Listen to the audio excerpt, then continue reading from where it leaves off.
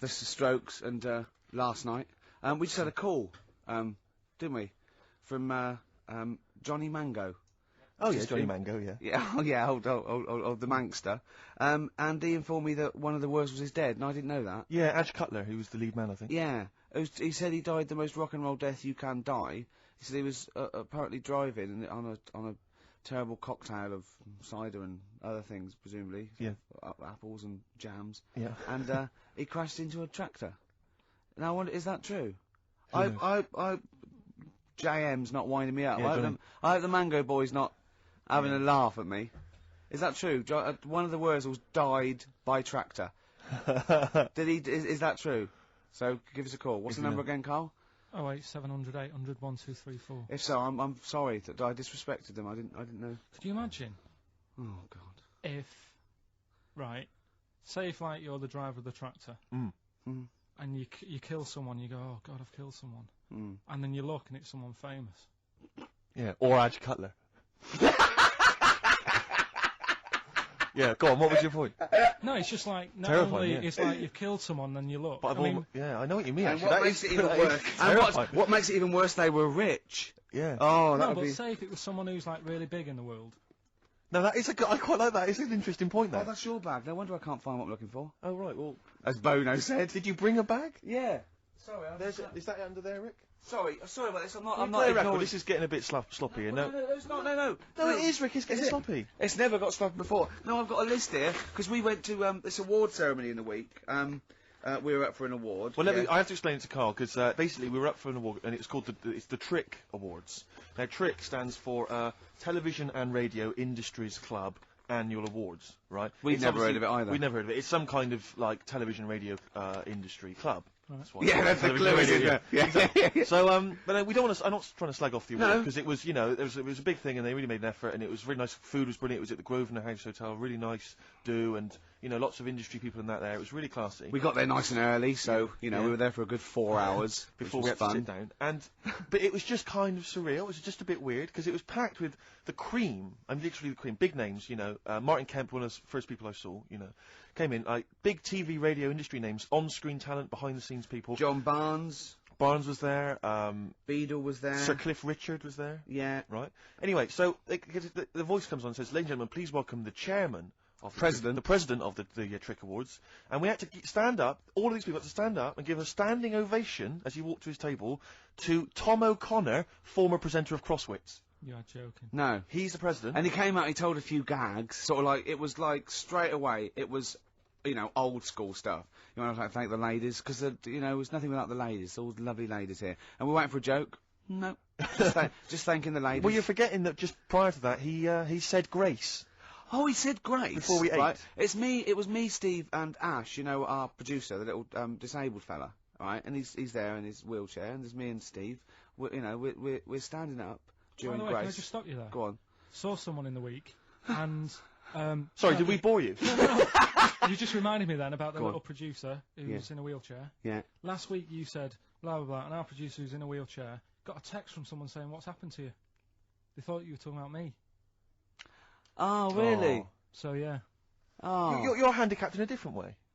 So, go on.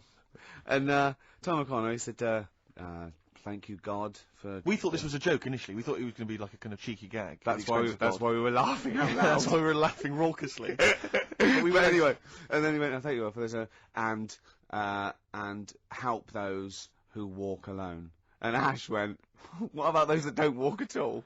He said, I've never been left out of grace before. So, but we had to have kind of like bowed our heads slightly, you know, and did we say amen? I know that we were sort of, a lot of people did. I'm pretty sure Cliff, I think, probably chimed in there. Yeah. And he sang it. Yeah, exactly. So, like Mariah Carey. So anyway, but before, again, you see, what Ricky's forgotten is before Tom took to the stage, this guy walks up there, I don't know who he is, says, there's a lot of people here this afternoon, you know, it's a wonderful event, but of course there's a load of celebrities as well. He said, thank you for all the celebrities that have turned up. And then he went, table 77, Mr. Russ Abbott. And we all round of applause. Can we have the spotlight there? Russ Abbott, by the way, smoking a pipe. Absolutely, he looked like, a bit like, Barrett Holmes, his hilarious Sherlock Holmes character. Then he went, table 107, the cast of Bad Girls. Clap. We'll have to clap. And then he went, Table 5, Alice Beer. Clap. Slightly smaller clapping. Yeah. And it's just like, and I thought, when is this gonna... He went through every single celebrity in the room. And there were about, 100. Table 53, John Inman, everyone. It's John Inman. Round of applause. Yeah, and, table 70, Mr. Simon Cowell. Boo. Yeah, there was booing there. And they all booed him. That was nice. Yeah, that was a joke. Ironic booing, I think. Could they cheer for Foxy? Was he on the table? We didn't see Foxy. Foxy wasn't there. He was doing his show. When they went up, they won an award, Cowell and Waterman and Chapman. Table 43, Peter Sissons, everyone. Peter Sissons. Went through every single name. Ricky got so paranoid they might mention him that we kind of legged it upstairs and were watching from the balcony as they shone the spotlight on our table. And it was largely empty. That was particularly fun. But then at the end, Sir Cliff got up there, right? Because Sir Cliff was giving out the Lifetime Achievement Award, right? He gets up, he uses this speech, he goes, this is a personal friend of mine, a 7-days-a-week friend. Lifetime Achievement Award goes to Mrs. Gloria Hunniford. Right? We immediately start thinking what exactly were her lifetime achievements. I think living that long. That's pretty much it. I don't know what it is she's done, I Gloria can tell you Hunniford. what she does. I don't exactly, I know she used to have a Radio 2 show, I don't think that's We're on not anymore. dissing her. We're not dissing anyone. good luck We're to not taking the mick out of anyone, but, But anyway, it was just a strange event. But Gloria got taken unawares by this and started to ad-lib a speech, right? And I swear to God, about 12 minutes in, she was telling us how, and I can tell you now if you're interested, her lovely daughter Karen is currently in Australia, it's partly work, it's partly a holiday, Carl, and she's having a whale of a time, but she's not spoken to her for ages. And then she went, actually she's been there for a long time. Yeah, and it's like, I was thought she was going to go, she doesn't call, you do that, you get a blue Peter, and this is how you...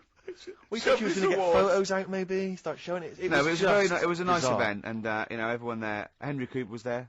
So Henry Cooper. It was so good because every single element as well was sponsored by someone. Yeah. And I was looking at the menu. I've got the programme here, and the menu, right, the pudding is sponsored by Electrolux. Yeah. I don't know if you've ever had a pudding sponsored by Electrolux. I was sponsored by Zanussi.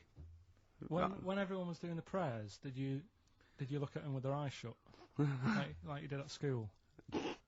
What do you mean? Well, when you had did you look at someone with your eyes shut? No, like you'd do that. You'd do your hands together. Yeah. Yep. And you sort of look at people with their eyes shut and think that's what they look like when they're sleeping. Play record. Didn't you ever do that?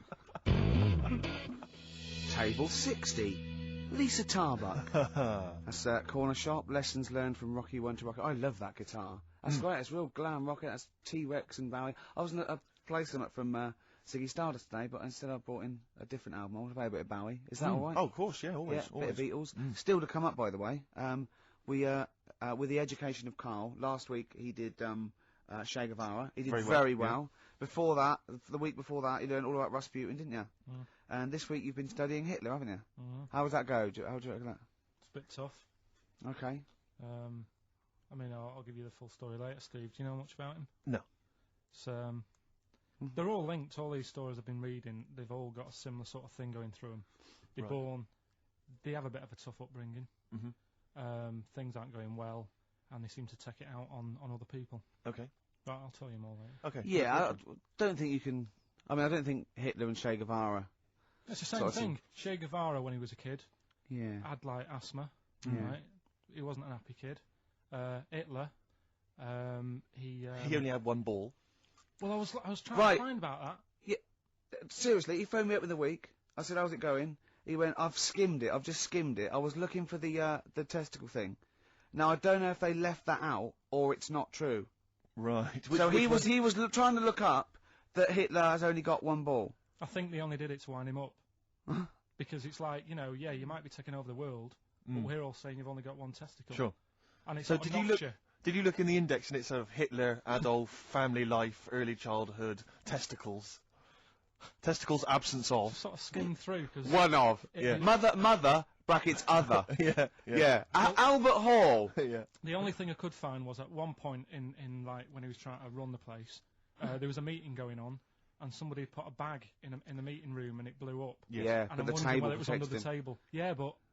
What, you're wondering if it blew a testicle? It was the testicle was under the table. No, the bag blew off the ball. No, the ball sack was probably hanging below the protective top, and so that's where he could have lost. But why would he have only just lost the one?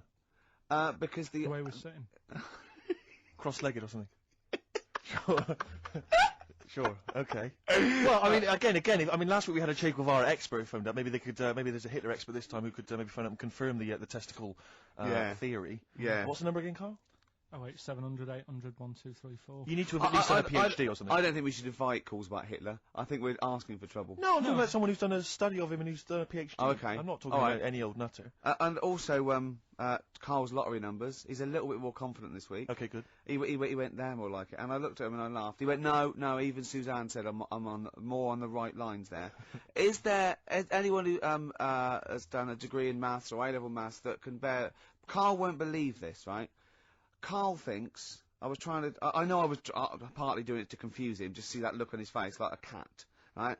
But there is the chances with random numbers, for example, the lottery, of getting 1, 2, 3, 4, 5, 6 are no greater than any other single combination. Right. Now that's true. I don't mean you're more likely to get 1, 2, 3, 4, 5, 6 than any other combination put together, but than any other individual combination, they're all equal. It's counterintuitive, I know. I know you think that to get a run of 1 to 6 is less likely than anything else, but it's not. Any named combination, it's not, Carl. If there's a probability... Well, it's never happened. Yeah, it's never happened. Yeah, but there's any number of combinations that never happened.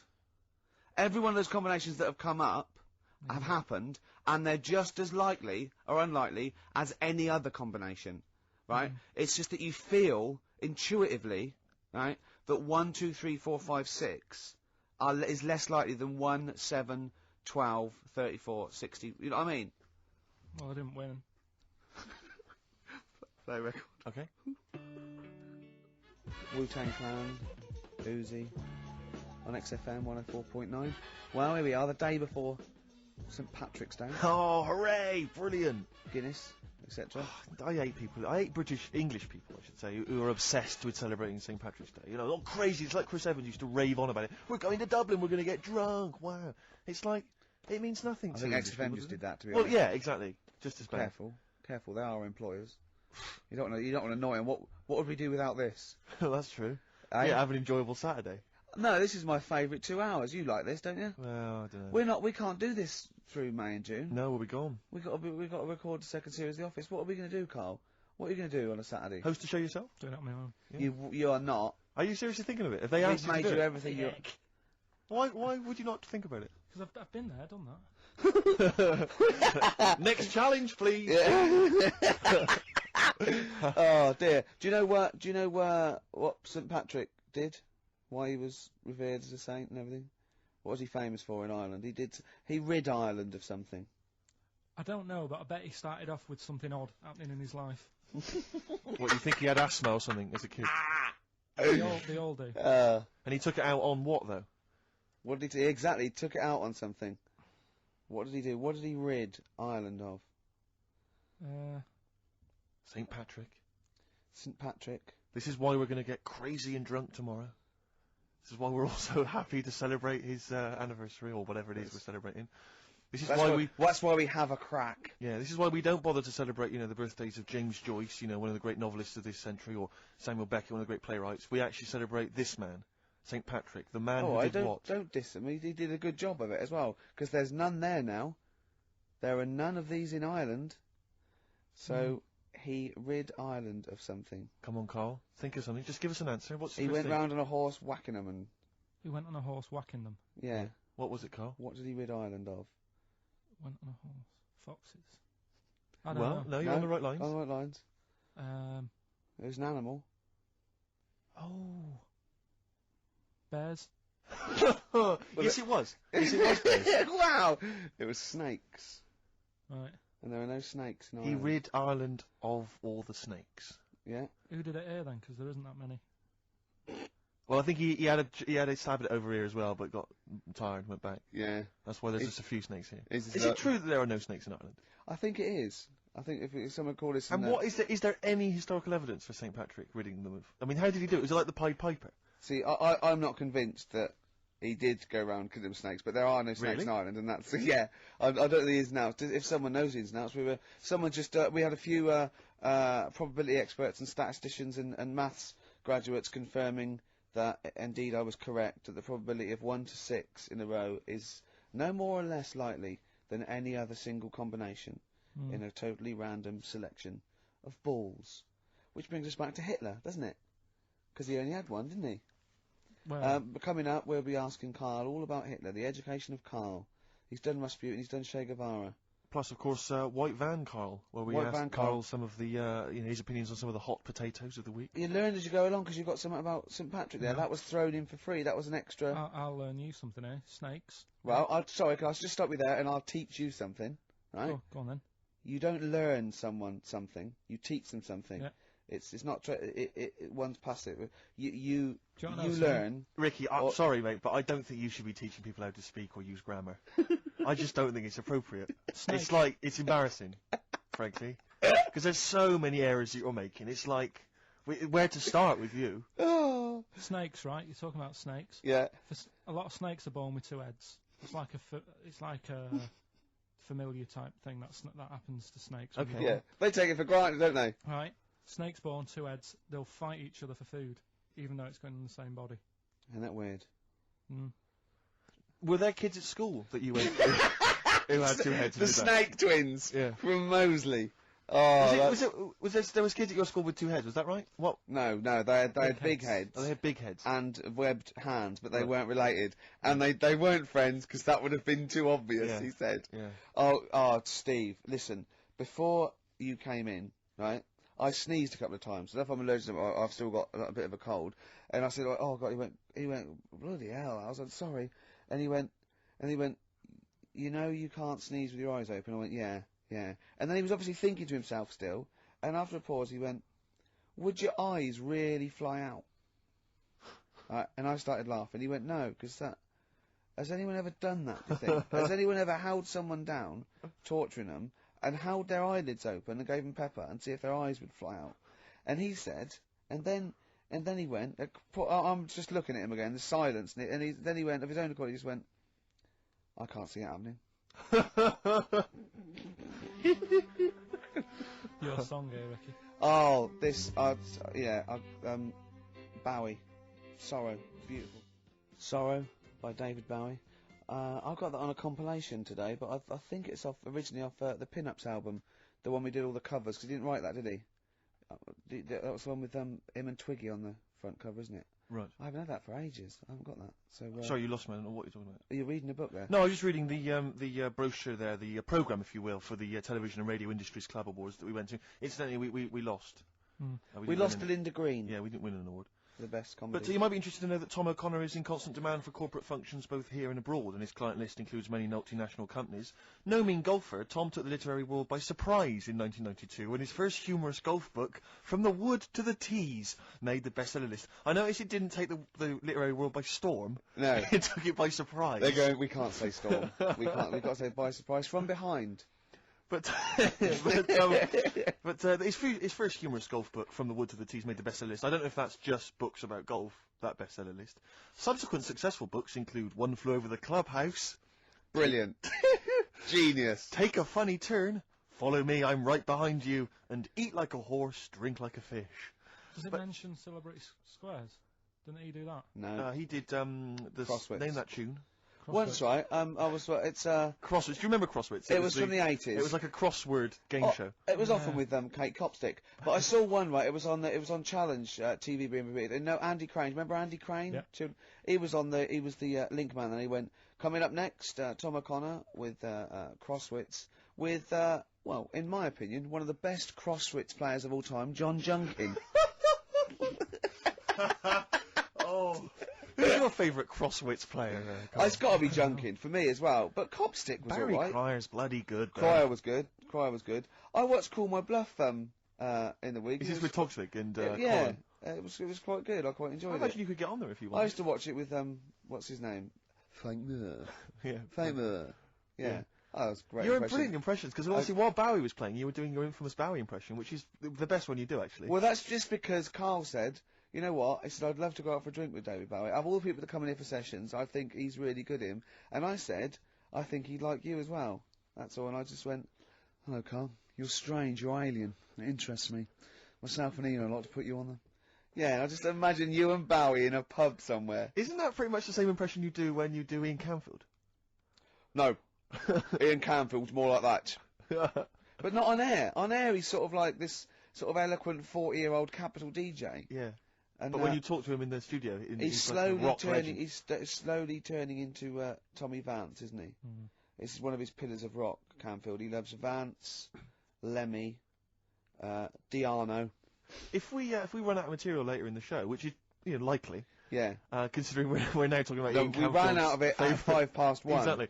But could I maybe just sort of interview you as David Bowie? Yeah, in a sort of humorous sketch. Yeah, that would be fantastic. Maybe it could be the idea that what if like David Bowie was a cab driver? What would he say? What was some of the funny things he would say? We saw that, what was that in when it said, Dead Ringers coming up? If you've ever wondered what, it would sound like... Dead Ringers is this impressionist show. It's on Radio 4 and they did a TV version. Yeah, I saw it. What did you make of it? Didn't like it. It was alright, no, it was just that the write-up in, one magazine, the Radio Times, said, ever wondered what it would be like if, Robbie Williams was singing George Formby? Or, what would it be like if, there was an animal hospital... was hosted by Anne Robinson. Yeah, yeah. I have wondered. Were those two sketches on there last night? Yeah. Yeah. What were they like? You are the weakest dog skink. or something? No, what was it? It was something like they had to vote off an animal to die or something. It was something like that. Yeah. It was. This is flagging. Quick, do your Bowie again. Oh, come in here. Look, it's Tin Machine. Now let's play changes. Hello, Iggy Pop, you nutter. Stop cutting yourself. Travis, Flowers in the Window on XFM 104.9. 2 o'clock, halfway through. Oh, it's our favourite time, isn't it? My favourite time of the week where we come in here and play some records, have a chat. Ricky, a lot of people are wondering who you are. I'm Ricky Gervais, with me Steve Merchant. Hi. And there's little Karl over there. Right. Steve, it's time for... White Van Karl. We should definitely get some jingles. I think the show sort of lacks jingles, I think. Yeah. Noises. Yeah. Funny sound effects. Yeah. Well, that's Yeah. What's Mr. Nosy Neighbour interested in? Hello? What's going on here? Oh, we should definitely get some pre-recorded comedy noises, Karl, Yeah. for next Yeah, well, week. that's my job, but unfortunately I'm busy reading about Hitler.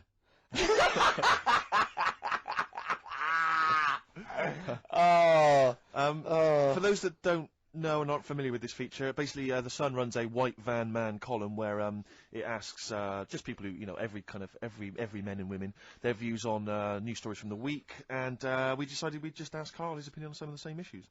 This week... Not like us to rip off another idea and just use it for our own... No. No, but this time... The White Van Man in the Sun this week is Herbie Crossman from Harrow in Middlesex. Herbie. And he's asked his opinion, Karl, and what's yours, on pop idol Will Young admitting he is gay. Come on, Karl. I don't understand what the big deal is, to be honest. Okay. No. Talking to different people about it, and they've said, oh, it could affect the sales, girls won't like him anymore, which I think is rubbish. Yeah, because it finished George Michael's career, didn't it? Well, yeah, and I was thinking when I was growing up, right? And Freddie Mercury. I was into Kim Wilde, right? Sure. Now... And her kids. You're not going in to tell me America. she's gay, are you? No, but if she was, if they said, oh, she's a leser, Yeah. right? I wouldn't say, right, that's it, I'm taking kids in America back to the shop, I'm disgusted. Sure. I liked her. Yeah. I don't think I'm ever going to, meet her and marry her and that, so what does it matter? Yeah. Will Young, he's a good voice, he's gay, a lot of gay people in the world. Georgie boy was gay, I guess. There you go. Nothing more and nothing less. The kindest guy I ever knew. So Do your Bowie. no big deal. That's one of your favourite songs, isn't it? Brilliant. Kidding of Georgie Parts 1 and 2, isn't it? Yeah. Okay, what do you make of the police protesting to Parliament over reforms? That's not the band. Before you say. Right, what's all that about? Okay, well, the police have had various kind of gripes and grumbles which they've taken to Parliament, try and get them sorted. Like what? Well, it could take ages, basically. They don't like the pointy helmets anymore. Yeah. They want flat caps. They feel that their powers are restricted. They get a lot of bad press. They're not being paid well. They They're under resourced. They actually demonstrated, didn't they, outside? I think they may have done, yeah. Well, at least they're doing something about it instead of just sitting there moaning. You know what I mean? Okay. They're going to the top, trying to sort it out. Yeah. I admire that. Yeah. What do you make of the police generally? Are they doing a good job? They've woke me up a couple of times at about 4 in the morning when I was a kid. Right, was that because they were looking That's looking for your brother in his tank? Yeah. Did a Sherman tank just come through here? Yeah. No, my mates nicked cars and gave my name and all that. Right. Were they friends of yours? Right. Yeah. Okay. What do you make of fears that dumped Britney Spears? She's been dumped by her boyfriend. There's worries that she may be cracking up, Karl. concerned? What are the signs? Well, I'm not entirely sure. I'm just reading from this section, but I would assume that she's obviously showed signs of depression, maybe. She'll be all right. I remember, like, you know, Zoe Harris when she sort of got bored of me when I was a kid. Yeah. Get over it. Don't even think about her now. What? And how long did it take you? How long did it take you to get over Zoe? Zoe Harris.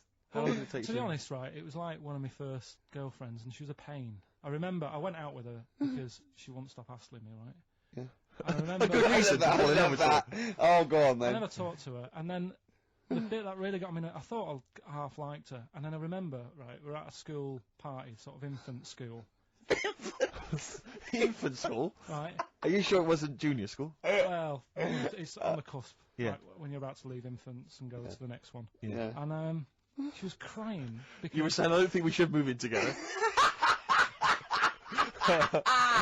She was crying. She was crying. Oh, was she? Had you She stolen must her have milk? She must have been nearly 6. Why didn't she grow up? No, she was crying because somebody had stood on a dress and put a bit of an hole in it.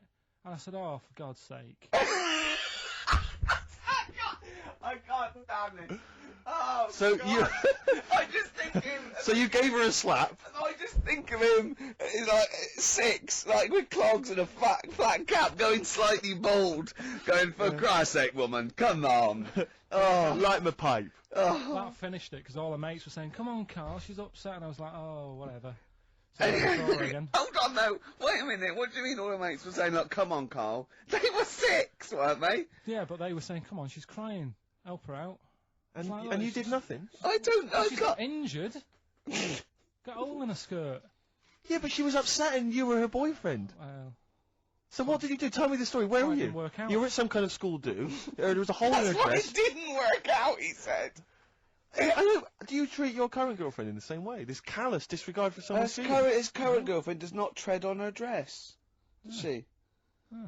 Oh, she didn't. So tread as it, far did as she? you're concerned, what was her name? Sarah? Zoe. Zoe Harris. You just felt like, well, you know, if she's going to make a whinge about, you know, a silly little hole, screw her.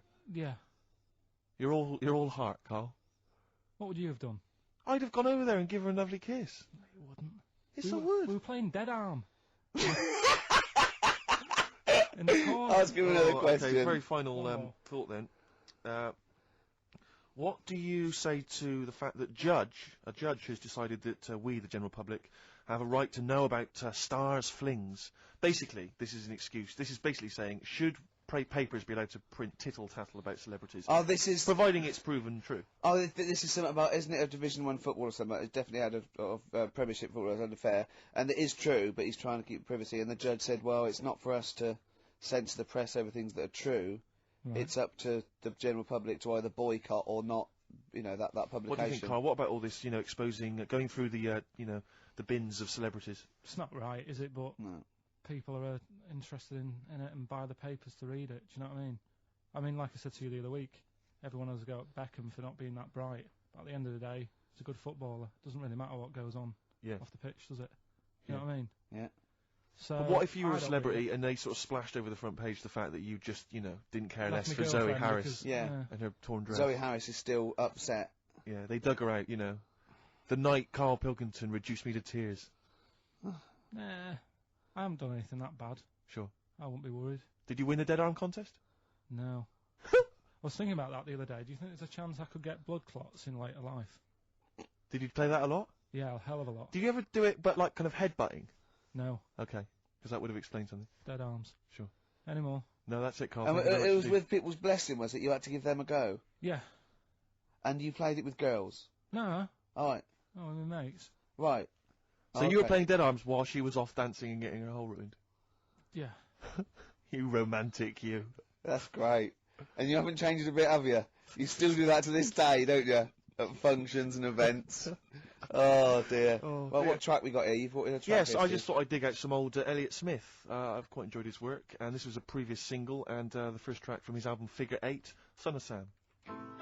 XFM 104.9. Sorry, I was going Sorry, to back go on. announce that track and just mention it was Elliott Smith and the track Son of Sam. Well, I think I'd just better ask Karl a couple of quick questions about Hitler. Then we can get on with our lives. Okay, and we can tick that particular box. Yeah, put that. Yeah. Okay, Karl. Put okay, that particular dictator to bed. It's week 3 of his education. You've nailed Rasputin and Che Guevara. I don't want to lose complete sight of those. I'll maybe ask you a couple of those in the week just to so you keep your mind on it. But Hitler. Tell us the story. What have you learned? Do you want to ask some questions? No, not really. Just sum it up in a minute. What do you Can't think? do it in a minute. Well, can I ask some questions then? Where was he born? Austria. Tell us about his early life. Right, he was a young lad. He Brilliant. What in his early life? Okay. Yeah. what's the name? His mum was his dad's second cousin, which is a bit weird. Yeah. That is weird. They had 5 kids. He's going, yeah, it's usually first cousin where I come from. Oh, that's unfair, isn't it? There's no need for that. There was 5 kids, but only 2 of them, including Hitler,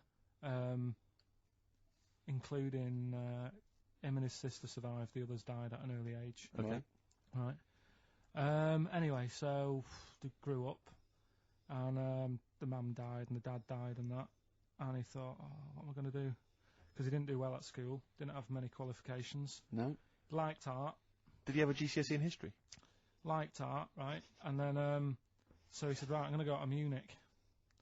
I missed a bit out, actually. Jewish people were in Austria, he didn't really like them. Okay. He thought they got, special treatments and stuff, and just didn't like them. So he went to Munich, and he joined the army. Right. Yeah? Yeah. And he was in the army, and he got injured. Right.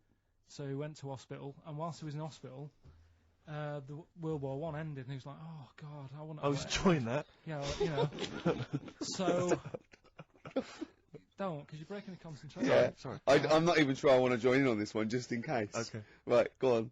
Right. So He was in hospital. He was in hospital. It gets a bit better. He's never that fit though. He's one of these blokes who was always ill. That was on something like 30 tablets a day or something. Comes out of there, joins some other army. Right. God, I knew it all this morning.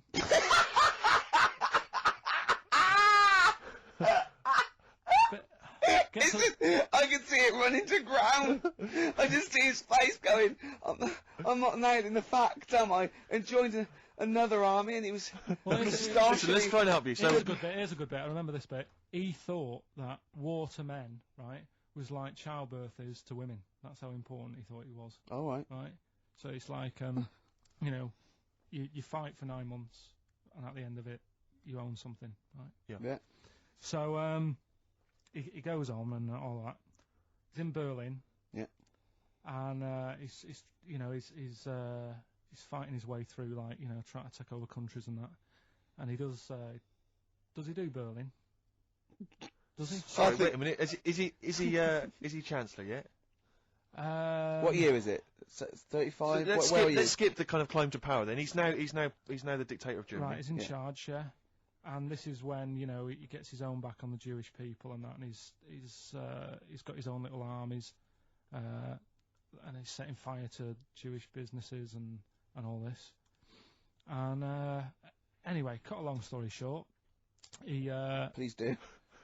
When he came to fighting Britain, Yeah. came a bit sort of unstuck, Yeah. right? Started fighting. Not so easy, is it, this world domination, Adolf? Britain was there. France was helping out. Yeah. Americans were helping out. Yeah. So he thought, Well, oh God, so a bit late, but yeah, go on. he goes into a bunker in Berlin, Yeah. and it's all kicking off. Yeah. And apparently, Germany sort of surrenders. Yeah. Says it's all over, forget it, we can't beat you. He was really annoyed with this, and he thought, oh, I can't show my face around here. So Because it would be embarrassing. he's with his missus, who nobody knew was his wife, Right. Eva, in this bunker. Yeah. And so he said, oh, I've had enough of this. He shoots himself. Yeah. She poisons herself, and the chauffeur buries him or something, or burns him. Right. And in all the time he was in charge, 50 million people died. So that's 1918 to 1945. Yeah. Between It felt like that. between Travis and the Red Hot Chili Peppers. Next week. That's fantastic. That's remarkable. I have to say that you sort of lost your grasp somewhere along the line, because you started off confidently, but you lost your way. I've had a really busy week, and last night I was whizzing through it. Sure. And then this morning, I woke up, and, you know, Suzanne had been away for about 3 days, right? Yeah. I hardly spoke to her. She's been busy, I've been busy. First thing to say when I wake up, oh, just ask me some stuff on Hitler. You are romantic. That's great. That's how stressful it's getting. But I knew it all this morning, honestly. No, but that's fine. I think you've summed up the, you know, you've done that. Right, just for a bit of balance, I've got your next week's homework. It's the same series. There's little books. There's tiny little books, just 3 inches long by 2 inches wide. Crammed with so much information there. Winston Churchill. There you go. You'll enjoy that. Yeah? I'm getting a bit bored now, though. This is what happened in school. Think of the listeners. Did really well in infants. Once got to secondary, lost interest. Was it the breakup between you and Harris? And Zoe? I'm wondering if, you spiralled into something there. Yeah, because it's like all these other, you know, these men of history, they always had sort of things happen in their early childhood, didn't they? Maybe yours is the Zoe Harris dress incident. Well, let's just refer to it as the Zoe incident. Yeah. From now on, yeah. Winston Churchill, the bit I left out in the Hitler story, Hitler was scared of this man. Yeah. And I can tell you something else about Winston Churchill. Go on. He said he can remembers being in the womb. And he was born in a public toilet. Play a record. PJ Harvey, This Is Love, XFM 104.9. I'm Ricky Gervais, with me Steve Merchant and Karl. Karl called me in the week, Steve. I know we sort of banned each other from speaking to him. What, you seem to have just disobeyed that rule I can't believe it. I just can't resist it. But he said, just saw a programme. He said, what's that big balloon that blew up? And the newsreader was going all mental. And I went, is that the Hindenburg? He went, yeah. Oh, I said it was a big Zeppelin. He went, yeah. He went, what happened? I said, it was helium, wasn't it? And I went, yeah. I said it was just a huge Zeppelin full of helium. And what caused us, I don't know, it could be a spark or anything, but of course it just goes, because it's helium so flammable. And he went, now they didn't show this in the documentary, but did all their voices go funny? And I went, what? He went, well, no, if you take a little bit of a little balloon of helium, your voice go funny. So if that was like millions of gallons of it, and it blew up in the air, and it was in the atmosphere, you'd be talking like Donald Duck. He went. So imagine that. God. What I liked about it, I said, this wasn't in the documentary. No, it's an oversight. Maybe just time was against him. They didn't have time to explain. Just like that book about Hitler didn't have his one ball incident. Yeah. Yeah. Oh. It's annoyed me, that. What has? The old Hitler book. Why?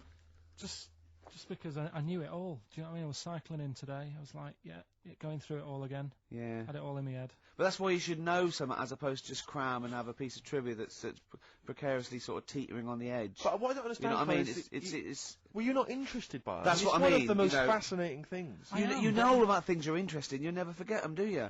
You know. Yeah, I was a bit interested in it, but like I say, I mean, I'm cramming all this into a normal week. Do you know what I mean? Yeah. You go on and, you know, you watch telly and that in the week, you've got loads of leisurely time. I'm sort of using the only little bit of rest time I have to learn, as well as trying to do all my other stuff. Yeah. He texted me yesterday about Hitler. He went, stop making me read this heavy shit. He said, I've seen in the back of this book, there's one on Elvis. No, I mean, it is interesting, but not when you have to read it, do you know what I mean? Right. It's but do you think you'd have read it in your leisure time? To be honest? No, you wouldn't have, would you? I wouldn't. No. What do you do in your leisure time? I like, you know, going out for food and that. Right. Foraging? What do you mean going out for food? They come have a little Yeah. hole and go hunting. Yeah. This is Karl. He's hungry. He knows he has to get to the greasy spoon by 11. Wow. Many of Karl's close friends have never made it across this road. There was a zebra crossing installed just for the safety of Karl.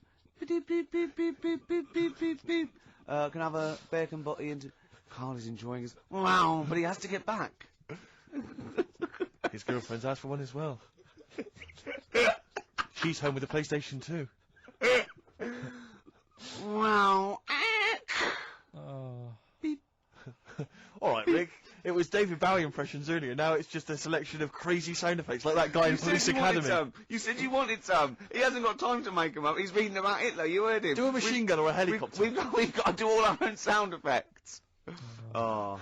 So do you want a week off? Do you not want to learn about Winston Churchill? Why don't you read it if you want to, and just if you get interested, then read on. I think that's because that's what I did with school and it didn't work.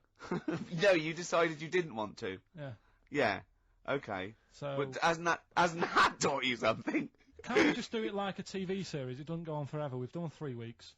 Give it a rest now for like the summer. Yeah, because most series last for 3 weeks. Well, you know. Yeah. Okay. What's your favourite subject in the world? What's your favourite thing in the world? I would have said what at school like. No, just in life. What are you interested in? I like little interesting bits like sentences. Atlantic Ocean. It's got 17 quadrillion gallons of water in it. Right. Well, that's interesting without having to read a book. Why is that interesting though? What are you basing that on? When you think of 17 quadrillion, it's a lot, isn't it? What are you imagining? Just like a big wave. Imagine how much water. Yeah. Well, what's your subject then? I don't know. No, it's just that Wilson, what's your favourite subject? You gave me a fact that is so. No, but that sort of thing. Like I said to you before, you were talking about monkeys, and I said, do you know that if you give a monkey a childbirth tablet, it works on it the same way because it's kitted out the same. Could I just say something? We weren't talking about monkeys. What were we talking about then? No, we were talking about something completely different, and you went, if you give a monkey a childbirth pill, it works. That's what you said. No, we were talking about monkeys. We weren't. We were talking about sneezing. Yeah. Yeah, and you went, if you give a monkey childbirth pills, it works. That's. Well, yeah, we were talking about interesting things about sneezing, and I remembered an interesting fact about monkeys. So.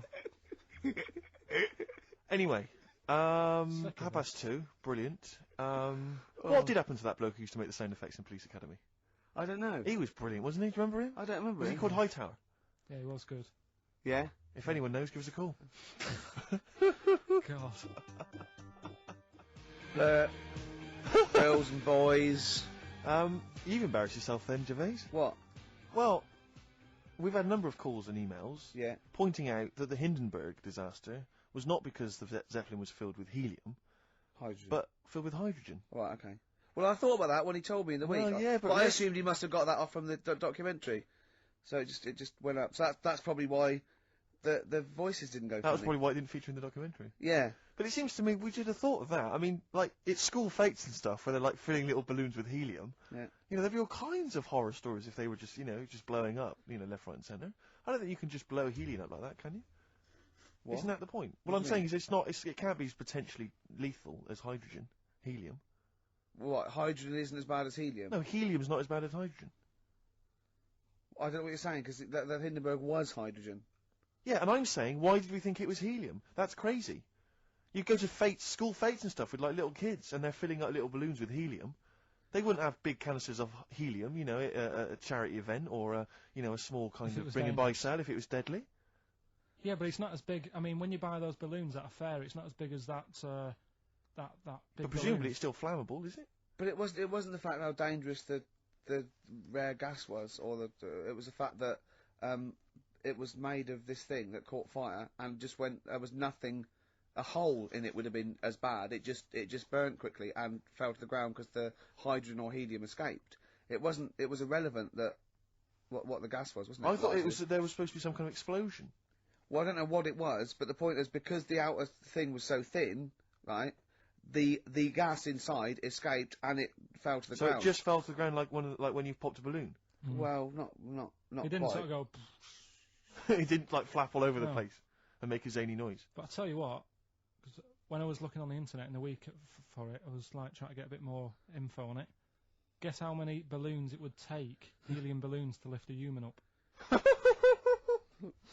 Go on. 6,000. Should we do it? If you want. Brilliant. Next week, that's got to be a challenge.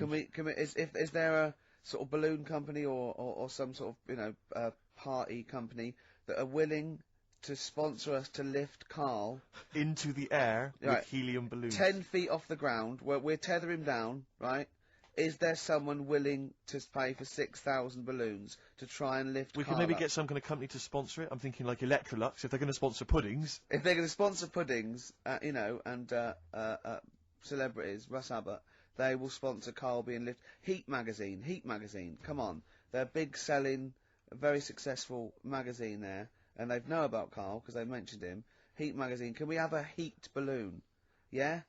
Oh, 6,000's an awful lot, into the air, yeah. It's the heat 6,000 Karl challenge.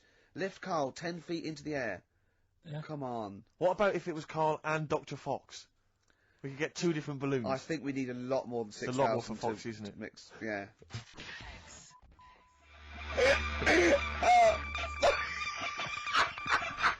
The heights.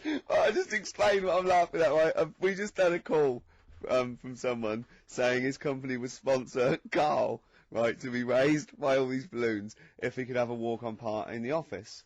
And we immediately went, oh, we're worried about that sort of thing. You can't really promise that artistic, you know. And I was worried about the legality of it as well. How can you promise someone that for personal gain that's a private, and all that sort of stuff, right? And I went, oh, I don't know. And anyway, put the phone down to him, and Karl went, I love the fact you're more effing worried about that than me being raised 30 feet in the effing air. You started getting scared, did you? Are you worried about it? Well, You're quite excited about the idea of the challenge, though, aren't you? I like the idea, but I want, like... Why do you like the idea, Karl? Oh, what if it went all wrong and we're there going, oh, the humanity of it. I think we need Karl, to get... he's just... And the rope would pull out my trousers and punch you. Oh, no, it's definitely got to be Dr. Fox if that's going to happen. Oh, God. Oh, we've got to do this. So hang on, but let's just think about because wait a minute, I mean, we say this, but we'd have to get all kinds of health and safety people involved. No, we wouldn't. Of course we can't just start raising you in the air. No, you're allowed to do it on private land, aren't you? Look what happened to the Hindenburg. No, but I was just saying there was lots of people died. Listen, look, all we do is we get someone, right? But what if he gets loose and he just floats off into the air? And he meets his magpie that he lost. He used to peck his grifter. Balloons. So I'm so excited about this. Listen, we've got to do this. No, but Please. shut up a minute. Let's just stop and think about it. It's Right. 60,000 balloons. Look, no, it's not. It's 6,000. But 6,000 balloons, that's a lot of balloons. No, it's not. No, it's don't not. be silly. For 6,000 sponsorship, people pay for... no, listen, it's worth it. There must be a company out there that'll pay for this, just so we can film Hang on, it. is there not an easier way of just getting one big balloon? Then the challenge is there's no challenge there. No, it's got to be. It's got to have people coming up and hooking balloons. It'd be like Buckaroo, and the person who puts the balloon that actually raises him 10 feet wins a prize or something. So hang on, so what we've got each person with like 500 balloons. Yeah. That's mad. Can you imagine how many balloons that is? That's ludicrous. 6,000. Yeah. That's an awful lot of balloons. I don't know. There must be someone that could do this. Oh look, people have walked on the moon for Christ's sake. We can raise Karl Pilkington with some balloons. Yes, but they had a NASA budget. We've got XFM behind us. Yeah, but balloons, Yeah. balloons are cheap. You can get about a pack of 25 for about 150. Right, fine. No, True. Yeah, the helium though, Karl. You can't just like attach yourself to a pack of balloons. No, but What, you think we blow them all up? with helium, Right. Oh. off you go. But then we can do something with the balloons, can't we? Like release them afterwards. Oh, we'll release them back into the wild. Brilliant, as a sign of peace. Fly, my pretties, fly, Listen, be free. I am so excited. I have not been so excited about, and I thought that Robin Ince was going to stay in my cupboard for £1,000. Look, we've got to do this. 6,000 balloons. I don't think it's going to happen. That's an awful lot of balloons, and I just don't don't see how we can tether them all to Karl. He's a small man. No, but because you have them at different lengths, don't you? Yeah, exactly. Karl knows. Can you think about the logistics of this? Oh, someone must know. There must be a company. There's a bloke willing to do it. I know he doesn't know the technology of it. He's willing to sort of stand by. And What if a company just has access to helium like that? No, we can do this. Come on, And London, someone's done Londoners. It was on the internet already, so someone obviously has done it. Yeah. So they didn't say, oh, we can't get all of the balloons. No, they probably worked it out, didn't they? Karl, you're more excited about this than anything else. About your education, about your exam results. You're so excited. And we'll have a little rope. It'll be like flying a little kite, a little Karl. We're like, let's go. Karl, what will you wear? Like a one-piece jumpsuit? Yeah, it'd be lovely. With sponsorship all over it? Oh, it'd be great. You look like Jackie Stewart, and just as you go up your little face, oh my God, I'm not going to sleep until this is done. This is the most exciting thing ever. Only 10 feet. 10 feet, yeah. And we need some kind of rope to sort of tether you to the ground. Yeah. We don't want you sort of flying off. This is going to be great. And he'll have a little crash helmet and everything, and little deedie boppers on the crash helmet, like he's a little flying ant. Definitely. We give him a little. Oh my God, can we give you a little outfit like little wings and everything? Can we paint your face with like children's paint? I'm not doing all that. Why? Oh, because that would be silly. Oh, please, Karl. Do this. Do it. We'll do it for charity. We'll do it for charity. Yeah. Right. Yeah. Oh, this is. We'll do it for children in brilliant. need. Please, just phone in if you can help us. Lift Karl up 30 feet. Let's say 30 I think feet. it has to be a decent... Yeah, it has to be a decent Well, height. is there a world record? Because we want to break that if we're going Yeah, to I want to break that. What is the world record for raising a man by balloons? Yeah. Okay, so listen, let's just finalise details here. We've got... I'm so excited. Email address, ricky.gervais@xfm.co.uk. Ricky.gervais@xfm.co.uk. What's the number? What's the number? The number, Karl? 08700 800 1234. Do it again. Karl. Give it again. Lift Karl. 08700 800 1234. Sponsored by Heat Magazine And or you, something maybe like even if you've just got an idea about how we might be able to organise it, how we might be able to get it done, if you've got contacts, anything, just get in touch, give us some information. Oh, that'd be great. I'm gonna play a Beatles track for the lovers. Oh, man. It's off the Help album, and it's You've Got to Hide Your Love Away. Oh, just think of his little face as he goes on. Well, XFM, it's nearly the end of the show. I'm Ricky Gervais with me, Steve Merchant. We've enjoyed your company. Karl, we're going to try and get Karl in the air. Anyone that can help us, take him up with helium balloons. Our friend Johnny Mango called again, and apparently the record's 11,000 feet. Karl is getting a little bit nervous. Yeah, the world record is 11,631 feet raised by hot air balloons. Yeah. How tall's Canary Wharf? It's 11,631 feet. Exactly. I don't know, Karl. Is it how much higher? It's a long way. More. I'm not doing Because I'm like 6 foot something. Yeah, think of that. Just look at Steve. All right. Yeah. But you can change your record. You could say, well, the sort of balloons are the one with Mickey Mouse on it or something. Yeah. Could I just Change it I just say something? That man did 11,000 feet, but he wasn't naked. All right. Come on, Karl. Your 30 feet will be the world record for naked ballooning. Yeah. Think about it. All right. It's for charity. Well, thank you for listening, everyone. We are going to raise Karl. And after Karl said, and just to think, my teacher said I'd never be a high flyer. So this is your chance, Karl, to shine, to fly. Steve. Our Freaks Electric, Richard Eccles, Sugar Babes on XFM 104.9, Steve. Absolutely. I'm Ricky Gervais, with me Steve Merchant. Hello. Karl, the producer. 7 minutes past 1 of a Saturday, and what a lovely Saturday it is. It is indeed. Well, it looks nice and bright, but it's deceptive, because I went out, and I just had a t-shirt on, and I had my jumper on me. I got out there, and I thought, this is chilly. I had to pop the jumper on. Oh, no. So, just be if you're just, looking out the window thinking, I'll go outside, pop a jumper on, or a jacket, because it looks nice, but it is a little bit colder than it looks. Rick, can I ask, were you wearing the jumper around your waist, tied with a knot, or did you have it over your shoulders, like maybe you just jumped off a yacht? I popped it round my waist, and I'll tell you why. Okay. I tucked my t-shirt in for neatness and comfort. Lovely. But I know that's a little bit dorky, so I was trying to hide the belt line. Okay. So then I popped the jumper on, didn't have to worry about it. Did you go with the double knot? I didn't. Because that can loosen if you're not careful, especially if you're carrying bags or you're busy on the tube. I know, but I wouldn't mind that as long as I didn't lose it. As long as I saw it loosen and fall, I'd pick it up and then clean it. Not in the washing machine though. I'd pop it in a cold wash soak, right, and then leave it out on a few towels or something, or pop it over the radiator. So what's the problem with putting it in a hot wash? Well, it can cause shrinkage. Oh no! So coming up, we've got loads of tunes. We're going to be playing some of the best bands around, some new ones, some old ones. Might even play some Adam Ant. We don't know yet. Let's have Badly Drawn Boy though, shall we, Karl? Current single. Badly Drawn Boy there. Silent Sigh. Is that the one with the duck? Yes. Very good video.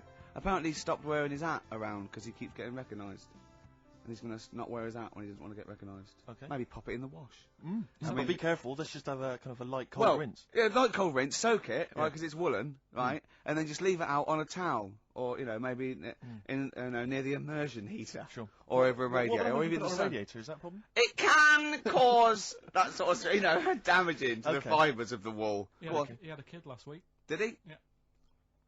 Who did? Badly Drawn Boy. Oh, right, okay.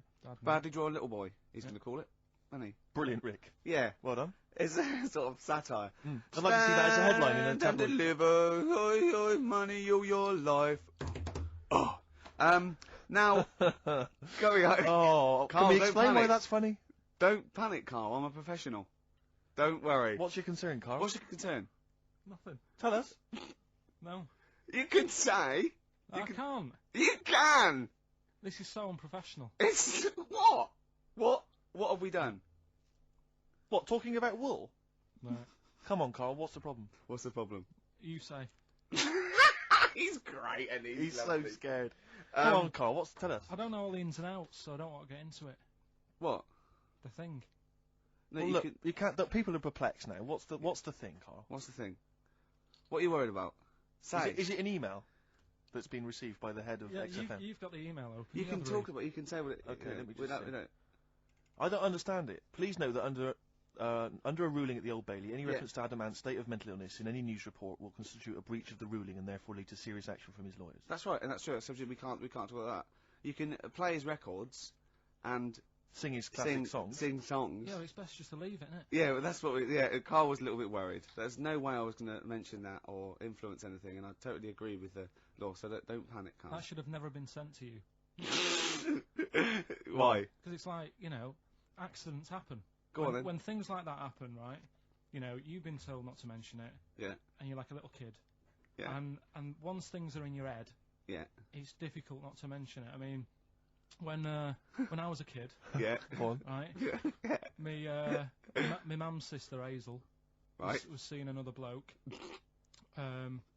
It's weird because she's a lesbian now.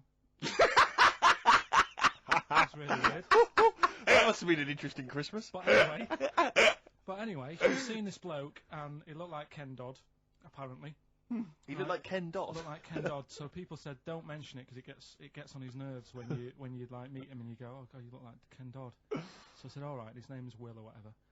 And I was introduced to him. First thing I said, nice to meet you, Ken. Did you do it as a joke, or did you? No, because when you know that he's like, I'm not allowed to say that. I can't say that. I mustn't say that. Can't. And then I saw him. I thought, Jesus, does look like him. It just came out. Was it Doddy who turned her into a lesbo? Do you think? Well, he wasn't a good-looking bloke, so possibly. She started going out with Esther Ransom though, which is weird. Out of the frying pan. What was the story with the lesbianism then? How did she announce that to everyone? What age was she when she realised? Well, I mean, we're not a close family. Do you know what I mean? We're not a sort of family who keeps in touch with everyone. And I think my mum called her up one Christmas and sort of said, how's the Diddy men? Yeah, how's Nutty Ash? And she said, oh no, I'm not. I don't do that anymore. I'm knocking about with Sandra or whatever. Right. And it was like, oh right. Not big butch Sandra with the big earrings and the skinhead. Used to live down the road from you. I don't know. Used to get Doc Martens wholesale. That's Sandra. But she had a haunted house. Go on. Who, Sandra? No, Hazel. Right. Is this before she was a lesbian or not? Before. Okay. And there was a bike in the hall, and the pedals used to go backwards. There was a what in the hall? A bike. That's handy, isn't it?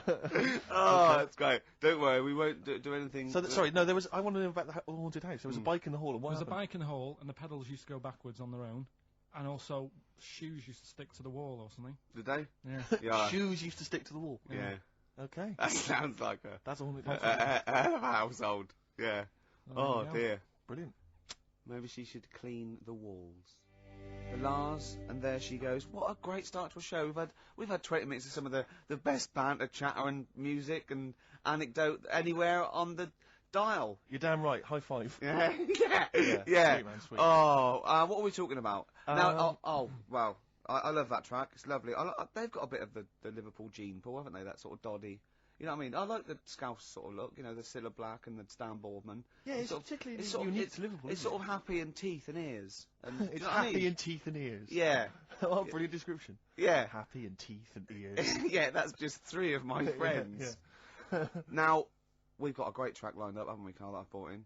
So I'm going to go off. Now, I'm not ashamed. As you know, me and Steve aren't worried about being part of a trend or being trendy or jumping on about. Steve particularly doesn't worry about, like, looking good or, No, I'm saying, as a compliment, he doesn't worry about walking along like that or, Well, I'm looking good. No. But I'm saying you don't mind the insults freak boy or goggle eye or... Swore off a duck's back, mate. Do you know what I mean? Or a new phrase that's been coined because of Steve's phrase, walk off a frog's back. Who's saying that? Just a lot of your, a lot of friends and that. But I mean... my friends? Yeah, a lot of the people. Can you name names or? I can't really. You make promises. You can't. I can't. I can't really. Anyone up. I think it's the Kagul. Looks good.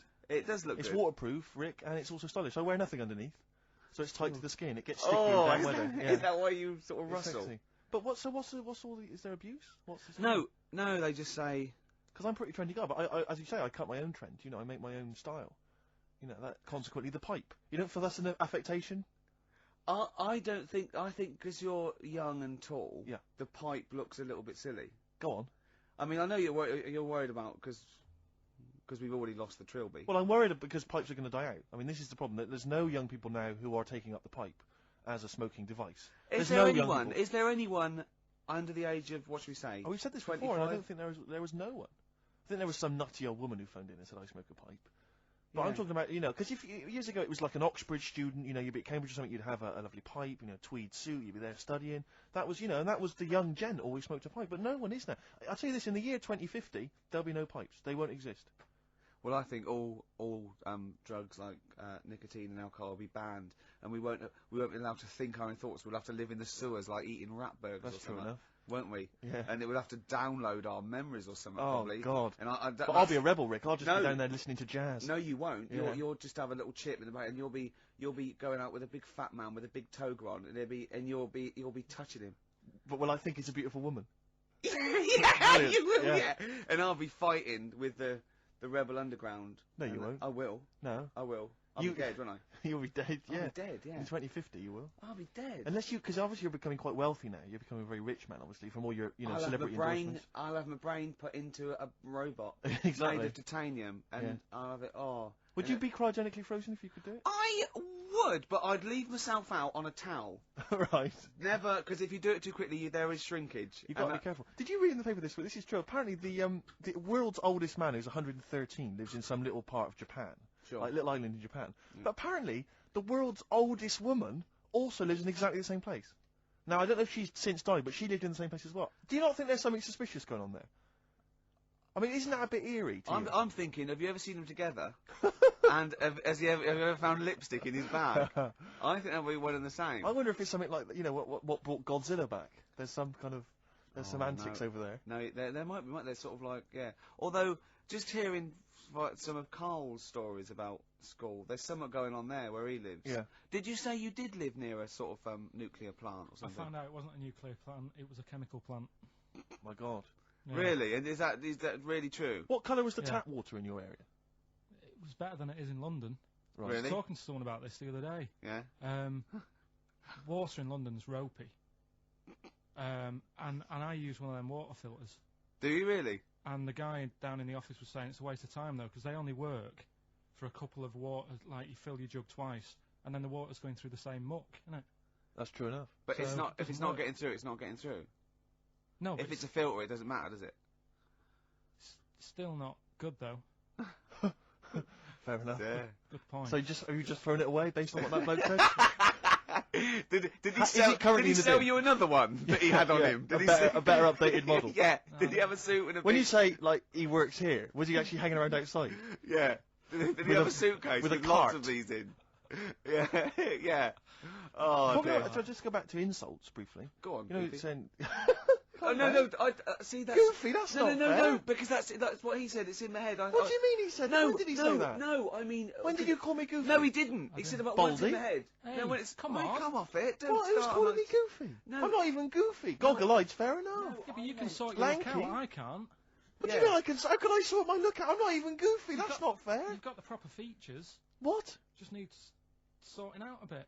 I can't help it if my hair's not good. I noticed the other day when Karl was sitting on your knee having his picture taken. It's a long story, right? He's got a completely spherical head. It's slightly too small. I'm not being funny because I'm not perfect. But he's got a completely spherical little head. He looks a little bit like a baby hamburger. You know Hamburger off McDonald's? Sure. He looks like a little baby hamburger. And it's sort of quite put upon. It's Suzanne thinks I look like that thing in that Dulux advert. Do you know when the woman pulls the head off that?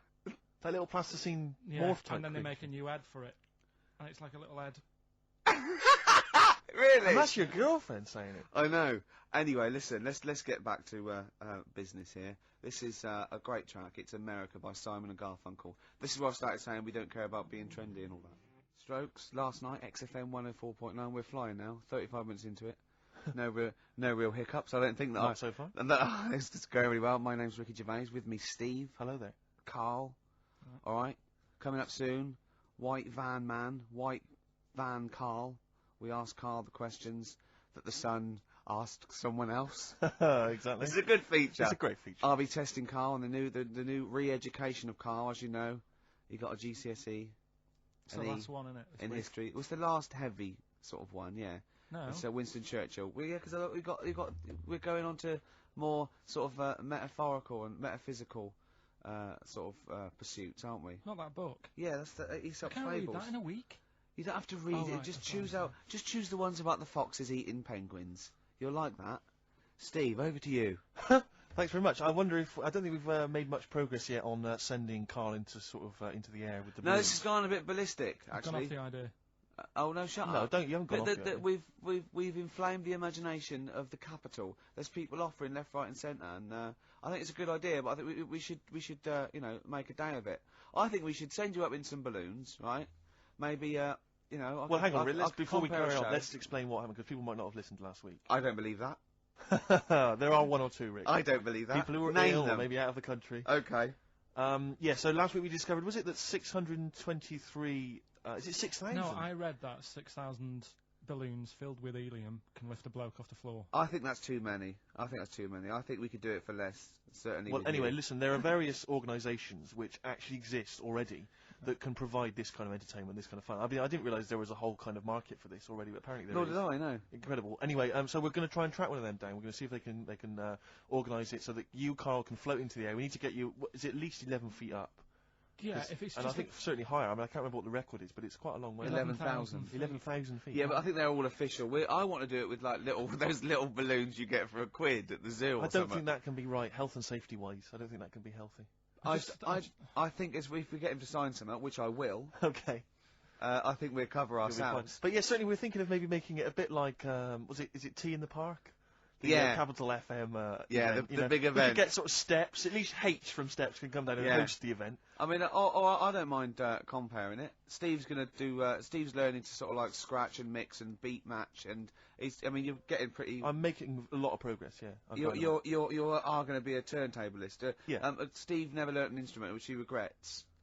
And he's a modern lad, and he's using turntables as his instrument.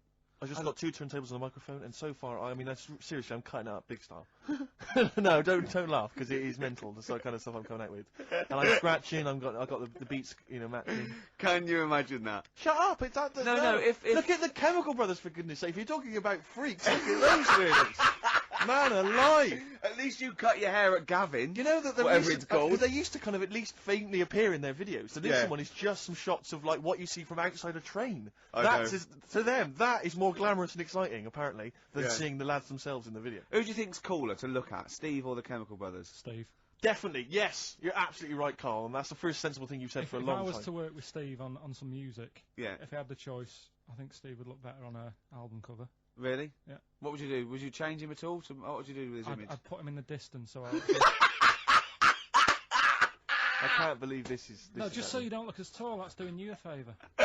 I was on the... This is true. I was on the tube, right, coming in to meet Gervais the other day, and I was wearing a suit, and my mobile phone slipped out of my pocket, and it landed on the seat, and I didn't realise this. And as I was about to get off, some bloke who was sat there like an old guy, he picked up the phone, he went, "Oi, Lanky, you dropped your mobile phone." And I was like, well, I thank you for pointing out I dropped my phone, but did you have to do the Lanky? But you knew who he meant. I bet you turned round straight away. It worked. You knew he meant, Yeah, Steve. but he's done you again. But I was the only person stood up. It was a fairly empty train. Was there any other lanky people there? No. Well then. No, but my point was there was no one else at all who was about to exit the train. Okay, so he didn't need lanky. He could have gone, "Excuse me, sir," or "Oi, you," anything, but "Oi, Lanky." I know. It's that thing, though, isn't it? That's what I'm talking about. You say the thing that you don't want to say. It's like me with Ken Dodd and Will. I think he wanted to say this. Oh, well. I think he took pleasure in it. I think he went, "That bloke's lanky. I shouldn't say that." Yeah, I should. Oi, lanky. What's he going to do? Phone. Yeah. Do you want your phone back or not? But this balloon thing, anyway, it's got a bit out of hand.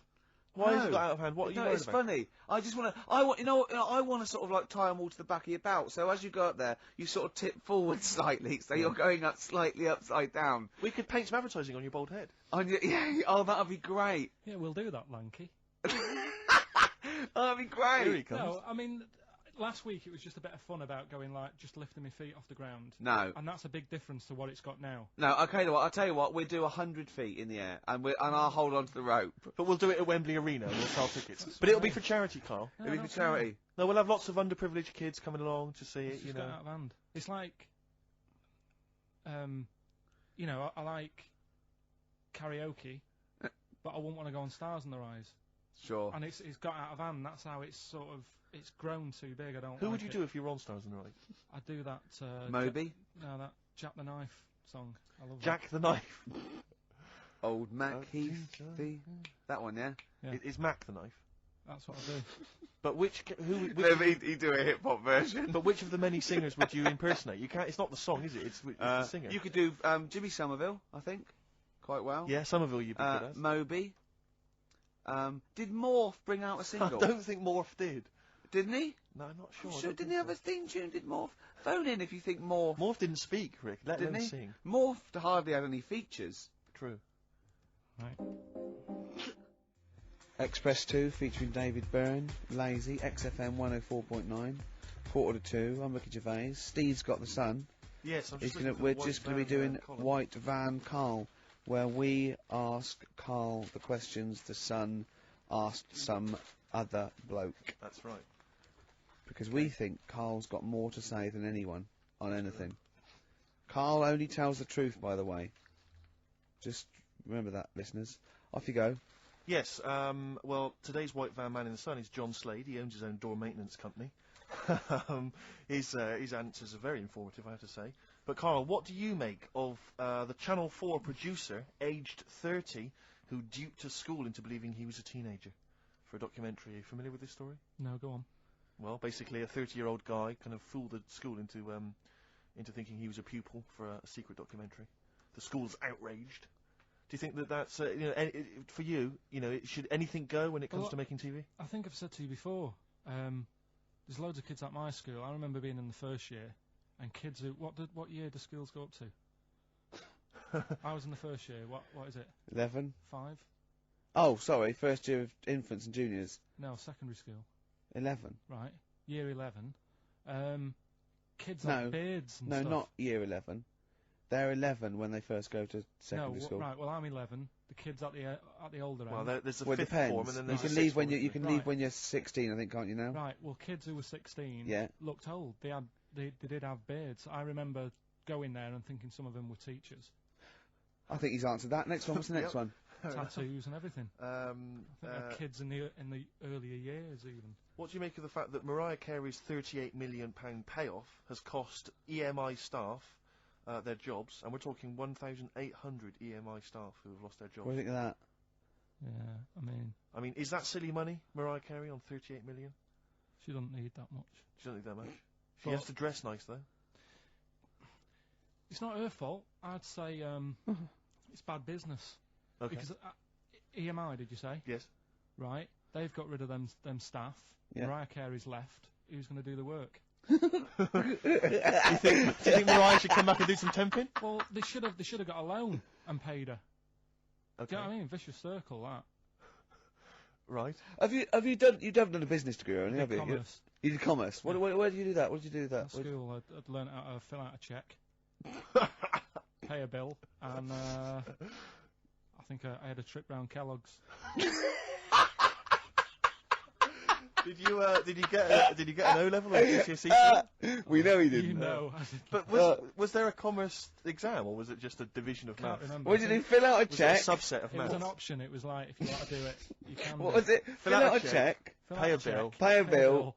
Have a visit and round nip Kellogg's. round Kellogg's, and I saw my sister's boyfriend there at the time. He sorted me out with some variety packs. Really? What was in them? You know, Rice Krispies and Good stuff. Cocoa Pops? Space Dust or whatever it is.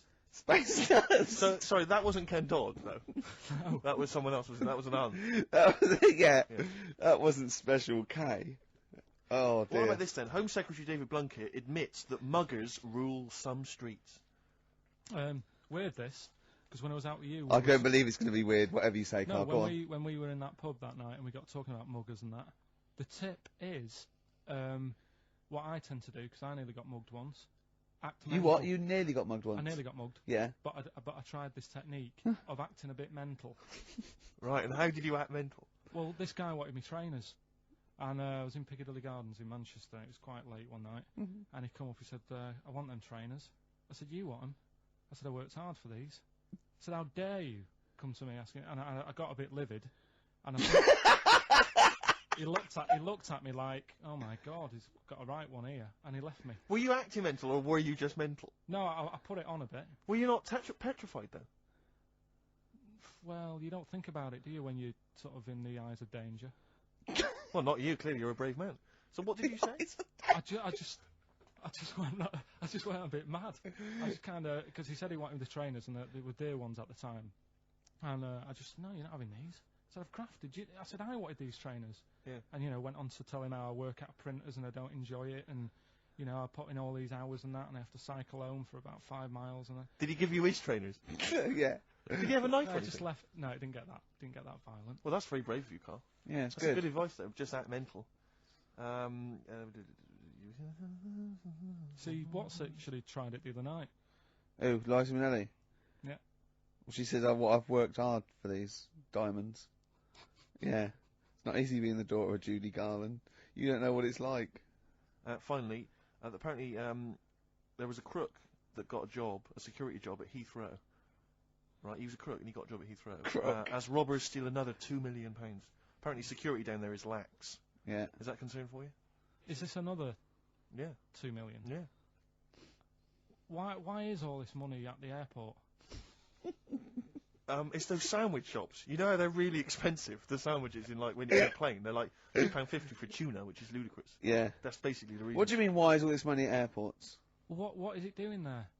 Why? Have a go. No, have a go answering this yourself. Why is anything at an airport? It's going somewhere. Or coming in from somewhere? Yeah, but money, you can sort it out through the bank, like phone banks and that. Have you done commerce? You know a lot about paying bills and writing out checks. Yeah. Tell us about Kellogg's. What was it like? What was in the factory? Was it just like squashing bits of corn? And Pretty boring, really. Just loads of conveyor belts, Yeah. boxes of cornflakes everywhere. Just what you imagine. Yeah. So is it more, this is where you might be working? This is where you're likely to work? if you Possibly. leave There was school? 2 trips. There was that and the trip to Manchester Evening News. Okay. And I left that early because they had a job in Cordon Bleu. In Kellogg's. Cordon Bleu, what's that? It's like a supermarket. Yeah? And I had to leave the trip early, and the teacher went mad saying they thought I'd got lost on the, in the building and stuff. What, you It didn't caused tell a anyone? uproar. No, because it was like day 2 of working in this supermarket, and I couldn't be late. I thought by the time I explain where I've got to go and everything, I'll be even later. Sure. So I just left, and then apparently they were searching the building and everything for me. How old were you? Stuck in a printer. Don't know. Stuck in a printer! I don't know. What was the printer's name? You worked at a supermarket called Cordon Bleu. Yeah, Cordon Bleu! Brilliant. That's great, isn't it? it's rubbish. Oh. Got sacked. You've had What did you get sacked for? Messing about in back in the car park round the back. Yeah. Right, there was a grid, and all the concrete had gone funny. So when it rains, you got like a big lake, Oh, yeah. right?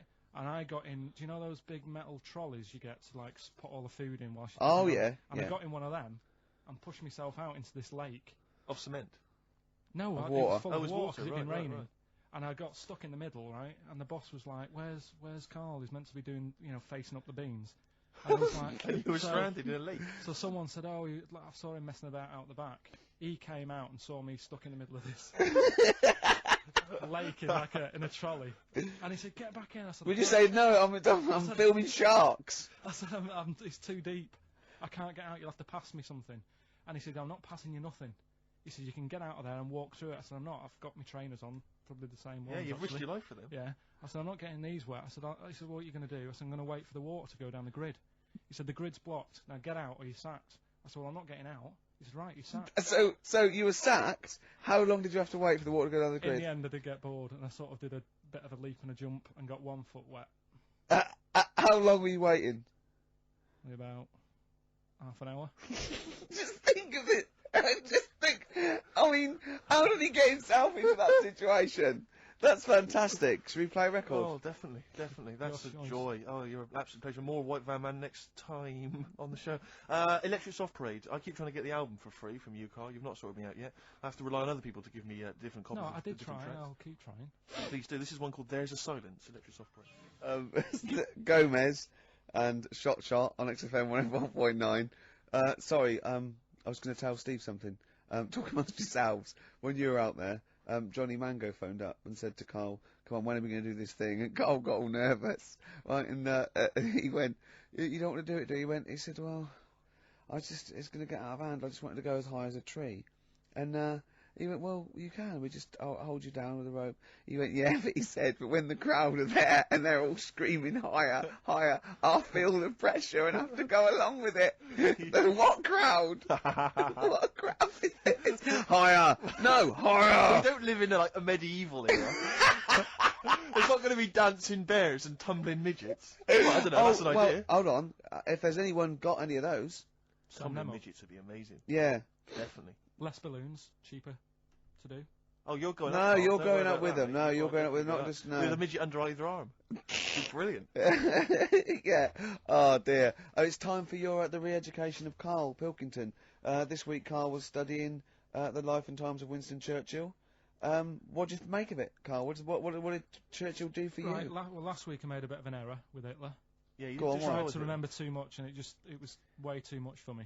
Sure. So what I've done this week, sort of flicked through, got a few of the basic facts. Yeah. And what I've learned, right? Bit weird the way all these people have something in common, that they're all a bit weird when they're younger. Okay. They've got some sort of illness. Go on. Well, Rasputin, he wasn't well as a kid. Yeah. Che Guevara. Oh, this is Rasputin, the mad monk, wasn't well. Yeah. Yeah.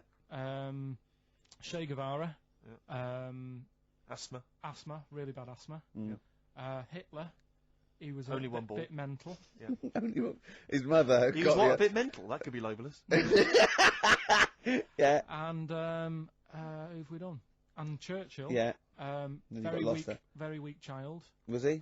He only spoke to his dad 4 times in his whole lifetime. Really? Yeah, didn't get on with his dad. Right. And I think one of the times when his dad spoke to him, he was having a go, saying he didn't do as well in the army as he wanted him to. Right. So that's pretty sad bit I picked up of it.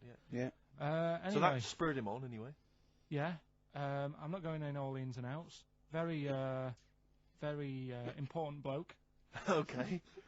No, seriously. I mean, your dad bought the tapes, didn't he? Yes. And I can understand why. Because he did change a lot for us. You know what I mean? We wouldn't be sat here now talking like this. Why? We could have been German. Yep. He didn't let that happen. No.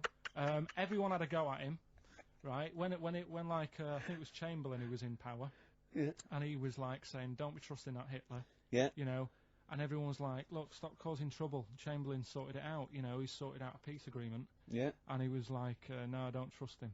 And everyone's like, "Oh, you're just causing trouble. Everyone else is happy."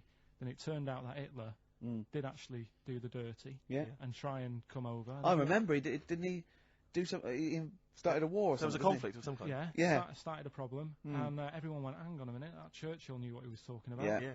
Get him back in charge." Sure.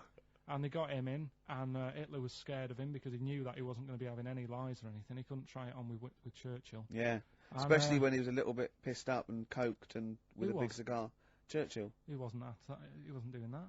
I think a lot were during the war, in the war cabinet. I think they had to have things to keep him awake all night and stuff. And he certainly liked a brandy. Rick, Winston Churchill was coked up, was he?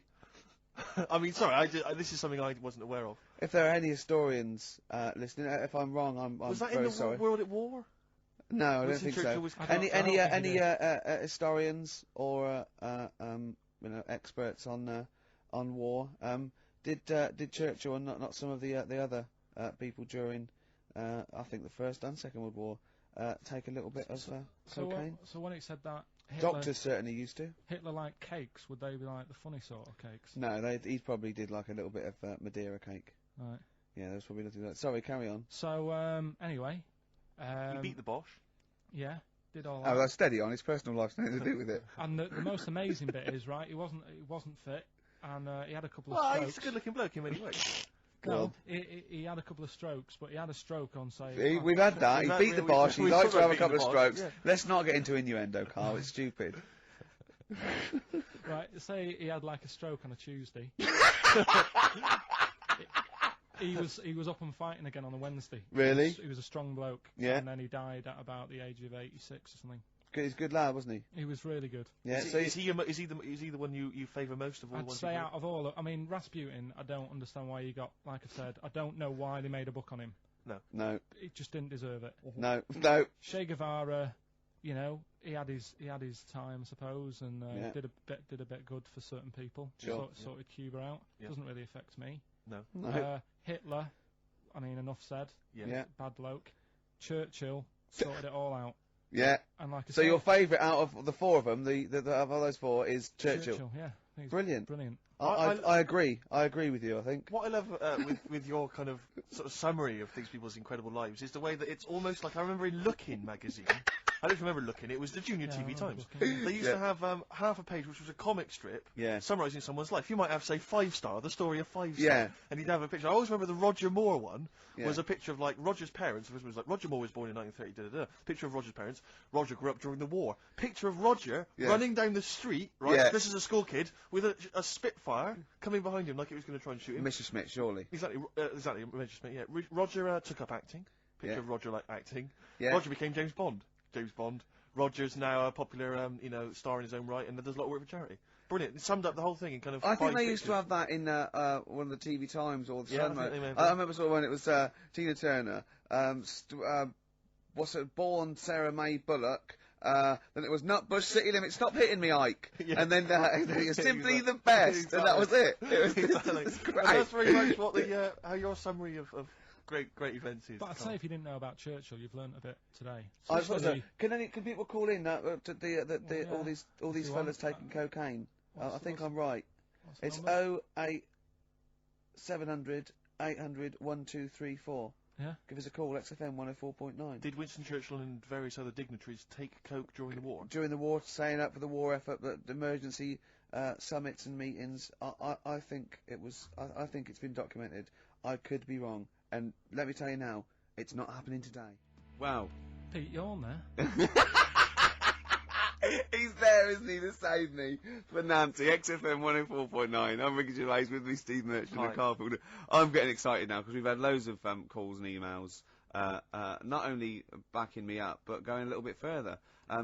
Apparently, Johnny Mango called in again. He's become our sort of official researcher on this show.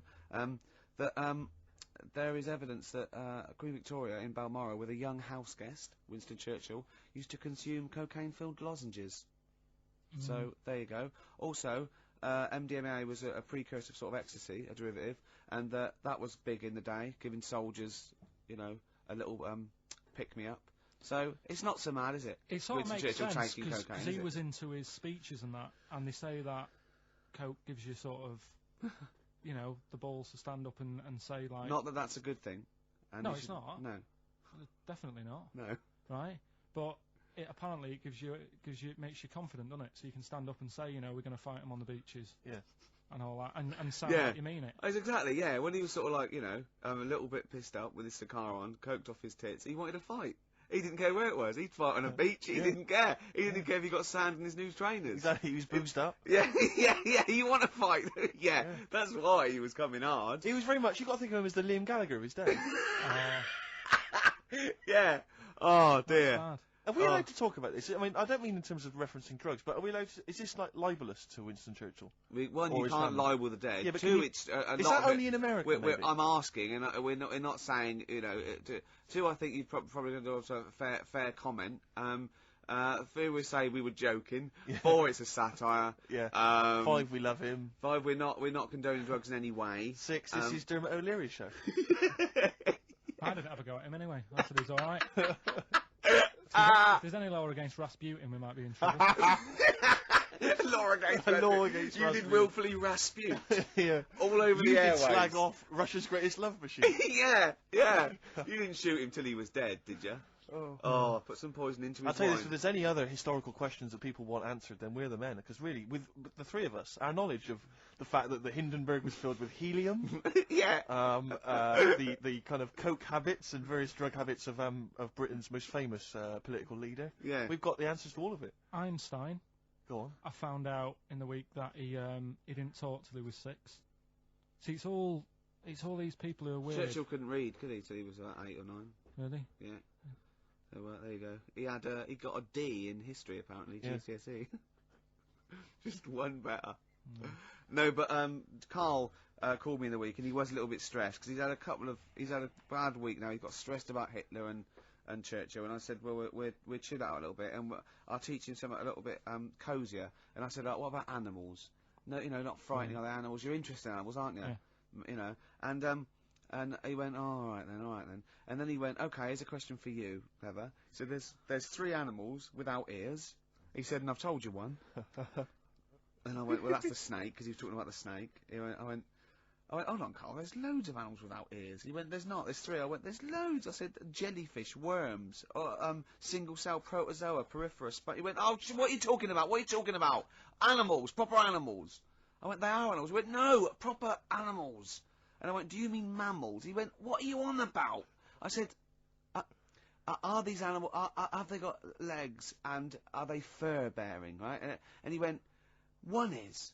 They've got legs. I went, I don't know, I give up. He went, right, the turtle. I went, right, yeah. And he went, and the bumblebee. He said, that's the one with fur. That's the one with fur. The one, what are you thinking? What is in your head, Karl? Which has got the most fur, a bee or a turtle? It's not fur. What is it? Well, it's you know. He's done you there, Gervais. Pseudo hairs, isn't it? It's like it's a hair. It's a keratin thing. It's not like we have, like mammals grow fur. Do you know what I mean? Yeah. He's not convinced. When we say like fur, mammals are warm-blooded creatures. Yeah. Often, usually placental. There's a few exceptions, right? That give their milk to their young, nurture their young, and they have fur. Have you heard about oysters? Oysters. They 1 minute they're a man, then they're a woman, then they're a man again. Like Eddie Izzard. Now that's libelous. He's a transvestite, could I say? He's not a transsexual. Let's say that straight away. I'm retracting that. Right, go on then. Give us some more facts. No, I've got you Aesop's Fables. No, but you had some more facts you told me that were dead good. I just wondered if Steve knew them. What? What do you want to know? The ones that you read out to me. You had one about the spiky thing. Go on. Porcupine. Give me a clue. How many spikes has a porcupine got? Don't know. How many was it? I think it was about 10,000. But these aren't the most interesting facts, are they? It's all right. It's all right though, isn't it? Yeah. And he went, but how can they say that? You could say that, you know, we've got a certain amount of hairs in our head. I went 100,000 average. You went, yeah, but I haven't. So how do we know that porcupine that they've counted is the same for all of them? Might have had alopecia. yeah, he might have been a particularly hairy one. You know what I mean? Right, you've got to learn. Do you know what a fable is? I tried to explain briefly. Do you know what a fable is? I've got a rough idea. Okay, it's a thing that uses sort of metaphor, analogy, just to explain sort of morals. I mean, they're very old for a start, and it's all. I'll give you an example of one. A quick one. Oh, the one about the dog with 2 bones. He goes to a dog's got a bone. He sees a reflection in the lake, and he thinks, oh, that dog's got a nice bone. I'll have that. And as he goes to get that one in the reflection, he drops the one he's got, and that's one about, you know. I think I was told one when I was younger. Go on. I think it was one.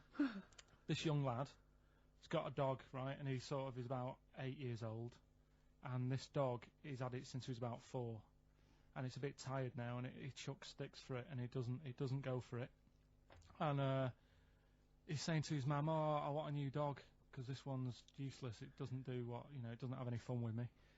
So they say, oh no, but Rover's a good little dog, you should look after it. And he's like, oh, I don't like it, I want a new one. So they buy him a new puppy, and it's running around, yapping about, and he's loving it, and he's playing around with it in the grass. And then one day he goes to the park, and he's messing about and rolling about with it, and he falls into the lake, right? And the little puppy's like yapping at him, and he's going, help me, little dog's yapping. And then the old dog comes and gets his collar, and it pulls him out of the lake, and he goes, oh God, why did I forget about you? You're the better dog. And he loved that one again rather than the puppy. I got a feeling that was Lassie. Well, yeah, that was an episode of Lassie. What's the moral? What's the moral there, Karl? What's that telling? What's that explaining through analogy? Sort of, don't forget the old. Look after old people. I remember there was one I heard once about a young boy who got trapped in a lake inside a cage. But he loved his trainers he so loved much. his trainers so much he wasn't going to get them wet. And But even though he had to get out there, and even though he thought that was the important thing because it's material value, he actually drowned, and the trainers were no good to him then. Hives, hate to say, I told you so. Now I want to clear a couple of things up. Obviously, me and Steve, we love Karl. This is the things we give Karl to read and talk. Is not to embarrass him or stress him out at all. We genuinely like his view of the world. Yep. In fact, we did an interview yesterday with a bloke from the Standard who really liked the show and said, "Do you like Karl? Because you take the piss out of him a lot." You know, we just like to say we love Karl. I said to that bloke, I said, "It's like I've got a new kitten. I can't wait to get in and see his little face on Saturdays," didn't I? yes. And I think I'm worried because I thought I'd give Karl something he was really get his teeth into with these Aesop fables. It involves animals and, you know, little stories. But I've given him a couple and he doesn't seem to be that impressed or understand the concept. It's just that you said you'd bring in an animal fact book as well, and I can't see that anywhere. No. Well, you can only read one book at a time, can't you? Why didn't you bring the other one in first? Well, it's big. I've got to work my way up to it. Sometime I'll probably have to get a cab because it's a bit big. Now listen, I'll give this one. This is an easy one. Now just think, right? Think just what it means. They're not that hidden. They're not that cryptic. Just think what this means, okay? Okay. When the Hares addressed a public meeting and claimed that all should have fair shares, the Lions answered, "A good speech, hairy feet, but it lacks claws and teeth such as we have." How would you use that? No. What do you think that means? This is translated from the, I don't know, Greek or something. I don't know. It was Aesop. Where's he from? Greek. Yeah. So shall I do it in my own language? Okay. So what would happen if there's hares and they have a meeting in the jungle with like loads of lions and go, "Hey, hold on, wait a minute. I think we should all be equal and share everything, all right?" And the lions go, "Well, yeah, it's easy for you to say. We've got claws and teeth." Yeah. What does that mean? It's saying like, of course the hares want that because it's better for them. The lions get nothing out of it because they're already king of the jungle. That's right. So it's negotiating from weakness. Anyone can negotiate from strength, but negotiating from weakness is it's be lovely. It's a lovely utopian look at the animal kingdom. But the way you said it is better than the way they worded it. Well, that's because Ricky's very much the modern Aesop. I mean, many people have thought that. You know, that's why he's getting a lot of awards with the TV show. For him, that's a favourite. So look, hey, I'll take that home and read ones you like and tell me about the ones you like, ones that click. I don't care if you only come in with like one or two. Go, I'll tell you what, Rick, that's there's one thing that I've learnt from that. You know, because sometimes you can know all these phrases, and until something happens, you don't think, you know, everyone's heard, you know, I don't know, to err is human, to forgive divine. And then something, you know, might happen, and you go, oh, that's what that means, that's amazing. So, you know. Do you know any, Steve, offhand? What's that? A fable. Well, I would imagine that the most famous one I've always remembered is the lion with the thing in its hoof. Do you remember that? Paw. The lion, yeah, with the spike in its paw, and a smaller animal gets it out for it, but it still attacks it anyway. Well, that's life, isn't it? Well, I read one the other day, actually, which was very interesting. It was one that the famous film director Orson Welles said. Oh, yeah. Which he said, apparently there was a bear going across a lake, wading through the lake, and a scorpion said, well, let me go on your back, will you? Come on, just let me go on your back, we'll go across, it'll be brilliant. He goes, well, no, you'll just sting me. You go, don't be stupid, if I sting you, you'll die, and we'll both drown. And he goes, oh, fair enough. Who was doing the stinging? The scorpion. Scorpion. Right, okay. And the bear's wading through the water. Yeah. So the scorpion jumps on the back, and they wade through the water, and halfway across, the scorpion stings the bear. And the bear goes, well, we're both going to die now. He goes, yeah, it's my nature. I thought he was going to say, I can swim. Oh, you're the best. What's the one about? Does that mean anything to you? It's my nature, i.e., you know, that's in my nature. That's the way it is. That's what I do. Yeah, I'm a scorpion. Yeah, one of my favourite ones. These don't mean anything to you, do they? I mean, what I'm saying is you're not impressed by them. They're all right. What about this? Not What about just this one? say don't trust Yeah, bears or here's whatever? one of my favourites. What? He said, well, why not just say, don't trust bears? The bear's the one that was too trustworthy. Don't trust scorpions. Yeah. Right, here's one of my favourite ones of all time, okay? A lion is dying. It's an old lion. He's in the front of his cave, and all the animals come around, like the foxes and the hyenas and the rabbits, and they're all taking the piss out of him, and they're laughing at him, and they're laughing, going, "You can't fight us now."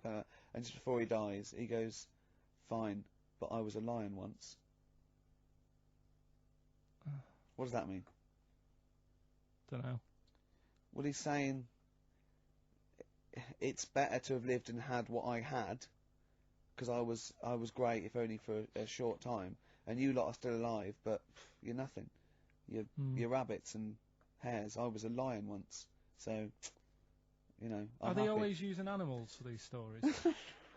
Well, yeah, I could change it to refrigerators and household appliances if it would make it help, but animals, I remember the one about being ill a lot, and you say something about go on.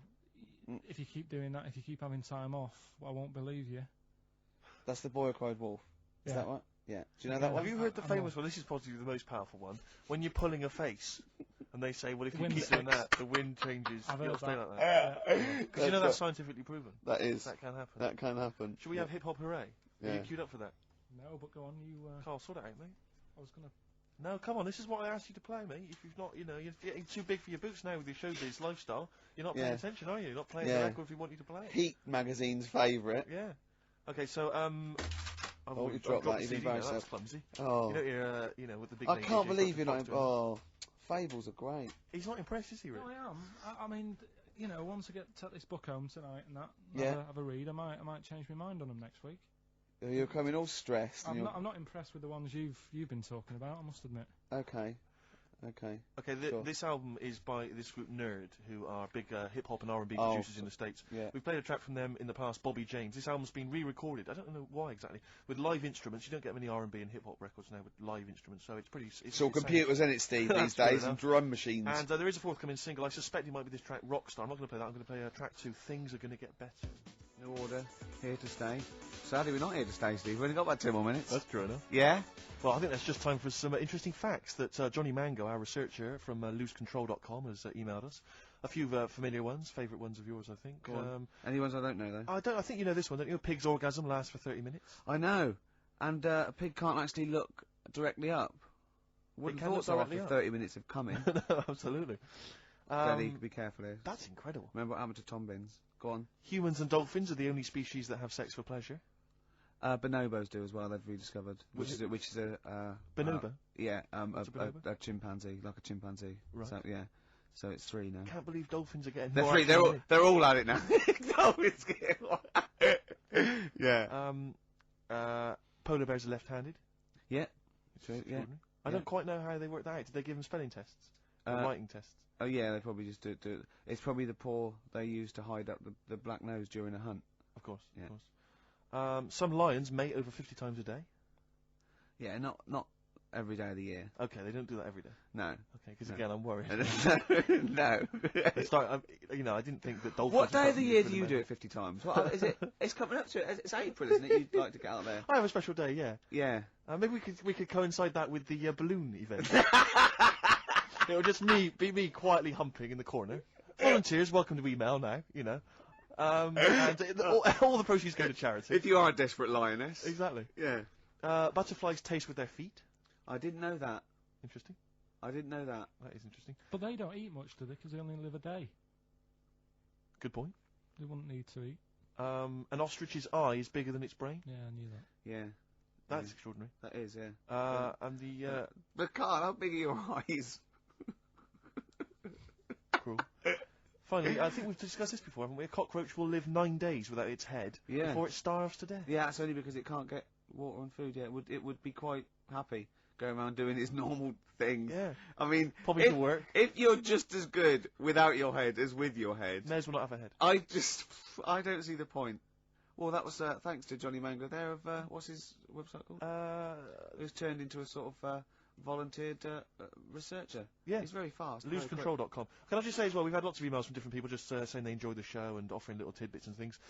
Nick Wilson, Sarah and Lauren, Ken, Dan, Jane. She wanted some Ash. We didn't play Ash. Never mind. Oh. Lee, Jez, Derry. There's loads of people there. Well, I'm gonna again. We were talking earlier about you not caring about being like a geek or a freak or not trendy. No, I'm just saying. I am trendy. I am. And I know, yeah.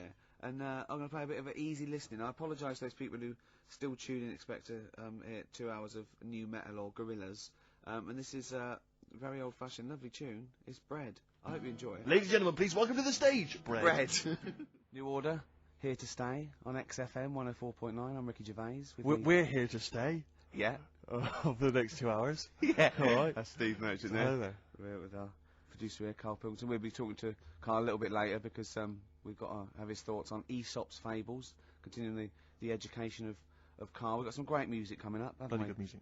A little bit of, what have we got? Happy Mondays. Badly Drawn Boy. Yeah, all that. Bob Dylan. All sorts. All sorts coming up. Yeah, Rick, I don't know, I just wanted to bring your attention to this. Someone passed this on to me. It's from the Guardian's media website. There has a sort of website that's dedicated to kind of media information. Is this about our complaint? Well, the headline is Comedian Rapped Over Radio Innuendo. Right. Jessica Hodgson has written the article. Go on. Are you familiar with this? Have you Well, seen be this? careful now because we actually got a complaint. A lot of people don't know this. We got a complaint upheld. And, well, all of this is we're very sorry. We didn't mean to offend. And it was a while ago, so we are going to be very careful. Carl's getting very nervous. We're just going to read out. We're not going to editorialise, Karl. We're just going to read out what the Guardian printed about us. All right? Okay. Comedian Ricky Gervais has had a dressing down from a broadcasting watchdog for his repeated use of the word cock in a lunchtime radio show. That's all right. That's what it says. Fine, Karl. that's what I just. He's not going to say it again. He's not. Yeah, yeah. Go on. Imagine this is the news and I'm reading it. Yeah. The Broadcasting Standards Commission upheld a complaint against the comedian for coarse sexual innuendo in the programme on London station XFM. The Commission acknowledged that the presenter's remarks were intended to be humorous, but took the view that the amount and detail of the coarse sexual innuendo had exceeded acceptable boundaries for broadcast, said the BSC in a statement. The complaint objected to a section in the Comics Saturday afternoon show when he discussed the different meanings of the word cock. Gervais wondered aloud whether the word was acceptable when discussing birds, but not the male sexual organ. A BSC spokesman said the comedian went on and on about it for nearly 5 minutes. XFM, a self-styled alternative radio station, said in its defence that its remit was to provide cutting-edge programmes for a youth audience. The station said the programme's brief was to include elements of alternative comedy within certain shows that would not fit within a more mainstream radio station format. In this particular show, it was not the presenter's intention to shock when they took a humorous look at how the English language could be construed in different ways within different contexts. Gervais, whose big break was on Channel 4's 11 o'clock show, has shot to household status through the portrayal of David Brent, the middle manager from hell in BBC Two's cult show The Office. Just in case you didn't know who I was talking about. Yeah, he's a household name, but they just thought you might not have heard of him, but he is a household name. Now, that's good. That's good reporting, and they're quite right about it. And just to remind people, it was when Steve said the only bird that hasn't got a penis is the swan, and I went on about the male bird being called the cock, but I couldn't use that to mean, and it was childish. But what annoys me is, I'm sure I've heard things on like Radio 1 like that. Oh, what's what's her name in the morning? Sarah Cox. Yeah, and as there's a DJ like Karl. Cox. Yeah, so you got Karl. What's the matter? I'm just saying. You're just saying there's a pair of DJs on. Yeah, but we've done this. And what are you talking about? We're just talking about names. They're just saying the names. Now, I love Cox in the morning. You're a big fan. You're a big fan of Cox. And at night. What's the matter with you? Come on, Karl. All right, we've taken it. We've been. Have you actually been rapped over this? No, I don't know what. Have you had a dressing down? No. When did that happen? I don't know. I was meant to tell you, and I never got round to it. Okay. Thanks then. So don't do it again. Pinky Afro on XFM 104.9. Oh, could I just add that in case you don't know what the frequency is? Yeah, exactly. Why did they say that? Are they not, so you know what you listen to? So you go, I'll tell you what, I like that radio station. Yeah. And it was XFM 104.9. Exactly. I'll listen to that again. You'll listen to that. You can retune. Yeah. I was wondering actually, Rick. Stay locked up this end of the dial. True enough. I was wondering because obviously we're still trying to campaign to get Karl into the air. Yeah. With the balloon enterprise, and obviously the work's been done on that. Don't fret, don't worry. A lot of people are asking for an update, but we'll obviously let you know when it's all going to take place. Yeah. But I was wondering These whether things take time. Exactly, but I was wondering whether we should also have another kind of campaign, some kind of campaign, maybe one that could involve you, Rick. Because I'm particularly concerned, Karl. I don't know how familiar you are with this, with Ricky's eating habits. because he eats so unhealthily. No, it scares me. No, come on, Rick, don't give me I'm this. getting better now. No, you're not getting better. I have a smoothie every day. Yeah, but I've told you before, that's largely sugar. No, a homemade one. I don't care, Rick. That's not enough. It can't counteract, right? This is Ricky Gervais's idea of healthy eating, right? We'll be in the canteen at the BBC. He'll go, I'm going to be eat healthy today, which means he'll have 2 slices of pizza instead of pizza and chips. That's basically that's his theory, right? And it's like, I don't know what, because he can't eat anything which basically doesn't sting the roof of his mouth with flavour. So like, for instance, he's always got headaches. He's always got a headache. Okay, that's because you just drink coffee and Coke. You never drink water. Your body is dehydrated. And I said, drink a glass of water. No, boring. It's boring, water. I don't know if we were in the desert, stranded. Boring. It's boring, Steve. I'll wait till the next cafe.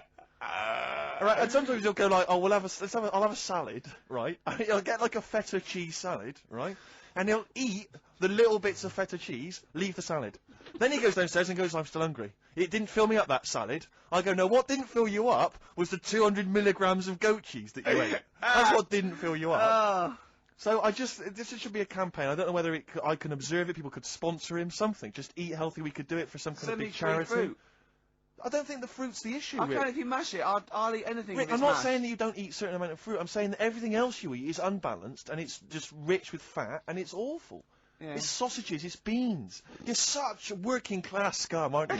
It's the smell of chip fat. It's all around him. Do you know what I mean? It's like, even when you can't smell it, you know it's there, seeping through his veins. I imagine when he was growing up, it was just chip fat in the house. Just a big... It was. Oh, constantly boiling. There was always chips on with everything, exactly. Yeah, or fried. Do you want Weetabix in the morning? Deep fat fry that. It's such scum. And now it's like, oh yeah, my palate, I can't eat anything. It's got no flavour. Everything's got to have cheese on it. Sprinkling Parmesan cheese.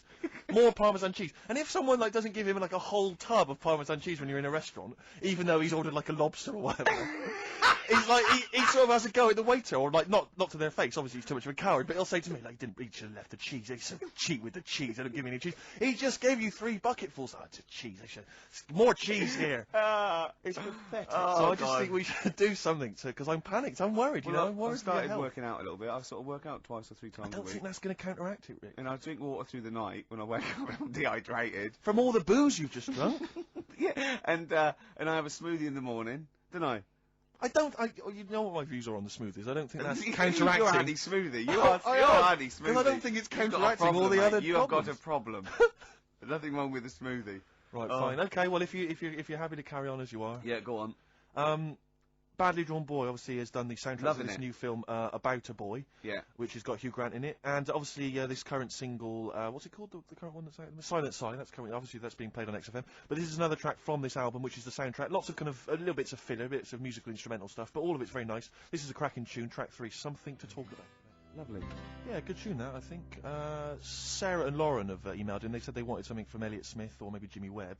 That's actually produced by the producer of Elliott Smith. And is that I haven't brought any Jimmy Webb into now. No, we'll maybe play that next time. I'll play some next week. That's Badly Drawn Boy, though, from the soundtrack to this film about a boy, and that's called Something to Talk About. We've only got the stuff in the library. Do they want 4 Non-Blondes? Because we've got that in the library, haven't we? The best of Tony Basil. And we've got just about every song that In Excess ever recorded. Exactly. We don't play enough In Excess, I don't think we do we? No. I can't believe it.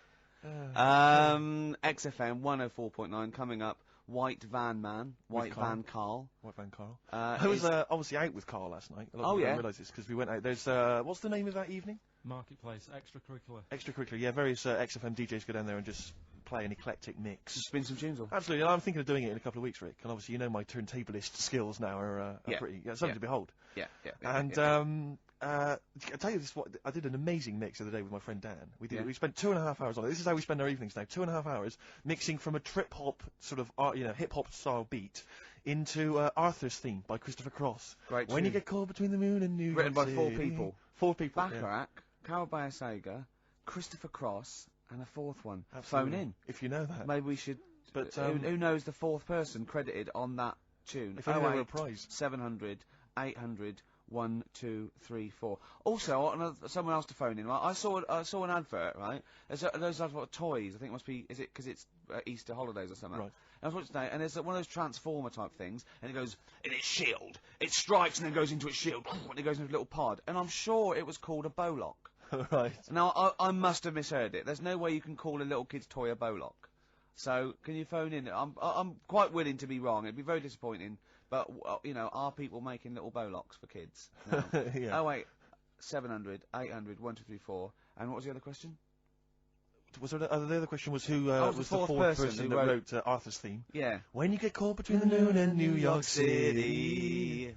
It's crazy, but it's true. Yeah. The only thing you can do is fall in love, Carl. But I was out with Carl last night, obviously party animal. You know, he's hanging out with some of my friends. You enjoyed yourself, didn't you, Carl? That's all right. But you were a bit worried about Jennifer Lopez, weren't you? Yeah. What was the concern? I don't really know what's going on in the pop world. You're joking. No. Go on. And I was here in the toilets, right? And I heard it playing out on the speaker, and I heard the DJ go, "There you go, that's Left Eye Lopez there." That's not... And I thought, it's Jennifer Lopez. No, it's the little one. She had some sort of eye injury. You thought he was breaking the news of Yeah. Jennifer Lopez losing an eye I by thought- calling her Left Eye Lopez? Yeah. Yeah. That's genius. Don't worry, we put him right. It's okay. Yeah. Slept easy. Yeah. But you were worried for a while, weren't you? You were anxious for a while. I had no idea. And the thing is, I heard that on like Thursday, so for like 3 days I've been thinking, You've been panicking. why she called that? Because she changed her name before, hadn't she, to J-Lo or J-Lo. something. Yeah. So I thought, Yeah. has she got some people after her? Does she owe someone money? Keep Yeah. changing her name. That was What by Gabrielle and Rise. Anyway, more music, Rick? Oh, I'd love to. So Yeah, what have you got lined up there, Carl? Beta band. Oh, yeah. yeah. Sweet. Dynamite. Sure. Respect, Yeah, total yeah, respect for that. yeah, Massive yeah, respect. yeah. Yeah, no, Jew, yeah, no, absolutely. Night Style Club there. Spread your love on XFM 104.9. I'm loving this, Steve. It's a lovely day. Yep. We're We're playing some great music. We're playing some great tunes, aren't we? Absolutely. We're having some great chat. Yeah. So let's carry on. Let's continue. Well, absolutely. Well, obviously, Carl was out with me last night, and he saw that I'm, he knows I'm a ladies' man, and that was obvious, Carl. You could see the vibe around me, couldn't you, when the chicks were talking to me. And just remembered recently, actually, I was on a train coming back from hometown Bristol, and I was on the train, and this girl walks on, good-looking girl. I thought, hey up, largely empty carriage. I'm thinking, my luck's in. Because I take every opportunity, Carl. That's the thing about me. I don't choose. She was a good-looking girl. She sat down. I thought she sat down right near me. I thought, brilliant. As this guy comes up behind her, and says, I think it's probably a boyfriend or something. Sits down next to her, and I listen in on the conversation, because I'm pretending to read. It was very clever. I read the same page for hours. I was pretending to listen. I was listening but pretending to read. And I realised that it's not her boyfriend or anything. It's just some guy she's met on the platform. And I'm thinking, brilliant. If she's the kind of girl who's just going to start talking to someone, on a platform, on a train, brilliant, I'm going to be in here. Because he was only going one stop. So I'm thinking, what's the worst that can happen? He'll nick off, I'll get chatting to her, and who knows, I could join the... is there a train equivalent? Foot High Club. The Foot High Club, brilliant. And so I'm excited, I'm listening in. And it turns out that they're both kind of graduates, they've just finished university, or they're coming to their finals or something. And they're chatting away, and he's making a couple of witticisms, and she's kind of tittering at his jokes. I'm thinking, well, I'll tell you this, if she's laughing at this kind of material, I am going to blow her away, with my kind of anecdotes and wry observations, Yeah. It was weak stuff, I've got to be honest. Really? He was coming out with nothing. He was running on empty, as far as I'm concerned. Yeah. And she was loving it. So I'm thinking, brilliant, I'm going to be right in here. And then they get moving on to higher brow things, and I think she was going to study kind of Marxism or something like that, or communism, something. And she was asking him, by way of conversation, she was asking him what he knew about Marxism, And he was fumbling for his vague knowledge of it that he had in his life. And I'm just sat there thinking, come on, love, in any given capitalist environment, the proletariat will revolt against their oppression by the bourgeoisie, and after a brief period of socialist rule, emerges a classist society governed by community cooperation. Well, if that sort of talk wouldn't get a woman hot, I don't Come know. on, I don't know Rick. what you'd use. If then, Marx and Engels is not Doesn't- going to get a woman sweaty down below, I then know. nothing is. No. Then my name is You're not just Steve biding Wilson. your time. Yeah? Exactly. I Yeah, thought, yeah, I'm just going to go in for the kill any Yeah, minute. yeah. So anyway, it comes to his stop, right? He gets off. I'm thinking, this is a piece of cake. And he gets off, and off he goes. He walks off. And I'm thinking, brilliant. And I thought, I'll wait. I'll wait till the train's pulled away. I'm not going to leap in straight away. No. And he comes back on the carriage. And I'm thinking, hang on a minute. He goes, listen, do you mind if I give you my email address? Oh. Right? And if you want to get in touch, email me. I'm thinking, come on, you loser. Get off now. Save your face, please, Yeah. before it's too much. And she accepts the email address because she obviously doesn't want to hurt his feelings, whatever. I'm thinking, fair enough. She's a good woman. I'm liking her. I'm loving her. I'm thinking, that's my kind of girl. So anyway, he gets off. I'm sat there, the train pulls away. I'm thinking, I'll wait a few minutes, I'll just, give it some time. Her phone rings. It's her friend on the phone. And she starts saying, and I was listening in, and she was going, just met a guy on the train. I'm thinking, yeah, that's true enough. She goes, yeah, he was a good-looking guy. I thought, you're having a laugh, love. To be honest. because I was looking at him, and she said to her friend, he looks a bit like tennis player Boris Becker. I thought, you should be so lucky, frankly, because I saw him. He had awful facial hair, if that's what makes him look like Boris Becker. Terrible little goatee beard. It was laughable.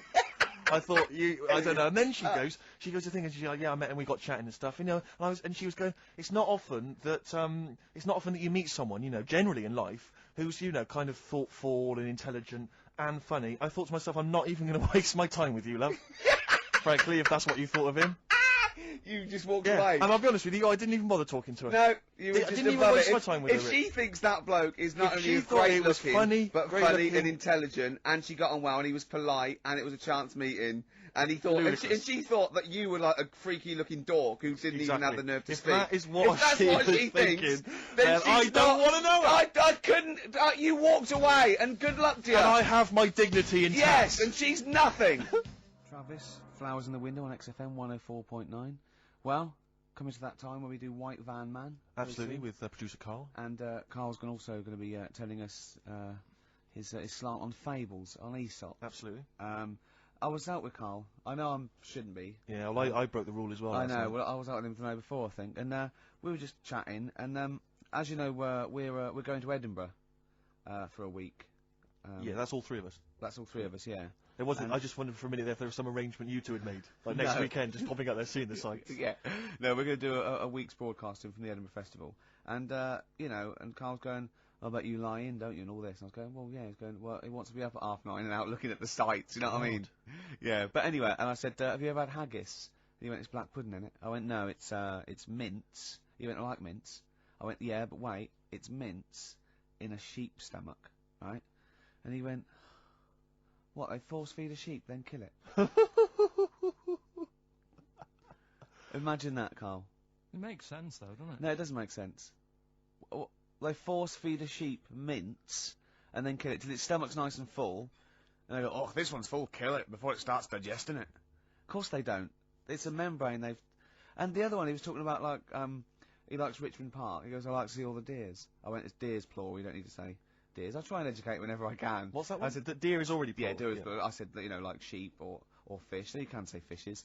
And we were laughing at it. So I said, do you know the plural of mongoose? Because a lot of people think it would be mongoose. It's not, it's mongooses. Do you know what Karl said? Plural of mongoose. Mongoose, yes. Plural of mongoose? It's worth a competition. No, it's not. No. No, go on. Karl, what did you think the plural of mongoose was? Mongs. Play a record after this White Van Man. Do you want to play, Oh, let's play a bit of Dylan, yeah. This is a beautiful track. It's Just Like a Woman. Well, I think that's a beautiful record. It's by Bob Dylan, and it's Just Like a Woman. And Karl went. He's got his headphones on, so he's speaking a bit loud. The harmonica's playing. In a whiny mank accent when the harmonica's going. That's an annoying sound, Matt, isn't it? God. Oh, bless Bob Dylan there. An annoying sound there. did you hear about... The annoying sound of Bob Dylan. That could be a new album. Yeah, yeah. Just that sort of sound always reminds me of a one-man band. Yeah. Have you heard the story about Leo Sayer with his song One Man Band? No? Years ago. What year was... oh, God. I'm in the mood for dancing?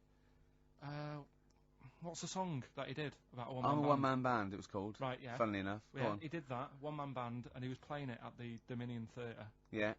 And apparently, whenever he played, he sort of sang this song, he got the audience involved. And the line in it was, I'm a one-man band. Nobody knows or understands. Is there anybody there can lend me a hand to my one-man He band? said that, and what he used to do, he used to reach out. Oh, yeah? And grab people's hands, and then he'd walk down the middle. Anyway, he said, well, anyone lend me a hand? He stuck his hand out, grabbed like a hand, and was walking down. Everyone looked horrified. And some woman who had like a plastic hand, it had come off. And he was walking down the middle of like Dominion Theatre with his plastic hand in his hand. And he said, oh, that's a moment I won't forget. He knows how to tell a story, Leo Sayer. Right, well, it's time for White Van Man, which is where we ask Karl the questions that the Sun asks someone else. Exactly. It's an article in there where they ask them, took them around the street, the big questions of the day, gives them their platform. to the nation, and we think this is just too good to let out because we only care about one person's opinion in the country now. That's true enough. He's the K-Man, and there he is. There he is. Right. Karl, your thoughts, please, on Kylie Minogue slagging off Britney Spears for ignoring her fans at her premiere. Are you aware of that story? No. She got booed at her premiere of her new film, Britney, because she'd left her fans waiting for like an hour. Some of them had travelled up from Bristol, other parts of the country. 3,000 of them. Loads of them screaming for her. She just went straight into the theatre an hour late, just gave them a quick wave and straight in. Didn't even bother to shake their hands, sign any autographs. So they were booing. What do you think of that, Carl? And Kylie's obviously said that was actually outrageous, you know, and you should treat your fans with respect. What do you make of it? So she did wave. Like, Yeah, but literally as she was walking into the theatre. was it raining? No, I don't think it was. He's like a defence lawyer Yeah. who hasn't really read the brief. Exactly. He's He's just winging it. Judge's first joke, was it raining? No? Oh, shit, I was relying on that. It wasn't raining. Was she running late for the start of the film? Yes, but that's her own fault. I mean, the people are inside. They're not going to start the film without her. It's Britney Spears. Yeah. She could take some time out. You know, when Tom Cruise came here, he spent like an hour and a half shaking people's hands, talking to people on their mobile phones, all sorts. That's Tom Cruise. He's a bigger name than Britney. I know, but He's a smaller person, but he's a bigger name. What do people want from people? Do you know what I mean? Yeah, good An point. autograph, things like that, a photo. This one's going nowhere, Steve. Is there another one? Fair enough. You know, it's not bad. If she had more time, she might have done it. I bet she would have done it on another day. I mean, I'm not feeling too good today. I mean, But you're going to still take time out to sign people's autographs, surely, when you leave the building. Yeah, there's always a bit of a crowd, isn't there? next. Go on. What do you make of New York's ex-police chief saying we need more bobbies on the beat? He's come over here. He's the guy that sorted out crime in New York City. He's come over. He said you're going all over the place here. You need more bobbies on the beat, more policemen, a visible police presence. There was something last week about some copper in London who was sat on a bench, and he was asleep or something. Oh, yeah. And people were like outraged because like he should be looking after England's people, not nodding off on a park bench, which is a bit daft because They were shouting he should be looking after England's people. Well, Is that what they said? England's Was this the 16th century you went back to? What do you mean he should be looking after England's people? you know wherever he was, if he was in Right. like a park somewhere, Yeah. they were like really annoyed because he was asleep. But Sure. the He way was I probably look at it, undercover. No, but the thing is, if there would have been any trouble, I'm sure he would have woke up. Yeah. If there was any sort of, if someone needed help and he screamed, he would have woke up. So I don't know why they were having a go at him. Yeah. And, And you he know, might not have been there at all. So it was so Yeah. he probably have his radio turned on, didn't he? Yeah. Listening to Heart. So you're not concerned then that there's not the crime's going I up? think there's enough. I see quite a lot of them whizzing around. Okay. You're happy then? Yeah. As long as you're happy, Carl. So you don't think it's too much crime? No. Just the right amount of crime. Yeah. What about the fact that new gambling laws give Blackpool the green light to become a British Las Vegas? What do you make of that? Are you a gambler? Little bit when I go on holiday, like going in the arcade and having a little flutter. Sure. What's your favourite? I have a go on the fruit machines. Yeah. There's a good one called The Simpsons. Right. Is that your favourite? Yeah, it's quite good. Is that a tie-in with the TV show The Simpsons? Yeah. Okay. Will they make Blackpool the next Vegas? I don't think so. No, nor Can't do see I. it happening. No. You been to Blackpool? Yeah. What was it? Was anything? It's a bit rank. Is it? It is a bit rough. Okay. Needs a lot of work doing on it. Yeah. No, that won't happen. Okay. And you're not worried about this encouraging gambling, generally? Gambling's not a vice you're concerned about? If you're a gambler, you're a gambler. Do you know what I mean? If Blackpool isn't done up, they'll go somewhere else to have a flutter. Sure. So it's not going to make any difference. Okay. No. Okay, jolly good. What do you make of the So Solid crew's Ashley Walters being jailed for 18 months? Obviously not a very good example to his young fans. He should have got more. Do you think? I had a dream about him the other night. Go on. About the group itself. Okay. I had a dream that... Were they all there? Because there's a Yeah, lot of them. all of I them. couldn't remember all their faces to feature in a dream. I had a T-shirt on. He had etc. Exactly, He had yeah. two of them, then he had etc. Yeah. I had a T-shirt on. You had a T-shirt on? Yeah, and it said on my T-shirt, "So Solid Poo." And I was walking down the street, and they came towards me. And they were Wow. just about to beat me That's off a in a welcome. great dream. That's amazing. That's an amazing I love that. dream. We've For all a had 30-year-old. We've all had that anxiety dream. Oh my goodness! What if I no. meet the So Solid crew and I'm wearing a no. T-shirt that slags them off? Oh, I don't believe it. Yeah, yeah. So what happened? Did you get beaten up in the It was dream? one of them where I woke up. Do you know I've been telling you that I keep getting them things where you feel like you're falling? Oh, yeah. It was the same sort of thing. It's You like, know I'm not a real psychiatrist, don't you? You should, you know no, what I but mean? you do know a lot about a lot. Yeah, I do. Thanks very much. And, you know, if I'm at home talking to Suzanne about something and I don't know the answer, I think, right, I'll ask Ricky that one soon. Yeah. Thanks. But you know that, I think you might have mentioned before that apparently if you die in a dream, it means that you're dying in real life. Yeah, well, that's it. If you don't... But apparently if you get beaten up by the So Solid crew in a dream, it means you're being beaten up by them in real life. Yeah, that is true. So you probably woke a up lot of with people have been pummeling joking. Yeah. Terrifying. Absolutely terrifying. So, yeah, lock him up for longer. Okay. Finally, what do you make of Halle Berry becoming the first black woman to win the Best Actress Oscar? Did you see her speech? Got on my nerves. Did it? I mean, you know, it's good that she won. You know, it's nice for anyone to win an award. Yeah. But she did go on a bit. And, you know, I've been in that same sort of position. What? Collecting an Oscar? Well, I got, what they used to do at school is, Okay. if you did a full month without being off, you got a gold certificate. Okay. And I did a month once without having a day off. And Sure. I went up, and I didn't make a fuss. You didn't start crying. Got a play record, mate. Well done, though. Were you the first kid in your school to do that? I don't think anyone else got the certificate. It was only because I was never in. They tried to encourage me to come in. It was just for you. They mounted an entire ceremony just to encourage you. Wise words there from Bella Sebastian on XFM 104.9. I'm Ricky Gervais, with me Steve Merchant. Hi, Steve. Well, I mean, it is indeed wise words, Rick. I'm worried that people are going to get out of the office now and into the sunshine and not be listening to the show. There's always the transistor radio. That's true enough. You're heading down to the park. Take well, one along. It is time. Keep it low, though. Don't want to irritate other people. No, yeah. And if you do want to irritate him, spit on him, it's better. Exactly. And kick them and throw little rocks. Exactly. With me, Karl Pilkington. We're into this way into the second month of the education of Karl. As you know, Karl got 1 GCSE in history and E, and we've been cramming, haven't we? Oh, and, Rick, before you mention that, can I on. just say something? Obviously, we always do this thing with the Sun, White Van Man, where we read this thing out from the Sun and query Karl. And I was out with some friends last night, and my friend Dan always listens to the show, and he said, Karl, you know, I love the bit when you answer questions in the Sun. Why do you ever know what the questions are before they're asked, or is that your first answer? And Karl said, no, that is it. They don't let me see what the questions are first. They don't show them to me, and I always get really anxious and get really paranoid. And I was just wondering, have you seen the error there, Karl? Have you seen the mistake you've been making? Right? You're worried that you didn't get the questions beforehand, right? What? How could you maybe combat that? Do you think? How could you combat that if you're really nervous? You know, maybe you wanted to sort of have some views or ideas beforehand. It's your error, isn't it? Do you know what I mean? It's your show. If you want to like take a chance with me.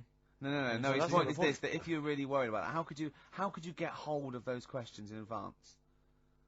Is there any way you could get hold of those questions in advance? Yeah, but is it always in today's? Is it always in Saturdays? Yes. So they don't do that every day of the week? They do, but I always take it from this Saturday. Right, well, yeah, I could, but that would cost me money. I'm not on enough as it is Sure. working here on a Saturday. Okay. How much is the Sun? 30p. Yeah, well... You're not made of money. Yeah. I understand. Yeah. Actually, it's 40p on a Saturday. I don't know what I was thinking.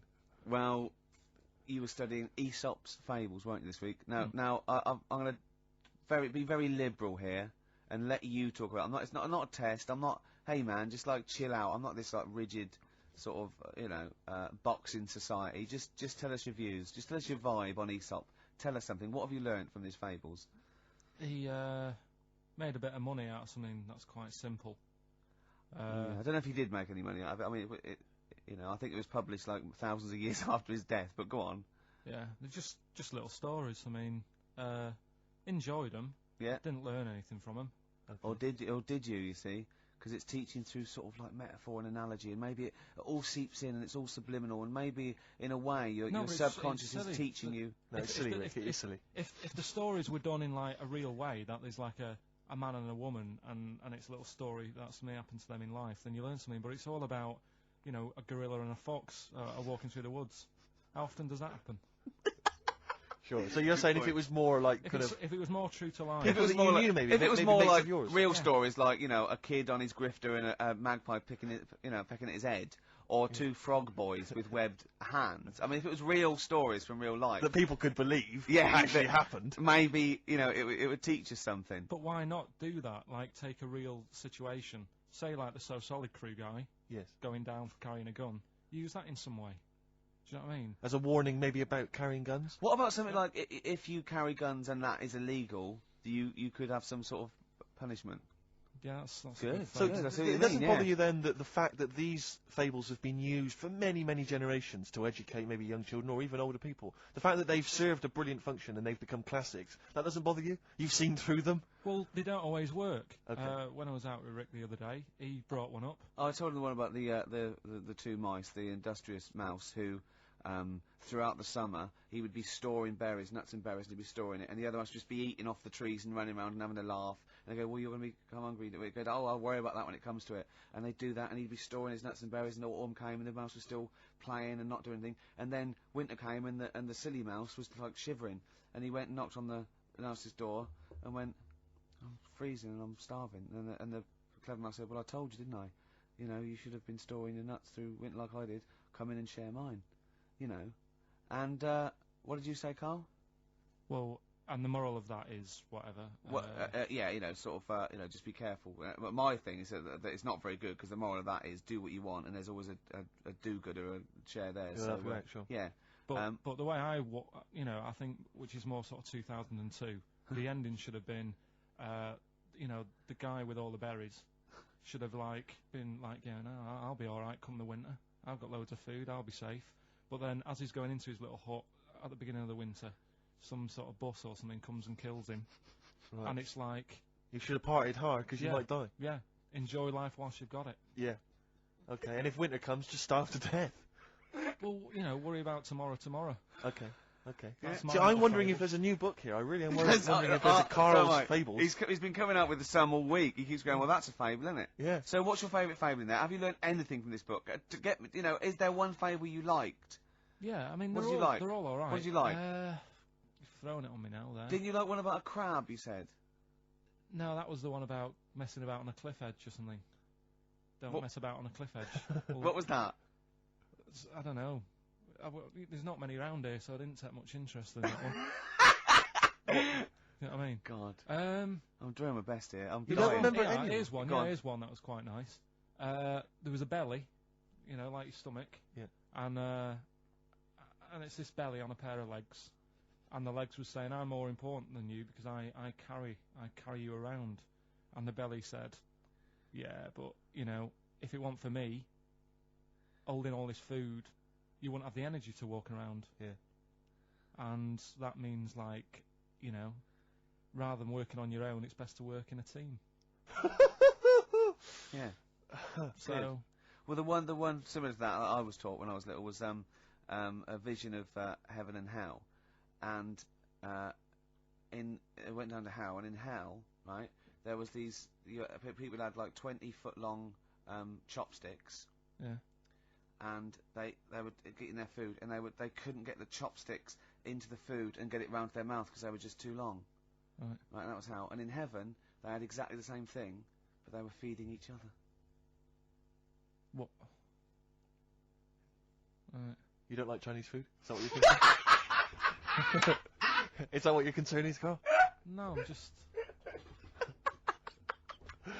See, the one I remember, I can't remember the ending of it. It's about two nuns in a bath. Yeah, oh, I know. I can't remember what it is. Yeah, Remember that's that it, one? yeah. Or are they on a bike? That's two adventures. It's the same nuns, but they go to all sorts of adventures. They're normally quite erotic adventures. Well, they are. But there was one when they're driving down a cobbled street, I remember. Oh, go on. And then there's the other. Then, of course, Whalebones on XFM 104.9.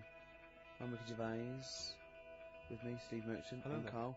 Well, Carl, I really don't think you got your teeth into the fables. Really, I don't think you. There wasn't anything to learn. I read a couple, thought, yeah, that's all right, and put it down again. There wasn't anything to learn. It was all stuff I knew already, but made up with nice little foxes and bears and stuff. So Yeah. But is that one about that one we spoke about when the hares are going, we should share all our food, and the lion said that's a good argument, but it hasn't got the teeth and claws that we've got. That's lovely because it's sort of like, you know, that's an indictment on sort of, you know, you could say it's an anti-equality almost. You know, you could get really sort of deep into that. You know what I mean? You could. No. Big All right. philosophical ideas in a nutshell. Not interesting. no, not really. Okay. Okay then, well, you're going to hate this then. I've brought in the concise Oxford Dictionary of Quotations. Now, just look at some of your favourites. I'd suggest going straight to things like Wilde or Newton or Churchill or You're a big fan of Keats. Churchill. Yeah. like Oh Churchill. well, he's the boy. Yeah. Right, okay. Let's go through that. Old Kramer. Blah, blah. Newton. Right. Right. Here's a famous one. Okay. This is Isaac Newton. If I have seen further, it is by standing on the shoulders of giants. Do you like that one? So there's a meaning in it. Yeah. Well, he hasn't actually stood on the shoulders of giants. So remember, he's an amazing inventor and mathematician, and he discovered the incredible laws of the universe. And he's saying, yeah, If okay. you want a good view, move into a multi-story.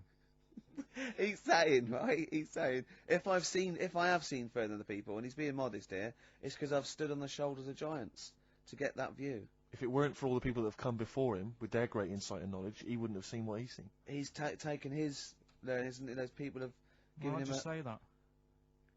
Instead of making up, that's what I've got a problem with. People don't say what they mean. Poetry, art, and In life, though, people never say what they actually mean, and there's loads of books on it. I don't know. But the point is that he's just summarised quite a tricky idea beautifully. It's in a beautiful. That gets into you much deeper than just the words, just the literal words. You know what I mean? One of my favourites is from an American novelist, and the quote is talking about the subject of fame and being famous. Yeah. Fame is a mask that eats into the face. Don't you think that's amazing? Meaning. Well, meaning that fame is something that it's artificial, that you wear initially, you become famous, but it's ethereal, it's nothing, it's intangible, it's just an artifice. But if you stay famous long enough, you begin to think that mask you're wearing is really your real face, so that you begin to, think that you are more than you perhaps are. Do you see what I mean? In the way that fame and power can corrupt. Oh, who said that? No, it's an American novelist, I forget his name. Yeah, it's alright. Yeah, there's something in that. Yeah. Okay. Pick another one. Right. Yeah, let's have a look. Bernard Shaw, he's no slouch. I think maybe when you take this book of quotations home, Karl, you should maybe just draw up maybe a list of 3 or 4 of your favourites and tell them next week. I want to do Shaw, Wilde. I look at Shakespeare as well. He's. What, are you a fan of Shakespeare? No. Go on. What's your problem with it? Just the way they speak. I can't follow it. Yeah. Do you like West Side Story? It's really old as well. I can't relate to it. It's like years and years ago, isn't it? That's why I like Churchill. Because 1940s. Yeah. Look at this. This is Shaw. Okay. There are 2 tragedies in life. One is not to get your heart's desire. The other is to get it. Again, how would you see that in your little? Well, that's one homework then. I'll mark that. That's your homework. You've got to work that out. You've got to tell me what you think of it. Say again? Don't ask Suzanne. It's there. Right. There are 2 tragedies in life. One is not to get your heart's desire. The other is to get it. Okay? Take that home with you. And we'll be hearing Karl come up with some amazing quotations next week. Yeah, pick out your favourites. Now I'd like to play a song for the lovers while he's thinking. No, I don't think we've got the lovers lined up. Oh, what have we got? Bit of hip-hop. It's hip-hop hooray. Oh, is it? Yeah, everyone's a big fan. I played something from this last week. It's this new album from Nerd, In Search Of. It's been re-recorded by the lads. I don't know why. And anyway, it's particularly good. We played last week Things Are Getting Better. This is the one we have played in the past, actually. Bobby James. Doves, there goes the fear on XFM 104.9. Well, just read that book anyway. Can I just say, this is one of a beautiful, is Keats, right? What do you think of this? A thing of beauty is a joy forever. Its loveliness increases. It will never pass into nothingness. See, this is just like how it was at school now. The last couple of weeks I've been quite interested in what you've been giving me. Now it's really like, okay. I really don't care. Now what about this? Now I'm not I did philosophy, and philosophy is obviously the quest for knowledge. And it's look. Listen to this though. This is what Keats came out with. Philosophy will clip an angel's wings. Isn't that beautiful? Yeah. Don't be constrained by what's, dream a little. You know what I mean? Just go beyond. I don't agree with it, but it's a lovely bit of poetry. Yes. Yeah? So you're going to read that for me, are you, Karl? Yeah? Just pick out 5 of your favourites. Yeah. The ones that mean something to you. And then next week I'll bring you in pictures of animals. Brilliant. Okay? We'll do it. Okay, and some sweets. Rick, I've had a word with some of the top brass here. Or they had a word with me in the corridor. If you remember when Did they started... say, who are you? Pretty much, yeah. Yeah. Oi, 4 Eyes. Yeah. And, no, they said they were saying that, obviously enjoy the show, they love it. And They're just worried, though, that in the early days when we started the show, remember, we were a lot more informative. We used to do the film reviews, there was things like the gig guide and stuff like that. Sure. Which we've kind of let go by the way, sorry. Yeah, they want us to bring that. Well, exactly, so I just wanted... No, the gig guide, I was worried that, funnily enough, the XFM gig guide does not include some of the biggest bands in the world. Okay, all right. Or some of the best venues. That's what worried me. Look, Rick, just do what you're told, all right? There's the gig guide. Has it got better? It's got a lot of big names on it. You're going to love the gig guide. I need a bet if this is going to be pretty impressive. Let's play the proper jingle. Okay. Tonight, if you want to see these two bands in a small venue, get down to the Metro Bar on Oxford Street. Doors are at 8 p.m. and tickets are only £6 to see 10 Benson and Beach Buggy. All right? Now, if you missed Longwave, supporting the Strokes at Brixton Academy last night, you can catch them headlining Casino Royale at the Monarch. Rick, I missed them last night. How much will I be paying for that? You'll only be paying £5, right? But listen, they're also supported by Shelby and I Remember Nothing. Brilliant. Now, people know about the Brixton Academy, but a little-known venue in Brixton is the Windmill. And you're going to see 3 great bands there tonight. Guapo, Plonkes, and Mechanical Beatles Never Quite Warm. So, Orange Goblin and Grand Magus play the garage. And, Diefenbach and Sudden play the Rotar sessions at Notting Hills Arts Club. So that's the gig guide on XFM. What a load of rubbish. I mean, switch off the jingle. Look at this. We've discussed this before, haven't we? Names for bands that will never be anything. Ladies and gentlemen, please welcome to the stage, Mechanical Beatles Never Quite Warm. Please welcome to the stage, Plankweth. Please welcome to the stage, Orange Goblin. Oh, goodness me. Look at it. Oh, God. Orange Goblin. Orange Goblin. It's so rubbish. What's his name? Got a fake town, hasn't he? That one of his supermarket suite. What's his name? Dale Winton. Dale Winton, yeah. Supporting R.E.M. I Remember Nothing. Never going to happen. I mean, please. Come on, people. Think. Hey, here's a band that plays big venues. Doesn't make them better, sure. But this is Radiohead. This is Song for the Lovers. And Let Down off OK Computer. This is beautiful. See, a thing of beauty is a joy forever. Doesn't that move you at all, Carl? Philosophy will clip an angel's wings. Radiohead, Let Down off OK Computer. Apparently we missed a gig on that gig guide. Drip Feed are playing the Rock Garden on the 21st of this month. Excellent. So the lead singer just called in with that. He also left a quote with me. Apparently Coleridge said of Keats, wasn't it? He's like an archangel, slightly damaged. Rick, I'm worried we're getting a little bit highbrow. Do you reckon? Have you got any knob gags you could do quickly? Because I'm just thinking we're switching. There's a lot of people that are going to be turning off. I mean, currently on Capital FM, Chris Tarrant and Dr. Neil Fox together at last. The partnership we've always wanted. They said it would never happen. Do you know what I'd like to see together? That breakfast DJ, Sarah Cox. And who's the dance? Carl. That'll be Carl Cox. Carl, please, why are you suddenly saying these rude words? We've been reprimanded once, Carl, don't say please. that, and don't say it so aggressively, because it sounds like you're saying Cox aggressively. Come on, we've been reprimanded. Yeah. All right? Just don't use language like that. It's annoying me. Why is it annoying you? We're talking about DJs, that's their names. Well, you try to be clever. I hardly think that's clever. You've given me yeah, if that's my best attempt at being clever. I've got rubbish homework this week. Okay, he's really upset about this. Upset. He was looking forward to animal fat. You said you were going to bring in that big book, 500 It's animal so... I got it off one of those bargain books. So I thought it'd be easy, right? Cause but it's too elementary. No, but that's more useful than that to me. But it's things like the tortoise has a shell to protect it. That's good. Yeah, but you know... Because you thought it was there just to be painted on with tippets. Oh, have you ever peeled a tortoise? They fly. They go about 400 miles an hour. It's to weigh them down because they're the fastest lizards known to man. Exactly. Honestly, they run so fast they can go through walls. Yeah. And so their shells put on them in the hospital, in the maternity ward, at a very early age, just slow them down. You let a tortoise shell and you won't catch it. Steve, do you know that turtles can breathe out of the bum? Turtles can breathe out of their bum? I know someone who can talk out of it, but I didn't realise that. Tell us about that. Tell us about that. How do they do that? That's all I know. When they go swimming, they can sort of, if they don't want to stick their head out, they can just stick their arse out. Why don't they want to stick their head out? Just if don't know. Maybe they need to be looking for food under the water. Yeah. And if they stick their head up to get some air, they might miss something. Wouldn't it be easier to have an arse that could forage for food? So they could sort of like lounge in the pool like a jacuzzi, and they're looking around going, all right, hello, hiya, and meanwhile its arse is like munching grass. Yeah. Wouldn't that be easier? Bad breath. Wow. I wish I understood what that meant. Yeah. In all this It's hilarity, like a quote, isn't it? but in all that this hilarity, I'm worried we've forgotten the true meaning of Easter.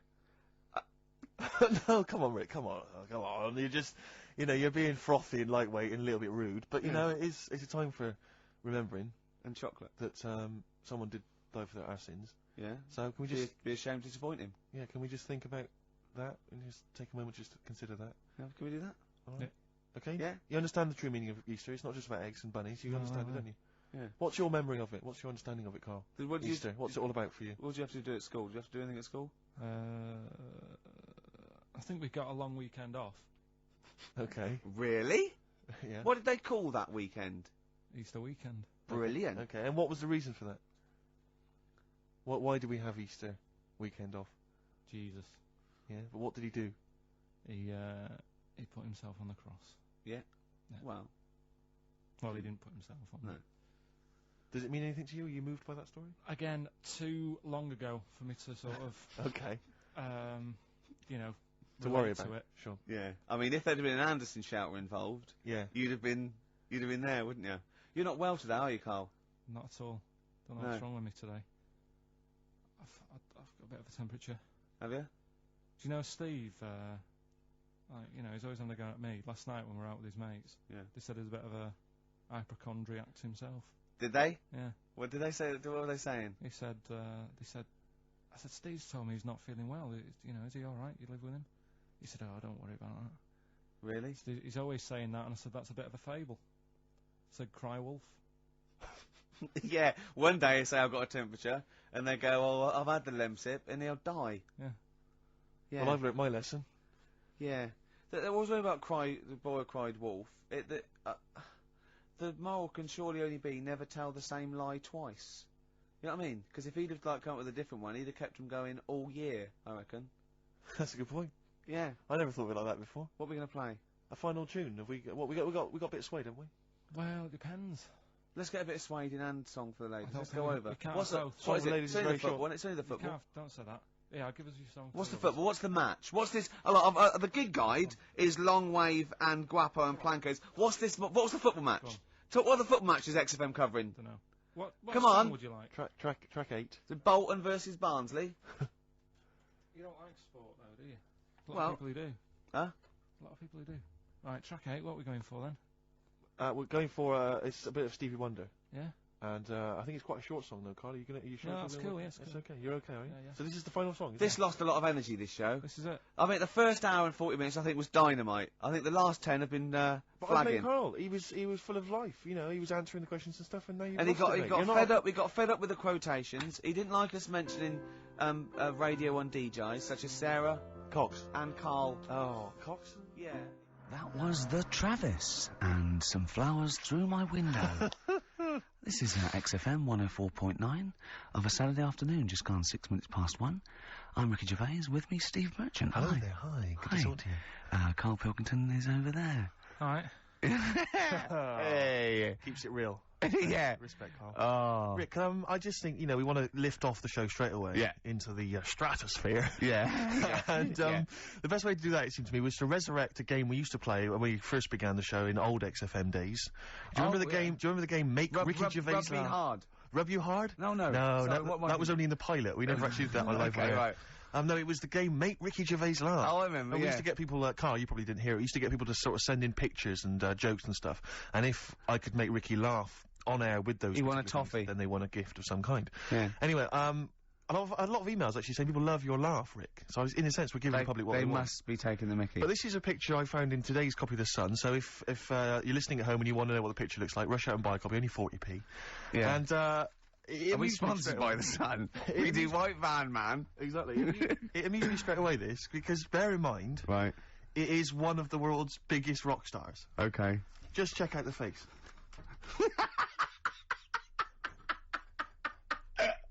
Oh, that's fantastic. Look at that. Oh, that is Michael Stipe. Oh dear, with sort of like looking like, I don't know, some sort of Nazi officer. That's not libelous. That's not libelous. In your opinion, Michael Stipe, Yeah. he's outside there during the press conference Yeah. for Peter Buck's acquittal. It's not a good picture. I love R.E.M. and I love Michael Stipe. I think he's a lovely man, but that's a bad picture, isn't it? He's got big glasses on and Yeah. stubble, obviously he's got bald head. He doesn't appear to be looking at anything. He's looking right He's not beyond like- everyone else. Can you see that, Carl? I'll tell you who he looks like. He looks like Zig, I think, from Zig and Zag. He looks like Well, he's there a you Muppet go. made of foam. Oh, lovely. Nice to see that game come back. Yeah, with a the roaring medium of success. radio. Yeah. Oh, what a good picture that is. I hope you enjoyed it. Coming up soon, we've got Sir David of Bowie, Nicholas Cave, and Travis. Flowers in the window again. Play a song.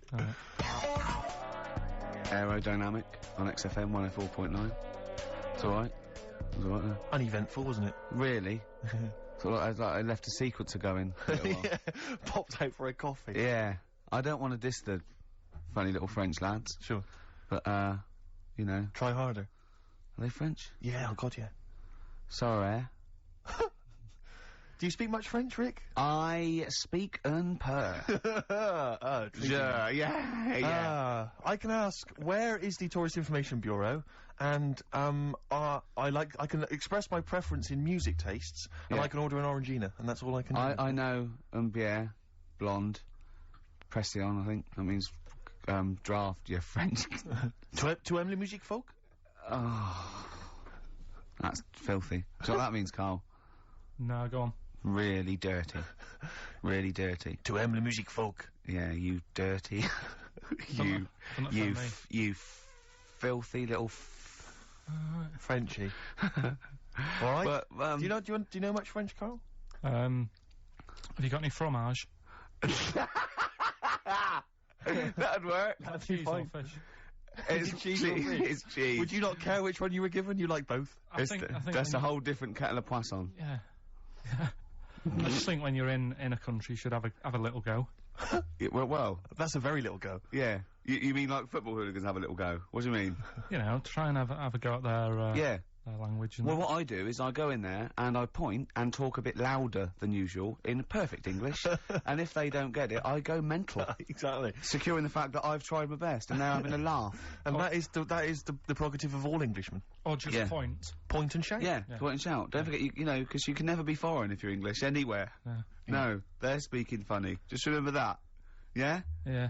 God save us. Sorry, go on then. You were going to say something else. Yeah. That picture you were showing me. Yeah. I wish we could post one on the website of Carl. Remember we won an award ages ago. What was it called? The British Radio Authority Award. Yeah. And we made Carl get in the picture, and he was a bit reticent, but it came out nice. But his head is perfectly circular. I put a coin on it, and only the ears popped out from behind the coin. Isn't it perfectly round? Isn't I it? mean, when you've been saying I've got a round head, I was a bit like, yeah, everyone has. Stop having a go. Yeah. And then I saw this picture last week. I thought, God, he's right. Can't we is just pop it on the XOM website? I'd rather not. I'll go on. Just get Steve, someone. have you seen that man in a jar without a brain? Sorry, is that something? Is that a product you can buy? in like Sainsbury's? Is it a dream you had yesterday? in You a wondered if jar. you could. Can I? Yes, hello. Could you make my dream into reality, please? Oh, we can't actually, sir. In plastic would be good. Sorry, what do you mean? In the a man- future, you'll be able to download your dreams and then just like act them out again, probably in the year 2000 or something. Soothsayer. No, there's some museum somewhere Yeah. that's got this little fella who was born without a brain, and he's in a jar, and it's just that he's got a really round head. Right. And when I saw this picture, I thought, God, it just reminded me of this little fella in Yeah. a jar. Oh, and what do you mean he's born without a brain? He was born without a brain. So it's a baby. It's not a little fella. Yeah, but it's weird. Do you know the difference? Do you have conversations with like people in prams thinking that fella's little and he doesn't talk much? Yeah. You know, babies aren't like little people. Well, maybe... Well, they are little people, but I mean they're not very small adults. They're not like midgets. They don't do a job of work, is what we're Yeah, saying. yeah. You're very. No. What do you I mean? didn't read about it, I just saw the picture. And This it is looked where like you're a man. going wrong, Carl. This is always your mistake. You see the picture, you don't read the little caption. But what do you underneath. mean? How do you think- guess at what you think the meaning But how is. did you know he didn't have a brain? He said something like the brainless man. Yeah, but people say that about you. It doesn't mean you haven't got a spinal cord. I bet somebody's seen it and knows what I mean. It's a famous picture. Right, call in 08700 800 1234. Once again, you win a prize if you can tell us what Karl is talking about. Just in general. It's an ongoing competition. We're trying to find some CDs to anyone who knows what Karl is talking about. Stereophonics, Vegas, 2 times. Well, we've had calls confirming that there was indeed, a fetus, or a stillborn child. A pickled baby. A pickled baby. No wonder it died. Born without a brain. But everyone has, you know, pointed out that it wasn't a little fella. It certainly wasn't a little fella. No. But because it had been in the jar for a long time, I think it had aged a bit. What are you basing that on? You do carry on growing, yeah. Of course. Yeah. Well, your ears and your nose. Your ears and your nose. And your eyes don't grow, so, you could probably, yeah. I'll dig it out for you. Yeah. Imagine if, like, there was an experiment where they were raising a child just based on the information that we said on the radio. What kind of a person It was like would they download, be? yeah. And What kind of information would they and have? it took everything literally. Exactly. And I think, there's no irony or, it was just... They just, everything we said they assumed was fact. Everything that Karl said And they any assumed was fact. question it had about the world, it could only ask Karl. Exactly. And it would See, be now, his- this worries me because without wishing to be disrespectful in any way, Karl, you know I think you're the best man on earth. When you have a child, we could be in a situation a bit like that. Do you know, is it a concern for you, do you think, that, like, when your son's growing up, or your daughter, and they're asking you questions, you're conscious, I mean, you yourself have admitted that Yeah, you have a sphere of knowledge which you are an expert on. Ask your mother. You'd say ask your mother. That's good. That's great, fair enough. That's good. And I'd play with it. I think I'd be a good dad. Yeah, I think you would. But I wouldn't be the one who's shouting at it. No. I'd Who would just you let- get to shout I'd at let it? Probably Windsor Davis. He'd be good, wouldn't he? You horrible little man!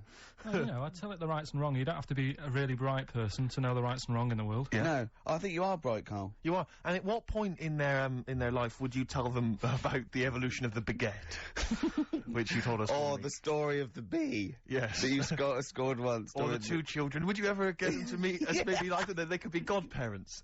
The friends you had at school. Yeah, with webbed hands. the big heads and Big webbed heads. They hands. weren't my friends. That weren't friends. I wish we could track them down. Oh, that'd be great. I imagine they're in a zoo. Oh wow. Oh, Yeah. 2 big A safari jars. park, yeah. 2 big jars. Industrial strength jars. Oh, dear. Man. Guess what? Go on. This is one of our last shows. We're going away, I'm afraid, on the 4th of May, isn't it? I can't remember. That's our last show, the 4th of May.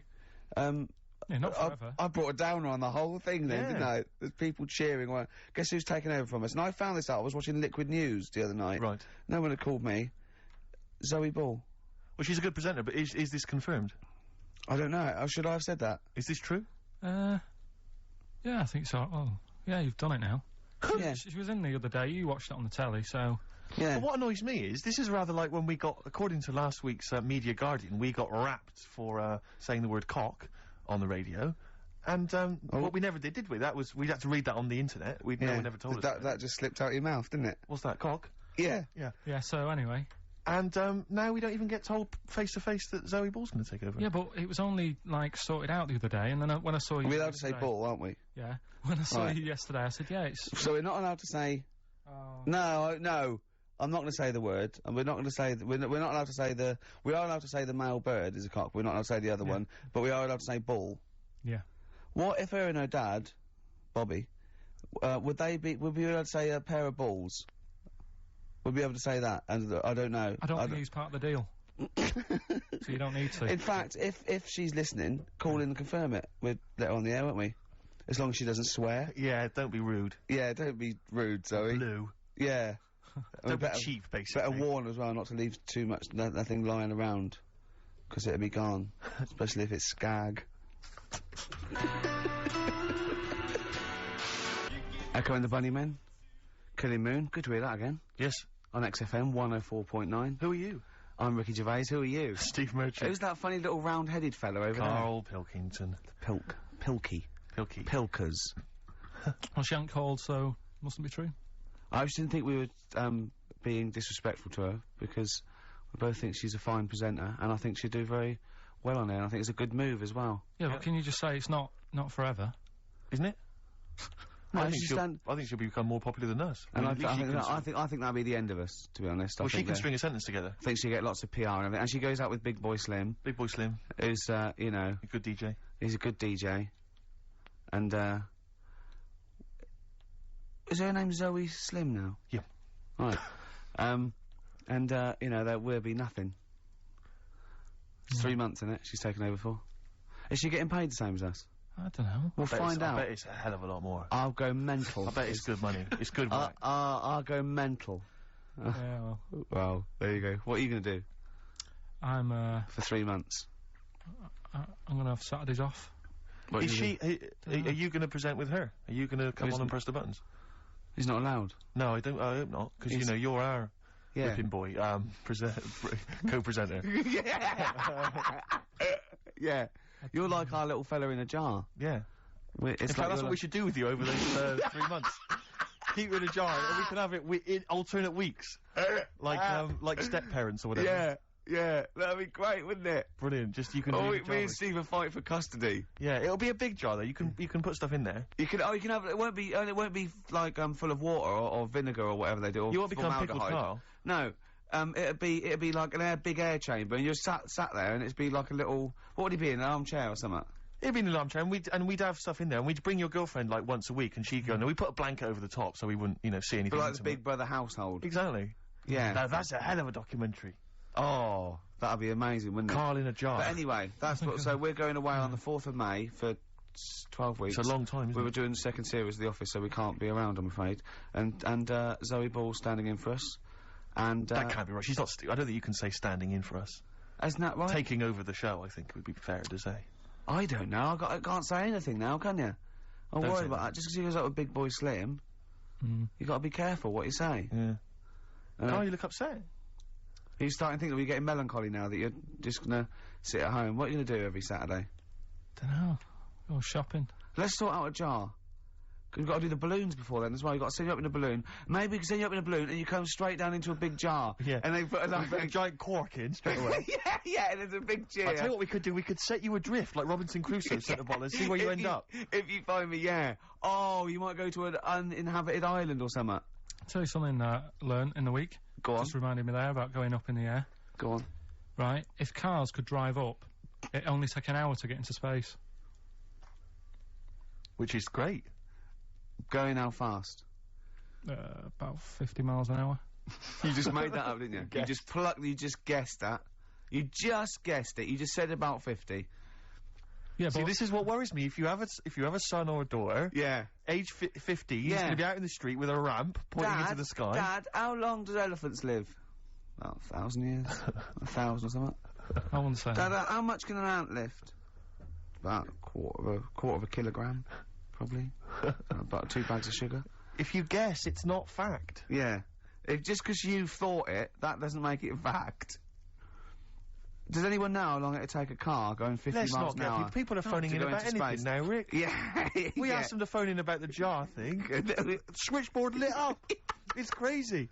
You ask them to phone in about, like, something sensible, like Che Guevara, or, the life of Winston Churchill. There's nothing. That is really a demographic sort of snapshot of our fans. Our audience. Ask them about a dead baby without a brain. Oh, yeah. And they're reaching for their phones. They don't mind what their bill is that much. We ask them for, I don't know, great quotes or something from the great philosophers. Nothing. They're just ask looking them at where the phone. to buy, meths cheap. Straight on the phone. Oh, do you know the quotes that Ricky gave me last week and I turned them down? Yeah. I got home, girlfriend had a go at me. They don't know you turned him down. What you know is that he said he didn't want to take the book at the end of the show, so I'm not taking it, it's too difficult. I'm going to go and get a nice one, and go on, carry on. So I went home, and Suzanne said, where's the book? She was really looking forward to having a look at it. I said, I gave it him back, I wasn't up for that. And yet, last week I was ill and stuff, I wasn't in the mood for learning. Yeah. So I'm not having it. She goes, this is where you went wrong at school. Oh. She said, this is exactly where you went wrong. She said, you liked infants, you liked, you're colouring in and you're painting stuff. She said, but as soon as it gets to the heavy stuff, you just, you're like a horse with its blinkers on. Yeah. So you just shut yourself away. So I said, no, I could have done if I wanted to. So anyway, we went and bought a quotations book, so I have got some quotes. What's the quotation book you bought? So I was asking him to read Keats and Wilde, Wordsworth, Shakespeare. What did you buy? It's quotes with, like, Eric and Ernie and that in it. No, but there's still quotes. There's still quotes. The Sesame Street book of quotes. Brilliant. They're still valid. No, it's a starting place. Oh. It's a starting point. Okay. Well, we'll have some quotes. We'll have some of that after We've got a yeah. lot more to get through before We've got a bit of new order. Bit of new order. Excellent. New order, here to stay. On XFM 104.9. Someone, I love our listeners, I really do, right? Someone just called in and said it's about putting, he went, hello? Karl answers the phones. The bloke said, hello? He went, hello? He said, yeah, about putting Karl in a big jar, and Karl went, go on. And the bloke went, well then you could call him Karl Pilkington. And he went, thanks. I love the bothering. I like Karl Pilkington. That's lovely. That's so sweet. He spent 50p to tell you that, and you were worried. You just saw you going up in a balloon and landing in a jar again, didn't you? What have you gone through yet? You've had nothing but good feedback from this show now, and now you're just getting all worried, aren't you? Heat magazine say you're a genius. You got your picture in that Extracts magazine with a little round head. You have Jaffa cakes. I gave him a £5 the other week to buy biscuits. He's having the time of his life. Yeah. This is his best day. This must be your best 2 hours of the week. I enjoy it, yeah. It's alright sometimes. Yeah? What's better regular than this for you? What's a better 2 hours a week? Sleep doesn't count. Actually, you're probably right, it might be this. Yeah? Yeah. Or, that 24 thing's good. All I right. like that. I'm Probably not worth telling. mentioning. Suzanne. Yeah, your girlfriend. Yeah, well, that goes without saying, doesn't it? Oh, he's You know what done I it. mean? He's pulled it round. He's pulled it round. He's a charmer. If you could come in and sit in the corner, then yeah, it would be the best time ever. That's pretty sweet, actually. Oh. She's not even in London at the moment. Oh, so I what don't you even want have then? to say that. Yeah. I have to say it, and you did anyway. Yeah. That's She lovely. might be listening. So. Yeah, it's Sky Digital, and there's always that. There's always that danger. Yeah. Anyway, Steve, over to you. I just was wondering, because I've had an exciting week, relatively speaking, Rick, because instead of just spending it all with you, sat in a little room, as is our way, I've been doing some acting this week, as you know. I know. And I don't normally act, but I, basically, there's some people at the BBC who are making a comedy pilot, kind of comedy TV show, and, you know, and I auditioned for it, and the role was to play a sort of freaky-looking, sort of lanky geek, you know, and I don't want to say... How did you beat off? I don't want to sound arrogant, Rick, but they gave me the job on the spot. You know, so it was like, you know, obviously I'm, you know, because I'm not a bad actor, I'm not as good as Rick, but I'm, you know, What is it? I play a really tall guy, like a sort of That's the part though, isn't it? About, you've got a beard. I'm a character who's 6'7" tall, and I'm trying to win the world's tallest man That's it, competition. yeah. But there's always a man that beats me every year, because he's slightly taller. But this year, I think, for some reason, because I've been training, I can beat him. That's the And, conceit. Sally Phillips, I don't know if you know Sally Phillips, she's a very good comedy writer and actress, and she's written it. So it was good fun, and so I went down there, and it was good and everything. It was, you know, a little trailer and everything. It was like the proper deal. It was really good. And the problem was yesterday, I had to dance. One of the sequences had me dancing. Now, as you know, I think I'm a pretty groovy dancer. I'm a bit of a mover. Yeah. And I have to tell you this, Rick. Do you have anyone's eye out with your elbow? I have come to some serious realizations about my dancing. Really? I was moving around like a Shire horse dancing. Really? It was terrible. I was just like quick, and they had this choreographer trying to show me some moves, and it was just... He was just like crying by the end of it. It was They were, yeah. It was so bad, but the worst thing about it is, today, my whole body is ravaged with pain and agony. I'm utterly devastated by the agony of it. Trying to get down the stairs this morning, I swear to God, I looked like Thor Hurd. Trying to hobble down. It was mad. I was like I'd had several hip replacements. I was like, I had to go down at an angle, going down the stairs. It was ludicrous, and I was really worried. Suddenly I'm thinking, because I thought I was pretty fit and pretty groovy and everything, and I had been discussing with this mate of mine, my housemate, that we should maybe start doing some exercise, because I'm putting on a little bit of weight, right? He's quite a thin, tall guy. He has a belly. I don't know how to summarise it. Have you ever seen the film Junior with Arnold Schwarzenegger? Yeah. It looks like that. Really? It's slightly grotesque. So the two of us, so we decided that we were going to do some exercise together, right? This is what we're going to do. Each morning we were going to get up, we were going to exercise together. That won't happen. Right, well, no, but wait, Rick. You see, you're wrong, because a couple of days ago I said to him, listen, what we should do is get one of those, like, health videos, you know, those kind of training videos, what they called, like, I don't know, they might have an aerobics thing, or a sort of hour-long workout. And I said to him, get one of the ones that's hosted by, like, Pauline Quirk. Elle Macpherson or Cindy Crawford, you know, someone like that, someone sexy, right? So, I swear to God, we went down this morning, we put it on, right? Just want you to picture this scene, right? It's me and my mate in our shorts, right? 9 o'clock in the morning, working out... You didn't actually do it. ...to Helen from Big Brother's video, right? It was the cheapest one, Steve, he told me. Thanks very much, mate. We saw that advertised as well. Working out, right? And the two of us in our shorts, she's there, like, you know, she's the closest there is to a living Homer Simpson, right, shouting out and stuff. I just wanted to be reassured, Rick. There's nothing gay about that, is there? There's nothing a touch kind of fruity about that image. No, I mean, the ones you'd avoid would be sort of Liza Minnelli workout. Cher. Graham Norton, obviously. Yeah, Dale Winton. Gay Byrne. Right, sure. He's not gay. No. But, I mean, the name's a little bit gay, isn't it? Yeah. So I think Helen from Big Brother, you're probably safe. Mm-hmm. Who else? I don't know what else to tell you, really. But I mean, because I know you've got a personal trainer. I'm obviously not in that kind of state. There's kind of states at the moment. I don't have that kind of cash. No. But, you know, I'm obviously quite excited. What have I got to look forward to? Do I go through a pain barrier? My trainer, Pink Eric, we call him. Yeah. No, I sort of box a little bit. But what I'm saying is, do you go through a pain barrier?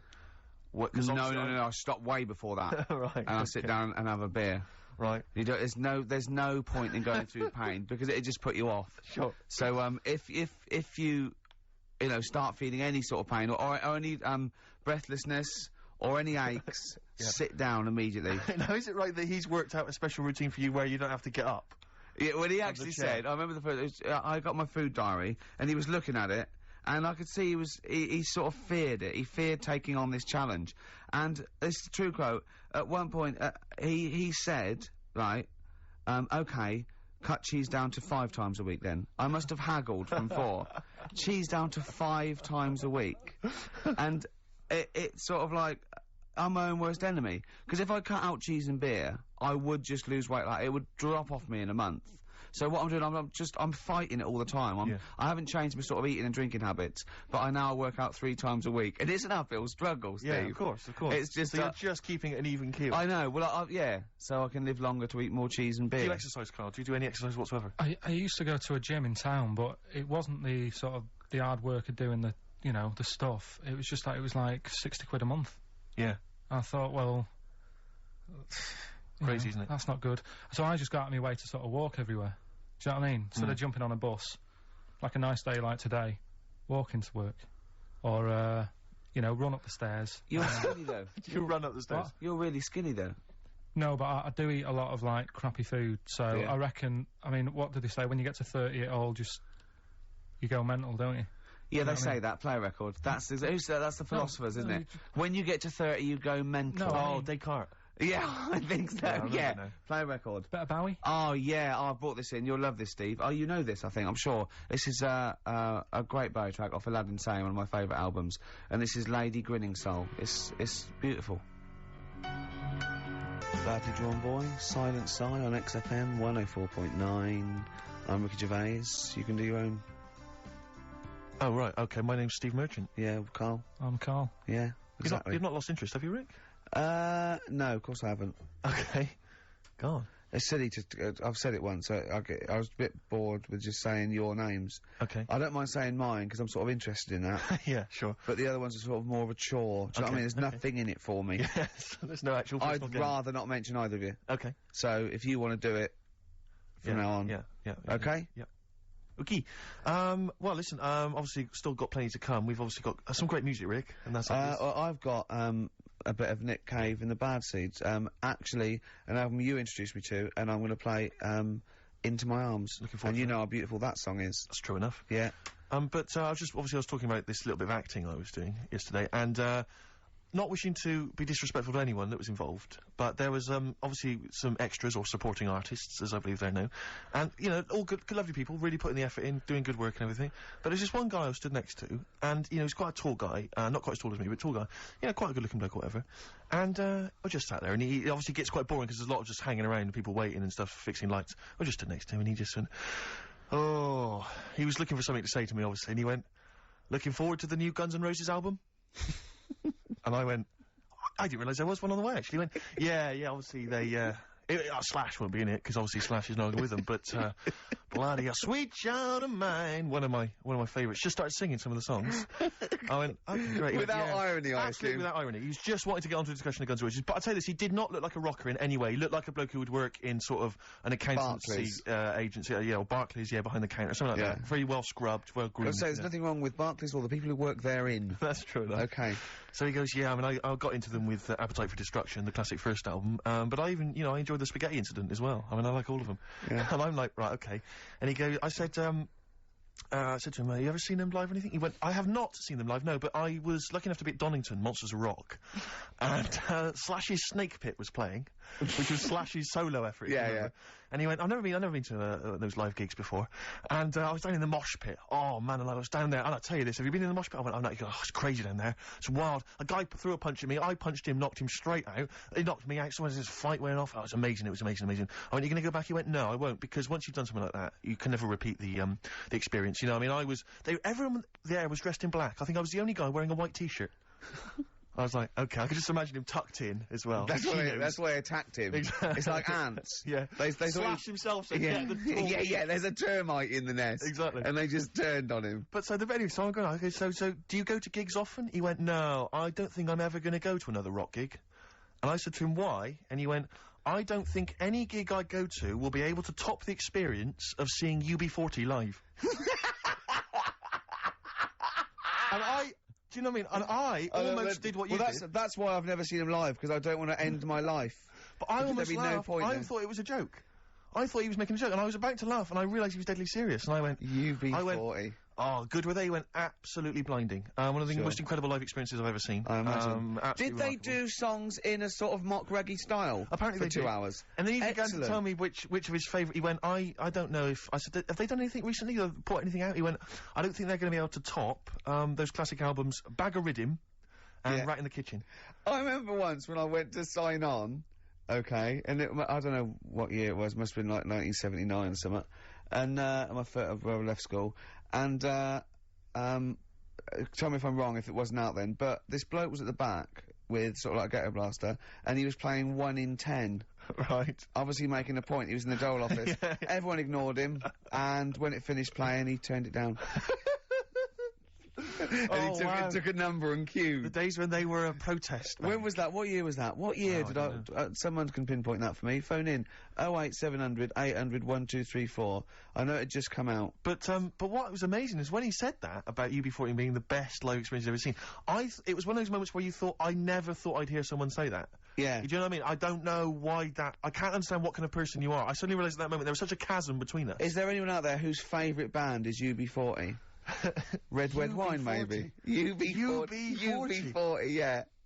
Oh, they're a great bunch of blokes, though. You see them, they crack me up when I see them interviewed. They're really funny. But once you've heard one, that's pretty much it, isn't it? Absolutely. I imagine. I mean, I don't know. Maybe I'm a Philistine. Maybe there's some hidden depths to them that we don't understand. Maybe some great tracks that you could point out if you're a big fan. Well, I'm never going to go and see him because...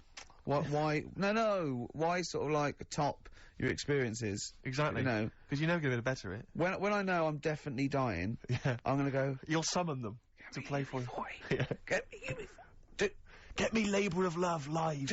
Do Right in the Kitchen now. This is a little bit of a treat that I thought I would charm you with, Rick.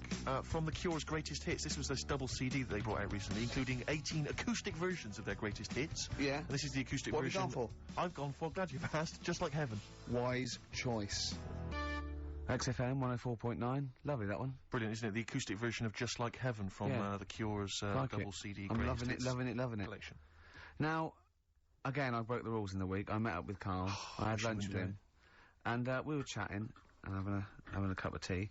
And it got onto one of Karl's favourite programmes, was the Tales of the Unexpected. Ah, of course. And all I can think is that he's probably the only person in Britain where they were unexpected. I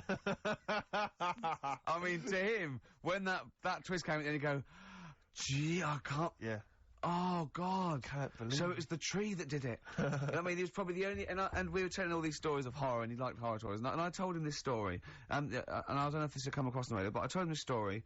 It was a short. It was a horror short. This was a film you saw, was it? Yeah. And what it was, it started off just there'd been a car crash. You see, it's a horrendous wreck, and you saw it from the point of view of the person in the car, and he was calling for his mate, and he was going, Dave. And he sort of looked over and saw a body without a head that had been thrown at. He goes, oh no, Dave, Dave. And then into the field of view came Dave, his mate, and looked at him with a look of horror, and then it sort of went black, and you realised that he was just a head, and it had been his body. Oh, wow. Right? Yeah. And I said, then it came up at the end, at the executions in the French Revolution, people experience consciousness for, you know, and he went, oh, no, he said, it wouldn't be for that long. And then he went, if it was a chicken, it would work. Imagine remaking that film, but it's two chickens in horrendous car crash. Their own fault for driving. It would work. No, he wasn't having that. Yeah. No, it was too long. And I think he said, how long was this film? I went, oh no, 5 minutes. He went, no. It would work if it was a chicken. I like the way that Karl, in something like, when you relate an incident like that, he's appalled and offended and annoyed by the people that made it, even though he's never seen it. Oh, he's annoyed, yeah. Like, I want to see it. I think it's a good idea. Yeah. But they should have thought it through a bit more. Yeah. Do you have a favourite Tales of the Unexpected, one that you remember particularly that shook you up? Yeah, we were talking about the one on, where, there's some woman in prison. Have you seen that one? No, I can't remember them all. Right. This woman's in prison. Yeah. And, she gets a bit friendly with the guy who takes the dead bodies out. Right. And, he said, I can get you out of here. He said, what you've got to do, right? You've got to, I don't know, at midnight... When you hear the bell toll, that means there's been a dead body, yeah, there's been a dead body. So what you got to do is go into, like, the, place where all the dead bodies are, get in the first coffin on the right, and then I'll come along and carry you out, and you can run away and escape, right? So she goes, yeah, all right, then. So she hears the bell go. I'll bury you, right? And then I'll come back later and dig you up. Right. Yeah, but that's the point. It doesn't matter. It does matter. Trust me, Karl, it really matters. Okay. Listen, I don't know if I'm going to ruin this for people at home. Yeah. Can I just skip to the end? I would imagine that she gets buried and he doesn't come back, and she has to get buried alive. Better than that. Okay. Yeah, she does it. She gets into the coffin. Yeah, shh. Go on. Right. So she gets in the coffin, and she's lying there for ages. She's buried. She can feel a bit of movement going on, so she's obviously, you know, being carried somewhere, so she's thinking, this is it, I'm getting out. And she's lying there for ages and thinking, why ain't someone coming and lifting the lid off this? Do you know what I mean? Letting me get out. So she's really bored. She gets a lighter out, right? Lights it to have a look at who she's lying on. It's only the fella who said he'd help escape. Oh. How bad is that? That is... How bad is that? So it is quite important that she's buried alive then, isn't it? In retrospect, you realise that the jeopardy is that she's buried alive and can't get out. Yeah.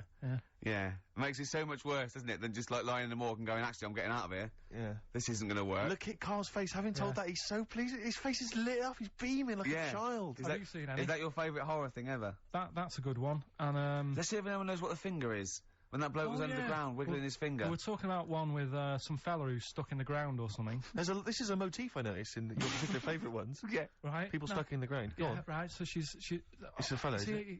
Yeah, a fella stuck. Now, I seem to remember it just being his foot, to be honest, being stuck in a hole. No, he was under the ground and he got a little thing out of the pavement and he put his finger up and wiggled it to try and attract attention. Then you see a woman come along and her stiletto heel just knocks his finger off. You see, I'm wondering whether it's the same one as I saw. Yeah, it could be two like that, couldn't there? They were running out of ideas by the last series. It's a big theme in Hollywood. Or, what was that one you told me about with the porn? That was a good one. Oh, this was fantastic, right? Right. There was this, Sorry, can I just check now? We're just remembering classic episodes of the Tales of the Unexpected this is important. Well, I saw one, right? I saw one, on Tales of the Unexpected, right?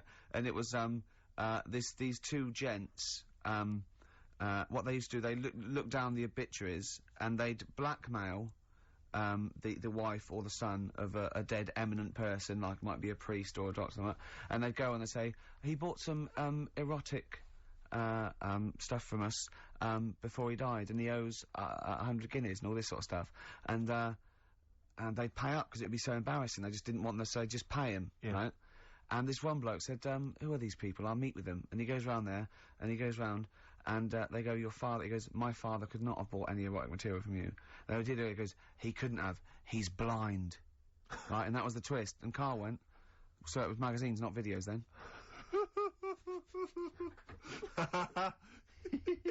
Yeah. Now think about it, Steve. Is that so stupid? Well, presumably it was set in olden times because people, professional right. pornographers don't tend to call it, you know, erotic material. Yeah. They tend to call it, you know, juicy jugs or whatever. But more than that, I don't understand how a video is going to be any use to a blind person either. I know that you can hear the sound, Karl. Look at him nodding like he's caught me out. Yeah, what sound will you hear? Do, do, do, do, do, do, do, do, do. Your meter needs looking at? Yes. Cut. What's then? What's that? Then it's just noises, isn't Occasional it? groans. Yeah. Right. You could listen through the wall at your neighbours. He does. I mean, that's why I save a lot of money. But I thought you were going to point out, Karl, that they could have had a Braille porno. Now, have you thought of that? Look, feel the lumps on that. Exactly. Think about it, Karl. Think about it. You're excited now. Yeah. Your girlfriend's away, Karl. Yeah, the cheese grate has only entered the cupboard. No, she's a good-looking lady. Oh.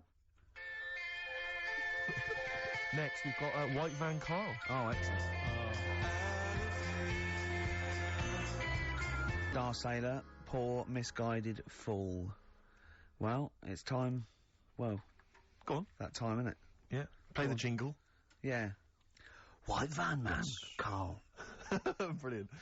Recorded at great expense, that jingle. Yeah. Yeah, this is where we just hijack an idea from The Sun, which is White Van Man, where The Sun asks, in this instance, a cabbie by the look of it. Oh no, a fruit and veg shop owner.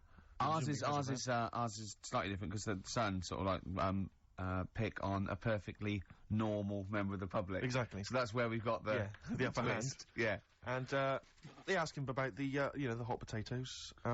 This week, Karl, my first question to you, well, your thoughts, please, on the criticism of the BBC over their coverage of the Queen Mum's death.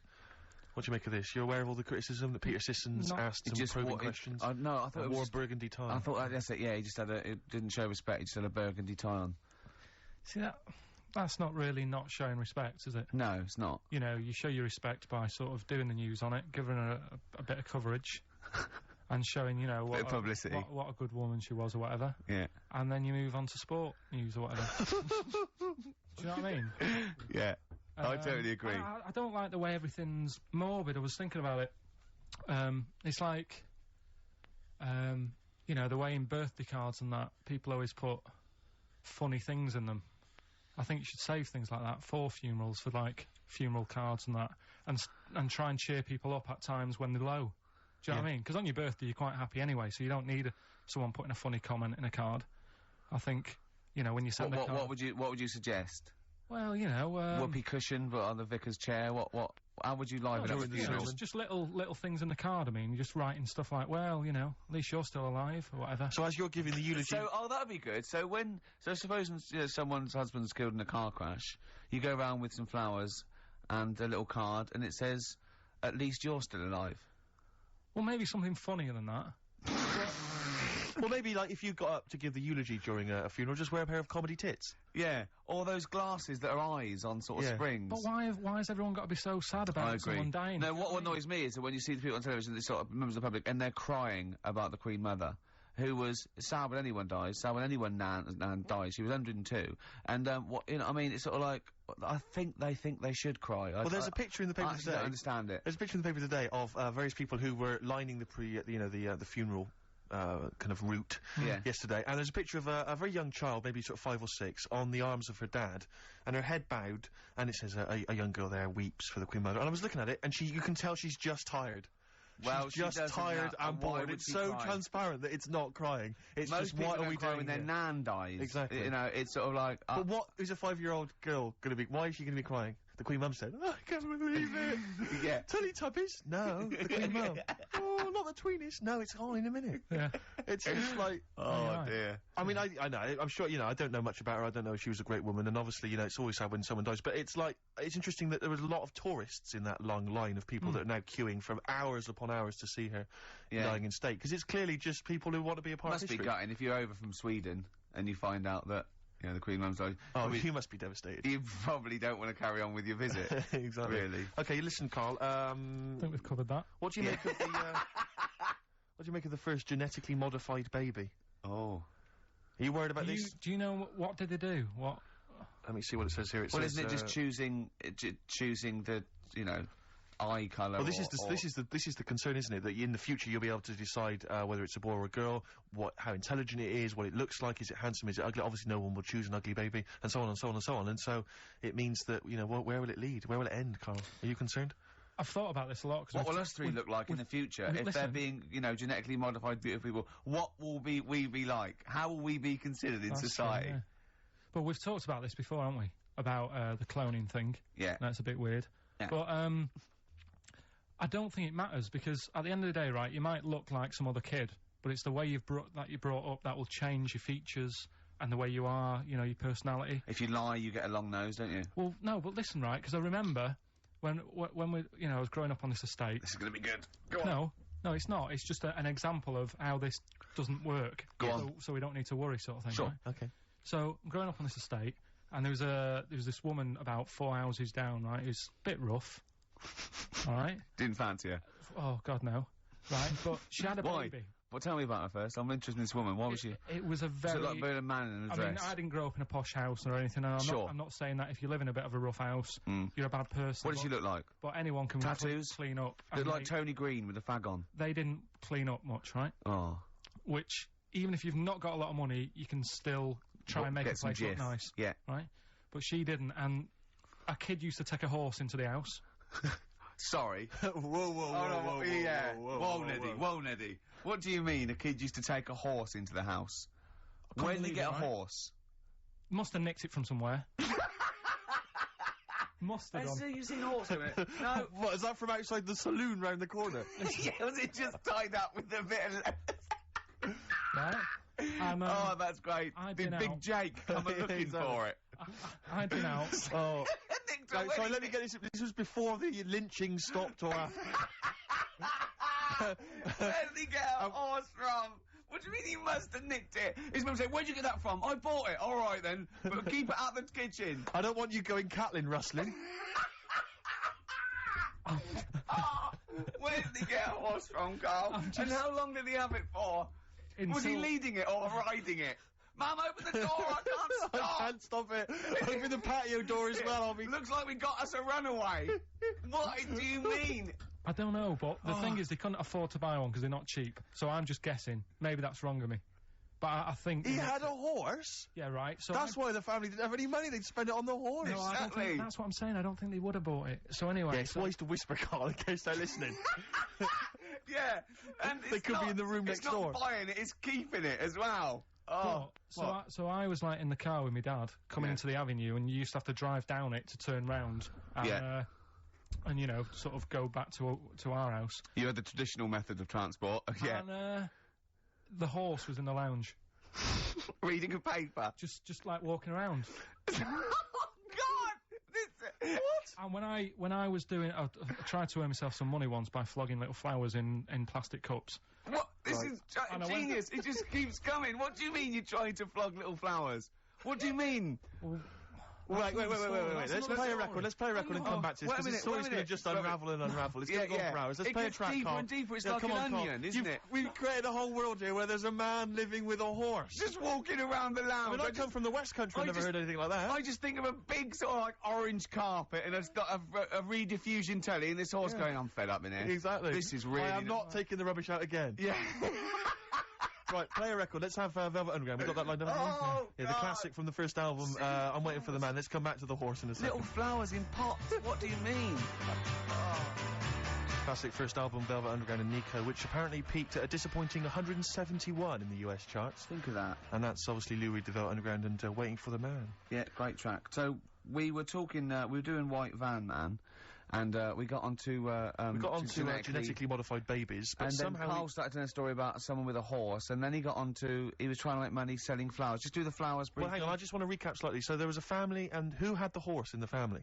It was Because you lived on an estate in Manchester. So the mother was a right pig, apparently. Well, I don't know whether that's you don't relevant. need to go that far. But what I'm trying to do is, like, make a picture for you so you understand. What a picture like? it Who is. did she look like?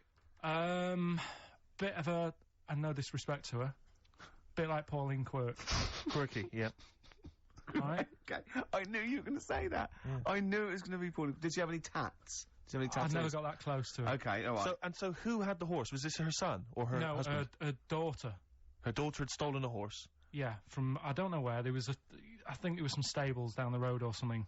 And they kept the horse in the house with They them. kept it in the house. Did But they didn't get have it caught? for long. No. So, and you said you were in the house one day and you saw the horse No, in there. what happened was, I was, they did this thing at school about raising money for charity, right? For some local charity. And they said you can do anything to raise money, and they came out with all these ideas, and I thought, that's good. What was the charity? But I don't know, I thought, forget the charity. Yeah, that's I'm just a a good charity money-making idea. So- You're a charity. So, so I asked my mum for some, 'cause she used to have a lot of flowers around the house. Sure. I said, can I just take some snippings off them? And, I'll go and buy some plastic cups. And, got some soil out of the garden, planted the bits of plants in them, Yeah. got a tray, Yeah. had about 25 plants on it, Yeah. selling them for 25 pence each. Excellent. Did you sell any? Yeah, so loads. Did you just cut? You didn't just cut them and stick them in the Yeah, they soil. want to survive. Oh. But I think people sort of thought, well, good on him for trying. But anyway, so I went round to theirs, because I thought their house could do with a bit of colour and stuff. Yeah. 'Cause it's a bit rough. So as I went The on- horse went, thank God for that breakfast. They've been feeding me kitty cat. So I got up to the door, and they opened the door, and it was one of them houses where no carpet, Yeah. A horse in the living room. You know. We've all been there. Yeah. and the horse was walking around the living room. Oh. I looked quite happy and everything, because I always say that about animals. Black Beauty right? was on. Yeah. Well, think about it, right? If you were a horse, where would you rather be? In a little wooden hut with a load of hay, or in like a house with a Central heating. 3-piece suite and Sure. a telly and that? Telling you that. No, but I was saying this the other day, And an Atari. right? I was walking through London the Commodore other day. 64, Yeah. rubbish. Exactly. Walking through London with Suzanne, right? Yeah. And do you know, like homeless people always have dogs. And Yeah. she said, "Oh, I hope she looks after it." I said, "They've got that dog is happier than most dogs Right. because people always walk past and give it a pat on the head. Yeah. It's with its owner all the time. Yeah. It's out in the open. It's not locked up in a house. Yeah. It doesn't You know what I eat, mean? but other than that. No, it does eat though. They're always all right. So that's what I was saying. I think this horse was doing all right for Yeah. itself. Do you know what I mean? Well, not many horses have got their own house. Exactly. For a start, yeah. But anyway, that's That's what by we the were talking by. about. Yeah. So anyway, this family, who's a bit. What we were talking about, it was about cloning. Genetically modified kids Yeah. and all that Yeah. stuff, yeah. Right, now what I'm saying is, you could say, you know, right, Steve, you could have a baby, right? And Ricky could see it and say, God, I want one that looks like that, Yeah. right? It could happen, Rick. So, Come on, work with him. so you take it to the doctors, and I don't know what they do, they inject it with something or whatever, Yep, that's how it's done. Yeah. and get a little baby, and there it is, it looks the same. Now the thing is, you separate, you both go off and do your own things, Yep. right? Now, you look at Stephen, you look after your baby, Yeah. you treat it well, you give it good food and I'm that, a good dad. all the vitamins and stuff. Yeah. Ricky just gives it cheese. Right? So then it changes its looks. It goes a bit fat, you know, it gets tired easily, and that sort of thing. Now, when this family... Why am I just feeding a baby cheese? Right? This family who had a horse in their house, Yeah. they had a little baby. And my mum went round and said, "You're not going to believe this, but it's a beautiful looking baby." Right? Yeah. And I was like, well, you know. And the weird thing is, it was a good-looking kid. But as time went on, they didn't really look after it. And I'm not saying, like, abusing it, but it used to run around, it used to play out till, like, 10 at night. Yeah. It used to chase cars. Right. It was a bit... Did it have hooves? Yeah, no. Chase cars! Right? What sort of kid chases cars? Oh, God. No. Was it called Rover? Did it catch stick? It's Liam, it was called, right? Right. Now, the weird thing is, it was a good-looking kid, but as time went on, and all that, like, not eating properly and its hair was all patchy... It's not Liam Gallagher, is it? and chasing cars on that, and it became an ugly kid. It's definitely Liam Gallagher. And that's what I'm saying, right? You can clone all you like, but at the end of the day, it's how you brought up. Brilliant. Wow. Whoa. Life. Wow. That was a hell of a point. God. But am I right? You're always right, Carl. Finally, White Van Man. What do you make of the fact that Sainsbury's are bringing in square tins? Is that a true? concern for you? Is that true? Apparently so. Why? Dunno. Because it's easier to stack. This is what the guy in the Sun has said. That should be interesting for... That should be... His comment on Sainsbury's are bringing in square tins is that should be interesting for meatballs.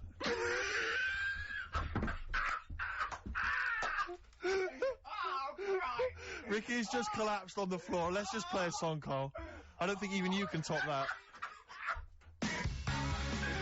Black Rebel Motorcycle Club. Whatever happened to my rock and roll? Well, near the end of the show, just time for the re-education of Karl revisited. Mm-hmm. Still got Nick Cave to come, haven't we? Absolutely. Now, Karl, you read a quote book. What did you learn from it? Tell us some pearls of wisdom. Just keep it down to one or two, your favourite things and why you like them. Right, well, you said just pick a couple. Yeah. Right? So I wrote a couple down last night. And what I did, so they weren't boring, right? I've sort of... Don't think you can ever be boring, No, but go on. but what I've done, I've took, like, different ones. So I've took a good one that I think, that's a good quote. That was worth putting in a book. I've put one that isn't really a quote, so I don't understand it. Oh, yeah. One that isn't clever. and a funny one. So a bit of variation all out of one book. Oh, how long did this take you? What did you do? Did you sort of, like, sit... About half an hour last night. And did you sit sort of, like, quietly at a desk or something? No, just in the lounge with the telly turned down. Oh, right. Just to give a bit of light to the room. Just had it on, but turned down. Have you figured out lights yet?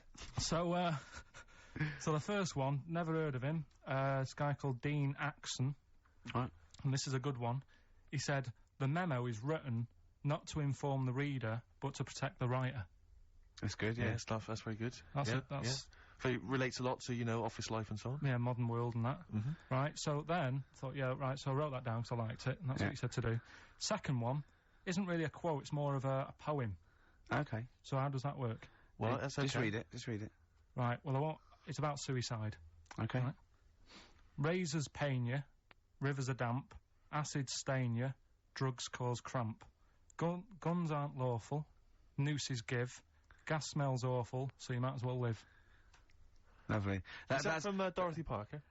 I'll tell you what. It is, yeah. I hate it. I hate that. Why? It's nothing to me, that. I think and that... it's just a sort of weak, shallow piece of mock comedy. This is why I did it in that order, because that's what I thought. It's sort of like a zany vicar would write from living in Frome when he's about 55 and get it published in the... I hate it. Alright, so you're saying you're not a fan of Dorothy Parker's work, right? Yeah. Now, the next one, Oscar Wilde. Yeah. Right, he's known, isn't he? Yes. Look what he comes up with. All art is quite useless. Well, that's... What's up with that? Well, it isn't added art. No, I know, but it's... Go on, next. But how has art helped you? How has it been useful to you? It was a bit of a... It's one of the only things I like doing at school. Right. Do you know what I mean? When I made that little clay man, fixing a car. Yeah. You made a clay man fixing a car? I'd forgotten about that. How can he... I think that's stupid. And especially that it's gone in a book. Sure. Do you know what I mean? Okay. It's easy to diss things. Yeah, it's harder to do things out, you're right. I don't think art is useless, by the way. But then you don't have to agree or disagree with some of these things. Some of them are...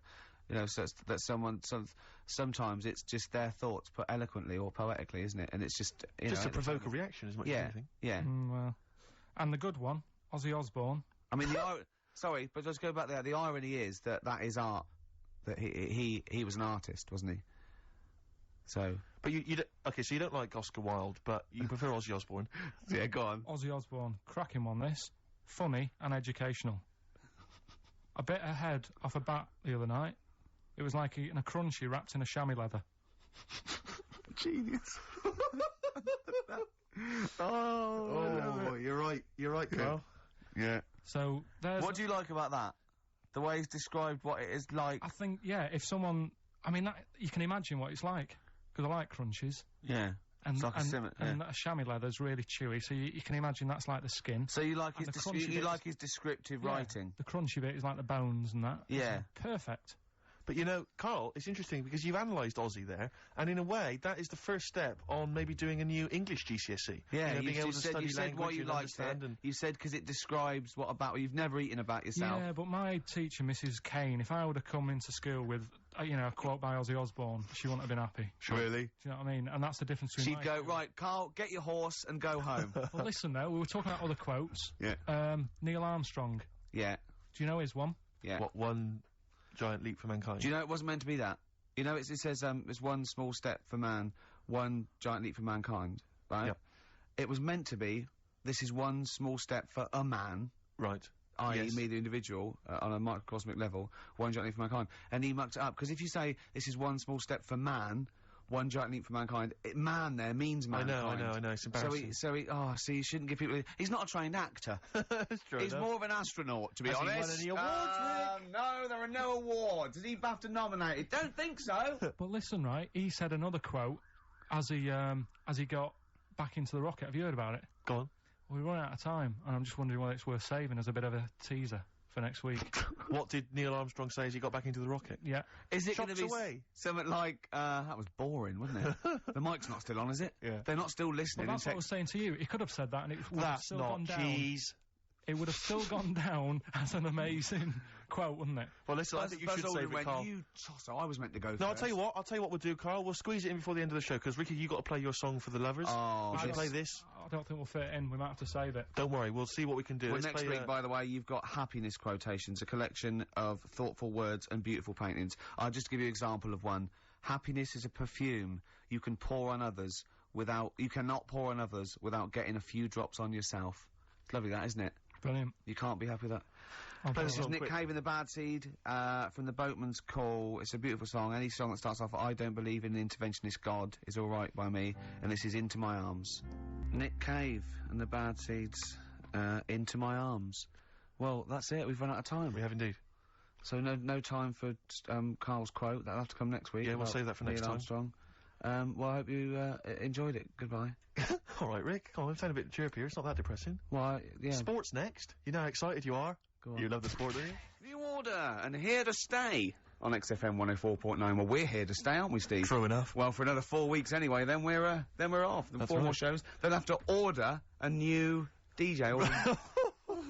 Alright? That was genius. Hey? Oh, wow, I'm it's as simple as that. I'm Ricky Gervais, Steve Mitchell, and Oh. Karl Pilkington. Oh, man. Did anyone read the Guardian yesterday? It was Steve's big... we were interviewed together. I've Steve- never been interviewed before in the paper. I've certainly never had my photo in a national We were very paper excited. We loved the interview. It was talking about our top 10 albums between us. We loved it. We talked really fast, like school kids. We were excited. It was a great interview, and all the way through, it was Ricky Gervais with his writing partner, Steve Mitchell. Stephen Mitchell. It's He not was even gutted. like Merchant. He phoned me up the night before and he was gutted. And I know it's awful. And it was big letters and just all the way through and the caption. And it's just like, oh, God. But it's embarrassing. Do you know what I mean? It's embarrassing because it's like I was trying to get in the paper. I couldn't believe my luck. And then that just draws attention to the fact that I'm not a celebrity and consequently they can't even remember my name. But the worst thing was that one of my favourite albums of all time, I said in there, was Blood on the Tracks by Bob Dylan. And I said because, you know, I think one of those beautiful songs ever is If You See Her, Say Hello.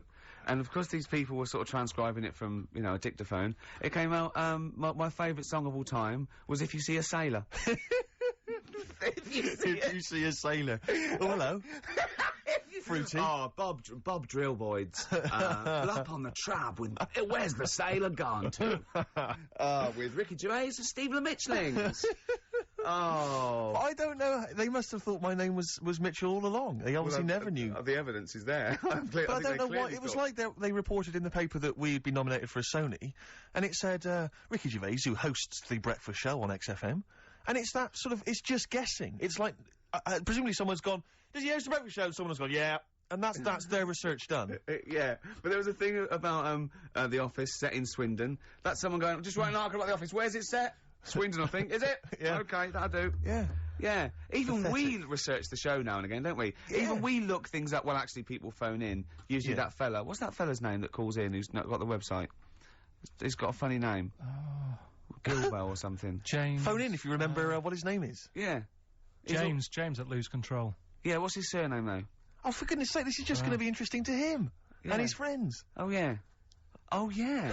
You remember? We better play another record. Yes. I'll tell you what, if Johnny you like... Mango. Mango, that's it, yeah. Now, if you like Elvis Costello's Alison, or maybe Freeze, My Brother Jake... One of my favourites. Stay tuned. Badly Drawn Boy, Silent Sigh. Cracking tune, that. XFM 104.9. Maybe there'll be a few silent sighs around London on the 4th of May when, that's it, we're off the air for 3 months. Yeah. Wow, you're really getting into the DJ patter today. Yeah. Brilliant. Yeah, it was good. Yeah. Slick It's only links. taken, what is it, 5 years? Yeah. Now you're finally as good as Foxy. Coming up, Yes. that anecdote that Carl didn't get to last week about Neil Armstrong. Right. I can't wait. It's because he took 3 links telling us about the horse. Yes, of course. The horse. Think of that. Wow. I went out with Carl on Thursday night. Right. Right. It was one of the most enjoyable nights. Went out for about, 5 or 6 pints, a little crawl, and adventures happened around Carl. Yeah. And just me sitting talking to him was just incredible. I'm thinking that a competition would be win a pint with Carl. Yes. That would be a hell they of a just gig. have to go for a pint and they can ask him anything they want. Yeah. He's just great. We met my friend, didn't we? Tell him all about that. Oh, yeah. Yeah? What? Did you enjoy it as much as Ricky, Carl? Yeah, there was things I learned as well, like, which was good. Okay. You know his mate Robin, don't you? Yeah. You'll discuss that later. I'll tell you later about... He's got all his near-death experiences to come. Win a pint. And, of course, coming up, Carl's homework was, the quotes. And Carl's come up with a great idea to show that anyone can do quotes. He's invented a thing like faking it, where he's got 2 real quotes. Right. And he's made one up. Okay. And he's gonna fool us. I bet we won't be able to... Brilliant.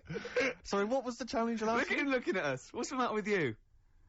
It's just that before, you were like, no, this is good for you. But What? now it's turned into a game. At your expense? Yeah. Has it only just dawned on you?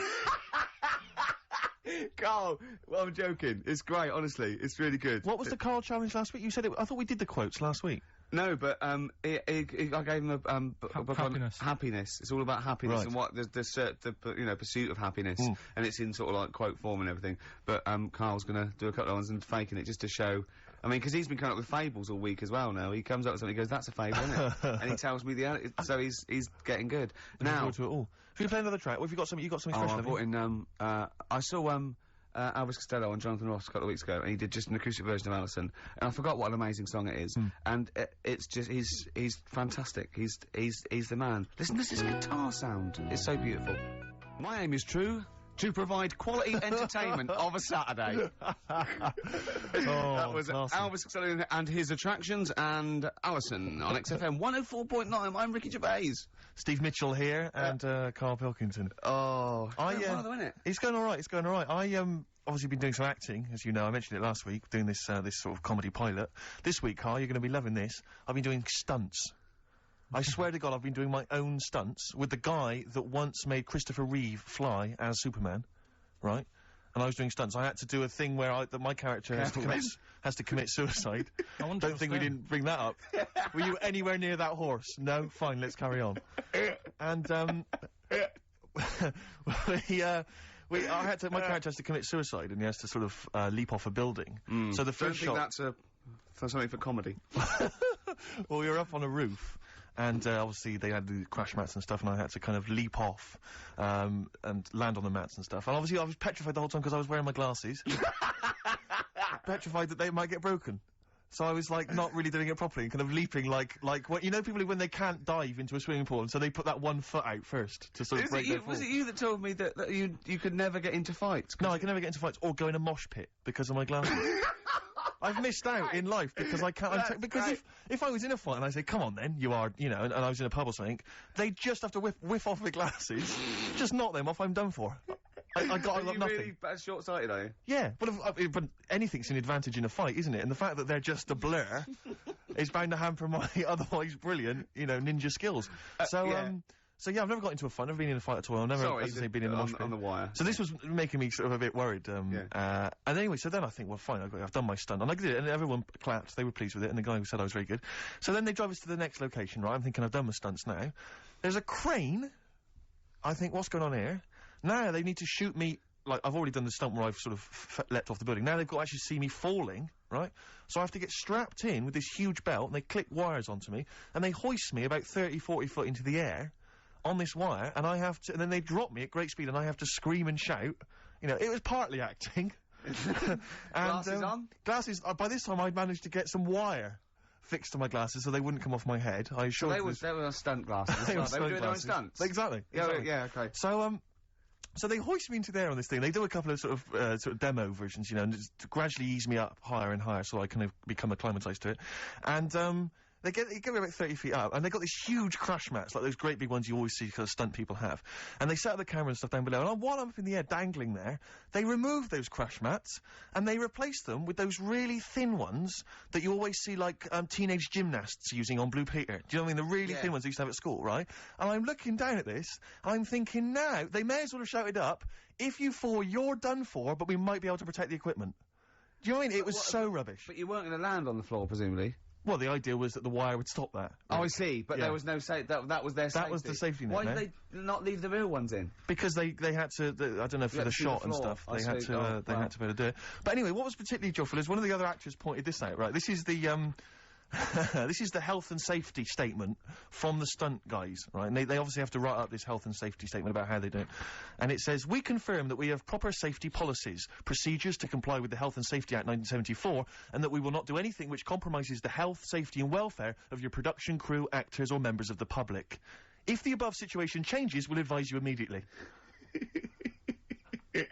I mean, if they think that maybe they do want to hurt members of the public, look at that fat one over there, just try and hit her and bring him down. Don't worry about that one. Don't worry. She can take it. She can take it. But, so that reassured me, obviously, and, now my whole body's racked with pain. Limbs, arms, head, neck. Unbelievable. Well, is the shot worth having? Probably not. You'll wish you Do you hadn't... know what the cameraman whispered to me? The cameraman whispered to me, he'll probably never use it.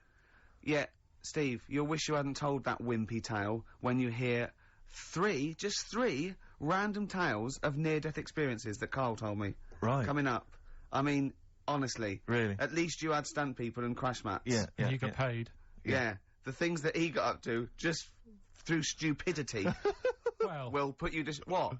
What one of them wasn't through stupidity? Cakes. I'm already excited. The cake one? Yeah. Which one's that? Sorry, you had a near-death experience involving a cake? Hold on, I've got three. I've got the paper round, the nicking slate, and the Mr. Freeze. What's the cake one? Yeah, I suppose. The cream cake. Oh! Yeah. Right, now you're talking in riddles. Can we have these next? Yeah, play record. Cooper Temple Claws. Who needs enemies? Good question, lads. Nobody.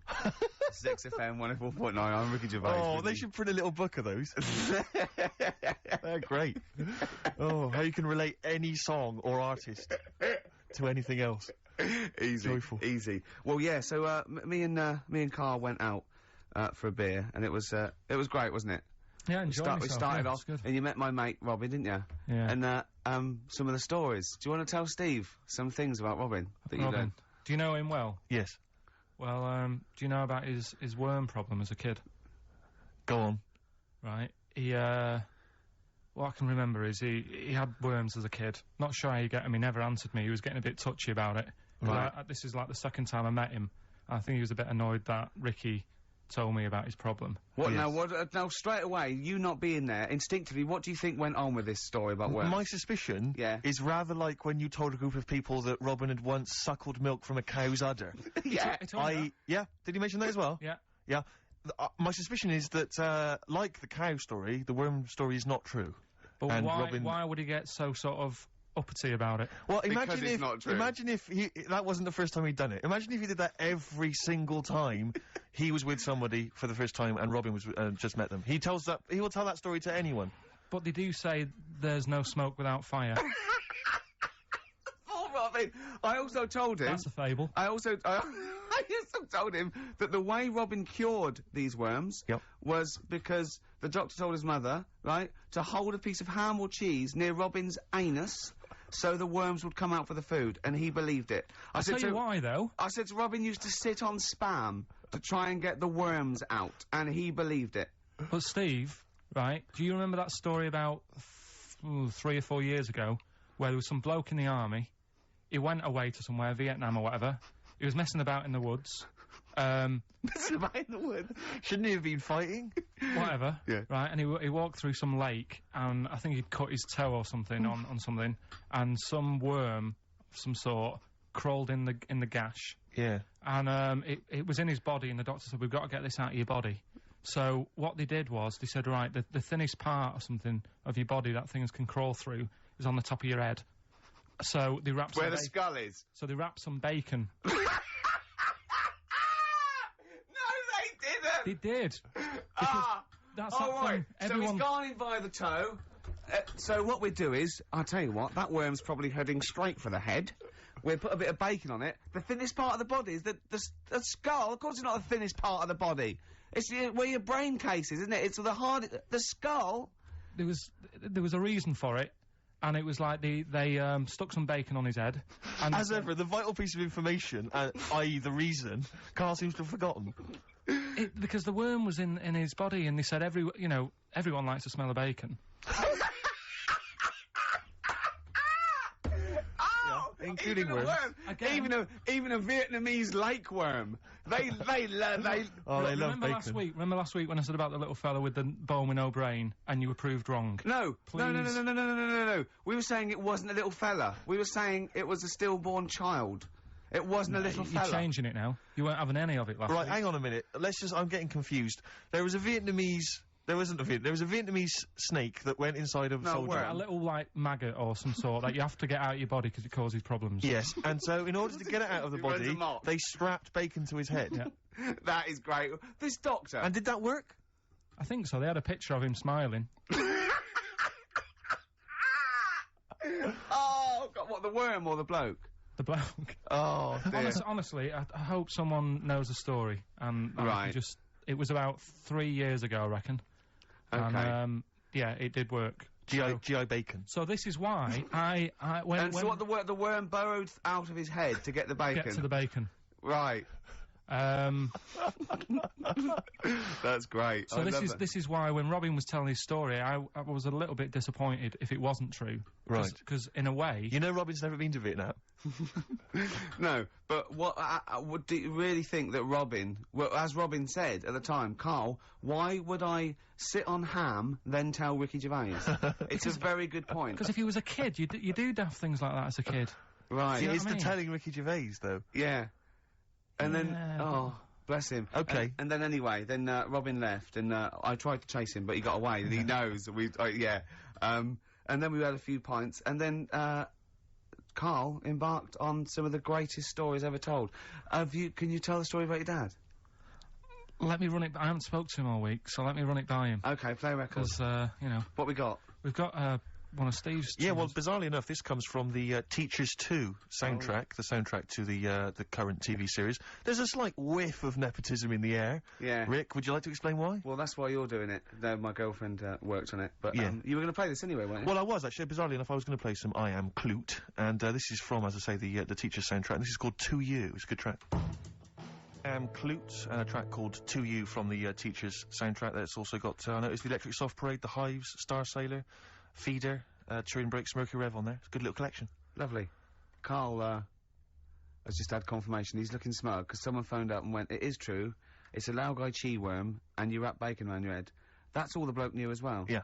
And his name was Gary. Yeah. So I'm not having it. No. And he said, see, that's why the Robin thing isn't so weird. He said, but when you said he tried it with cheese, he said I was having none of it.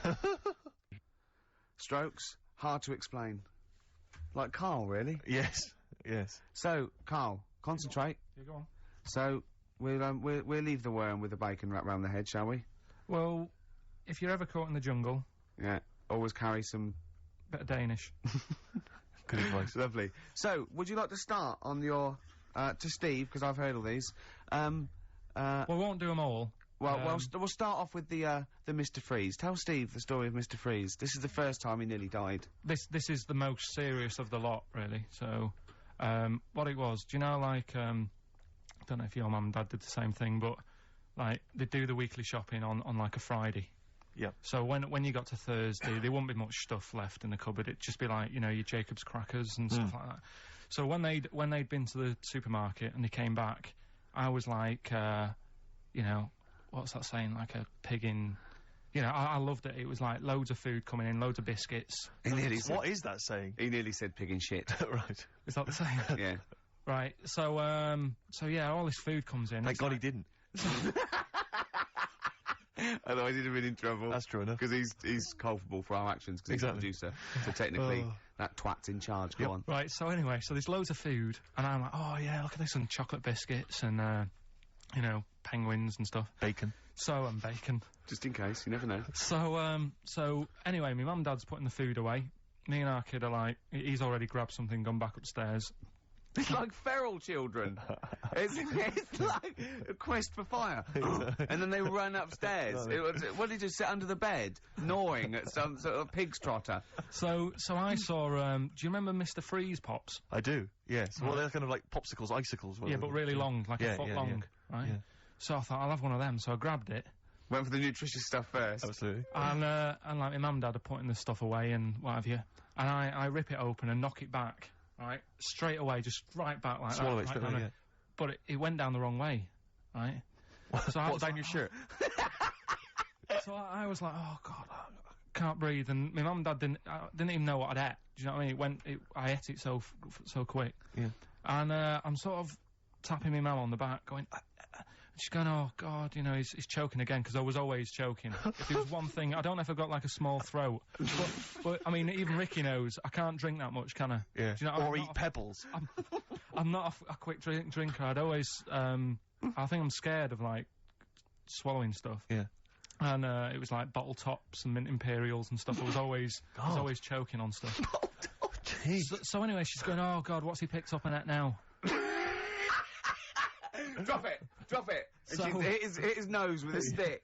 So I was going, oh, I'm choking. At this point, my dad had like, I think he'd put his share away, you know, his food away, and he'd gone His share! I love it! Yeah.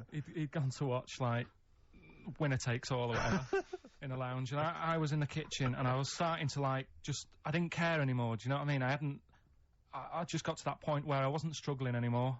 You just thought, I'm done for. I just was, like, falling to the ground. And my mum's going, you know, get in here, I think it's serious. And my dad comes in and sort of starts shouting at me, saying that's what you get for being greedy. He didn't even know what I'd eaten. Well, it was the moment to teach you a lesson, certainly. So he's there like that, and my mum's going, oh, look at him, and my lips were going purple, and my eyes were rolling into the back of my head. You look like Marilyn Manson. And, so anyway, she grabbed me from behind and did that fireman thing. The Heimlich manoeuvre. Yeah. And, you know, winded me, and it came up, and I was alright. What, the whole popsicle came flying back out? You see, that's what I don't understand, because there was nothing there. No, just a little bit. No, it swells up, doesn't it? Because it irritated it. So it went down this sort of like your epiglottis. It went down the wrong way, like it went into your air canal instead of your throat, and it sort of spasms, and that's the fear. You just got to calm it down and relax. So in time, I would have been alright. Yeah, anyway. you don't. Well, no, you might have. So that's so that's hang on. one. So, but No. But the weird thing is, like for like 3 days after that, I felt like a sort of special person. I went to school. I'm saying nothing. I did full days. A special needs person. Yeah. I went to school the next 3 days after that. I didn't like wag it or anything. I did full days. I love that. 3 days, turned over in a leaf. Yeah, exactly. After 3 days, you thought, screw it. Yeah, did a quick history exam. Yeah. But have you ever had that where you've like felt like I've been given another chance here? Right, next That was one. weird. That's popsicle. That's popsicle hell. We'll call that. Right, next one. Which one's the next one? Oh, what about your paper round? Right. Can I ask very quickly, did your life flash before your eyes like they say it did? No, I just sort of went really calm and like, I'm ready for this now. Right. I wasn't bothered, do you know what I mean? You had no scared. regrets? No. It was weird. It was really weird. Yeah. But anyway, the paper round one. Paper round, I'd still say it's the best job I've ever had. And he means it. No, I really enjoyed it. It's like, you know, you don't have to work with anyone else, right? So you make your own rules. Just think of that. You know, you sort of You're around. spreading information to people, vital information. Giving a service, and no one else is around, you know, you can just do what you want and think about stuff whilst you're cycling around on your bike. It's really good. Yeah. So anyway. Imagine the stuff he's thinking about when he's riding around his I bike. can't. Oh, so getting in the head of a salamander. So anyway, I loved it, and even though I only got like 50p a day, right, no matter what the weather was like and stuff, I used to get up at 4:30 and go and do the round. And why'd you get up at 4:30? Because I wanted to watch the Pink Panther at 5:30, so I wanted to get me paper round done. I said, why didn't you watch the Pink Panther? And then do the paper. He went, oh, I can't sit there thinking I've got my paper round to do. You'll ruin it for him. Yeah. So is it a good job or not? So 4:30 I was up and about, and this morning it was like winter, really bad winter, bad snow, you know, freezing cold, really windy and all that. And my mum said to me before I went to bed, she said, don't be getting up tomorrow, I'll give you the 50p. I said, it's not about the 50p. So, you know, people want the papers and stuff. So, conscientious.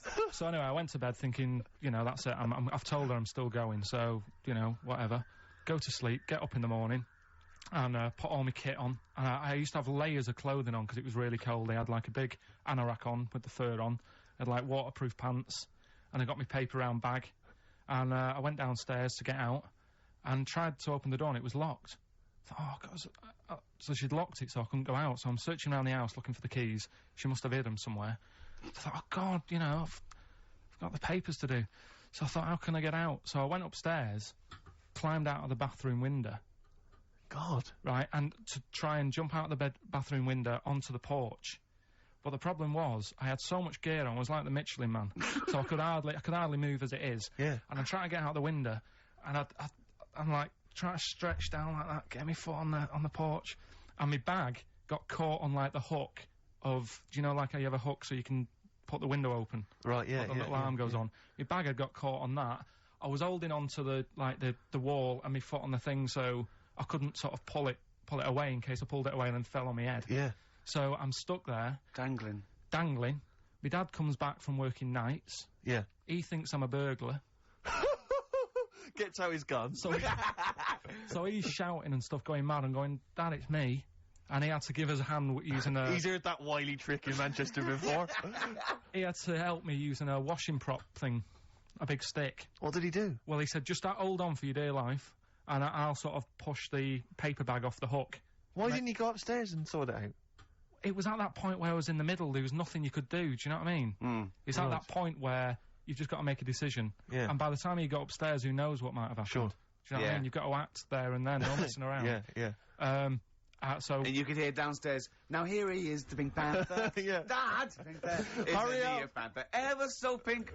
Oh. So that was close to death, because I must have been about 30 foot in the air. Yeah. And I would have, you know, that would have been nasty if I fell to the concrete paving, so... Well, And, there's more to come. Should we play a record and come back to this? Because he's got more. Oh, yeah, no, there must be no, one of them where you did fall on your head. This is the one I'm waiting for. There's got to be one. That was explained so much. Yeah. I nearly broke my back. Jeez. Once. My dad said, I bet I can't kick me out. And I said, I bet I can. And, I don't remember this. You didn't tell me this one. I bet you can't, what? I was in the garden, summer's day, and it was that era when, like, doing kung fu and all that was really popular. Sure. And I was, like, messing about in the garden, punching the tree and stuff. And my dad said... What a kid he must have been. My dad said, I bet you can't kick your height. Kick your height? What, you mean kick as high as yourself? Yeah, so I must have been, like, 5 foot or something then. And I said, of course I can. So I bet you can't. But instead of doing it on the grass, I did it on, like, the concrete bit. Kicked it, actually did it. I went, there you go. But then, like, get my foot down quick enough and land on my back. You paused to say, there, I've done it. Yeah. As opposed to putting your foot back on the ground.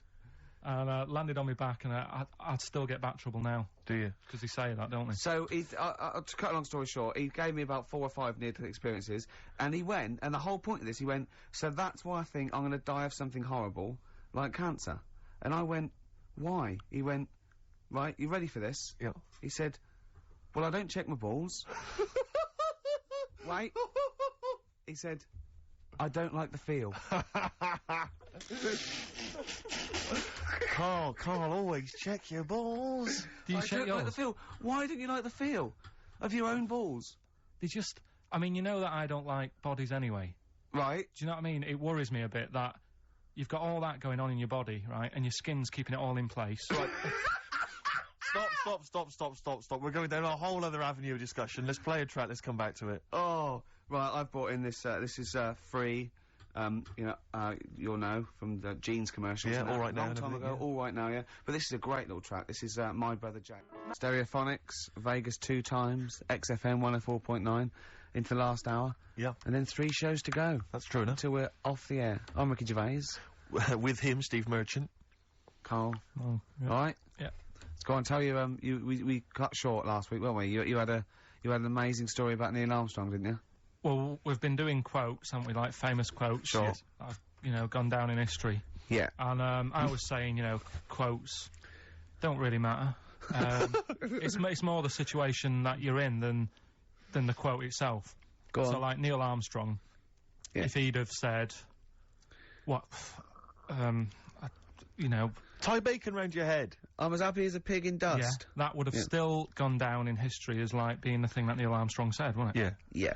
But Space is driven in mental, probably would have been the, but he chose to say something profound and meaningful to befit the situation. He got it wrong. Actually, it's a small step for man, one giant leap for mankind. But he was meant to say. We discussed this last week. Stop showing off. Well, no, but people might not have listened last week. Yeah, it doesn't matter. I can't imagine. Well, people we better tell them every week then. Yeah, but he said he should have said this is one small step for a man. Yeah. But anyway, he had a good effort, and that's quite. And that's an example of what I'm saying. The fact that he got it wrong, but it still went down in history. Right. But anyway, the bit that and it didn't happen anyway, did it? What do you mean it didn't happen anyway? That's what a lot of people say. That no one's actually been on the moon. Ah, yes, of course. They filmed it in Teddington Studios. Well, they were saying something about there was shadow on the film, and you won't get shadow on the film, and there's all sorts of things. These people that you always quote as they. Who are they? Are they living in jars? Are they little fellas in jars? Look, Go on. Do they appear to you in dreams? I've spoken to different people about it, and there's loads of little things that if you watch that programme, of them being on the moon, there is no way they could have done it. Right. Done. Fine. Yeah. Done. Anyway. That's put to bed. Yeah. But Good. anyway, as he was getting back in the spaceship on the moon, or whether it be a TV studio, he said, good luck, Mr. Croucher. Right. Have you heard this? No.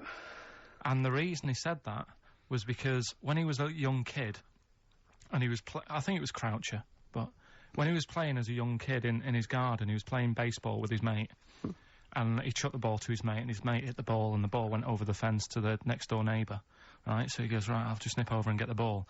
And as he was getting the ball, the window was open to his neighbour's house, and he heard, like, the woman shouting at her husband, saying, I'm not going to be giving you, a bit rude, so if you've got a kid in the car or whatever, turn it down. What, yeah, that's covered that, yeah. Right, Genius. I'm not, no matter how many times you ask me, I'm not going to be giving you oral sex. The day I do that, man would have walked on the moon. Right, yeah. He grows up, he gets on the moon, and he remembers all that story, and as he gets back in the spaceship, he says, good luck, Mr. Croucher. Now, do you know, we'll have to say, I've heard that story before, but when I heard it, the woman said, the day I give you a blowjob is the day the boy next door walks on the moon, which makes it all the more profane. Impossible. And enjoyable. Yeah, and unlikely. Yeah. But yeah, no, I've heard the same story, Carl. Yeah. Look how pleased he is. I love that. Right, so not only have you remembered that anecdote, which may or may not be true, but of course you've also proven The that day I give you a blowjob, that kid in the garden's probably going to walk on the moon and say something about giant leaps. Exactly. But, you must have heard the thing that it never actually happened. Yes, we've all heard it. We've all dismissed it as nonsense. And moved on. Yeah. Yeah. And got on with our lives. Right, Carl. What? Should we do White Van Man? Oh, you didn't prepare me for that. We better play a track and then I'll I'll fish out the newspaper and stuff. This is a good little bootleg track here from Meats and Poultry here. They've mixed A with Outcast. Right. Chorus is great. Is it highly illegal? It is. So people shouldn't rush to their tape machines now and press play and Okay, so record. whatever you do, don't record this now if you're recording it. Hold on, don't say anything. All that bootleg's going under the name of Nothing, Miss Jackson, I think, by Meats and Poultry. So there you go. I do love these bootleg things because they're so pointless, but they're so enjoyable. Yeah, it's great. It's fun to do. Yeah, exactly. They're good fun. great. But not as much fun as White Van, Carl. White Van Carl, absolutely. Do you want to explain the premise? Well, we take the Sun asks someone else and asks Carl. It's as simple as that. That's that. The Sun have just taken a normal person. We flipped it. We're going to ask Carl the same questions about the week's news. Yeah, just basically your opinions, Carl, as ever. What do you make of, well, obviously the big news, David Beckham's broken foot? Is this a big concern for you? No, I mean, it's sad, you know, it's sadder for him more than anyone, because, you know, to to like be in the World Cup is like the main thing for him, innit? Yeah. But he's still a young lad, and I don't think he'll give up. I reckon he'll still turn up. He'll be all right, and yeah, good luck to the lad. You know, I like David. I'm not going to slag him off. Wise words. He says that like he knows him, like he's popping round for drinks later. Yeah, like we tried to stitch you up. Go on. But obviously yesterday, was it yesterday? I think maybe Thursday. The Sun printed a big picture of David's foot and encouraged everyone to touch it at midday, because hoping that this would somehow, if we all thought and prayed together, somehow that would help his foot heal. Do you believe in that? No. Any belief in that? No, you're going down the old like your Agella route, aren't you? Sure. And it's stupid. Yeah. I'm sure. I mean, it's nice effort and everything. It sort of cheers everyone up. Hold on, you believe in ghosts and warlocks and licking toads. Why is that any more stupid than all those things? It's not going to work, is it? No, alright. Fine. It's rubbish. Okay. Okay, what about this then? There's apparently now available £1.5 million apartments available on an exclusive ship which sails around the world. Yeah, it's like What do you make of that? it's a huge thing, and you live on it, and it's, I mean, in theory, How big is it? it's mental. Do you know It's when- like Huge a luxury town liner. centre. Do you know how Because- like people say that the Titanic was the biggest ship? Was that only then? They've got Yes. bigger ones now, haven't they? Yeah, A lot bigger. oil tankers are much bigger, and yeah. No, but actual Liners are big. Yeah, it was the biggest then. Yeah. Because my mum told me that there was one that was that big that it had like rough areas on it.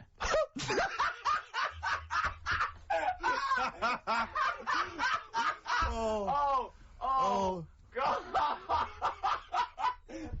Don't go starboard. Oh, God! No, but do you know what I mean? Right. It was like we're thinking of moving. We're seeing the captain. We're thinking of moving to a nicer area. Oh, Yeah. I've heard they're very rough in aft. Oh, God! Oh, that's They steal your fantastic. tyres. A ship's so big there was rough areas. Oh. How big is this one that you're talking about? Well, I don't know. It doesn't give me the specifications here, but They're huge. huge. They're huge. In theory, I mean, it's that thing with it's obviously marketing, but they're gonna solve the overpopulation crisis, where soon we'll all just be floating around the sea. Yeah, But yeah, I can see that, because I mean, think about it, right? I've been talking to Ricky about it. I was hoping to buy somewhere in London, but there is no way in this world that I can afford it, right? And you look at all the wasted space, like with the Thames. All it's doing is like collecting crisp packets and stuff and Coke cans, and people have to clean it up. Whereas if you got a load of boats on there, problem Perfect. solved. Yeah. Would you live on a boat? problem solved. What's his name did it, didn't he? What's that programme? Was it Bergerac? Noah. Oh, Bergerac? There was one where he lived on a boat. I think it's quite. That was Nine or something? Shoestring. Yeah, I'd give it a go anyway. Noah. I'd like to see you living in the air, maybe in a giant hot air balloon. Yeah, all right. But no, the boat thing. Because it is going to get bad as well, isn't it? They're saying that the water's melting or whatever. The water's melting. The Yeah. ice is melting. Yeah. And there's going to be more polar ice. water and less land. So in Yeah. the future, it's probably going to be the way we're going to be living, isn't it? Have you seen that film Waterworld? Nah, I don't fancy it. Because Is that what happens? that sort of predicts that, yeah. What, are they saying that the ice thing will Exactly, melt? yeah. But at the same time, I was thinking about this a couple of weeks ago. If you get, I mean, I think I read that like a big chunk of ice fell off one of the ice, what do you call them? Caps. Ice caps. Something like, I think they said it's the size of the Empire State Building or something. Right. It snapped off and went into the water, and it's melted. And they said, oh, it's bad news, you know, that something that size is melting.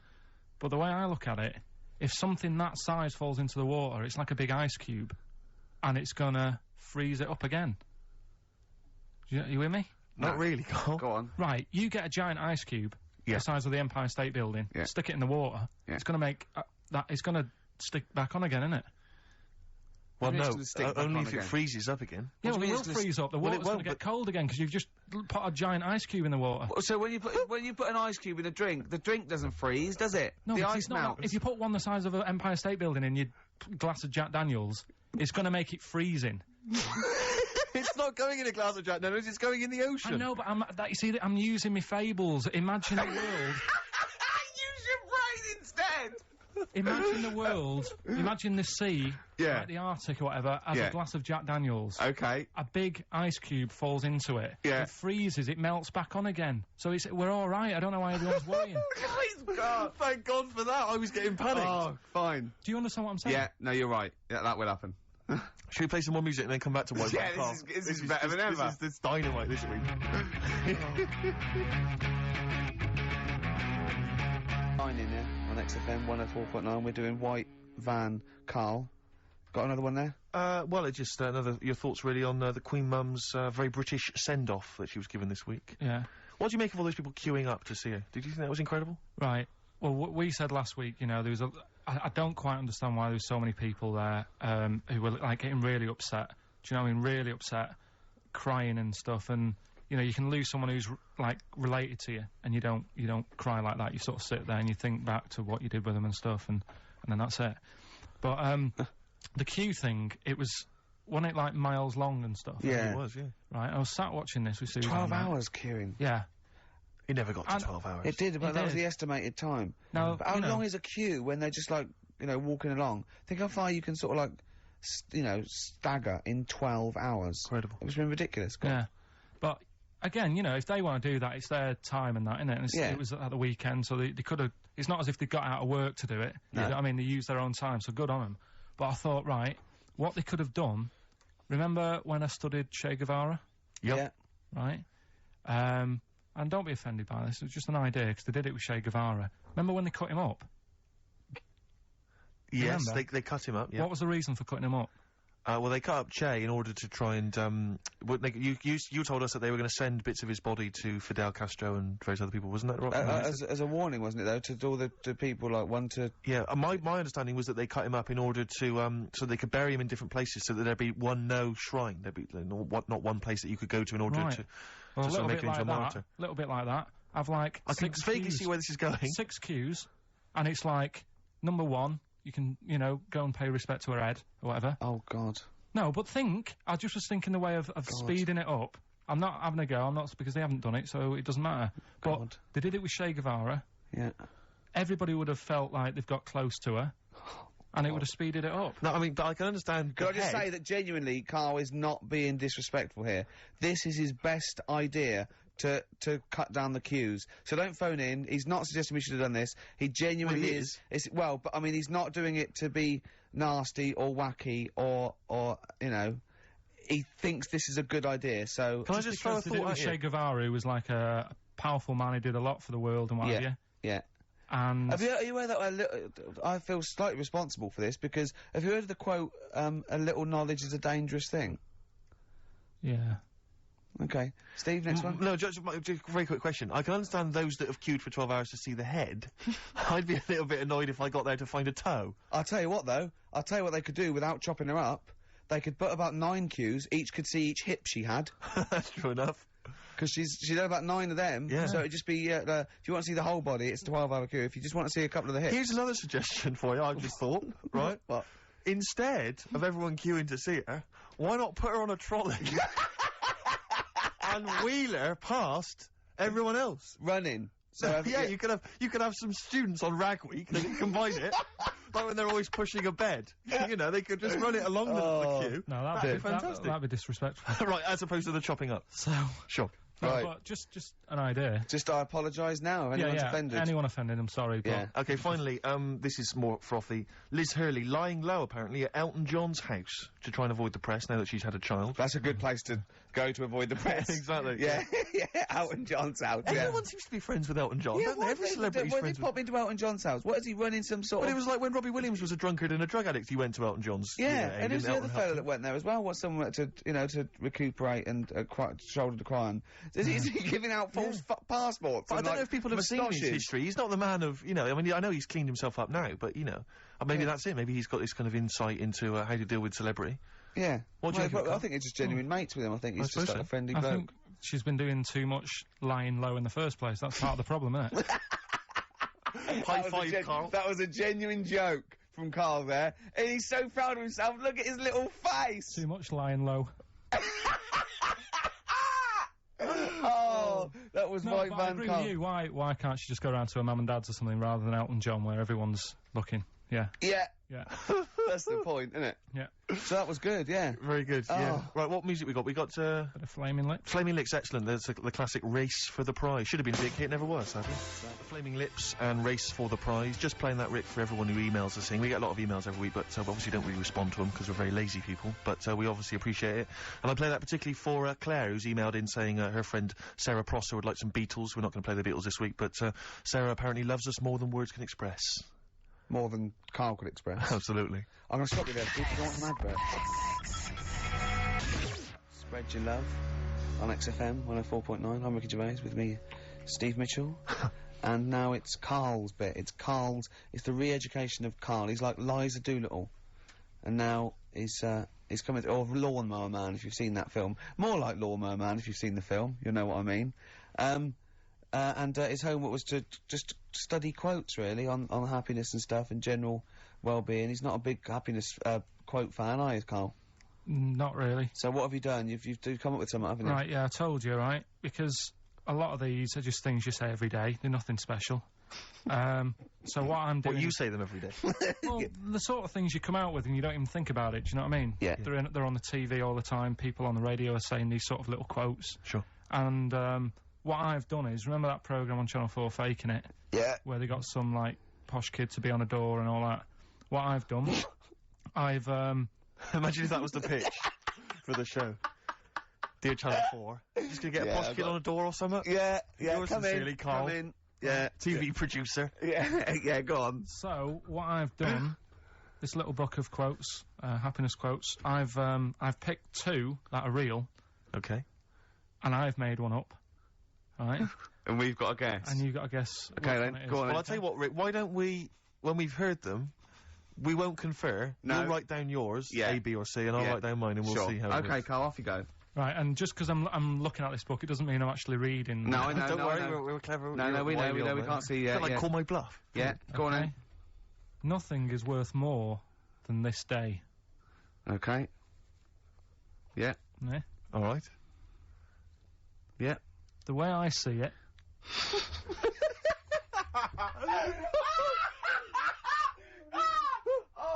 Oh God, my head's gonna burst. no, hang on. My head's gonna burst. No, Hang no, on. this might not be Karl's. It might not be. How do you know I haven't tweaked them a little bit? Yeah, good Okay, point. fair Good enough. point. No, good point. The way I see it, if you want the rainbow, you got to put up with the rain. Yeah. Okay. All right. All right, yeah. Okay. Hang on. It's not here. Come on. Cat food. Cat food, go on. It stinks of it. But if you don't put up with the smell, the little kitten will die. Steve, I don't know what to say. I don't know what to say. Imagine this in faking it. Imagine their faces when he says that, and they're going, "Oh my God." Oh. Karl, play a song, mate. We'll have to confer on this one. Right, Blair. Well, that's just amazing, Karl. Just read them again. Two were real, one was fake. Go on then. Right. First one. Nothing is worth more than this day. Excellent. Next one. What does that mean? Well, cherish now, cherish your Yeah. time. Okay. Because you can't get it back, and Yeah. you know. That's the way I saw it. Carpe diem, whatever it is, seize the day and all that. Okay. If you want the rainbow, you've got to put up with the rain. Yeah, of course. Yeah, rough with the smooth. You know, it's not all plain sailing, but you know, rainbow's beautiful, but it comes because of the rain, which you might not like. So Yeah. make the most of everything, and yeah. Good. Cat food doesn't smell good, but if you don't put up with it, then the little kitten will die. Right, no, Karl, that is a good effort. Now that one's yours. I mean, obviously, right? Right. Right, no, but it's a good effort, right? I mean, it slipped seamlessly into the others. Yeah. Don't think it didn't. No, but it's good. I mean, we knew it was that one. But what I will say is, it's good. But what you don't know, maybe subconsciously, is, I mean, it's very similar to the putting up with the rain and the rainbow. But that's good. Why do you think that? Well, What does mine mean? well, even though it smells bad, it's good for something. Right. So see, that's I didn't look at it like that. What do you look at? I kind of thought... Was yours more specifically about cat food, generally? Because you know, normally it's an analogy. Yeah, or a metaphor for something, you know, much bigger. Well, no, the way I mean, Dolly Parton, who I think did the rain thing, she wasn't specifically concerned about weather conditions. No. It was a sort of general idea. It was all about life. Yeah. Well, that's what I've done. Go on. Okay. I've used an everyday thing. Yeah. And put it with today's problems, right? Go on. So, like, my girlfriend, yeah? She might like to go shopping for clothes. I hate it. Right. But because I love her, I put up with it. Ah, that's nice. Yeah? Yeah. So, you love that little kitten. You can't stand the smell of the stuff you got to feed it. But because you love it, you go, well, you know, I'll put up with this just for a few minutes, and then I can, like, squeeze its head later and give it a little... Sorry. Can we go back? You know, stroke its head and stuff. Oh, right. Yeah. Sorry, it was a bit of a slip, was it? Squeeze its little head. No, Yeah. Well, that's just the thing that I do with cats. Put it in a bag and drown it in a lake. I can feed it and then I can throw it against the wall. So you didn't see it like that, did you? No, that's very good. So it's about love, is it? It's about putting up with the bad things for something you love. Yeah. Well, that's nice. But Karl, you seem now to be convinced and rather smug that you've tricked us and that you've fooled us and that we didn't understand it. Well, I say that's your fault, not ours. No, it's not, though. I mean, look, that man in Forrest Gump, he was a bit of a nutter. And he came up with the life as a box of chocolates thing. Yeah. Now, if that was in this book, you say, oh, yeah, brilliant, you know, good bit of work. But if he was sat here doing the show with you, you'd be taking the mickey out of him. Sometimes I feel he is.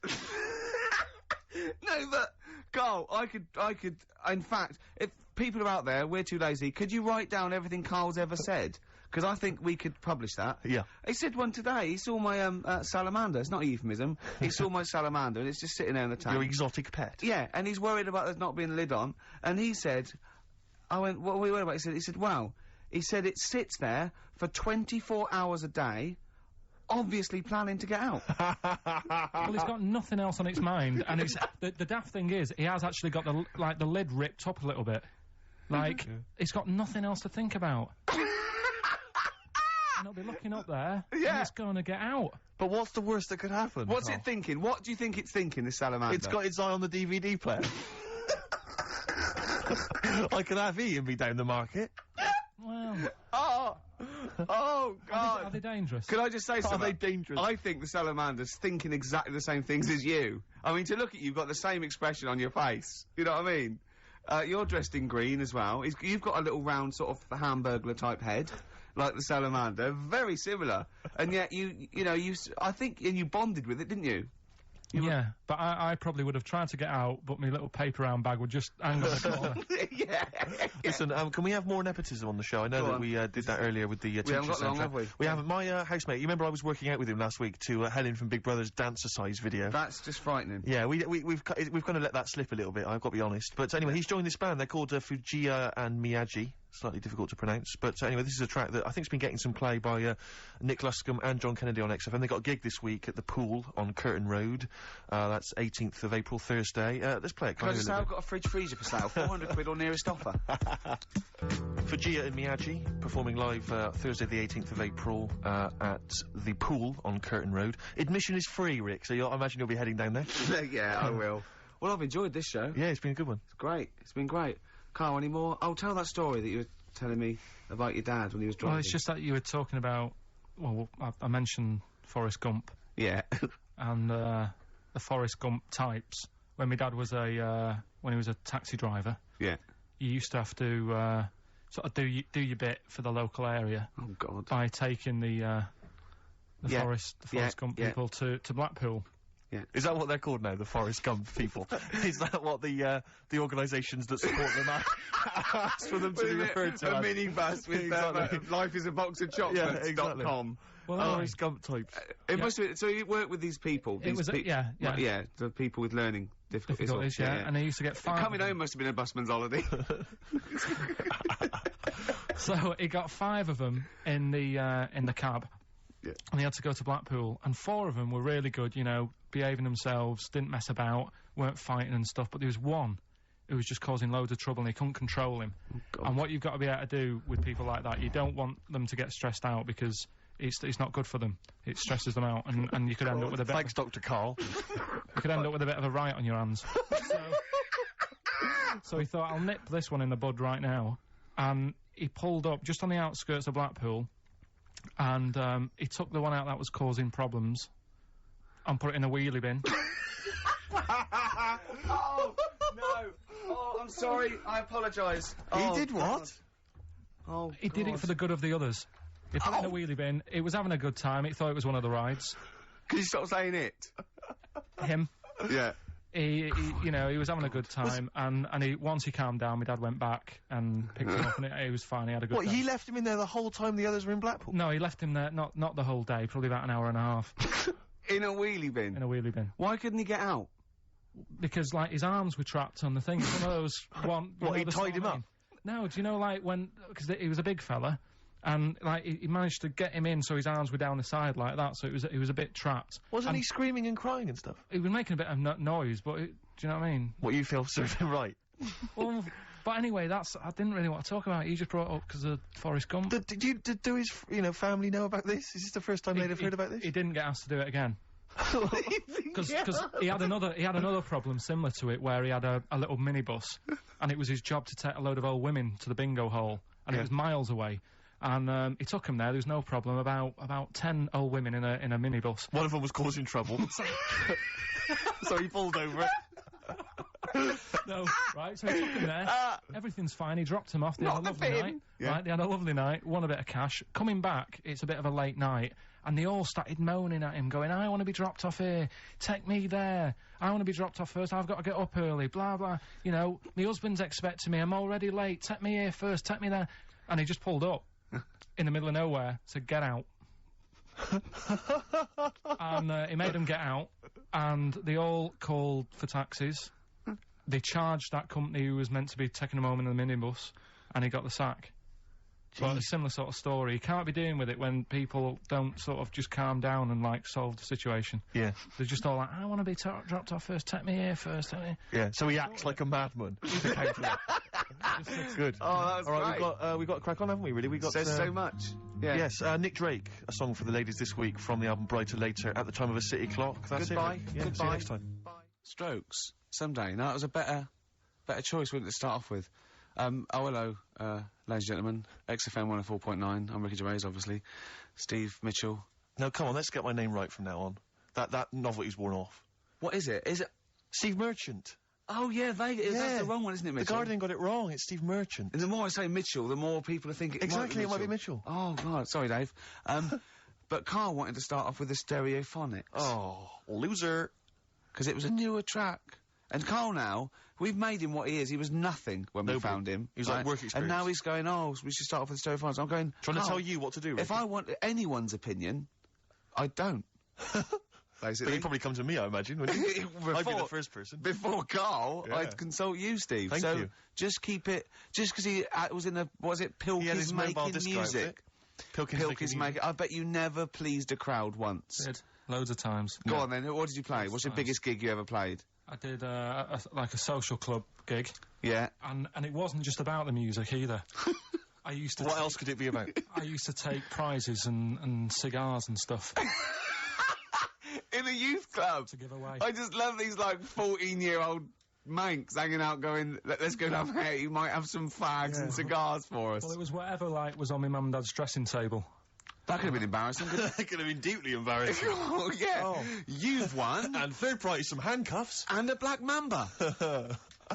I'm not saying that at any point in your upbringing, your parents left around any kind of marital aid on the dressing table. Don't think I'm saying that, Karl. I'm not suggesting... Like, he doesn't like this, does he? Well, I can understand why. Oh, yeah, because it's about his... About his parents having sex. Well, they must have. Yeah, at least 3 times. I think I was an accident. They still have had sex. Karl. I think it's been ongoing. Just because my brother and sister are quite older than me. Yeah, me too. I was an accident. I know that, yeah. How old's your brother and sister? I think my sister's about 39. Right. And my brother's about 37. Okay. And you're 29? I'm like 29. Right, so, yeah, my next one's 11 years older than me. Yeah. That was definitely a... Do you want to have a hug, you two, or? Yeah, yeah. You're dealing with it now? You got over it? Well, would you like to see us have a hug? Oh. You had a mobile rubbish. disco as well, You're didn't having a laugh, aren't you? Every single gig I did, it's dynamite. The people loved it. It was storming. What was it I called? ran it from about the age of 14 to 18. What was it called? Was it called in The name of our mobile disco? Yeah. It had 2 names in its lifetime. Yeah. It started its life as... Bear with it. Go on. The rock and roll DJs. Oh my god. The rock and roll that's the worst. I mean, that's the worst. Yeah. That's the most appalling. But then it became pretty bad after that, when it became the Fantasy Island Roadshow. Why? I don't know. Because everyone up to you looked like Tattoo. Partly that, and because I liked the programme Fantasy Island. Why did you like the programme Fantasy Island? Well, it was about love on an island. It wasn't. It was about a midget on an island. No, the midget was a minor character. It was about people going to find It's love a and minor romance. character. You obviously switched off once the midget had gone off and said, there's the plane. Oh, that's that then. Your parents went, that's over then. It's only 5 minutes long. Yeah, well, it's... Let's watch that fantasy midget. Yeah. What happened then? Because didn't they acted out their fantasies on an Well, island? people would pay to go to the island to live out their own romantic fantasies, and invariably that's what Was it happened each always week. romantic? It was always about getting Yeah, off it was with a kind people? of love island, yeah. Was it? Well, no, not always. Sometimes they might be... Maybe I didn't watch the whole one. Maybe I did just see him, like, I smack think a you little probably tattoo did. round the head. I think you just saw the trailer. Oh, really? But, so what did I sort of go? I've always wanted to have someone in... Well, no, it might be something like, I've always wanted to sort of, live out, being a gunslinger in a Wild West frontier town, So you might kind of create that fantasy. But what's that got to do with... Well, he invariably would find love, or he'd sort out some emotional problem he had. It was much more a spiritual, emotional journey than it was about little midgets running around. But was it like, I'd like to be a cowboy, and, like Remember the Shag? Yeah, it was like Jim will on fix there- it. Like those letters you wrote to Jim will fix it. I'd like to meet 5 Star, and if something happens, so be it.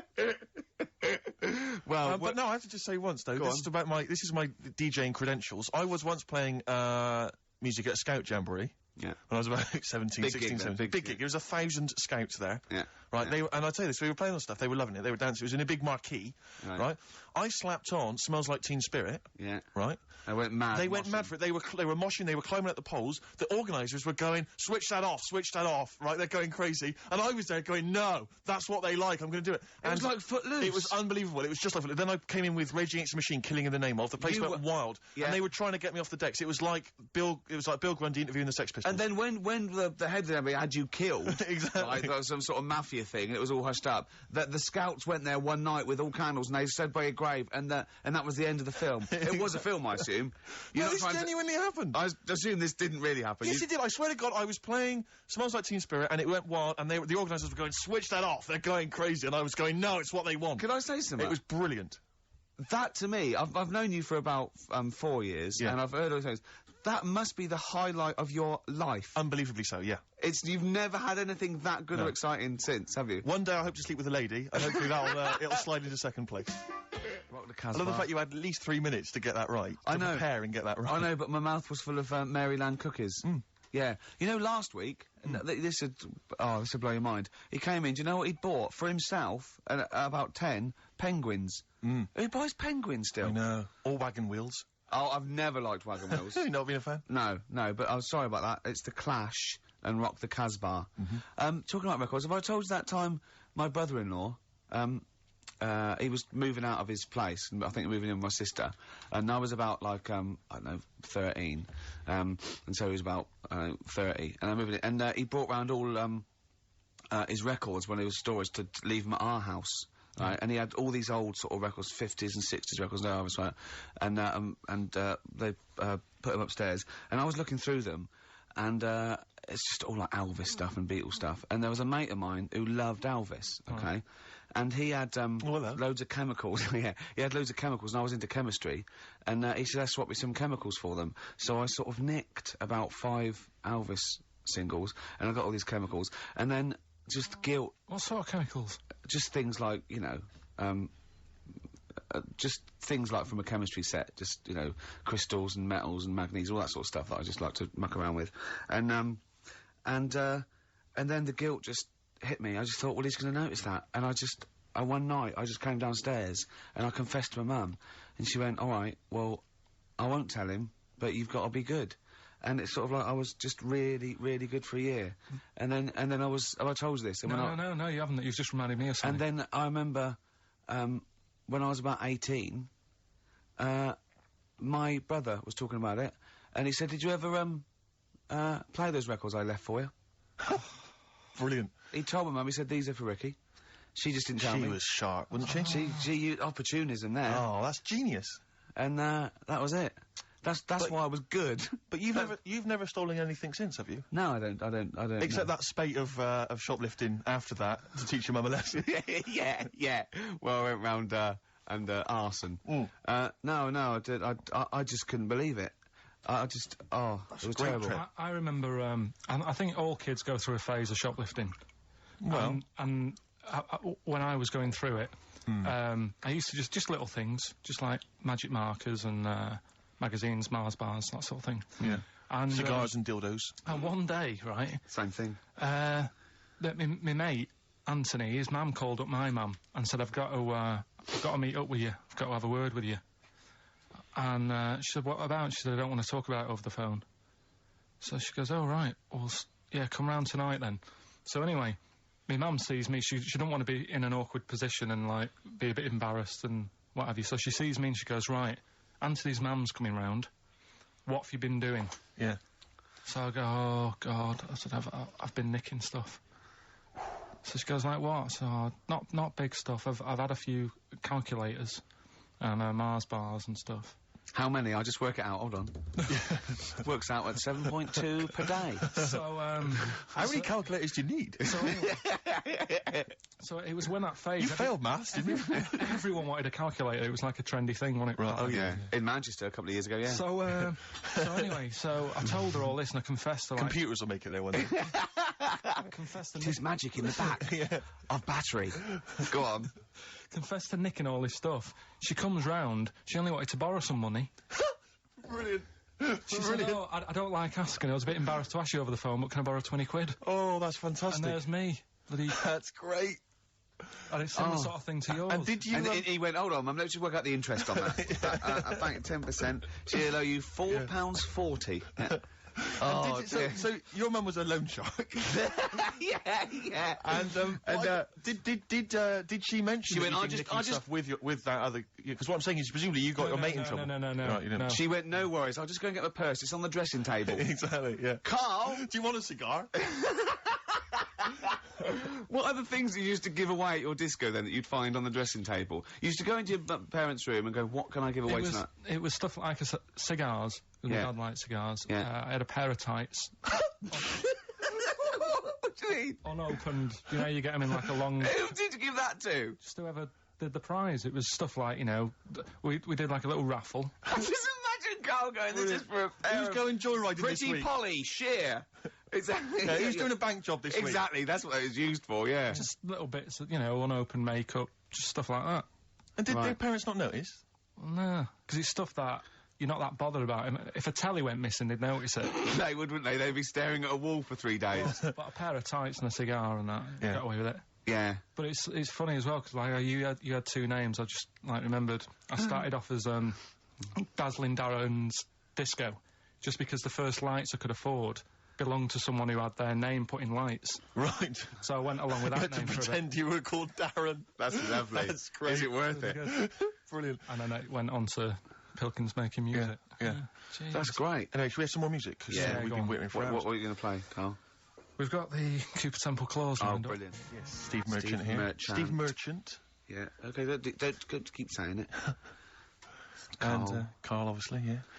Now, Stop fiddling, Carl. We've been digging around in Carl's office, haven't we? As ever, Rick. He's a little bit nervous about this, well, but he doesn't need to be. I don't think he is. You just need to trust us, Carl. Just trust us. Trust us with the music. Trust us with the speech output. Trust us with the... That's easy for me to say. Yeah. But I'm conscious, Rick, that sometimes perhaps we're a little ill-prepared on the show, and I just wanted to make sure that we were sort of keeping ourselves abreast of developments, changes at the station, policy. You said breast. Thanks. Policies particularly, and I was lucky enough just to stumble across this, and I feel that actually a couple of weeks back we were a little ill-prepared because we hadn't read this. Yeah. This is the XFM information. It's the guidelines, if you will. Sure. On how to react to deaths, disasters, and other news emergencies. Yeah, and there's very important ones, like a royal death, there's like, Well, there's certain criteria. I mean, obviously... the general guidelines state that occasionally something will happen in the world that prompts XFM to break away from the normal programming and react to our audience's feelings of shock or grief.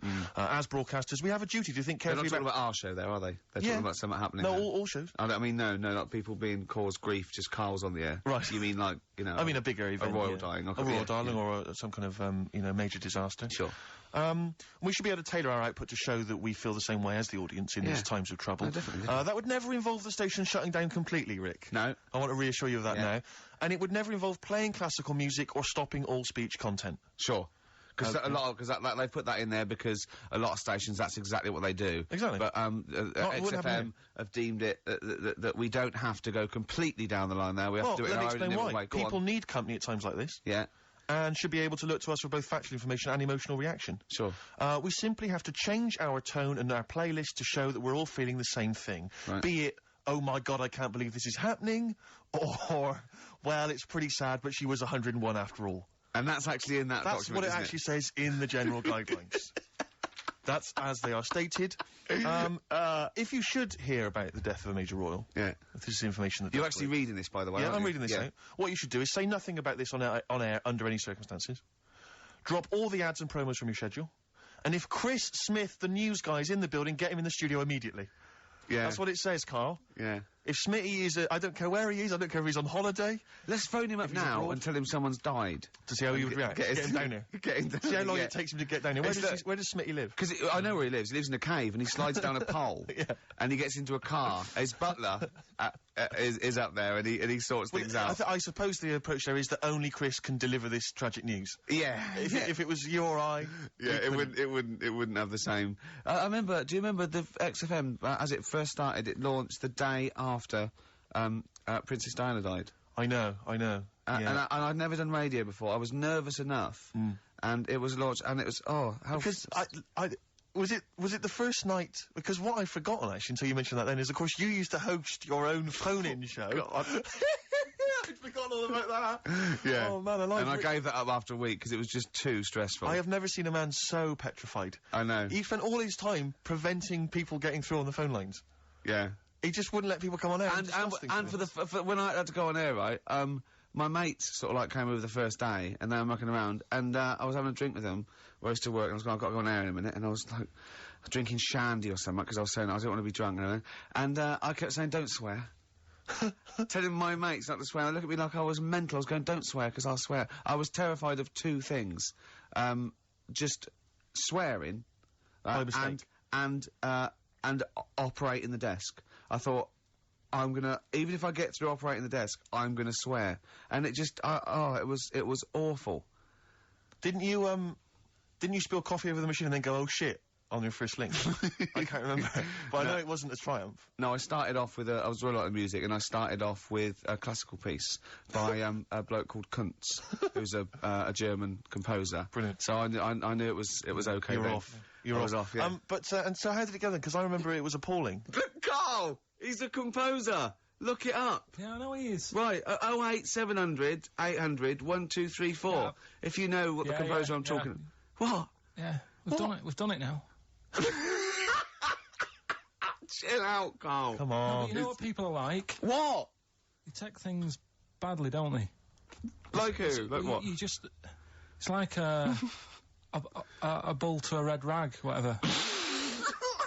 Yeah, but the thing is that we say bad words and we get in trouble. But I was listening to Heart the other day, and they played Luther Vandross. And that song, was it, Never Too Much, Never Too Much? Play it a bit. The lyric in this is disgusting. I looked at it just to get me started. That poor young woman must... I imagine more that, like, she's sleeping, and he just sneaks in and he's got a Polaroid camera, she wakes up, he goes, what are you doing? She goes, what are you up to? He goes, no, I'm just taking a picture. Well, what? I'm gonna write a song about tomorrow, will you? Yeah, you're going on holiday tomorrow, aren't you? Yeah, well, I need that. Just need something to get me started. What do you mean, get you started? Yeah, you know, in the morning. And then that's on Heart. All right. 6.2. So don't come on air and tell us what we can and cannot say, and we can't say classical composers' names or philosophers like Kant. Exactly. So don't tell us that, Carl. All right? Just play a record. What you got, Steve? Some ride, Steve. Yeah, I just think it's time that we listen to some Ride Rick. We haven't listened to them, I don't know about you and I, but I haven't listened to any for about 6-7 weeks. Yeah. Just thought it'd be good to have them on the air again. Yeah. And it's a tragedy they split up. This is the classic Chelsea girl play it. My lifetime. I know. Yeah. Right, But it's a great sound. But influenced lots of bands at that seems to time. me, yeah, Sort of the old Britpop thing and the Wall of Sound and...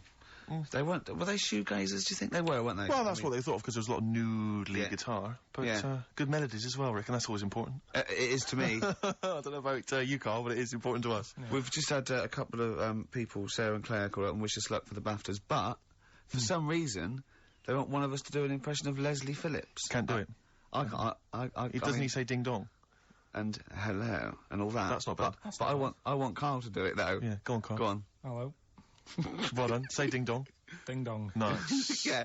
Do we do any other impressions? No. I can't think of any. Hello. Do that. Hello. Yeah. You look like a ventriloquist dummy. Hello. Brilliant. Oh, Carl. Do My Name is Bond, James Bond, as though it were Sean Connery. My name's Bond. James Bond. Do that. Go on. My name's Bond. No, do it as though you were doing an impression. Sean. So I'm trying to be Scottish? Well, yeah. Well, yeah, sort of. Perhaps a bit more specific than that. Sean Connery. My name's Bond. Keep going. My name's Bond, James Bond. That's like Jimmy Stewart. It's not like this is the best fun. It's like having your very own Fisher-Price toy for 2 hours a week. It's great. Do Roger Moore. Do that. Roger Moore. Phyllis Pierce, Percy Sugden. I'm licensed to kill. Anyway, she just said... No, this is a great game. No, that's enough. We'll come back to this another time. Yeah, anything you want Carl to do.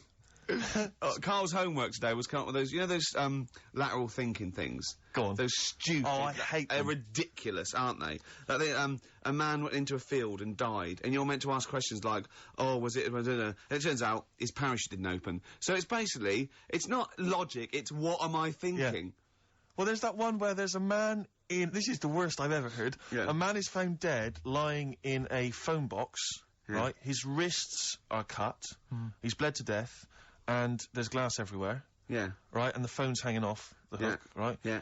What happened to him? I know this, yeah. Right? Do you know what the answer is, Carl? It's ridiculous. He was a fisherman. Yeah. He was on the phone. Someone asked him how big his fish was. He did that gesture like fishermen always do to say it was much bigger than it actually was. Put his arms out. His arms went through the glass, and he slashed his wrists, and he died. Why would you do that with someone on the phone when they can't see how big you're actually saying?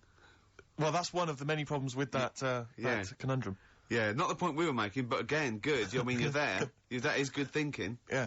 Yeah. But, so what, you had to come up with some of these? I didn't know this was his challenge. Yeah. Have you come up with one? I came up with 3, and they're all belters. Are we gonna... Oh, listen. Oh, wow. If it's as good as your quote about happiness that we had to guess which was yours and which was the real ones, like faking it, I cannot wait. I'm looking forward to this. I mean, I literally can't wait. Should we do it now? Well, I'm tempted to save it, because I just want to mention to people that they should be very excited, because it's going to be Carl's special night tomorrow. You excited, Carl? Oh, yeah. Oh, this is... Yeah, me and Steve, because we were nominated, we get a guest. For the BAFTA Awards. And it's... it doesn't say guest, it actually says, partner. So I'm taking, my partner. And, Steve's taking Carl. Yeah. But what Carl doesn't realise is... You will have to pretend you're his partner, otherwise you wouldn't be able to hold hands when we go on the red carpet. Is this really your partner? It's not just a guest. That's how it is. And either we go in like that, or we can't get in. You just have to be with him when you go up there. I mean, you have to, does he have to... We should hold hands, but I think what we should do is, just to make sure that there's nothing at all that, like, is going to go wrong, we should just do a little kiss. Just like, or be seen sort of like cheek to cheek, just to show them that, you know, you're not... He's like not Elton John and David He's not just Finnish. getting his mates in for a free meal. You are actually partners. No, I'm not up for that. Why not? Well, because we know we're not actually gay. No, but so it's not a problem. You've come out of it looking quite good, because you've got a good-looking fella. But I'm meant to look like, you know... I mean, I'm not gay, but if I was, I don't think I'd go for your thing. Oh, he's done you, Steve! It's turned on you again! I cannot believe... We were trying to get in. Wait a minute. I have got the cream of London's totty... phoning me up, trying to get an invite to the BAFTAs, right? We have very graciously asked you if you would like to come along. Well, that worries me even more. That you've got women calling you up. Carl, I can't choose between them. If I let one of them down, they're gonna destroy them. They'll be ruined. Their lives will be ruined. It's better for me to take you and not, ruin the lives of any of those poor women. When he told them he was taking you, it was like a scene from Graceland. There was just like there was weeping. They were crying. Like it was horrible. Hundreds of them, and really? He just went. And I got upset. He just had to say, "Look, just chill out, bitches," didn't you? I did. I just said, you're all my hoes, but I can't choose between you. So I'm taking Karl. You know, he could get you a discount frocks. No, I had a letter from the people that there's an organisation. No, listen, Karl. There's an organisation that sponsors the BAFTA Awards in terms of clothes and fashion. They've sent me a letter. They said your partner. They've not specified the sex. They've said your partner can come along and choose an outfit. Now I suspect, by the look of it, it is a woman's outfitters. I'm thinking we could get you a lovely trouser suit. Well, it may look feminine, right? But I think people will be fooled. It'd just be a little bit roomy in the hip and probably narrow on the shoulders. But you're a bit skinny. Why didn't you take it? Because it's a lot of an insult. And maybe just some pearls as well. Be lovely. Wouldn't you want? I haven't got anything sorted to wear yet. See, you're slagging me off. You're likely to end up going in a tracksuit. Yeah. I'm going out today. I've never bought a suit since I was like 11. Right. I went to my brother's wedding. That's the last time I wore a suit. Right. Really. And you can't get anywhere near it now, can you? Can't get into that. No. Anymore. That was a good day. What was it? What sort of suit was it? It was like a sort of a grey silver one. Excellent. Quite flary. Nice. We'll try and go for something similar. Silver one. Just think that with your little round head, what did that look like? I looked all right. Like he'd landed from the. Just landed on It's like who's they walk among us. I didn't really need to wear a suit either because I hardly went into the church. I was in the car park, right? And it's when my brother was in the army and he had a Ford Capri with one of them horns that goes. And you just sat there. Why didn't he come in his tank? I just sat in that doing that all day, and the vicar was getting well annoyed with me. What, when the service was on? Yeah. It was driving everyone up the wall. Were you just allowed to do what you wanted when you were growing up? Like Nelson Muntz from The Simpsons? Were you just allowed, didn't matter, was there any discipline? You didn't have teachers, you didn't, why didn't someone come out and... I got a couple of good hidings off my dad a couple of times. What for? Just being mopey most of the time. If I had a strop on, he'd hate that. He'd go out and burn something down or nick something, but don't wander around with your head down. Well. Didn't he smack you for not liking a castle once? Yeah. No, what's that? Went to Carnarvon the other day, and I was bored. I was at that age when I just wanted to go in an arcade, and my dad was saying, come and see the castle, there's history here, and I still don't like castles. It's one of them things that, again, just too far back to sort of even think about people living in them. Yeah. Do you know what I mean? So I was just like, look, it's a wreck, knock it down, flatten the thing. Sure. And I was being really mopey. Isn't that great? And it's weird, because now, like, my mum and dad have retired and gone to Wales. Yeah. And now and again, he texts me there, and every time we get to the point where he gave me a clout, he goes, you getting flashbacks, son? Yeah. Well, it's a sobering lesson for you. Yeah. You're not on the British Heritage Committee anymore, are you? No. This is the National Trust land. Tarmac it. The biggest car park in Britain, for Christ's sake. So look, you're looking forward to the awards, are you, tomorrow? You better say yes, because otherwise... No, it'll be alright. I mean, I've told a couple of people, and they got like, God, you're dead lucky. Yeah. But in a way... Oh, they're dead lucky. It's like Santa's coming, isn't it? It's... the way people talk to Karl, you're a lucky boy, aren't you? Yeah. Going to the BAFTAs with Steve? It's just a posh raffle at the end of the day, though, isn't it? Do you know what I mean? In a sense. It's, there's going to be some... They give away some tights and cigars. Yeah, exactly, yeah. It's Chris Tower. It goes, I went to my parents' house, I found these just lying around. Oh, but winners and losers, and, but what food. Well, quite, yeah, but what is exciting, surely, is the razzmatazz and the brushing shoulders with the rich and famous. I'm not into that. You're not? No. I don't feel you're going to appreciate this like we thought you would. It's weird, because Suzanne said to me this morning, who would you like to meet there? Yeah. Is he anyone who, like, you can get close to, and it's like, God, I really admire your, big fan of yours, or whatever. And it's me and Steve, so you're here now. Well, I really admire your big fanny. I didn't... What did you say? What did he say? If you're a big fan of it. Oh, right. Oh, right, yeah. And, sorry.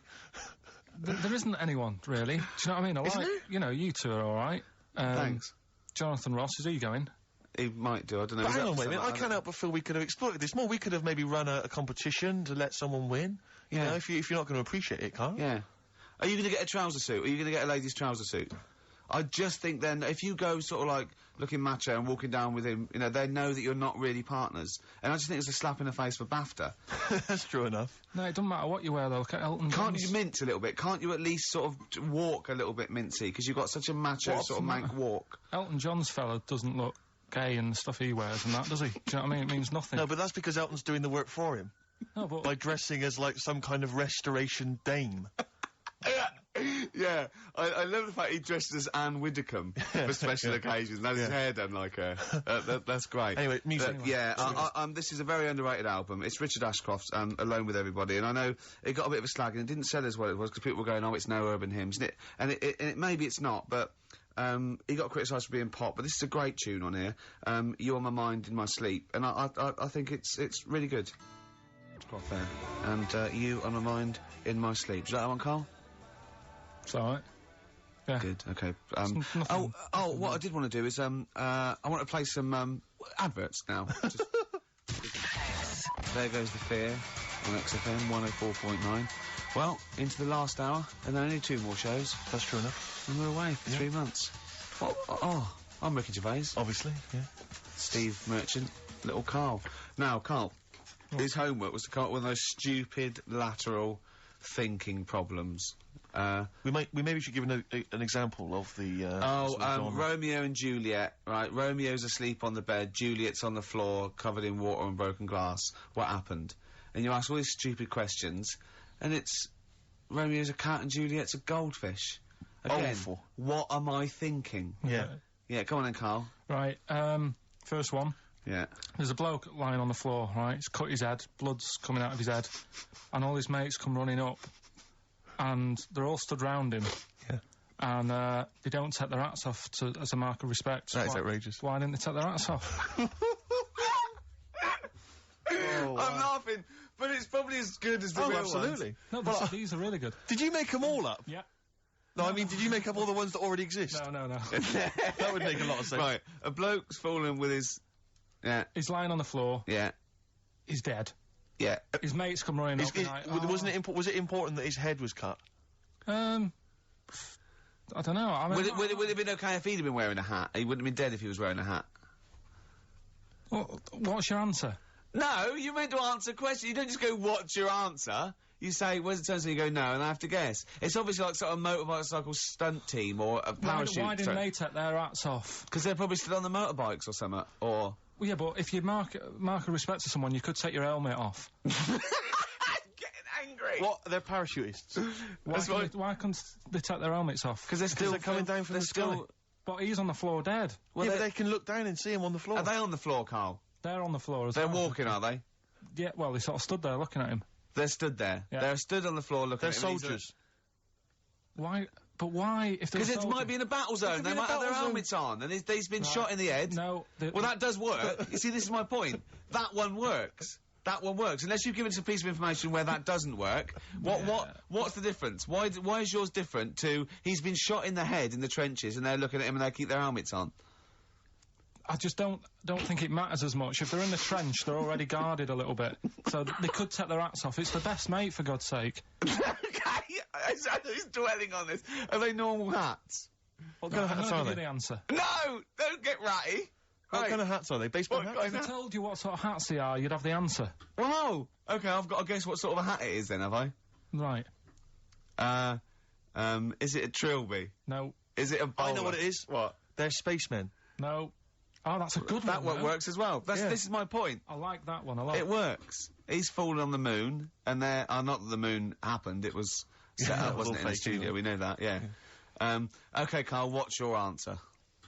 Builders on a building site. Why is that different to soldiers? Because bricks don't fall in wars. But bullets fly! Right, next one. No, let's play a record and we'll come back to it, Carl, while you think about what you've done. Oh, yeah. You've embarrassed Let's play yourself. some classic Suede. Yeah, and this is for David and Kieran, I think, who wanted a bit of Butler at his best. Come on, crack it on. I hate you, Butler. Coming next, your next lateral problem number 2. Brilliant. Suede there. Indeed. I think their second or third single. Brilliant. All the way back. 10 years ago. Absolutely. You know what I mean? Metal Mickey. On XFM 104.9. Was it 10 years ago? Must have been, mustn't it? Wow. I think, was Drowners 91? I think so. Crumbs. Yeah. Go on. Right. Go on then, Carl. Second one then. This is a bit easier, but I still think it's a good one. So this is, we should explain what this is if you've just tuned in. It's one of those stupid lateral thinking problems. That Karl himself has created. Yeah, that was his homework. Right, this one. It's a fella. He has a normal day doing stuff. Nothing wrong with him. Right. And It's the twist in the tale. It's just like Tales of the Unexpected. Just a normal day, nothing wrong with him. Hold on, though, he's got the legs of a fish. Go on. So, That's what he's been hiding his legs. so Go on. he does his The normal... legs of a fish. Sorry, Carl, carry on. He has his working day and that, Yeah. and then he gets a bit tired.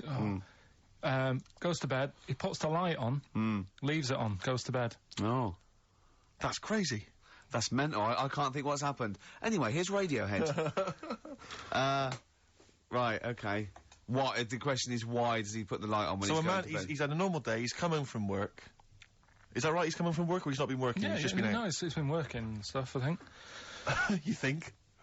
You've made it up, Carl, you can decide. So is the question is, why has he put the light on when he's asleep? There's a reason that he's put the light on when he's asleep. Has he gone to sleep? No, Carl, don't shrug. You're meant to answer these questions. He put the light on before he went to bed. Yeah, and the question And you're he's asking gone me to is sleep, why? What's and the he- scenario? And the light's on and Yeah. that, but he's gone to sleep. Yeah. He started reading and then he fell asleep. No. Did he intentionally, for some reason, put the light on? Every night. It's mad. Sounds mad. That's Carl, doesn't it? Every night he does it. Yeah. He puts the light on when So- he goes to sleep. He goes to bed. Carl, is the point of this, he puts the light on for a very good reason. Not for us, but for some people. He's blind and it's always been on, and he thinks he's turning it off, but it was on in the day, and he thinks he's turning it off, but he's turning it on because he's No, blind. that'd be stupid. That works. No, that works great, Rick. Yeah. Thank you, Carl. So you've got to come up with what... Hang on. If What? you're blind, why would you put a light on? No, he thinks it's off. Yeah. But why would he turn it on anyway? To think so he doesn't get burgled, so people know he's in, because he can't see him. So he just, he puts the light on when he's there, then he turns the light off when he goes to bed, so people think it's fine. But he's got it out of kilter, and actually he's walking around in the dark all day. I don't believe that if you're blind, you turn your light on. I don't think you'd be living on your own, would you? I'm not having that for a Do second. blind people live on their own? For a second. Well, some people do. Lonely blind people live on their own. No, if you got bad What, eyes. any of them women?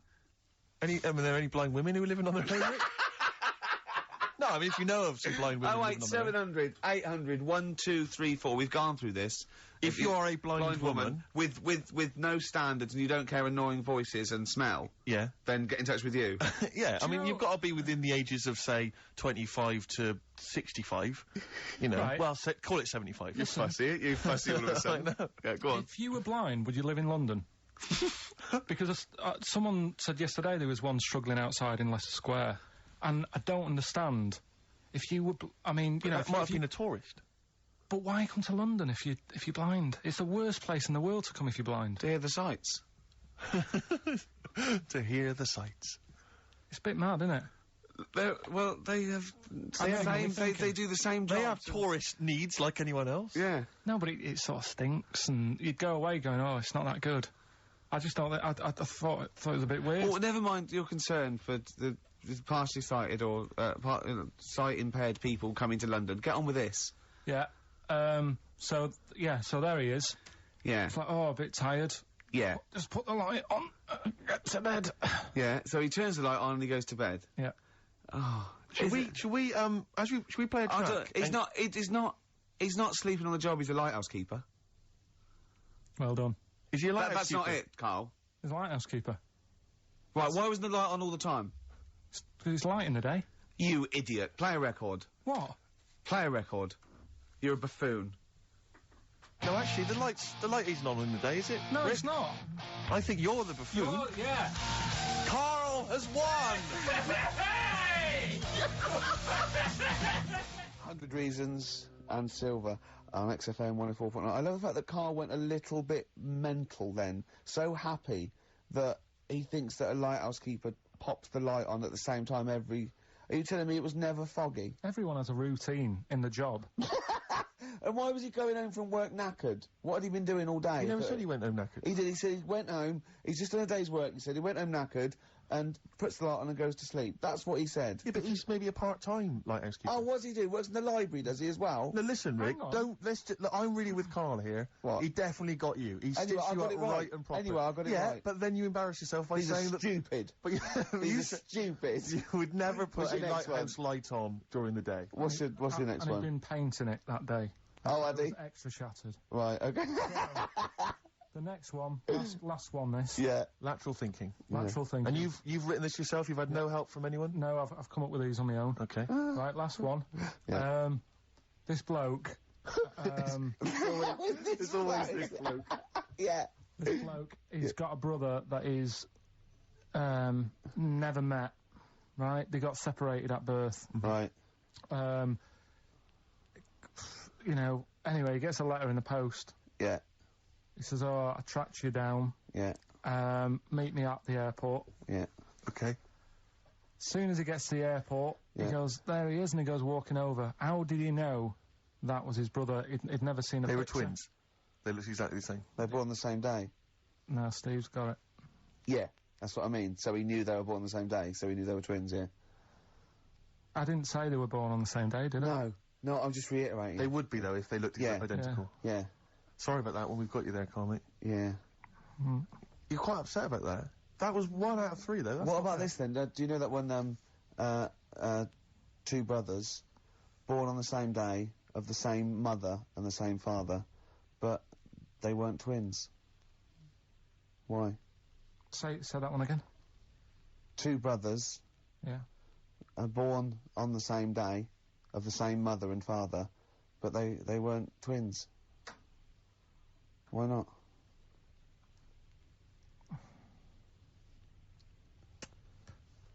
This is good radio. You see, the problem is I heard you saying to Steve, I'm going to do that one about the shark in the pool, so I'm trying to think. This has nothing to do with that one, though, is it? Clearly. Give him the answer, Rick. I don't know. The answer is they were two of triplets. Right. I had another brother. So do you want to do the one about the shark in the Yeah, go swimming on. pool? Yeah. Okay. A bloke, just in his swimming trunks, walks into a swimming pool full of man-eating sharks. He walks around for a bit and slowly gets out the other side, and he's not bitten or anything. Why not? Because they'd already eaten. No, they're starving, hungry.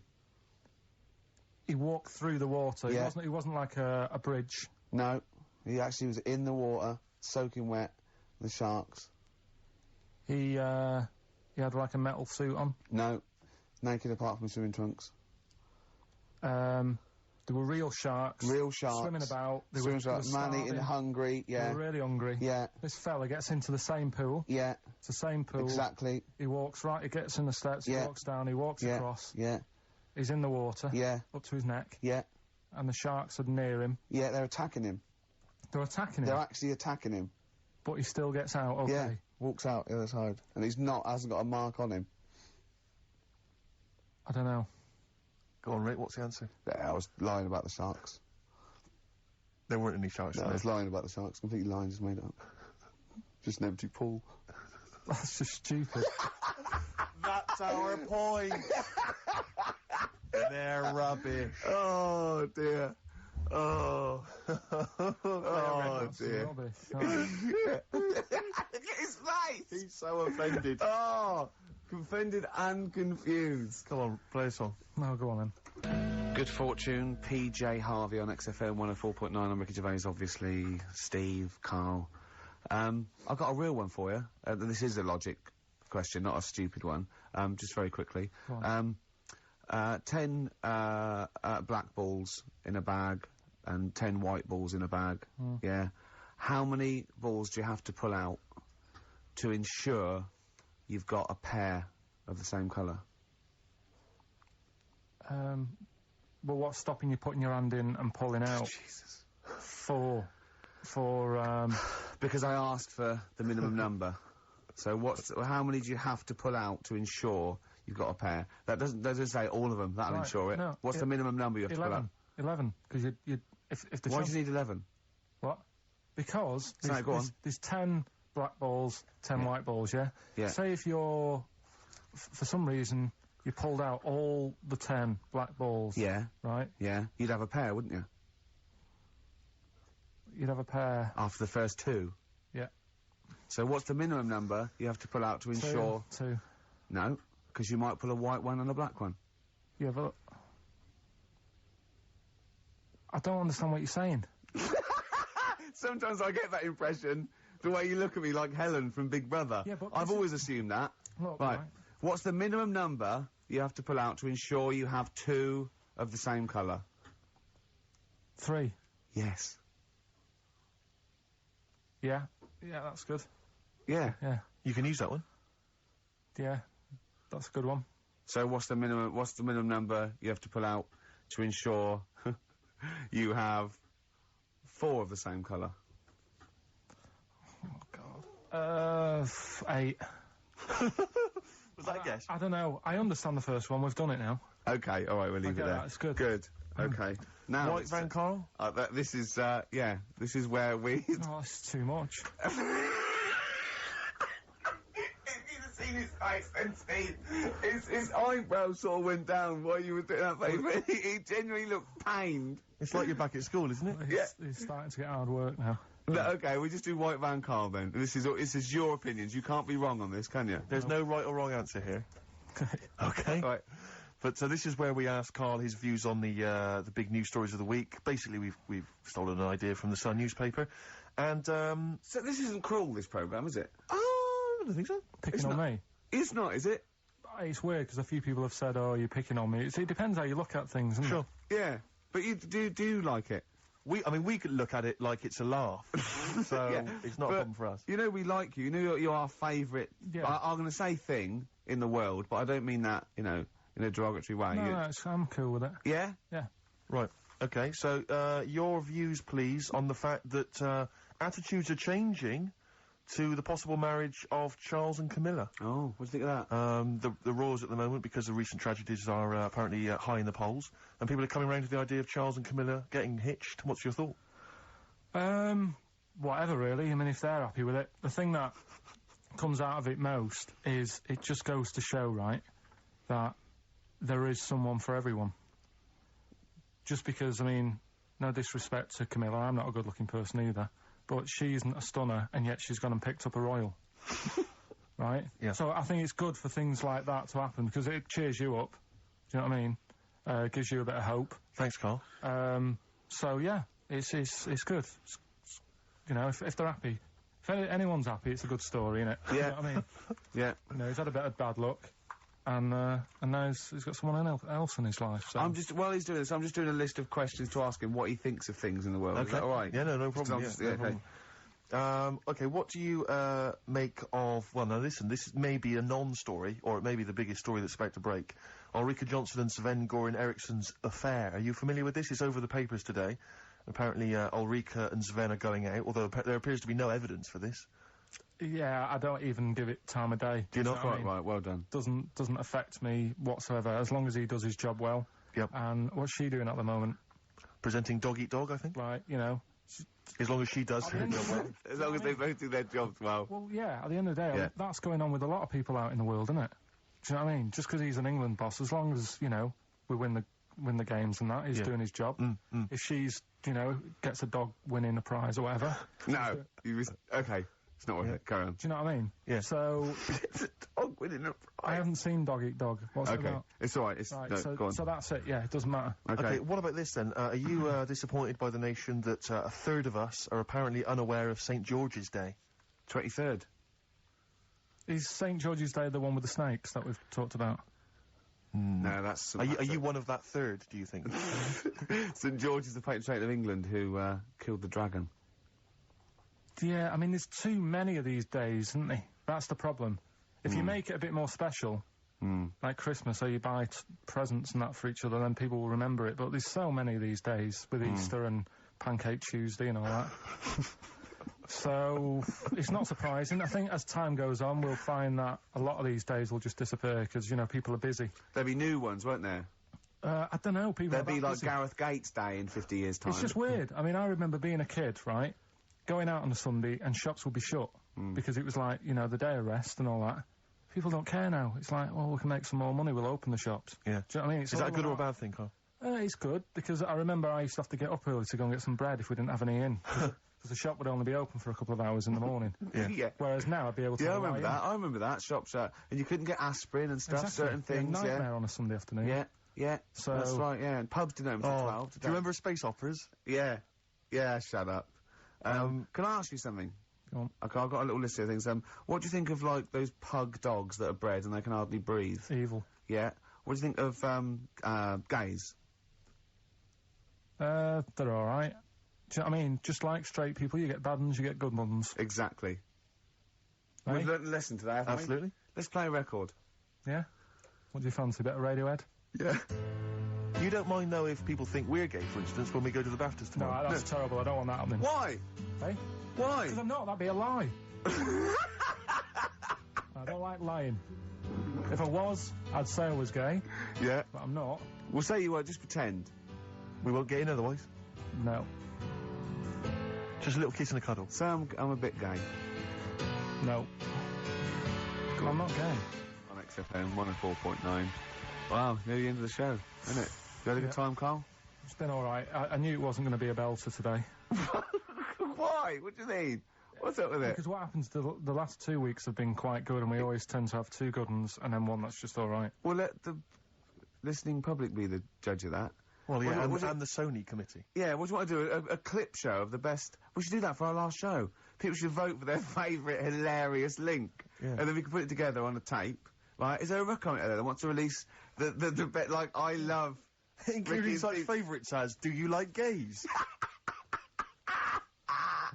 And this lad, he had a horse. Yeah. Oh, I scored once, I was stung by a bee. And who can forget? That's lovely. Should you do that? Can you have you kept all these on tape? Yeah. So can you do a compilation? Oh, it's People hard- phone it's in. hard work, No, though. the next 2 weeks, phone in for your favourite clip. No. Carl, how can they get hold of you, Carl, in the week? What's your email? direct What's your mobile email? number? What's It's your email? It's my name with xfm.co.uk. So Karl Pilkington. Carl.Pilkington. Carl. With a K. Carl with a K. Yeah. Carl.Pilkington at xfm.co.uk. Yeah. Vote your favourite link of the last 3 months. And we should make a little compilation and sell it. And we get like Radiohead. They'd love to be on the compilation with us, wouldn't they? Wouldn't they? Oh, wow. Oh. Anyway, Yeah. right, do you know, like, you're always giving me questions in the week, you're always saying things like, if I put you in this situation, what would you do? Like what? Like what? It'd be bizarre things. Like what though? Say one. If you had to lick Barbara Cartland's face, Yeah. would it be the right cheek or the left cheek? Or, Sorry, does Barbara want her face being there? No, I'm just saying if that's what she's into, then I don't She's mind dead. popping... She's dead. Yeah. So, Isn't she? Isn't she? I don't think she Just is. be careful, because you can't libel the dead, so I want to make sure she's dead before we start saying horrendous things. But I don't know, I don't think she is dead. I'm almost certain No. she's not. I don't think so. No, she's not. Phone, is Barbara Cartland dead? 08700 800 1234. We'll have to get Chris in. So listen, right? So anyway, he always calls up with, like, bizarre stuff like that. And I was watching a programme the other night about snakes. Right. And it was like, don't walk through a river that's full of snakes, because Good work, good advice. they if you've got a kid in the car or in the house, turn your radio down if you don't want them to hear stuff like this. But yeah, they go for your tackle. Why? I don't know, they just do. They think it's another little snake Maybe. with swollen With cheeks. earrings. With earrings, yeah. So, Or an anaconda in my case. With one eye. so, I'm really joking. So yeah, Yeah. and I said to Ricky, what would you do, right? Although it's very scaly. You two in the woods. You're having a wander, Steve. Having having a wander. Oh, yeah. Oh, yeah. You walk through the river. What, me? And yeah, Okay. because you're tall, so it's like you can check out how deep it is before Ricky goes through. Right. Yeah. Which you That sounds do. right. You do that sometimes, don't you? Yeah. But a snake bites your tackle, Yep. Yeah. and Say penis. yeah, It's the correct word for I it. It's know, not but I thought offensive. it doesn't sound nice. Say it. Say Yeah, it. penis, but I don't. Oh, like you the sound of it. dirty little... No, You no. dirty little slut, Carl. You're a dirty It's little... just one of those words. Right, Yeah. carry on with the. Let's carry on. What's the story? I'm wandering through a river. Yeah, Yeah. and the snake Bites. your penis. Right. And You know, Ricky doesn't leave WC1. Why on earth we're going to be anywhere near a river where there's sort of Well, anyway, snakes? Yeah. anyway, Yeah. you are in this situation. Yeah. Okay. The snake bites you, and I said to Ricky, if it was a matter of life or death, would you suck out the poison? What do you think he said? And the bit I made, because he was thinking about it, like, oh God, well, he's my best mate and everything. What will I do? And I said, and then Steve starts sort of groaning like he's enjoying it. I'm just trying to remember what I did do. What did happen in that instant? Okay. So I've been bitten on the penis by a snake. Yeah, there's poison in There's your no cock. poison in it. Yeah. I've had a go at trying to suck it out myself. Yeah. Yeah, but That's not you've worked. never mastered that I've never one been yet. able to master that. Yeah, yeah. It's just such a long spine and such a short, stubby knob that he's Exactly. got no chance. Yeah. Yeah. So What so would I you have do? to get. He's even had lip extensions. Haven't you? Yeah, go on. And would Ricky suck it out? Almost certainly not. Yeah, that's the answer. Yeah, what he'd you let said. me die a hideous, horrible I'd death. go, is there anyone you want a towel? Do you want me to call your mum and dad? Yeah. How should I tell them you died? Is they tell them I died taking a bullet for a lady? Yeah, Yeah, I was beating up some nasty people. yeah. Would you at least run into the woods and try and find some kind of animal that could do it for me? Some of those monkeys look like they got a good technique. Right. Stop it.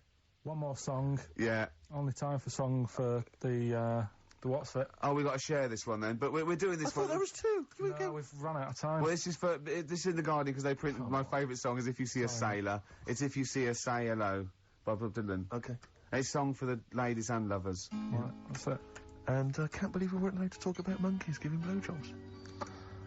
Since when is that taboo? It's nature, Carl. They go absolutely mental. They love it. God. I don't believe this. He's got one day he's got it. Carl's really grumpy and all stressed because he didn't have the record. We didn't want to play so I won't say it. We didn't want to play a certain record he had lined up because it's rubbish. I know, but you do this every week. Because most of them are rubbish. So that's why we choose up. No, but 30 seconds to go on the track and you're saying don't want to play that. And you're going, oh, stress me out. You're meant to be at our beck and call. We've got made out you. We've made you. We got you out the gutter, and now you're getting greatest mind in the world and all that. That doesn't mean you can mess me about. If you were a doctor and you saved me life, Yeah. right? There comes a point. In a way, we have, Carl. Yeah. Where were you Go going? on, go on. before we Saying. came along? No, what was he going to say? He was going to say something wise then. No, I was going to say, right? If you were a doctor, and you'd saved me life, there's only so much that I could give back to you, right? Okay. What would I be can't unreasonable? keep- What would be unreasonable? Well, you know. Forget that's what- doctor. Don't forget because no, the doctor's that's its job, right? Supposing I was just walking along and I saved your life, I gave you a kidney, or I resuscitated you, or I dived into icy water. What could I hope from you then before you start going? Hold on. What would you be willing to do for me until you sort of got lost your rag a little bit because I was asking too much? So didn't I know you before you've like sorted a lung out for me? No, I just Right. gave you a lung, for example. Well, I'd be a bit sort of. I'd be thinking, why has he done that? If you Suspicious. But what I love though, Rick, is the idea of you jumping in icy water to save someone, giving them a lung. I can guarantee if someone was lying on the floor screaming they needed your help, you'd affect a foreign accent and go, I know, understand, and run off. Do you know what I did once? Right, we went out a few weeks ago, right, and some woman had her handbag nicked, and she was all distressed. He said, "Chase the fella, Carl." You stop that. That's not pretend- Let's be honest. Yes, that's not Imagine Ricky chasing a criminal. Look at his little legs. He'd never get anywhere. Well, he started to run, and then he passed Starbucks or something, and nicked it for a short. How did this turn on me? Oh, I'm a bad man because I don't give lungs away. No, because No one would want my kidneys or my lungs for a start. Hello. Oh, Did you dear. chase the criminal then? I did No. for a bit. He walked. No, you didn't, did you? No, I did a little bit. Didn't Yeah, I? we sort of spread out. We missed him. Where was it, and what was the situation? It was. Did you see a bag get snatched? It was. No, she was sort of crying and she was running. Some blokes came in, sat next to her, and then just ran off with her purse. And And you walked after them. No, they'd gone, Steve. They'd actually gone, but it was just like a bit distressing because she was devastated. I know how she feels as well because I had a jacket, and you think, oh, just got to find them now. Yeah. Where are they? Who are they? You know? So she was really off her head with sort of like she was angry and sort of crying. Yeah. And it was horrible. It was horrible, wasn't it? Wasn't it, Carl? He's broken his mic now. Oh, right, play a record, This Carl. is Carl, what are you pathetic. doing, mate? I don't believe this. There's only 2 weeks to go. These should be special. Carl, play the record. We've asked you to play the record. Like you. Live. Hive's main offender on XFM 104.9. I forgot to say who I was. Go on, who are Ricky you? Gervais, who are you? Obviously, Steve Merchant. And who's that little fella over there? Little round fella. Tiny little Karl Pilkington. The funny little thing from the Smash adverts. Say, they smash them with their metal knives. Oh. You do? Yeah, you're right. He does. He does, doesn't he? Yeah. Yeah. I was asking if I'd seen a rounder head than him, and that's the only one someone come up with. That's the only thing they got up with. Oh, look, you're actually a little bit stressed today, aren't you? Because you had a drink last night, didn't you? I had a couple of drinks. Yeah. I was down at Steve's night. He was doing a bit of DJ. Yeah. Went down the store. And that's why you're all grumpy. What? Did you hear what he just said? What? I was DJing last night, obviously that XFM evening. Yeah. Hour and a half. My friend and I split the time on the decks. Yeah. What was the word you just used? He went down a storm. We went down a storm. Right, 3 girls. I was walking to the toilets during my set. 3 girls went, "You are a genius." Right? What's his name? Dane Bowers, Zane Lowe. Because you played records in a certain order. Yes. Sorry, Rick, if you can't deal with that. Sorry if you're a little bit jealous, because this time you can't share the award. Oh, dear. But it was my credit this You time. can tell he hasn't been a DJ. Because it's not just about It's not just about that. the songs you play, it's the way you play them. Oh, the yeah. way you play them, whether it's 33 or 45, very important. Yeah, But the point- leave your hand on Exactly. them as they're trying to go round. But so 3 girls there, Yeah. charmed by me, they loved it. Yeah. Zane Lowe, XFM DJ and MTV presenter, probably one of the coolest blokes alive. He came up, gave us massive respect. He said, "I'm loving your set." He actually used those words, right? There were people coming up, they couldn't believe their luck. It was roaring. We'd stick on a track, people would cheer as it came on, right? My particular favourite, Carl, I think you'll agree, my particular triumvirate, LL Cool J, Mama Said Knock You Out, leading straight into House of Pain, Jump Around, then straight into that current Elvis track that's been re-released, remixed by Junkie XL. I played the original, which I'd already played on XFM before. I'm already there, cutting edge. Yeah. Right? 3 old tracks, you mean? 3 old tracks. In a row? Yep. And, what I think the words that would best sum it up are, "I kicked ass." Great. Rick. Alright? Well, I'm going to be kicking some ass today because I I'm look forward to it. going to be shamelessly self-indulgent. And we've only got 2 shows to go, so I'm playing some of the most beauteous tunes in the world. And I was just telling Carl, lined up a Simon and Garfunkel track, Only Living Boy in New York.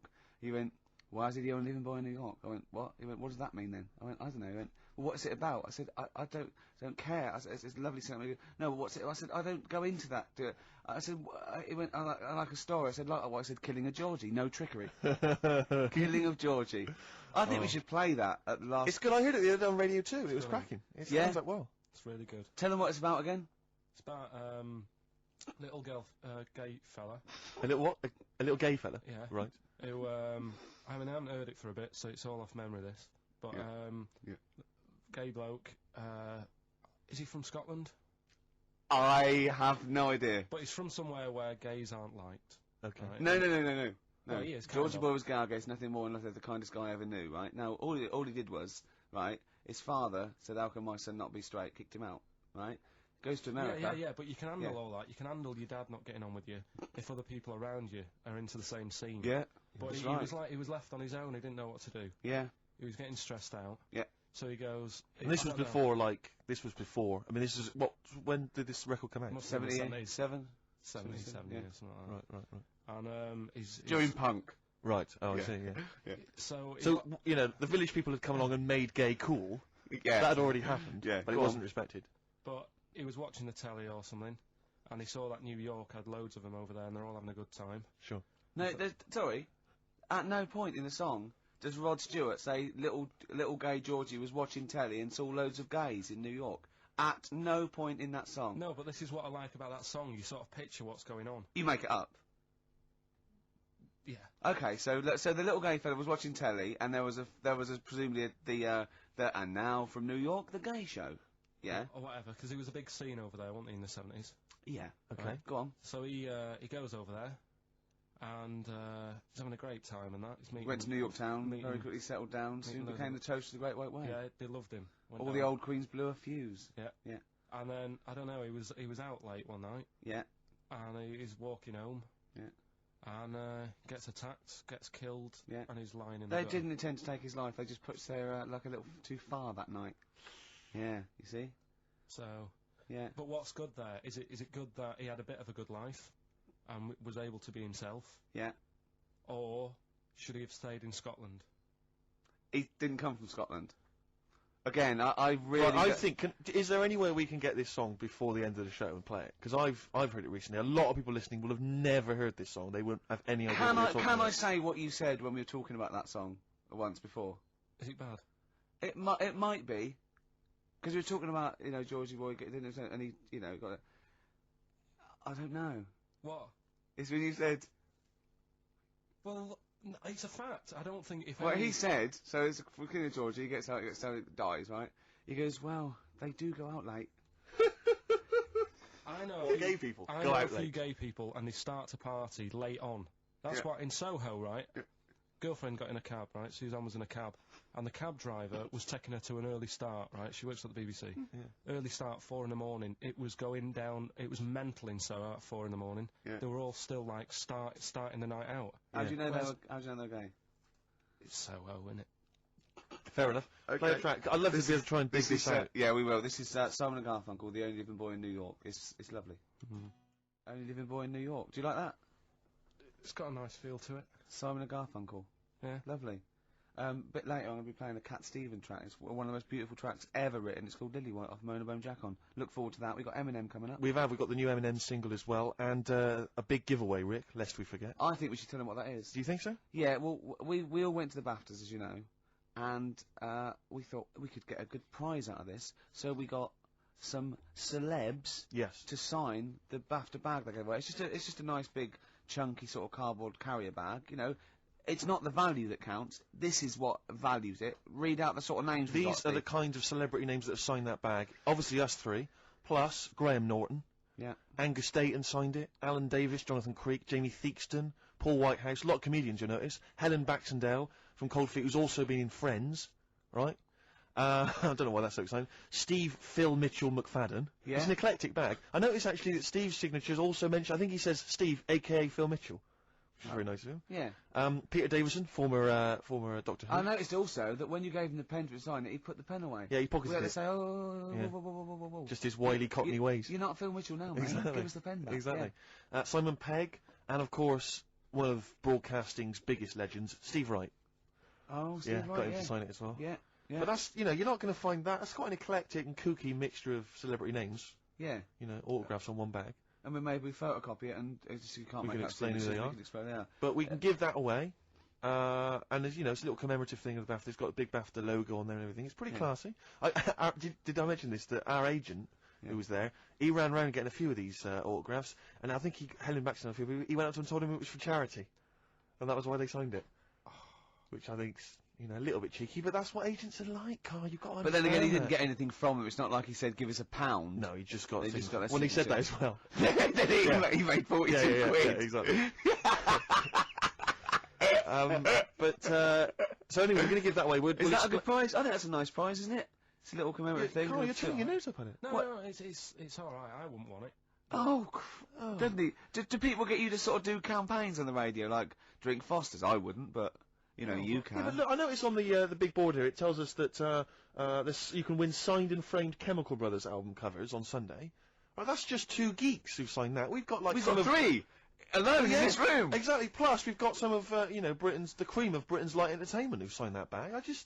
No, I'm appalled by you that you're just so disrespectful of No, us. but it's like how when I went to the BAFTAs with you, and I wasn't really enjoying it. You were I like, can't. He's the what? No, You you are didn't tell us such an this. ungrateful. There are so many people. You're like a little charity case. You're like, oh, I had God. chicks queuing up Yeah. around the block. You'd wanting to usually come. have to. I know, but I Someone told like you you. would have to write to Jim or Fix It or Esther Ranson to get to meet us sort of people. And now it's on your doorstep. I'm amazed that you didn't enjoy it. Why didn't you God. enjoy it? You got to walk down the red carpet. You went in. There was George Best, one of your footballing heroes, was there. A That load of was other good. big names. You sat there, you had prime position. You came backstage with a load of other big names. Hey, you had a lovely bit of You were grub. filming this thing for the DVD you were making. That's you, a cameraman on our DVD. And yet you think, oh, and now you look grumpy because you had a couple of pints and I can't believe So it. tell us why you didn't enjoy it, because the ceremony, what didn't you enjoy about that? It was interminable, wasn't it? Far too long. Wasn't it awful? So 3 boring. hours. I'm sorry. I thought you were going to say something. Really? Sorry. 3 hours. Yeah.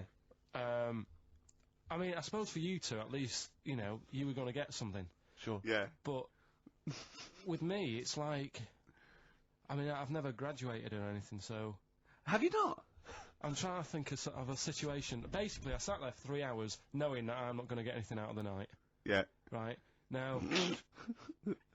Did you, sorry, when we invited you and you said yes, did you think you were up for an award? No, but I thought we were going to be sat round tables, having a nice bit of food, Yeah. whilst people are going up there winning awards. Yeah. But 3 hours of the same thing over and over again. I mean, if a film's 3 hours in the cinema, Yeah. you go, well, it's long, but, you know, I wonder how it's going to end. Yeah. But this was just like the same thing over and over again. Some guy going up, thanks a lot, cheers for the bit of brass.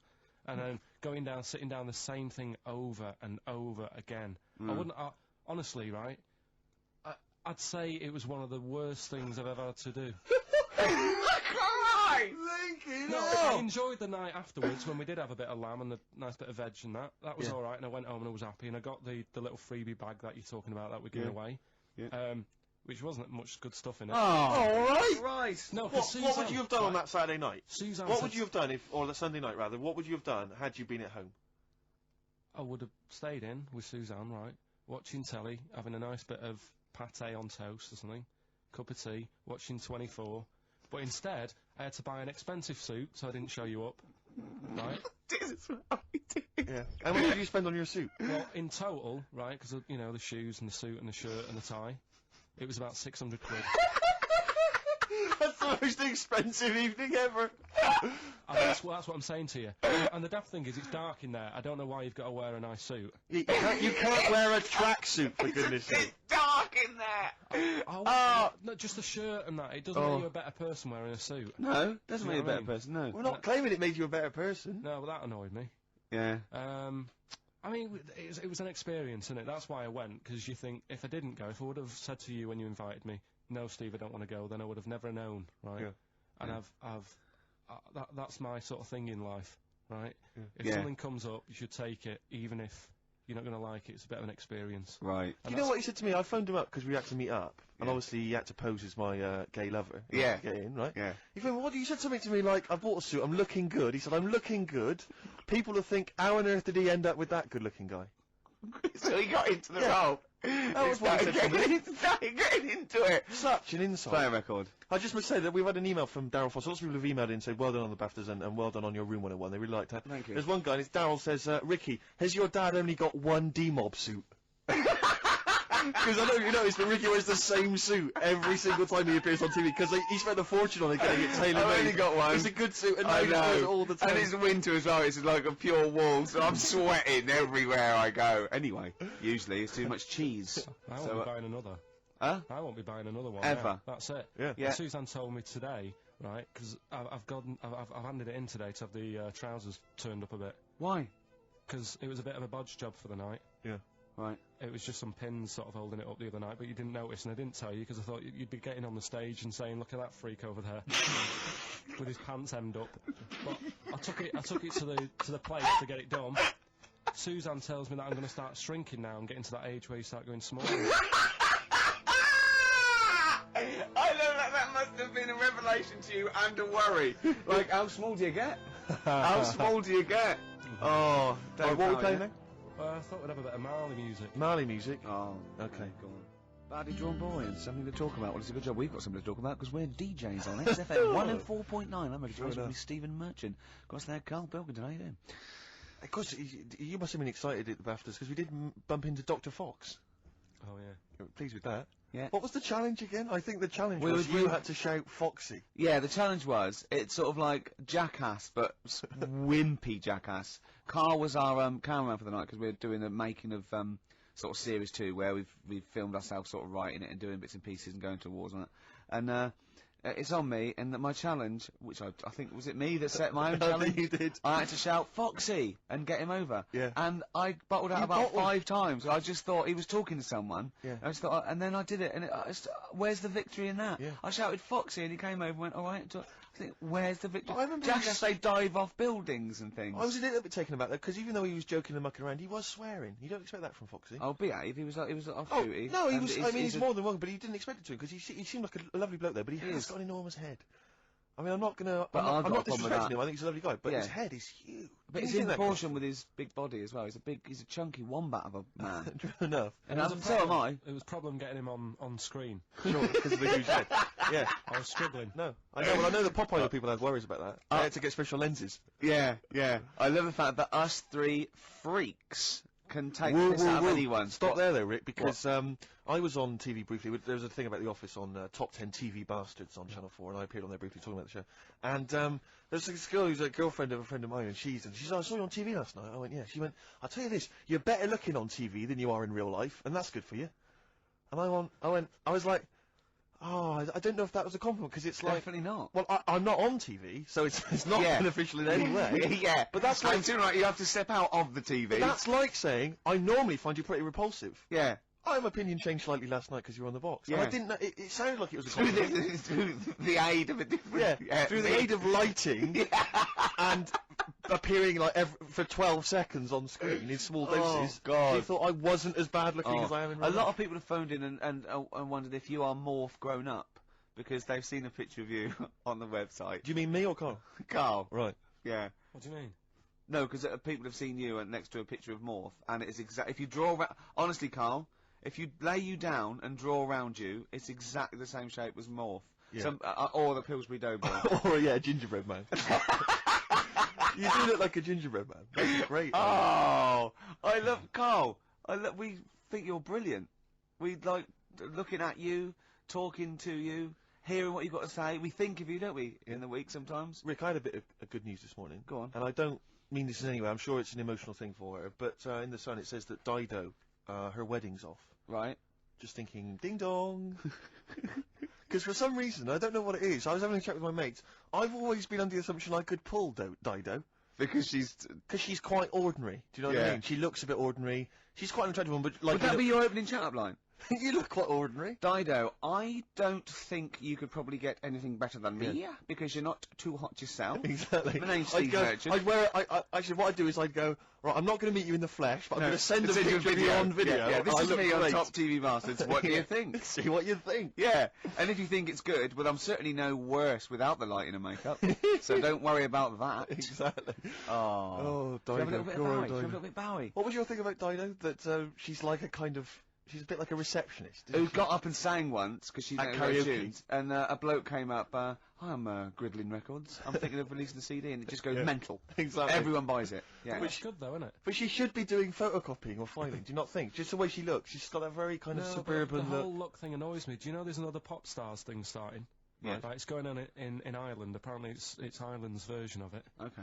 And today it was like, you saw all these kids rushing in, there was fat ones there and ugly kids, and you're thinking, it's sad and everything, they might have a good voice, but they've no chance, right? And there was a woman there who looked a bit like Brittany, and the bloke, straight away, before even hearing the voice, Brittany lookalike over there, go and get her in, give her a ticket, she's through to the next phase. And it's just annoying. Dido isn't beautiful, but she's nice enough. Do you know what I mean? Well, yeah, that's why she's fine for me. I mean, I mean, my standards are quite low. So do you think Steve should go out with her then? I mean, that's what we're asking you. Do you think he should? Yeah. Okay, so a little bit of Bowie. Thanks, Carl. Try and fix that up for next week. Fashion, David Bowie. We were doing a bit of voguing, sort of cross with body popping there, weren't we, Carl? Yeah.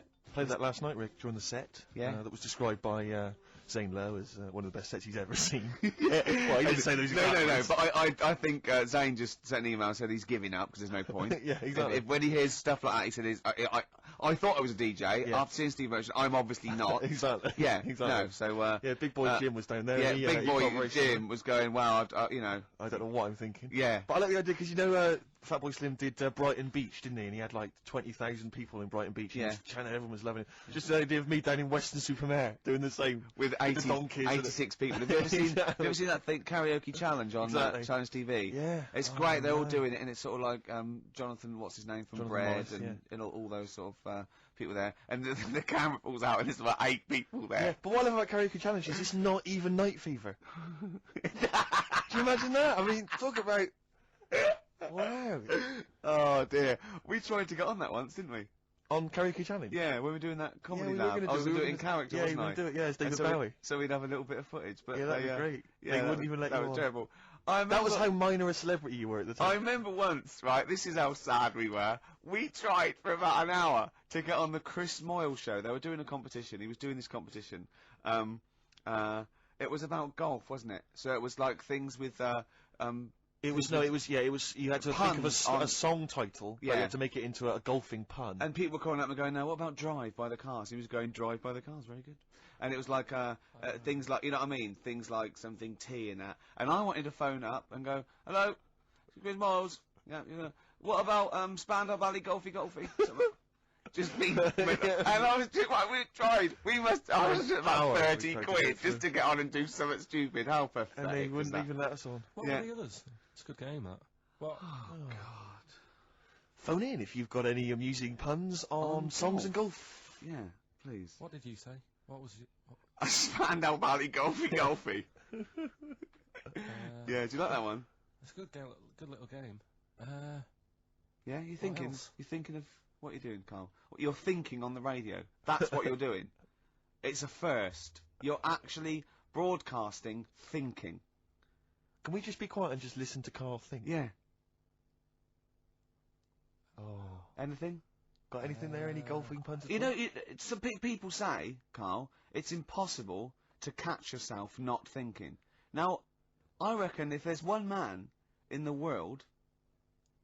Hole in my shoe. That fella in the young ones. Hole. And there's one on a golf course. He's got a little... Has he got a little cold as well? Because you're... Yeah, well, I was telling Steve before I went on the tube last Saturday night. Yeah.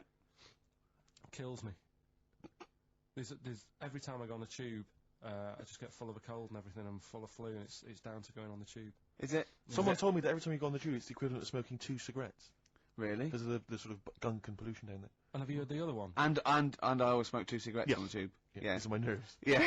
What's the name one about the Oh, you go. all like the hairballs that are in the tubes Oh, because yeah. of like people stood on the platform, trains go whizzing past at high speeds, right? Takes a bit of your hair off. Don't say anything. What? You mean don't question the science of that? Well, No, he means because of my it doesn't head, affect him. Oh, I see. Yeah. right? And apparently they all get caught up in the tunnels, and they have to like clean it out now and again because there's big hairballs on the lines. It's On the lines? On the train lines. Right.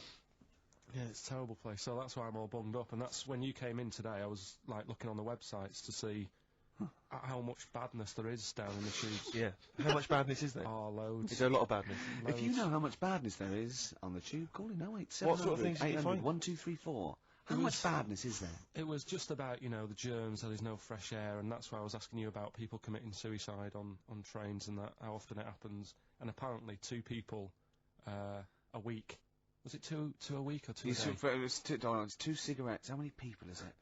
2 Oh, wait. people. 700, 800, 1234. How many people per cigarette is it like killing yourself on the tube? Call in. 2 people a week try and kill themselves or something Right. on the tubes. Really? Bad, that, Yeah, it is. Terrible. Should we play a record?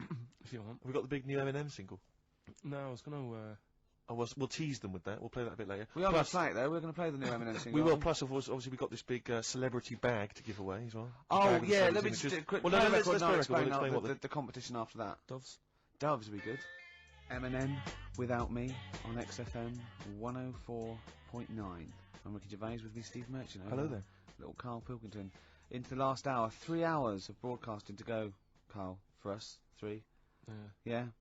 What are you Three going to be amigos, doing while 3 we're away? musketeers. Because you'll obviously still be working here. You have a day job, don't you? What is it you do exactly?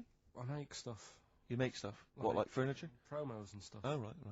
Sort of bit of in talk there, but basically like little trails for the station. Yeah. That's what I do all week. Yeah.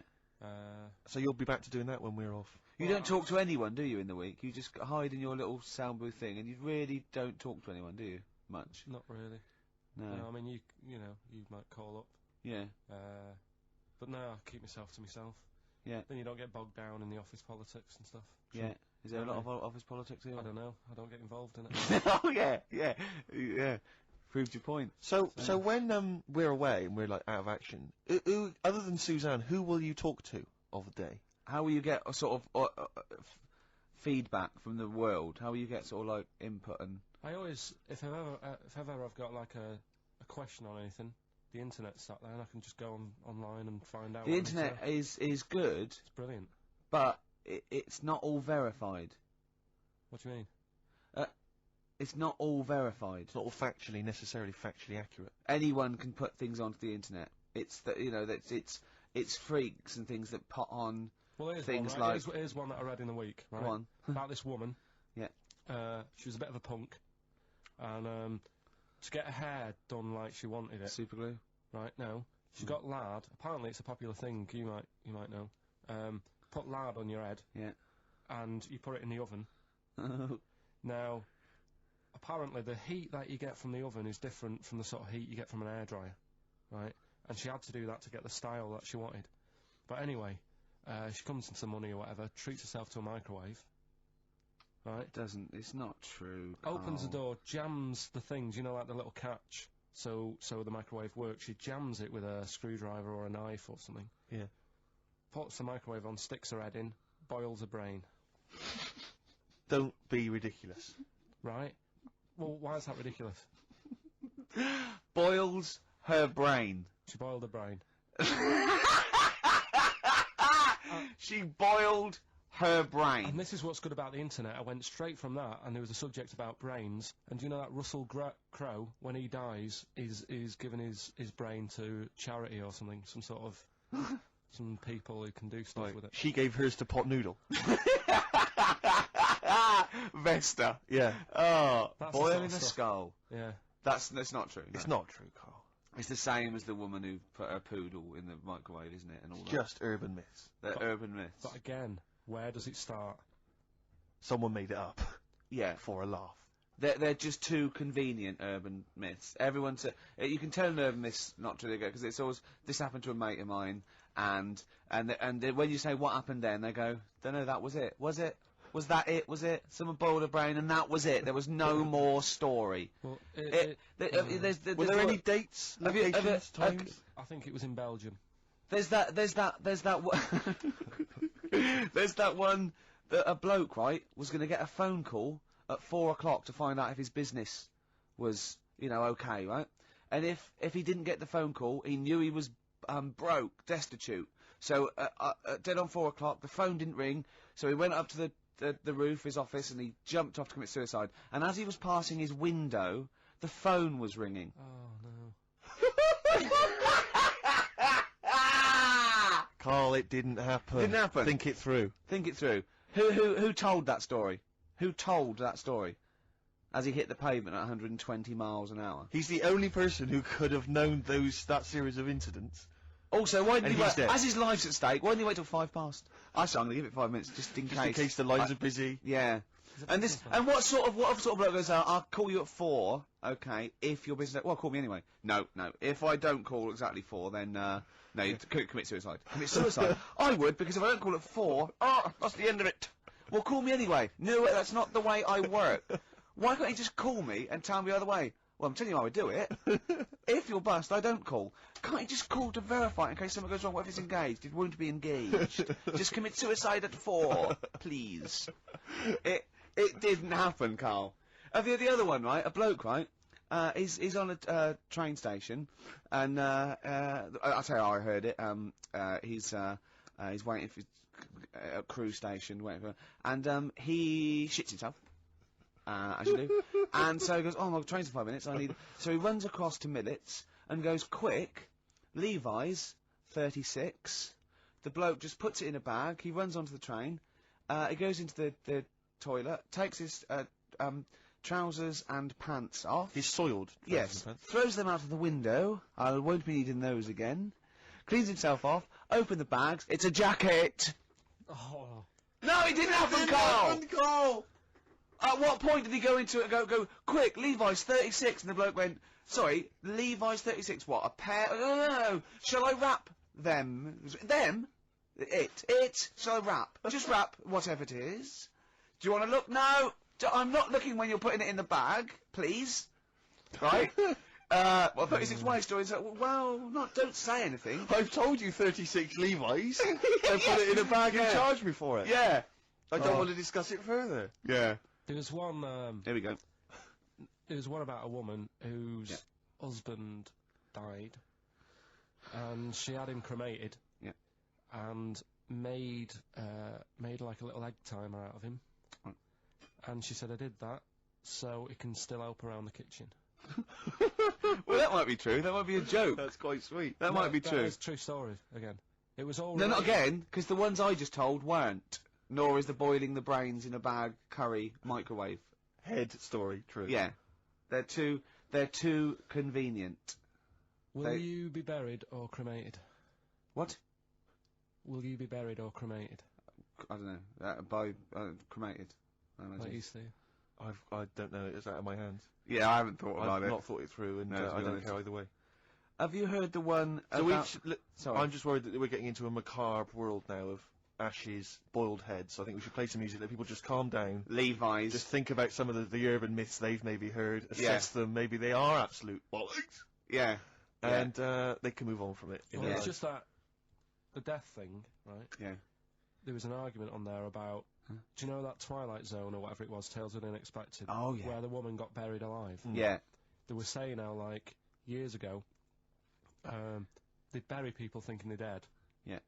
And they've recently, like, dug coffins up, and then the people who were in the coffin weren't dead. They might have just been, like, in some sort of deep sleep or whatever. Catatonic. And they've lifted the lid off. Yeah. And there's scratch marks on the thing. Yeah. And that's pretty scary. And Makes you think. I mean, I hope they check these days. That's all. I'd like to play a beautiful song now by Cat Stevens called Lillywhite. It's lovely. A song for the lovers, room? Yeah. Cooper Temple Claus there. Who needs enemies on XFM 104.9? Well, it's competition time.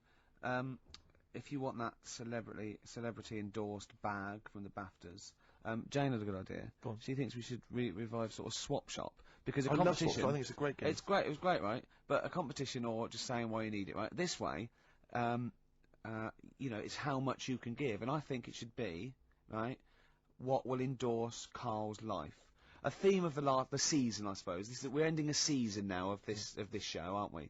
And one of the big themes is really develop Karl, enhance Karl. Rejuvenate him in some way. What do you think Karl would want? Have you got something he'd love? It can be battling tops, you know, and you've got to say why he'd love your old battling tops. It can be a book. Sorry, what's a battling top? Was this something you used to take to school, like with your hoop and stick? No, it was a little and your game. baked potato. It was in the wrist action.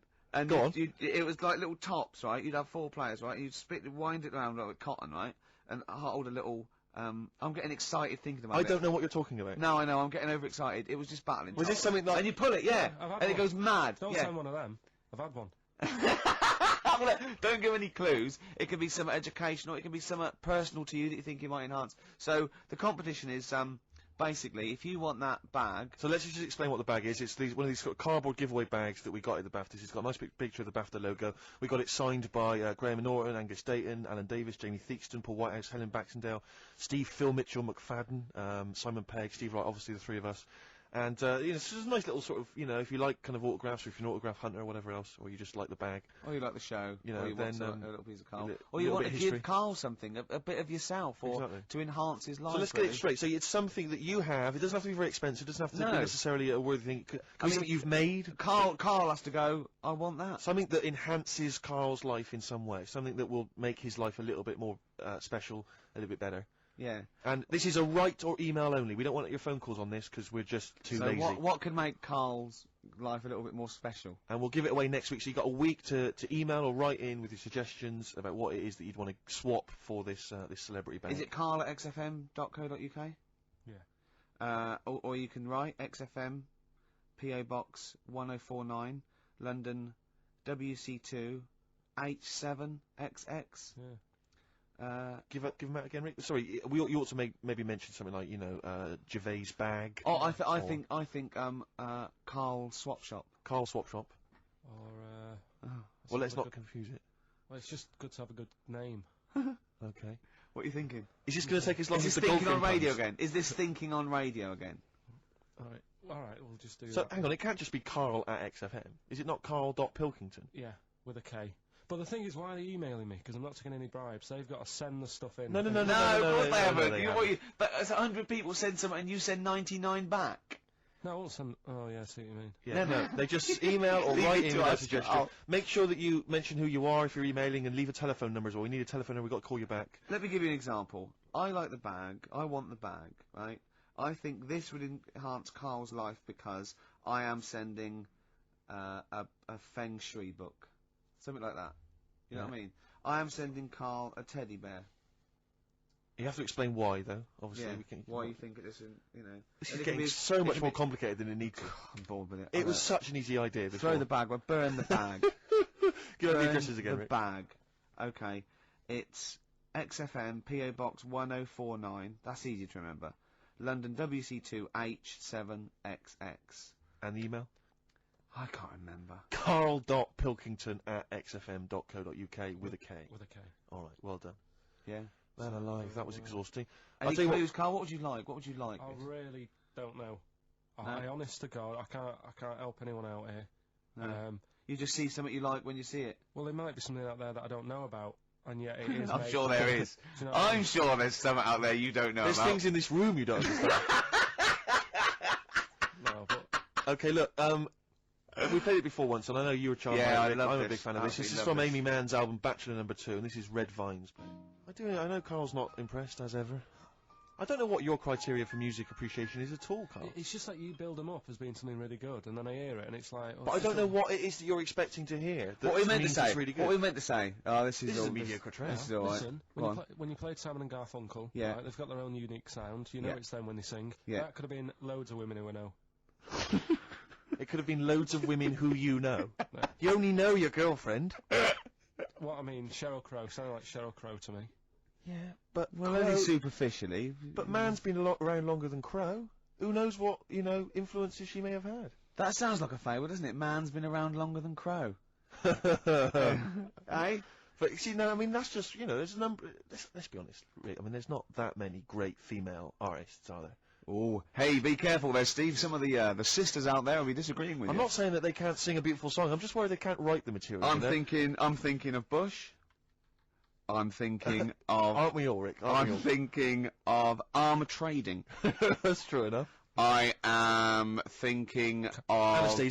Anastasia. I know you love Anastasia, don't you? I love that new one. I love that new one. I mean, I don't like that sort of stuff. The other two. But it's there's a good chorus, and I can do her dance. That dance at the end when she puts her arms up. I like that one. She does sound like she's very much the new Tina Turner. Yeah, no, that's what I've liked, yeah. And me and Steve think that she's sort of like one of those people that go out with her daughter. Well, I think the reason is because if you notice, she always wears sunglasses. Yeah. And I'm sure that because she claims to be something like 28, I bet she's like 40. It's like one of those 40-year-old women who come from Essex, but they come with their daughter's 21st, and they're going, your mum's mad. Yeah. They think we're sisters. They're like, I'm 40 and she's 21. She always flirts with her daughter's boyfriend. Yeah. Where are you going? We're going down. We're going down Millionaires. Your I'll come down myself. Your mum's got a bra on. Yeah. Don't you think she looks like that, Karl? Yeah. I can't picture her. You can't picture Anastasia? No, she wears glasses. Sunglasses all the time, yeah. No. You're not into this, are you, Karl? You've get this whole sort of broadcast thing as just you're fed up with it, aren't you? You can't wait to finish next week. Well, it just seems I can't say anything right. Why? Well, whatever I say isn't right. Or funny. No, but do you know what I mean? What? Because what are you upset about? Well, I laughed at the urban myth, it not being true. Mm-hmm. Yeah, and... But one of the things, I'll tell you that if you take nothing else away from our time on the radio, it should be to be more inquisitive. When a piece of information comes to you, don't just take it at face value, query and question it. That is what has made Ricky Gervais one of the premier thinkers in this country. He will not accept anything on face value. He queries everything. Anastasia, she looks glamorous and wait a minute, those glasses, what do they suggest? Actually, she's 40, I'm not going to buy her records. And that's and that's libelous. That's potentially libelous. So, hang on a minute. Roy Orbison then, was he starting to look old? We're not saying everyone who wears sunglasses is necessarily older than their years. No, we're not even saying about Anastasia. We're just doing about an image, one of those sort of like ravers that goes to their daughter. It was a little bit of light observational comedy, to be honest, Carl. You've seen through it, mate. Yeah. You've torn it to shreds. She's not 40. You know what I mean? She doesn't hang out round with much younger people, chatting at their boyfriends. It wasn't true. What do you want? What do you want in life, Carl? Tell me now, because me and Steve can probably sort it out. That is true enough. Come on. What do you want? What's the best thing? What would make your life song? happy? If you could play any song now, what would it be? Well, we're going to be spinning one of my favourites later on. Killing a Georgie. Killing a Georgie. We've sorted that out. You've probably got a lovely few gifts you can choose from, just because we got a few signatures on a piece of paper. Do you know what I mean? Yeah. What more do you want out of life? I always find that. Do you want a cat? You want a cat, don't you? It's the things that you don't think you're going to get that you enjoy the most. Right? Go on, like what? No. Well, like when you go out for a night and you're expecting just to have a simple little drink and it turns out to be a really nice night, you see people you haven't seen for ages. Yeah. Now, the BAFTAs, so sort of, you expect so much. He's having a go, isn't he? That when you get there, you get that little bit of veg as a starter. And you think, look at it, they've tried to make it look good. But really, as I said to you, I mean, you don't eat veg, which I find mental. But like the starter that we had, that was like, how would you describe that? It was a veg pie. It was like, I thought, I was starving when I came in there, right? And from the stairs, I could see the tables, and it looked like there was pate laid out, and I was getting excited, I was salivating. Got there, it was a vegetable pie. I said to Steve. So, vegetable pie. Okay, someone took mine, It wasn't away. a vegetable White House pie. took mine, didn't he? Yeah, but Rick, you won't eat anything. We've discussed this before. All you'll eat is pizza and crisps. Do you know what he said to me in the week? I was picking up my food in the BBC canteen, and he went, right, I'm honestly thinking of stopping having lunch with you. I went, what? He went, it winds me up. I went, what? He said, it winds me up. It winds me up. You won't eat anything. That's a lovely bit of chicken there. You're not eating that. You're not eating that. It winds me up too much. Like you get irritated by people, noise. He said, you eating, it just winds me up, Gervais. And then he went, you're a cock. Yeah. It really annoyed me. His eating habits drive me mad because he's constantly whinging about the fact that he thinks he's got cancer. Every 25 seconds. Wait a minute, I can feel a lump, I can feel a lump. It's your cock. No, it's not, it wasn't there before, it wasn't there, it's a lump, I'm dying, quick to the hospital. I have been, how many times have you been to, like a doctor's clinic and sat in the waiting room, right? Carl, how many times have you been there, right, with a friend of yours? Twice I've been with Ricky. One time when we were writing the first years of the office, we were writing in the waiting room for the doctor. Because he had to go in there and have because he thought he had testicular cancer. I swear to God, I'd seen he the thought thing he had about testicular it, cancer. and I just said, and he said, I never worry about that again. He said, no, you're not in the risk group and that. The other time was... But wait a minute, you had to go in there. The other time was I thought I had, stomach cancer, and she went, why? I said, oh, God. She said, when you get a sore throat, do you think you've got throat cancer? I said, I have thought that, yeah. And she sort of said, get out of here, you idiot. And that's what I like. I like that when they do that. But I think it's sort of since my mum died of it, and I just think, oh, God, it's in the family. And that's the thing I worry about, But don't you prefer, I mean, I don't go because it scares me. I'm like that. I prefer not to go because I always worry that, especially with cancer and things, that they'll go, you know, I'll go there with a sore leg or something, and they'll go, no, your leg's fine, but look at this we've found in your head. If it's a brain, you'll be laughing. No, but you know what I mean? They'll find something, because none of us are perfect, and as you get older, you get little moles and stuff, and, and they'll say, oh, we best get rid of that. And it's like, leave it alone, it's not causing any problems. Imagine arguing! That shouldn't be there. Leave it alone, it's not good. It is, it's getting bigger and it's strangling your lungs. But Rick's sort of like... But my point was, this is what upsets me. He constantly worries about his health. He's constantly obsessed. I found some buboes. I think I've got plague. every 10 minutes he's got something. I started choking once because I thought it was some dust, didn't I? Yeah, he swallowed some dust. He started choking like he'd swallowed a fishbone, right? It was literally, I thought he was going to die. And he from panicked dust. and he shouted, right, I'm choking, I'm going blue, and I'm trying to hit me, and he's hitting me on the back. And he shouted, I don't know the Heimlich manoeuvre. Yeah. And I was choking and dying, but then I wanted to laugh. because he panicked going, it's like, if he's going to die, I want him to know that I didn't know the Heimlich manoeuvre. I did everything I could, but I didn't know the Heimlich manoeuvre, so that was why I couldn't have saved him. Dear. But my point is this, he worries about his health, and yet he eats like a child. He eats crisps, constantly, Coke. He keeps going, oh, I've got a headache, drink some water. Yeah. No, boring, hate it. I did say that, yeah. Chips, pizza, sausages, beans and chips. I've never seen someone eat so much. Sausage. I don't know how he's not bored of it yet. Sausage, chips and beans. Everything's got to have cheese on it.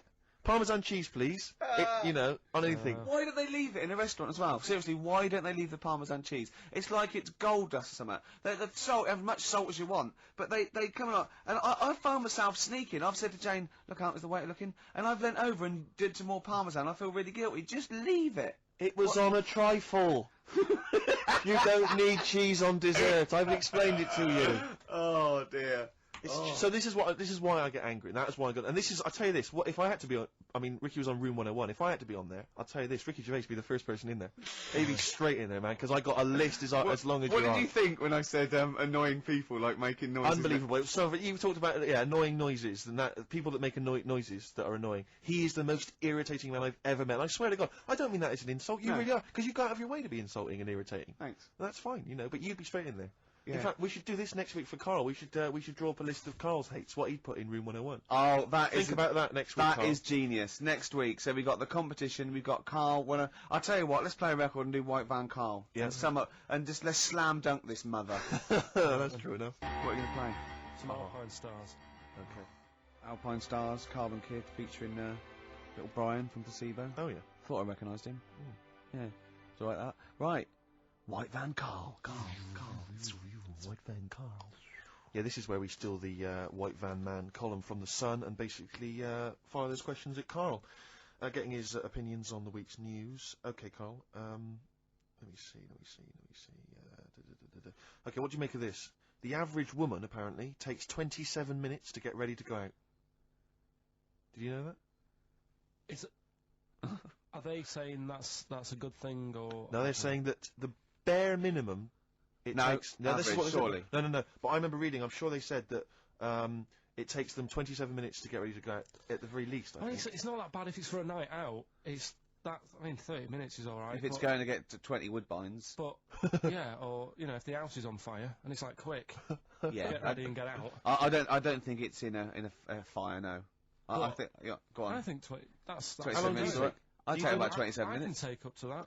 But do they include the getting up, having a bath? Doesn't give me any more details. No? 27 well, that's difficult to go by. Difficult to go on that one, isn't it? How long does Suzanne take to go out of the house? Depends, like I say, if we're just nipping out shopping. The old flip-flops and trackies on? Yeah. But if you're going out for the night, it takes a bit longer, doesn't it? Yeah. Yeah, you've got wire in the trackies. yeah. Come on. Okay, no, really don't know what the ins and outs of this story are. Sven Goran Eriksson sticking with Nancy rather than Ulrika? Well, it's his wife, and not his girlfriend. Yeah, I don't know if the story's true. No one seems to have offered any evidence for it. Anyway, everyone remained silent. It's rubbish. And, okay, what do you make of this? David Beckham apparently was driving despite having an injured foot and just further threatening his World Cup chances. Now, obviously, you're a big football fan. Well, I'm not that big. I like the odd game. Sure. Would that hurt him? Would that hurt his foot? It can be good. Is it in a plaster? It's not in a big cast, is it? It's better to drive than it is to walk on it. Good point. Fair enough, yeah. Cool. Can't argue with that. Can't get the bus, can he? Okay, and what do you make of this fascist leader who's having a lot of success in the French presidential elections? What's he doing? Have you not come across this story? No. Right, this is one of the big political stories. He's got a far right that got nearly 20%. He's a far-right fascist leader, and he's having considerable success in the French elections. I don't think we should be asking Karl questions like this. Not something you've got an opinion on? I'm getting scared. There's all sorts of bad stuff going on in the world that we don't know about. Yeah. But we know about this. Yeah, but you're better off not knowing, because there's nothing I can do about it. You're absolutely right, Karl. Fair enough. I can't argue with that. Oh, God, man alive. Fantastic. That is brilliant. Have we got it lined up? Bit of Rolling It's the one song I've been wanting to play since we've been on XFM, really. And it took me a while to track it down, obviously, in the XFM library. But here it is, Give Me Shelter from the Rolling Stones. It's an amazing track. Give Me Shelter from the Rolling Stones. Surely, if there was a soundtrack to the Vietnam War, that would be on there, wouldn't it? Can I just reiterate this this giveaway then? We got this bag signed by a number of celebrities, Graham Norton, Angus Tate, and different people on there. Yeah. And if you want to win that, then you have to email or write in with what you are willing to swap. Okay, so you need to swap something, and something which will enhance Karl's life. It can be anything. You could have made it, you could have bought it, anything. But you have to have it. You can send it to us in exchange for this this signed bag, and you can email Karl, Karl.Pilkington, Karl with a K, Karl.Pilkington@xfm.co.uk, or you can write to the bag or Ricky Gervais's big. I just realised why I've been saying Karl with a K, because you can have Karl with a C, can't you? Yes, you can. As in Cox. Absolutely. Or you can write to XFM PO Box 104.9, London WC2 H7XX. All right. Okay. Right. Well, All right. there's going to be a bit of a change, isn't there? Yes, that's absolutely right, Rick. Normally we would end the decided show, obviously, with a song for the ladies. But because it's sort of Karl's penultimate show, and we're going to play one of his favourite tracks, what are you going to... Yeah, I just thought we could play this. It is obviously the Killing of Georgie. By Rod Stewart. By Rod Stewart, and this is a song for the gays. True story. I just got suddenly worried then. No, but how can this be a true story, but the bloke jumping out of a window and hearing his phone ringing? No, because Rod Stewart, I just suddenly thought, what if he's written a song about this and this bloke did actually exist and was killed? Then I started panicking. Yeah. I don't think it is it? I'm almost certain it's not. Okay. Is that it then? Is that it? Then we got to pack up and go home. Yeah. Well, I think we've enjoyed ourselves. I've loved it. I've loved every minute of it. Karl.Pilkington@xfm.co.uk for your suggestions as to what you're willing to swap for the signed bag. Absolutely. Stone Roses on XFM 104.9. I'm Ricky Gervais, with me Steve Merchant. Hello there. And Karl Pilkington for the last time, Indeed. I'm afraid. Yes. So, you know, we're going to have a little bit of a chat. We're sewing up some things with Karl. Indeed. We're giving away that prize, that BAFTA bag, and, you know... Playing some great music. And we're just, I mean, I'm bringing in my favourite tunes. I'm bringing the Smiths, Radiohead, Cat Stevens, David Bowie, Neil Young, the classics. Steve's doing the same. Indeed. Well, Karl, the last time for... apparently, someone's got it a bit wrong. We're not actually away for 6 weeks. We're away for about... we'll be back in, August, won't we? Bloody hell. Yeah. No, don't swear. Yeah, that's outrageous. On the last show, you have to say that. Already brought the tone down.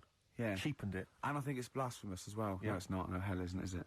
Isn't it? No, I don't think that's not blasphemy, is it? Taking hell's name in vain? Yeah. Yeah, but what was it you were saying the other week about the Queen Mum used to have the right mouth on her? What? I don't think we said that on air, Karl. What? No, but last week you were saying about bad language, and I was saying, you know, there'll come a time when bad language isn't, you know, doesn't matter anymore. You can F and Jeff and stuff. Oh, I know what he's talking about, Steve. Really? Right, let me explain to you, the listener at home. Karl was worried about swearing, and as a joke, off air, it was last week, we were saying that in the 1940s and 50s, the Queen Mum used to say things like, and we were quoting things she'd said, like, but putting F's and C's in there, and you believed us. What, so this whole week you've believed that we somehow had knowledge that the Queen Mum used to swear like a trooper? We were doing fake quotes from her in her voice, but putting in F's and C's, and you believed us. I mean, I didn't even think... I thought you were going along with a joke, but it obviously made an impact. Karl, we've said this. You've got to question and query everything. You can't take things at face value, certainly not if they come out of the mouths of Ricky Gervais. Yeah. All right. Yeah, sorry about that, Karl. It was a little trick. Is there any other things now that, as you look back over the said that you've been thinking about that I can tell you now that was a lie? Anything you've maybe queried or questioned, you know, you've thought, that doesn't seem right, that maybe Ricky's told you? Something might come to me later on, but... Okay. Well, what about Karl? I mean, we love you, right, obviously, we know that. We've got great affection for you. We look forward to this. I'm going to miss you, really, and I'll tell you what, you've got a heart of gold. Now, wait till you see what the record is, Steve, and you'll see what I've done. Is it Heart of Gold? Yeah. Brilliant. Brilliant.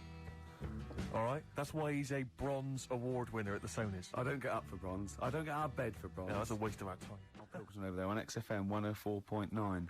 Winner of a bronze award at the Sonys Radio Awards. The Radio Oscars.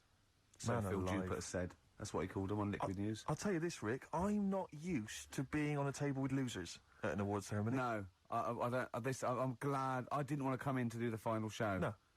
You know, I went straight over and sat with Pete and Jeff, didn't I? Yeah. I went And over Radio to the, 4. I went over with Paul Gambaccini. I went over to BBC World Service. Yeah. You know, it's a lot funkier. A lot cooler. Won an award. Yeah, they swept the boards. Yeah. Bronze is nowhere. What was the mood? What was the mood here? Silver's, what was the mood here? The mood, because the day after, because people were, I mean, let me tell you now, I think XFM deserved an award, and I thought it was criminal, actually. But what I did like about it, that we certainly had the room, because Pete and Jeff said good luck to us and Christian. That was really nice. And then someone else mentioned it. James Nesbitt. James Nesbitt said XFM and stuff. So it certainly had the. Gambaccini said something about it. Yeah. Did so he? it certainly, it certainly had the room. And for a local, you've got to realise it's a local radio station. You know, and it's good. You can't compete really with Radio 2 and Radio 4. But what was the mood the day after here at XFM? It was all right. I mean, I think we expected a few more, but you shouldn't take this thing seriously anyway. But what I didn't never realise, take Rick, awards seriously. But what I didn't realise is you have to pay thousands of pounds just to nominate. Just to get into the running for an award. So you've already, you know, they've squandered thousands of pounds. No, just it's not thousands, is it? Well, it mounts up because you pay to enter. And then the table. You've got to buy, like, mini-discs and that to send your stuff in on. Which adds up with Sony mini-discs. Oh, I see what you're saying, Carl. I'm not saying anything. No. And also then you've got to pay for the table. Right. And the food and the drink. I mean, it's a few grand. I swore on live television as well that night. Yeah. But I've never done that before. I mean, I've sworn before, but never accidentally. And we were being interviewed for, and Christian was sort of like quite, you know, being a bit boisterous, and he must have brought out the worst in me, and I just accidentally said the F word, and I apologised straight away. I didn't want to embarrass Phil Dupas. He was doing a good job. He does that himself, yeah. but I was thinking about yesterday, and you're saying a bronze isn't worth having, right? Yeah. But, say, like... We're only joking. None of them are worth having, but they're very nice. They're very nice to win. No, bronze is pointless. But you say that, because, like, bronze is, like, coming last, isn't it? Yeah. Yeah. Right. Yeah. Can you tell me the name of the person who won the marathon this year? No? Yeah, but that's because we're not sporty. I'm sure there's lots that can. But then... The guy who came last, who was in the swimsuit, people remember him. And no, I don't remember his name either. No, what's his name? No, but he was 6 days late. I mean, he was really Yeah, but bad. what's his name then? You see, no one's remembering either. No, but if someone said who won the marathon, I'd go, I don't know, but there was that guy in the swimsuit. Well, I'd say I don't know, it was a woman. Yeah. She had shorts on and trainers. I'm just trying to make... My point is, what they will remember is that we were losers. That's what they remember. They may not remember our names. Yeah. They'll just point and shout losers. We're all winners, though, aren't we? We're all winners, really. For taking part, sure. Yeah. And it's all subjective as well, isn't it? Go on. I mean, I'm not going to moan about awards, because you've won a lot of them. It's like saying they don't mean jack. But at the end of the day, right, there's some shows that won awards, and you go, yeah, that's worth an award. I think you've got to treat it... I mean, some awards... actually boost your profile or career or your cachet or everything like that. Some it's just a nice night out when it's nice to win, but I don't think you should really take any award that seriously. What worries me, though, Rick, as I mentioned on the night, is that when I was at school, I mean, you look at me now, you probably think he's an athletic kind of guy, he's a sporty dude, you know, but at school, bizarrely, that was not the case. No? What, were you a bit of a lanky beanpole? It turns out. You're joking? Yeah. Oh, right, okay. So, I got a silver in the high jump.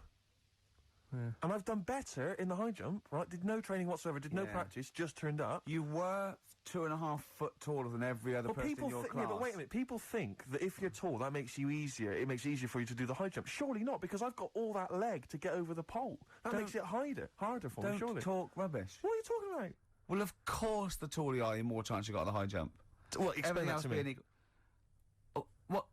Are you... Okay, then. So, is it harder for a 6-foot man to step over a matchbox or a baby midget? A baby midget? That is tiny, Rick. Hang on. Here's something I've learned, remember? Go on. Back to, like, show 4 or whatever. Go on. What is it? Show 4? The flea can jump over the London Eye? No! No, it can jump the equivalent of, if it was a 6-foot man, it can jump about 6 inches high. A flea cannot jump over the London Eye. Yes, it can. Yeah, it can. And tell your kids that. Carl. Oh, remember. Oh, a flea can jump over the London Eye. And an ant can lift 3 Volvos. But you're talking about fitness people and that. Remember when we were in the pub, right? Yeah. And your mate Johnny was in there. Yeah. I think it was. Yeah. And he was talking about that guy who got done, right? Because he entered a wheelchair race. Yeah. And there was nothing wrong with him. His legs were all right. Yeah. Now, he got done. because he shouldn't have been involved in it. Yeah. But don't you think that really he's really good for doing that, because he's not normally in a wheelchair. Sure. So he's not used to how they move about. Yeah. His arms aren't as strong as the other fellas who are always in the wheelchair. Sure. He had his mate pushing him. That was the problem. Yeah, it was motorised. I'd give him a gold plus. You know, you're taking a bloke who's not used to doing something. He does it the first time and beats the people who are at it. What about that woman, though, that was disqualified in the shooting because she was in a wheelchair and she was just in the normal able-bodied Olympics? It was just she entered, right, but she wasn't allowed to rest her elbow on the arm of her chair because that was at a disadvantage. She was in a wheelchair and she's shooting, but she was getting an unfair advantage. And they said you cannot put your elbow on the arm of your sneaky, wheelchair. aren't they? No, they are. You gotta be careful. You gotta be careful. Do you want to play Some of them aren't even disabled, it turns out. Hold on, though. We're talking about athletes, aren't we? What record should we play next? I'd love to hear that single that was out a couple of months back by Athlete. Let's have Athlete. West Side by Athlete, a track that I know you and I have enjoyed. Yeah, it was one of our favourite new tracks of the year, that one. Yeah, absolutely. Very good. More of our favourite tracks to come on XFM 104.9. You know, me, Ricky Gervais, and you, Steve Merchant, and Karl Pilkington. Sure, go on. You know, I was mentioning the high jump. High jump. Do you know the reason I didn't get the gold? It's faintly embarrassing because the guy it was just neck and neck, me and another guy. In fact, he was slightly shorter than I was, and I was using the traditional Fosby flop. Is it the Fosby flop? Fosby flop. And he was using a method which I can only describe as the Superman, where he was running at the bar and diving headfirst over it. I've never seen this technique before. It's illegal. That's absolutely incredible. Is it not allowed? The Fosby flop only works because his shoulder and are going over before his head. Right. That's they got around the rule. You weren't allowed to dive over because it was obviously no one monitoring that. Yeah. No. Just the games teachers having a quick fag. Yeah. Yeah. What was his name again? The fag. I think his name was Mr. Woodbine. But he anyway, so he's using this method, right? And it gets neck and neck, and I don't know how many chances you get to knock down the bar, but anyway, it got to the point where basically I had to get over the bar, or I was going to come second. Sure. And I decided at that point to use his method. Because he'd seemed to be doing so well with it, I thought, well, I'll try that then. That looks easy. Oh, dear. And ran at the bar, launched, didn't actually get my feet off the ground, just hit the bar like I was someone finishing a race, you know. Did you have... It's so pathetic, just clattered everywhere. I just want to get this picture of you at the age of, what, 15, 16? Yeah. 6'5" already, probably? Yeah, probably, yeah. Probably, what, about 9 stone? Exactly. Yeah. Did you have your glasses on? Of course I did. You must have looked pretty sexy. Probably a small bum fluff tash. Yeah. Yeah, as well. That must have been good. Was it true once, when you were about 16, you decided to wear a dicky bow to school? Yeah. That must have been great. That was during my PG Woodhouse phase. You thought you'd be a hit with the ladies if you were more sophisticated. Well, not only that, I thought it'd make me kind of kooky and eccentric. Yeah. Like I wasn't already. 6'7", goggle-eyed. Yeah. Like they're not already thinking there goes a weirdo. Oh, he's a weirdo with a bow tie. Yeah. Brilliant. Does it spin round, mate? Yeah, because you're getting me hot. Exactly. Oh, dear. Yeah, I wore that for about 6 months, and it was in school colours, because we had to wear a tie at school, but this was a bow tie. I mean, now I don't... Oh, man. I can't believe I don't know what I was Karl, thinking. When you were a little Pilkington, right, what was... If you had hair, what would it be like? What do you mean? Well, you obviously had hair then, back then. What was the style? It was like, sort of... I had quite sort of fine, sort of straight hair. Yeah. Right. Hairdresser once said to me, "You've got hair of a Chinaman." He was a wise man, wasn't he? What do you think that meant then? Oh. He just said you've got the same hair as a Chinese man has. Very straight, quite fine. Why is he telling you? I just imagine this bar going, the Arsenal did well, didn't it, sir? Should I have something on that? You have the hair of a Chinaman. I'm sorry, nothing. You're not the spy. No, I'm not. Thank you. Good night. Oh, you're not my contact. Yeah, lovely. You have the feet of a fish. I'm sorry, nothing. It's not you. Okay, next. You have the hair of a Chinaman. It was one of those barbers. It was a cheap one, just on a railway bridge. I don't believe that. Go on. On a railway bridge. That's why it was cheap. It was very low rent, so he could charge. That wasn't the barber. That was a man with some scissors. Yeah. Did you go? Oh, I have to move you there, sir. Wow. Yeah. Okay, back in the chair, sir. I imagine them on one of those things you always see in old films where you've got to, pump it up and down. Yeah, like a seesaw. Yeah, It wasn't as good as that. It was just a normal chair, little wooden hut, And he did have to stop when a train came past, because it used to... Well, because he had to change the signal. Just making a few extra Yeah, bucks. exactly. Yeah. Oh, I love that. That's Manchester for you. Oh, God. I always Oh, it remember wasn't Bernard Cribbins, was it? I always remember him saying, "Do you want your hair washing?" And I said, "Is it free? You know, does it come with it?" And he said, "Yeah." So I said, "Oh, go on then." He said, "Hang on now, I'll just have to wash these mugs up." He had like a sink full of mugs. Oh, He said, "I'll God. just take these out and then I can wash your head." Oh, no. And that's why. Why did you go to this man? It was cheap. It was How like much was it? About £2. And when was this? God, at 88, 89. All right. Yeah. So what happened to your Chinese hair? When did it start coming out? You have the hair of a bald Chinaman now, Yeah. don't you? You've got the hair of a Chinaman in a box now. I used to just work a lot of hours, and I think, That's what made it fall out. yeah, of course. No, it's like, not. It's genetic. You can't stop Not it. can you? genetic. Of course it is. Is your dad bald? No, it's got more hair than me now, I think. Is your mum? Kojak's got more hair than you, Carl. Anyway, Don't have a go at Carl's hair. That's a bit harsh. Oh, look at his little what face. did it say before in that book about going bald? It said it had a little tip, didn't it? We'll go over them later. It says if you're going thin, doesn't it say cut your hair short and something like So that it too? makes you look thicker. Yeah. something. Oh yeah, we got people are offering Carl lots of. We're coming up to that in a Yeah, few, well, we'll few go through that. minutes. So obviously we... to win that BAFTA bag. Shall I remind people what the competition was? Yeah. Last week we were giving away this bag that we got signed by various celebrities at the BAFTAs, and we asked you to email or write in with your suggestions as to what you have that you could swap for the bag, and it has to be something that will enhance Carl's life. We've had quite a lot of suggestions. I'll go through those a bit later, but they're some of them are quite eccentric. Meanwhile, I'm going to play one of my favourite songs off one of my favourite albums. I look forward to hearing it. It's Radiohead, it's the Bends, and this is Black Star. Go for it. Sugar Cubes. Hit. Yeah, on XFM 104.9. Our last show till August. Absolutely. Sorry about that, we'll miss it. We can't avoid it really. We've got to go away and do some filming. And they're only going to miss you anyway, Carl. They can do without us now. Zoe Ball's on. Yeah, Zoe Ball. And who else is after her? She's not doing the whole run, is she? Yeah, I think so. Is she doing the whole 3 months, is she? Yeah. Tell her not to get too comfortable. Alright.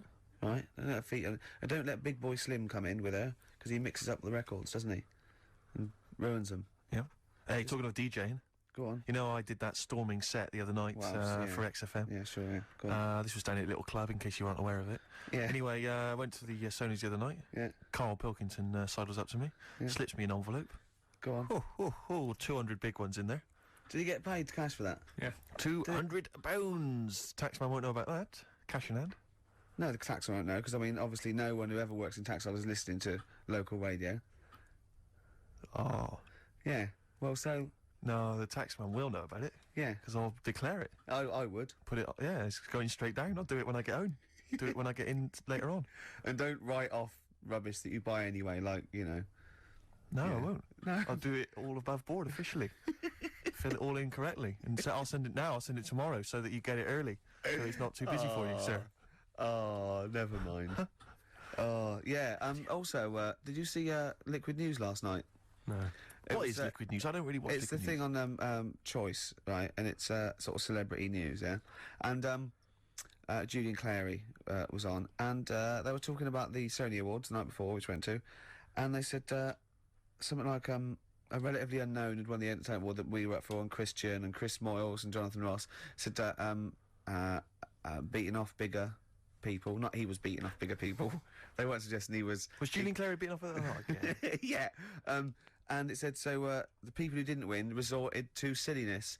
And it cut, right?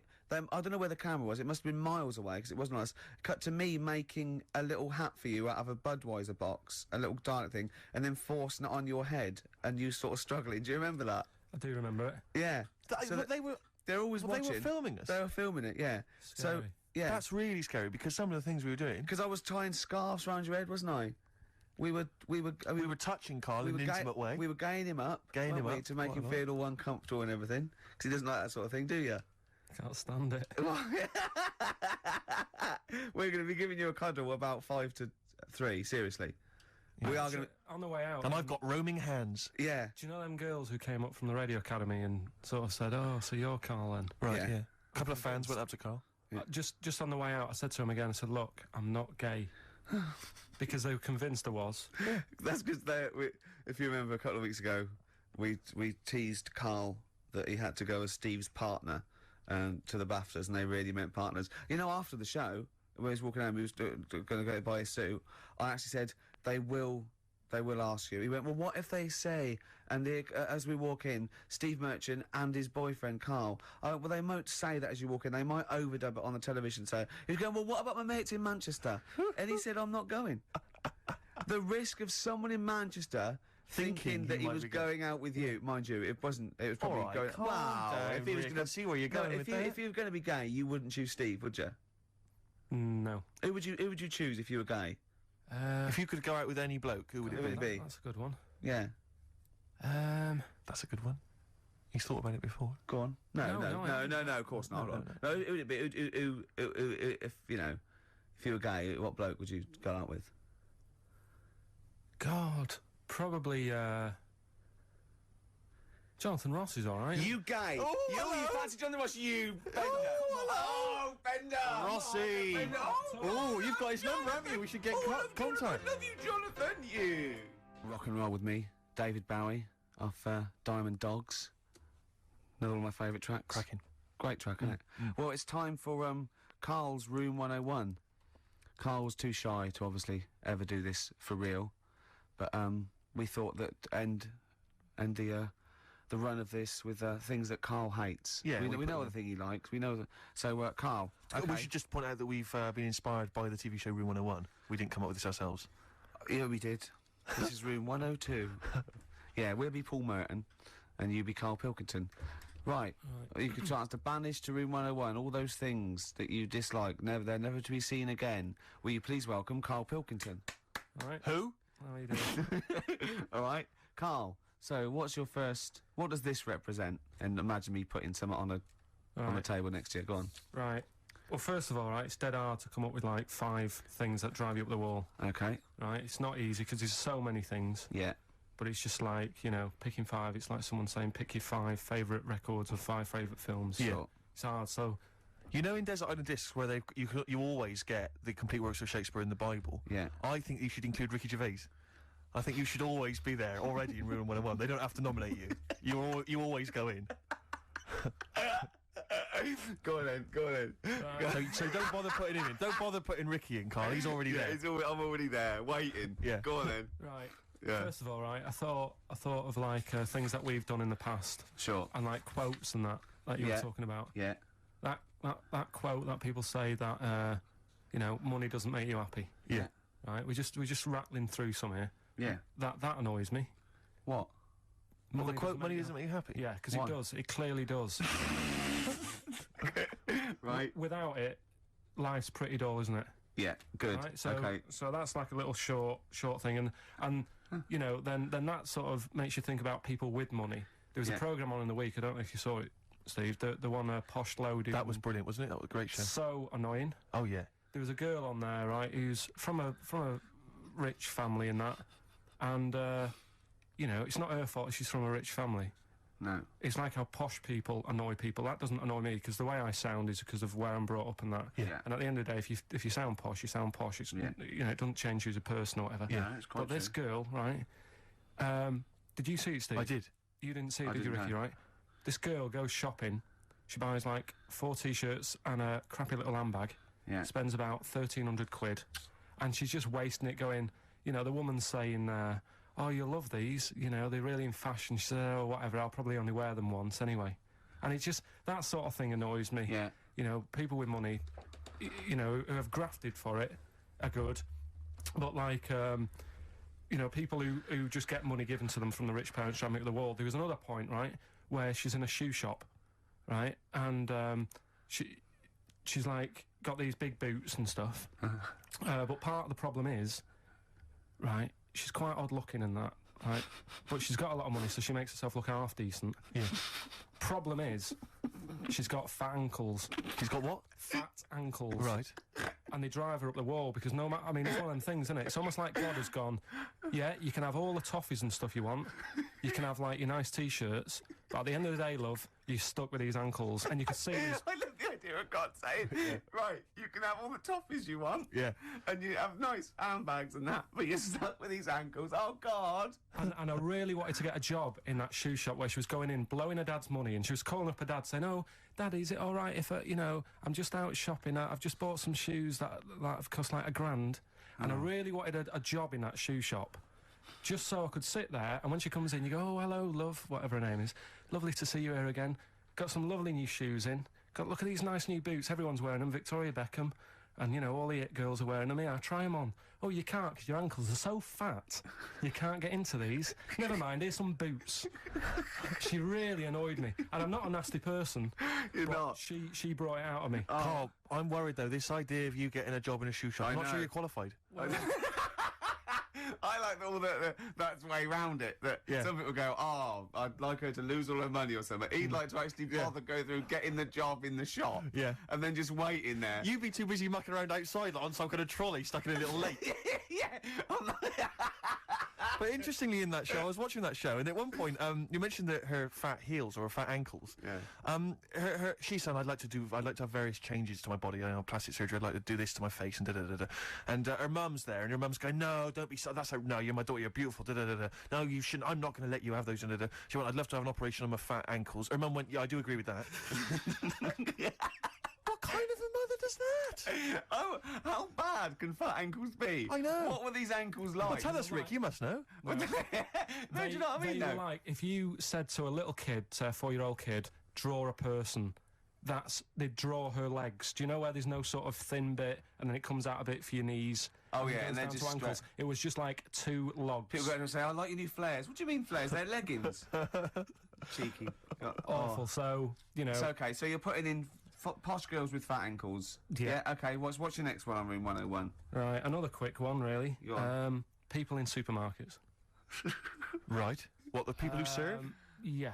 It's mainly these shops you get round in London that are like open 24 hours, right? Yeah. You'll go in and you'll buy your you know, you don't do your main shop there. It's mainly just little bits in it. Your carton of milk and maybe a loaf, a couple of balm cakes and that. Yeah. And you go in there. Who still buys balm cakes? Right? Do they have them in London? Yeah. Do you ever ask? Would you be annoyed if they said balm cakes? We don't have those down here. They're rubbish. That's happened before when I asked for gravy and they didn't know what gravy was. When did you ask for gravy? In a chippy. What do you mean? What'd you say? Have you got any gravy? Just because you up north you have chips and pie and gravy on it, and they didn't have a clue what I was talking about. Right. Okay. So that annoys me, actually. Stick that on the list. Right? But, you've got fishmen up north. But listen, right? We saw a sign in the north, right? It was a little shop, and the sign said, "We sell bread." And it was handwritten. It was like there was probably like a rush with those people in turbans going. What's this bread you talk of? Yeah, little headscarves, little women running down with their little. Oh. But anyway, these shops, right? So you go in there, getting your stuff, and you'll go up to the till, and they don't say hello to you. They don't sort of smile. They just bleep the stuff through. Mm-hmm. They don't tell you how much it is. They just sort of expect you to look at the till to see how much it is, so you can get your hand in your pocket, give them the money, they'll give you the change, and they won't say goodbye. Yeah. So it's like they just can't be asked to have any sort of hello, how are you doing? Yeah. I don't want a big chat. I don't want to know what they're getting up to and what what the dad does for a living and all that. I just want like, how are you doing? You know, you're well, right? Oh yeah, this bread's popular or whatever. Right, that'll be £5. You need to keep abreast of which breads are selling well. Oh, Mother's Pride, that's a good choice. 70% of our stock is worth. So that really, even though it is a 24-hour. I'll be honest.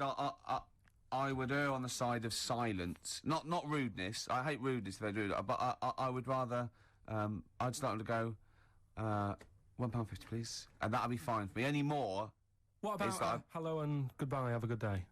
Not in an American way. It doesn't bother me. I prefer people who say have a nice day and don't mean it to people who don't say it at all and don't mean it. To be honest, I don't worry about that mock sincerity because I think it.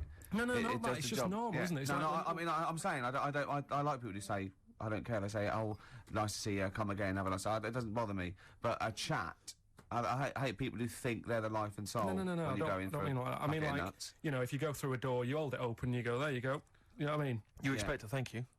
Yeah, that's all. Yeah, and also when do you come in at like a narrow walkway and you're both walking there, and I stop or get out of the way, and they tut, like I should have. I want to go. Hold on, look, we're both in the same boat here. Yeah. Why is it me? That annoys me. Where people think tutting when they're in the wrong. They own the street, or if two people aren't looking where they're going, it's one person's fault. That really annoys me. Yeah.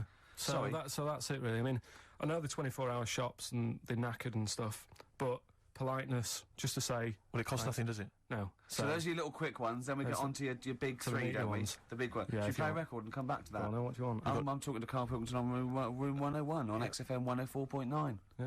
Mad. We were shouting at you then. How loud are those headphones? Pretty loud, but I'm always wearing headphones, so... Yeah, but look what I'm doing. This is an old radio trick. You put one earphone over your ear and the other one off so you can hear people in the room. Hives on XFM 104.9. What did you want to say? Doesn't matter, Karl. It does. The point is, it could have been important. It could have been a fire, anything. When we shout anything, you jump. Yeah. Do you know what I mean? Come on, Karl. Right. Get with the programme, all right? Hey? Right, what other things you want to put Yes, in room 101? Other than us. Spiders. Right, go on. I know Ricky will be agreeing with this. All spiders, yeah? I mean, not all spiders, because there's some spiders that are on the planet that don't do any harm. They clean up stuff, don't they? I got little brushes. Do you mean like janitors spiders? yeah. No, there's some that, you know... Hong Kong leggy. Just get on with stuff, but I'm talking about the spiders that are deadly. Right. And spiders that are massive. I mean, Johnny's mate, Ricky's mate, Johnny, I mean. Yeah. He was talking about how he was in Australia. Yeah. And he was sharing a room with a mate or whatever. And his mate was having a shower. And said, Johnny, just come in here a minute. And he went in, and there was a spider on the side of the bath that he said was the size of your hand. Two hands width. It's sort of like a size track, just like 8 inches across. That big, right? And the daft thing with that one is that can't kill you. It's massive. It's got no purpose. It's a huntsman. Yeah, but what? Something you said it does, right? If you sort of walk around it and it thinks you're going to try and trap it, it hisses at you and jumps at you and jumps on you, and sort of clings on. That's terrifying. You'd be sort of running around trying to get it off, and it's just gripping on like the old stag beetle thing again. Yeah. It's clinging onto you. But there is no... What I don't understand is, why is that spider that big? Right. Because no doubt it only eats stuff like normal spiders do, but it needs to eat more of them because it's a bigger lad. Right? Yeah. It doesn't actually do anything. It's not like... I just don't doesn't get try, it doesn't paint, doesn't do anything. Yeah. It's just getting in the way, and it's one of those things that are so big you couldn't kill it. Because can you imagine like the mess that would make something that size if you stamped on it? Yeah. Which I'm not, again, I'm not a fan of. Yeah. But I don't get that. And then there was a programme on a few weeks ago on BBC about spiders, and there was this one, right? It was going, there's so many spiders in the world, and apparently there's so many of them they can't give them all names. Right? What they're saying is, once one dies out, they'll actually introduce another one. Because there's so many different breeds of them that it's impossible to sort of make a book and list them all. Right. Well, It's the like book would be infinitely long. Well, yeah. Yeah. It's like a queue. They're not trying to name it individually, are they? No. That's their problem. No, Yeah. seriously. Yeah. Just keep it down to the species. Go on. This is true, this. Go on, yeah. So they'll sort of go gives a spider, the Black Widow, right? Black Widow, they've all died, so who's next? And they'll say, here's a redback. Yeah. And that's how they introduce them. So this programme was going on about this. That's not how they do it. No, they do it. Okay, your point Okay, right. Right, so anyway, there's this little one, right, in Australia, and it shows you some kids being dead happy and playing around in the sun, loving it, all healthy and that, and, love being in the sun. They're playing around the pool, and, there's a couple of them there playing swing ball and that, dead happy, not a care in the world. And, the one of them goes, I'll go swimming, because I've been playing swing ball for an hour, got a bit of a sweat. Sure. Go for a little breaststroke or whatever. And they get in the pool, and they can't wait to have a swim about. And then it pans to the bottom of the pool. Yeah. And there's this little spider just sat there dead still. right? Sat at the bottom of the pool holding its breath. Holding its breath! Okay. Cheeks going up red, eyes bulging. yeah. Oh, 8 pairs of goggles on. One goes by with a snorkel. You should have thought of this. 4 pairs of flippers. Yeah. Oh. It's sat there in the deep end, right? And then it pans back to the kids having a good time, chucking a ball to each other. Yeah. I can see what's going to happen here. And it pans back. It's not going to join in the game, is it? No. And what happens is the kid starts bouncing up and down on the floor. Sure. Goes and sticks its. The kid goes and puts a foot on the spider. Bites the kid, and apparently, if you're not seen to, you can be dead in 15 minutes. Sorry, why does this spider sit at the bottom of the pool? That's what it likes to do. Animals don't do things they like to do. Animals do things for a reason. Waiting for a kid to come along. So No! It doesn't make any sense. It doesn't make any sense. well, that's what It's it not. does. It's not. It doesn't go out to murder kids. That's not. That's not what it does. No, there must be a reason. I mean, if you just stopped when you watch these programmes and don't get involved with the music and, like, you know, the odd... Why does it sit at the bottom of the pool? There must be a reason. It either goes there for protection, food, to cool... It does it for a reason. It doesn't go there to wind up swimmers. Yeah. There must be a reason. This is it. If anyone's watching, please, if you're watching that programme, I don't know about this spider. What's the name of the spider? I'm not sure. Okay. Well, it did say- 08700 800 123. Is it the Duncan Goodhue? Is it Paul? I mean, I don't know. Maybe it does go into other things like ponds and that, and maybe it does the same for ducks. If a duck stands on it, But why? The duck stands on it! why?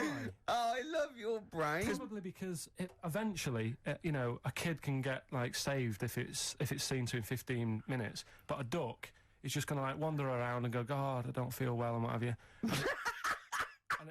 What good is that to the spider? Because No, I'm saying it might kill it if it might protect itself, but it must be in the pond for a reason in the first place, or the swimming pool. It must be down there for a reason. It must have another agenda, evolutionary-wise. It can't just do it. Could it be in training for the Olympics? unless it is just cooling, like those, because on one of the other programmes that's a bit mental. Oh, yeah, that one, yeah. The one with the lizards. Did I tell you? Well, that? let's not get into lizards. This could take. Okay, no, go on quickly. No, this is a good one. It was a programme, BBC programme again, on how insects and animals help each other out. Yeah. Right? They were saying how, you know, you might think they're an insect, but they think like humans do, Yeah. and they all help each other out, right? And there was this lizard that is running about in the desert, right?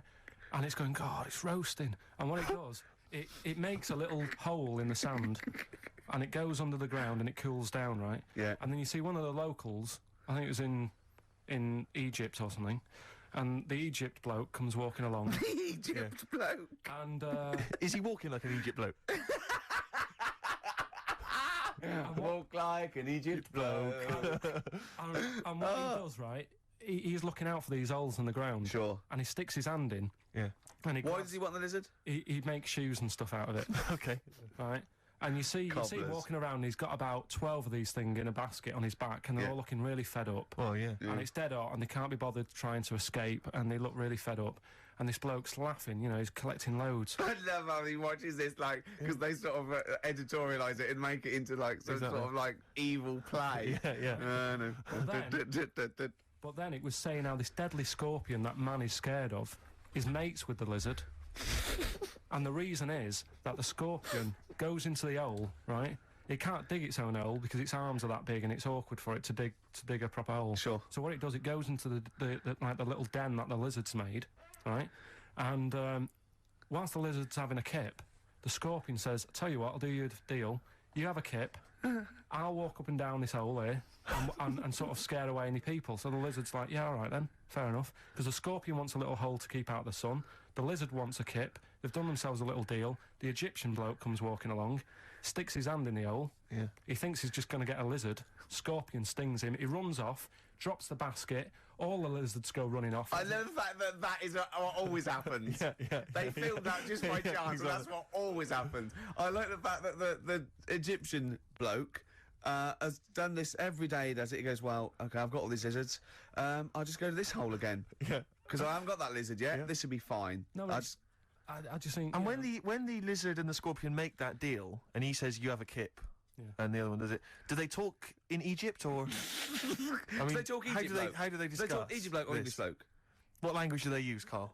No, it's the international language of love. But spiders is what you're putting in room 101. Spiders. Let's go back to that. That's Spiders. So spiders So that. basically, spiders that have got the poison to kill a man. Because Rick, I know, because Okay. But Rick, I know what you're. about the ones that are just too big for their own good? Those I are don't understand that either. But Rick, you're scared of all spiders, aren't you? Or Yeah. even the little tiny ones you I find. don't in the like garden. any spiders. Yeah. Is your husband afraid of them as well? Or? Oh What are we dear. playing here? What are we playing here? Oh, this is Cat Stevens, Silent Sunlight. It's beautiful off Catch Bullet 4 at its peak in the 70s. Oh, Cat Stevens, Silent Sunlight. Yep. Carl just had a funny phone call, didn't you? From someone who's telling you all about the Little Brown, it's called, is it? Little Brown, yeah. That's the Yeah. name of the spider that sits in the bottom of the pool. He said it doesn't hold its breath. It's got an air bubble. I didn't think it did hold its breath, to be honest. And then, as you know, Steve was opening a letter we got, and it's a football song, and it's They Don't Like It Up by the Leatherhead Gimpers. But it's the fact we keep getting sent homemade singles. Wow, that's good, isn't it? Oh, there's another one here. They're both football anthems, though. We don't. Well, do we show any interest in football? Are we? Well, yeah, the World Cup we do, don't we? You're right, Rick. Yeah. Yeah. I've got a bet on as well. Have you? Chelsea to win 2-1. What today? Yeah. And I've got Chelsea to win 2-1, but Henri to score first. And that's something like 30-1 or something. Best So, luck. Yeah. Best luck. Brilliant. Right, so spiders, that's the first one in room 101, isn't it? So you agree Rude with people in supermarkets, spiders that are either have got enough poison to kill a man or are unnecessarily big. Yeah. Yeah, go on then. Right, good. Going well. Right. Next one. Yeah. Stars in Their Eyes. Blimey, it's a popular show. You might alienate a lot of people. Stand it. Why? Just, I think, if you've got a talent, right, there's loads of shows now that you can go on and make a killing, Yeah. like Pop Idol, Yeah. what was the other one, Pop Stars, Yeah. that sort of thing. So, people who will go on Stars in Their Eyes, they want to sort of be famous. Yeah. They want to be a singer. What I don't understand is why go on that show where you do all the hard work, got to do all the graft, Yeah. and yet, even if they win it, you never see him again. The guy who won last year, Christa Berg, Ian Right. Moore. Ian Moore. But, Before last. Brought us now with his own stuff. yeah, but, alright. How did it I sell? bet that sold well. Exactly. Don't get it. What I like is when someone doing Edith Piaf like wins a heat, and Matthew goes, "Well, I don't think you'll be going back to the cleaning job, will you?" Yeah, yes, you will. Monday. Almost certainly. Monday. She'll be back there Monday. Just, yeah. and just the way, you know, in like the final last week where the guy who was Elvis won, and they're all I thought he in would there. though. I thought he was very good. No, he was good, but will we see him again? Do you know what I mean? What is his job? I don't know. He'll be carrying on doing that. There's going to be no change to his life whatsoever. He's very good at what he does, but he's wasting his time on Stars in Their Eyes. So I don't understand exactly what your issue is. You clearly like the show because you watched the final last week. He thinks. I You think agree he that people are talented. You think it's a waste of talent to go on Stars in Their Eyes because it's not a vehicle to be famous, whereas something like Pop Idol, Yeah. Pop Stars, even Yeah. Big Brother. Do you know what I mean? Go Yeah. on that. Sit in a room all day, have a month off work. because they're all big stars now, aren't they? No, but what I'm saying is, it's less work to sit in the Big Brother house. Now and again, just sing a song, and people go, "Oh, isn't he a good singer?" You come out after having a month's rest or whatever it is you're having there. Yeah. You come out, and there's loads of record companies like waiting for you to come out and give you a deal. And what happens then when you And get a then- deal? When you cut a record, what happens to that record then? Then it's either sells or it doesn't. And actually, what happened to it? It didn't sell. No, none of them did. But what I'm saying is, that is a lot easier to do than all the graft that you have to do on Stars in Their Eyes and the pressure. What would you rather do? Buy Craig's Christmas record Yeah. or Ian Moore's classics? Probably Craig, just because the guy on Stars in Their Eyes really thought he was better than Christa Berg. When he was singing, and I Matthew, think I'm better than Christa Berg. he was singing, Christy Berg came walking on. Did he cry? And he didn't stop and go, oh, I can't believe it, my big fan. He was sort of carrying on, like, don't interrupt me, I'll have a word with you in a bit. You think he should show the man he's actually making a little bit of living off? Yeah. Emulating. A bit of respect. A bit more respect. And the most annoying thing... I imagine them arguing, resting each other's floor, saying, I'm Christa Berg. No, I'm Christa Berg. Like two ventriloquist dummies. Just having a fight in the dressing room afterwards. But the most annoying thing of all with Stars in Their Eyes, people who go on and do people like... say, like, I think last year, someone went on and did Lamal. Now... If you want to... Because the whole idea is with Stars in Their Eyes, you get work off the back of that show by, like, companies, don't you, saying, who will we book? Yeah. You could get the real Lamal for about 30 quid. So why have an imitator? Well, it seems to me, though, Carl, the problem is that show's been running so long that all the big names have already been done, so it's going to end up having to be, isn't it, Lamal or some old kind of 50s singer you've never heard of? Isn't that the problem? I remember when... I mean, it's just Eddie Reader was on there. You've had Eddie Reader. But it's just a karaoke contest. It's just... I think you're assuming that everyone on there wants to get, a recording contract. They do, Steve. Okay. In that bit at the back where they say, and the votes are coming in, let's have a look at the tension now that's going on. And they sat there and they really think they are Elvis. And they are Luther Vandross.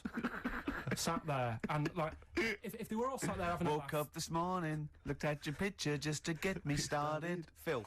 If they were all sat there, sort of thinking, oh, God, this is a bit of a laugh, innit? But they're not. You can see that they all really want it. And it's like... So what I'm saying is, who are you putting in Room 101? Are you putting in the people who are just there to have a bit of fun? Everyone involved in that show. Including Kelly? Yeah. He's a talented guy. You don't care? No. He's going in as well. He's in there first, and then everyone else, everyone who enters it, the people who go and sit in the audience... Everything. But what would you do Saturday night? You'd love the show. You watch it every week. It was just on when I was getting ready to go out, and there's nothing else on at that time. Sure. And it was the final on Saturday night as well. Yeah, you got to watch the final, live final. Final. Well, who would you do if you went on the show? Moby. I'd probably do... Ooh. It's not that you look like them, though, is it? No. You sound like... Because they wouldn't let me on as Tracy Chapman. I was furious. That's annoying. Because I sound just like her, but they said... No. Bowie. You do Bowie? Yeah. Can I hear your impression? No. Well, come on. No, because you just said if you could go on and what have you. I'm saying that. Well, it's got to be someone you can do. I mean, obviously I'd go on as Will Smith because I can do the rapping. Yeah. I can't do it. I'm not a good singer. I've never really been into singing. I've never done a live singing thing before. Haven't you? No. But if there was a talent show, on, what did you do? I did Walk Like an Egyptian by the Bangles, and I mimed, dressed up as a woman. How old were you? It was when I was still going to school, so it was like... Well, I hope so. 12. And what... Sorry, what was the... Why did you do that? What did you mime to, and why were you dressed as a woman? Where's the logic in this, is what I'm saying, Carl? What sort of act was this? I think I was meant to get hold of some, like, Egyptian outfit. Couldn't. So I looked in my mum's wardrobe, and I had a dress. Dress in a fez, carrying some lizards. That'd do it, wouldn't it? I had some boots and a wig on. And how did you dance? Look, he looks confused. He's confused by his own act. He's suddenly confused. The best bit was it was like a proper talent show. Do you know where you cover it all? Yeah. So I did like the dancing and the miming, and then I also did a bit of magic, right? Where I had like a cloth, right, and I had it over my hand like that, and the crowd were like, oh God, what's he gonna do?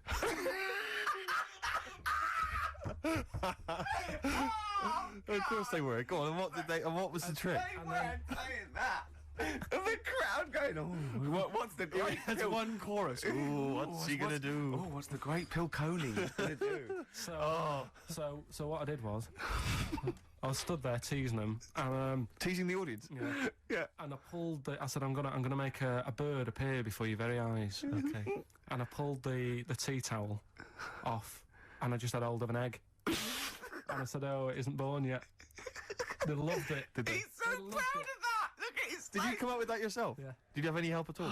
No. So you did Walk Like an Egyptian and Dress as a Woman, then you did the egg trick. And then I was also playing like a janitor. Because when the next person was singing, I'd come on and all the electric went off. And I came on going, oh, God, has anyone got 50p for the meter? Oh, you're quite a little showman, weren't you? And then, like, you know, Did you win? Chucked us some money. Yeah. And, are you sure you weren't actually employed as the janitor? No, did you win? No, I think we came second.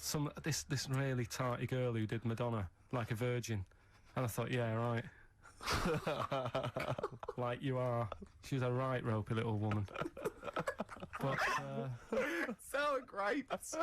Okay, so Spy the Stars in Our Eyes, we better play a track, hadn't we? Indeed, yeah. Bit of Tom McRae. This was a track we played a while back. I enjoyed it. Tom McRae, End of the World News. Yeah, I love that one. I hope you're enjoying the music. We're loving it, aren't we? Indeed. Still to come, we've got another entry to Room 101, Carl's final entry, and then that giveaway, the famous giveaway with Enhance Carl's Life. Can I have some adverts though first, Carl, because I'm getting a bit fed up. We'll have adverts for a little while. Badly Drawn Boy, Once Around the Block. Classic, a retro cut. Getting a bit sad now, Steve. 20 minutes. Indeed. You're right. I've got so much to say. I've got so much to leave people with about Carl, all the things he's done. Looking back, Carl, do you remember when I put up the waste paper bin on your head? Classic. Classic time, yeah. Yeah, do you remember that? What did I do to you today? Well, you tried to bring the same memories flooding back to me by putting the same grotty bin on my head. But the annoying thing was, last time we did it, it was quite a new bin. Yeah. Did it today, it's rank, all sorts of stuff on What it. else did I do when I saw you go around the corner down there? Go on. I went to get the paperwork and that you need to produce the show. Yeah. And came around the corner. Ricky was sort of hiding, and I was concentrating, reading stuff, and he goes... I don't imagine it was as soft and gentle as that. I imagine it was more like...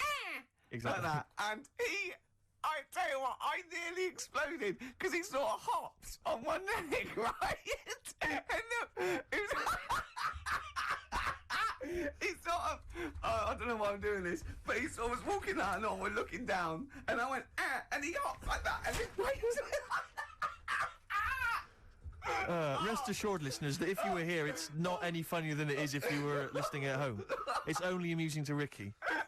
But I'll tell you what, it makes you feel really refreshed. He was going on and having a heart attack like that, and I was nearly having a heart attack laughing. And he went, "I feel good now." He said, "I can see why people skydive."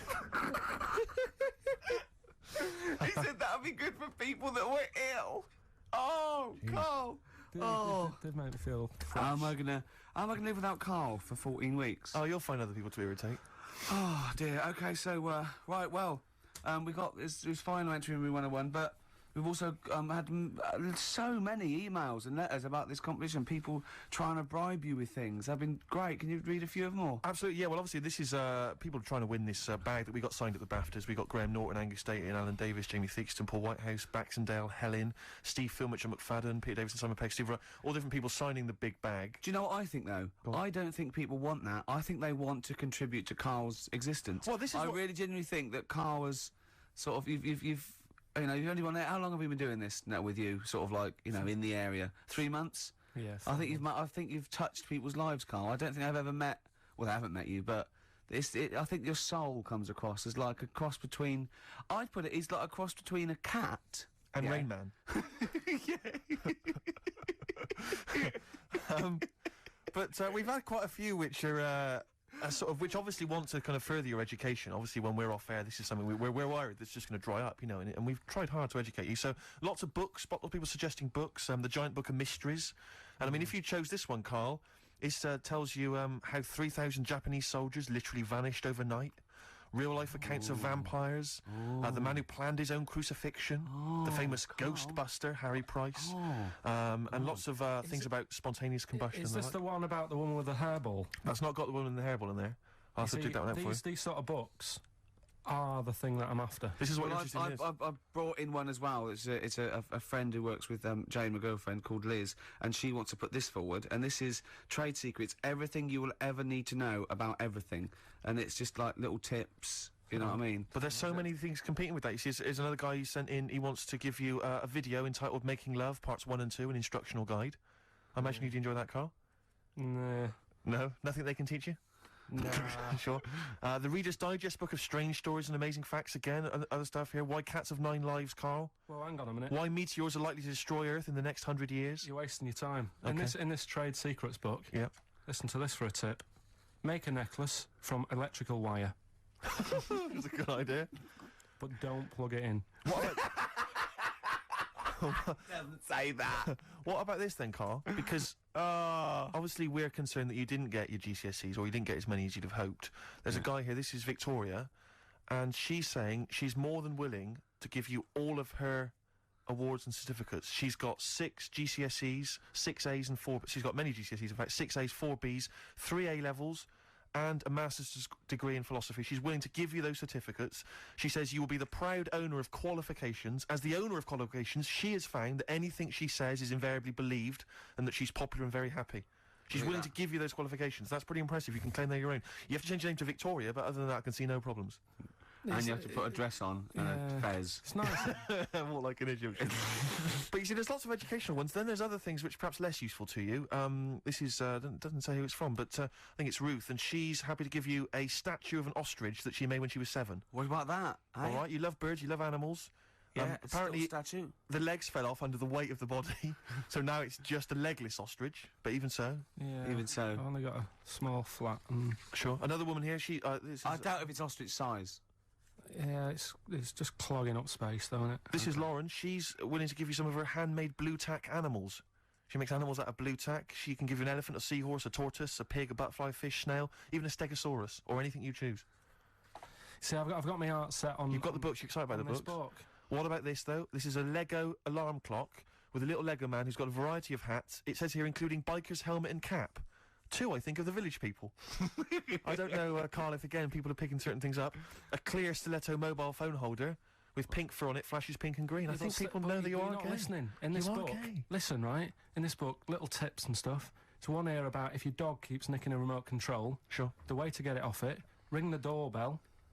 Right, so you got to get off your chair, go and ring the doorbell, so the dog goes, what's that? And it drops the remote control, goes running to the door, you run back and pick it up. I love the idea of Karl doing that, and then the doorbell goes, and Karl drops it and goes, and it's the dog pressing the doorbell, and it sits back down, and Karl going, oh no, not again. I mean, I really do want... Can't I just have this? You excited by that, are you? It's brilliant. What about this one, though, that you mentioned? This is a book which has got all those urban legends and stories that you've read on the internet, and it tells you whether they're real or not. This has got the one in there. I know you're very excited about the one with the woman who stuck her head in the microwave. Yeah. Eh? Right. It's not... All right, so basically she's saying here that whenever Ricky says, oh, it's not true, you can dispute that with your book. Yeah. What do you think then, Karl? Do you ever think about all these gifts? There's so much stuff, isn't there? Should we play a record and then come back? Can't... Have you found something you like in there? You're so undecided, Karl. I really like this book. Go on, and what is it? What else you found? What tip? God, there's loads of stuff in here. Let's just pick one at random. Don't be too tidy. Leave some areas for helpful garden animals to hide in. So when you're cleaning your garden and that, you know, it might look a bit of a mess, but think about the animals that are walking about at night in the dark and stuff. Yeah. Just little things you don't think about. Yeah, because they're pointless. Little, Yeah. Okay, then let's play a record. Karl, there's so many to decide on. Yeah. Alright, what are we playing, Steve? This is something from a little compilation that came free with a magazine called Comes With a Smile. It's a good little magazine. And this is by Matt Pond, PA. It's called Night's End. I suppose there's a little bit of New Country, which we don't play often, but there's some nice tracks floating about, nice. and that's Very Matt nice. Pond, PA, Night's End. Well, I'm getting very sad now. 10 minutes to go, and so much to cram in. Now, thing is, Karl's fallen in love with that book, but I feel a bit bad letting a friend sort of win when all these lovely people, these regular listeners, so I don't think you can have that. But I'll tell you what, I'll borrow that, or I'll buy it for you, so you can have that anyway. What have you That's found safe. in there? You're going home with that. What avoid washing up by boiling the bag food. See, I can see why you'd love that. Exactly. Is there anything out? What other things have you caught your eye though? Put that book down. Yeah, go on. Well, One of our regular listeners who actually wants the bag and wants to be part of your life. Come on. Well, Richard emailed in, right? And he's got a book which is similar to the one I like there. Yeah. Which has got like 180 stories in it. So I mean, most of them are like true, I think. Do you know I was telling you that story about the woman who put her head in the oven to dry her hair? Yeah. Because she liked the way... And she boiled her brain. Yeah, she stuck it in a microwave. Avoid washing your hair by boiling the brain bags. So she put her head in the microwave Yeah. and boiled her brains. And boiled her brains. Sure. Because she thought she'd get the same result as she did from the oven, but it all went wrong and that. And What do you mean? She used to dry hair in the oven, and she just like went modern. Apparently, it's like what punks used to do. You get a different sort of heat off an oven than you do off a hairdryer, right? Sure. So she thought, well, I'll do it in half the time. Use a microwave. Sure. She was busy. She I was don't late. understand how you can get your head in a microwave. It only works when the door closes. Yeah, but you jam the little thing, don't you? Well, don't say that, Don't say that. Don't tell. I don't think it's possible, but don't. Of course it is. Yeah, well, anyway, don't but do that. he remembers that story and said, I've got a book full of stuff like that. And he sort of sums up a little story that's in the book about this girl who, she had long hair, right? And she used to always mess around with it. And she's sucking on it. Do you know, like how girls do with the long hair? They sort of mess around with it and stuff. Yeah. And she's sucking on it all the time. And she was doing this from the age of, like, 10. And then, I don't know, she's probably about 30-odd. And she's doing this all the time. Guessing. And she goes, oh, God, my belly's hurting today, Mum. And she goes, oh, what's wrong with you? She says, I don't know. You're 30? Yeah. So she goes to the doctors, and the doctors do an X-ray, and nothing's coming up. And it's like, I don't know what's wrong with you. You know, you're just being a bit moany about nothing. She's like, no, honestly. He's a very intolerant doctor. Yeah. She said, this is... Piss off. This is really hurting. I don't know what's up with it. So anyway, they found out some sort of system of looking at what was going on. Yeah.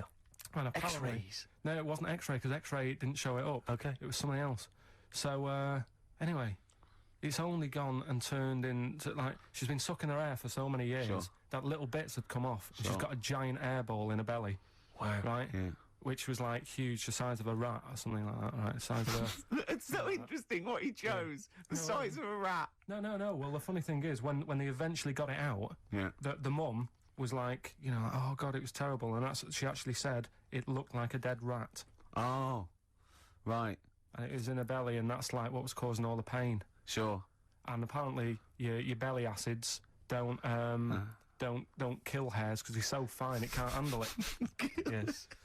So, Right. So you're going for that book, are you? That's the one I want, Who's the yeah. winner then? Who's the winner of the lovely BAFTA What's bag? his name there? Richard Scholar, is it or something? Yeah, Richard, Scular or Scowler Yeah. or something. So he's the winner. So check it out. You're going to get that book coming to you. I'll borrow this book for you. I need an email within like 5 working days to sort of. So what's your clarify. email? It's carl.pilkington@xfm.co.uk. Okay, lovely. I want an email from this guy, and I won't be sending the bag out until I receive the goods. Okay, right, Fair good. enough. Well, we've only got a few minutes. I want to play Suede, and I want to end with the Smiths track. So let's play this. What is it? Suede. Right, what's your last Room 101?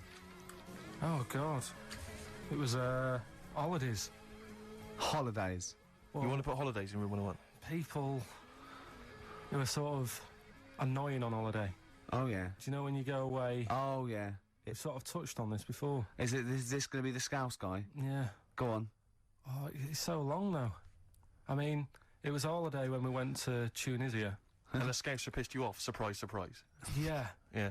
But the annoying thing was, you know, when you go on it was a cheap holiday, and like the lesson here is, you know, if you want a good holiday, you gotta like spend some money. Yeah. And we didn't on this one. We spent about, I don't know, 400 quid for 2 of us for like a month or something ridiculous.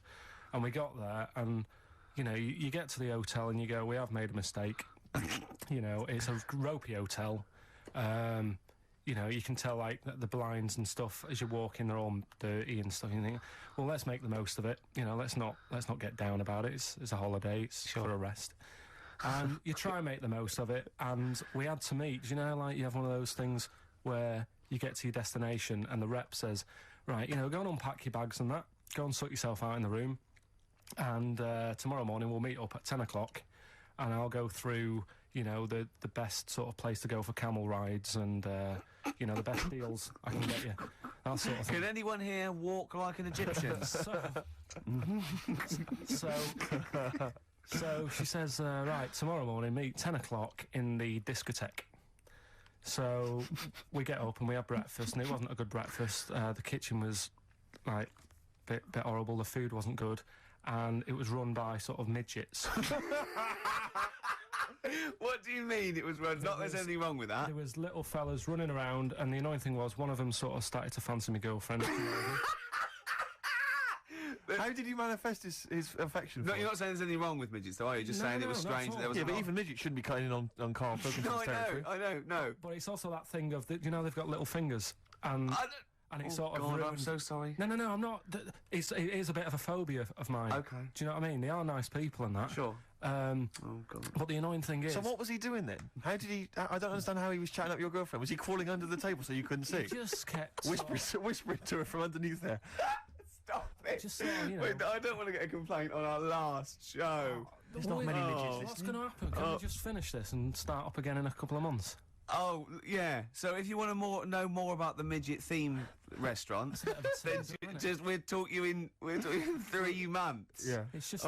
It's just. No, that's fair enough, actually. Oh, No, you're yeah, absolutely no, right, sorry Karl. about That's your this. producer's Listen, head on. we'll see you in about a really, it's been a pleasure, truly, and thank you for everyone that wrote letters.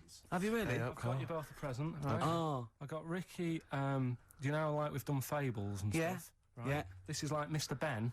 This is Oh. brilliant, Yeah. right? And it's like little fables that Mr. Ben goes on. Oh, fantastic. So I want you to learn something from that for when you come back. Okay, brilliant. That's lovely, I'll tell you Karl. one of the stories I read this morning. It's brilliant. In fact, when you've done with it, Yeah. give it me. Yeah. Because I haven't finished reading that. Okay. Thank you, Karl. And for Steve, a little Oh. chat up lines. A little book of chat-up lines. That's fantastic. Karl. Well, we'll see you in 3 months. But currently, man and Karl cherish Karl Pilkington. He sits in a little room by himself, so keep him in touch. And we'll see you in August. We're going to leave you with something that we all love. This is "There Is a Light That Never Goes Out" by the Smiths. Very apt, I think.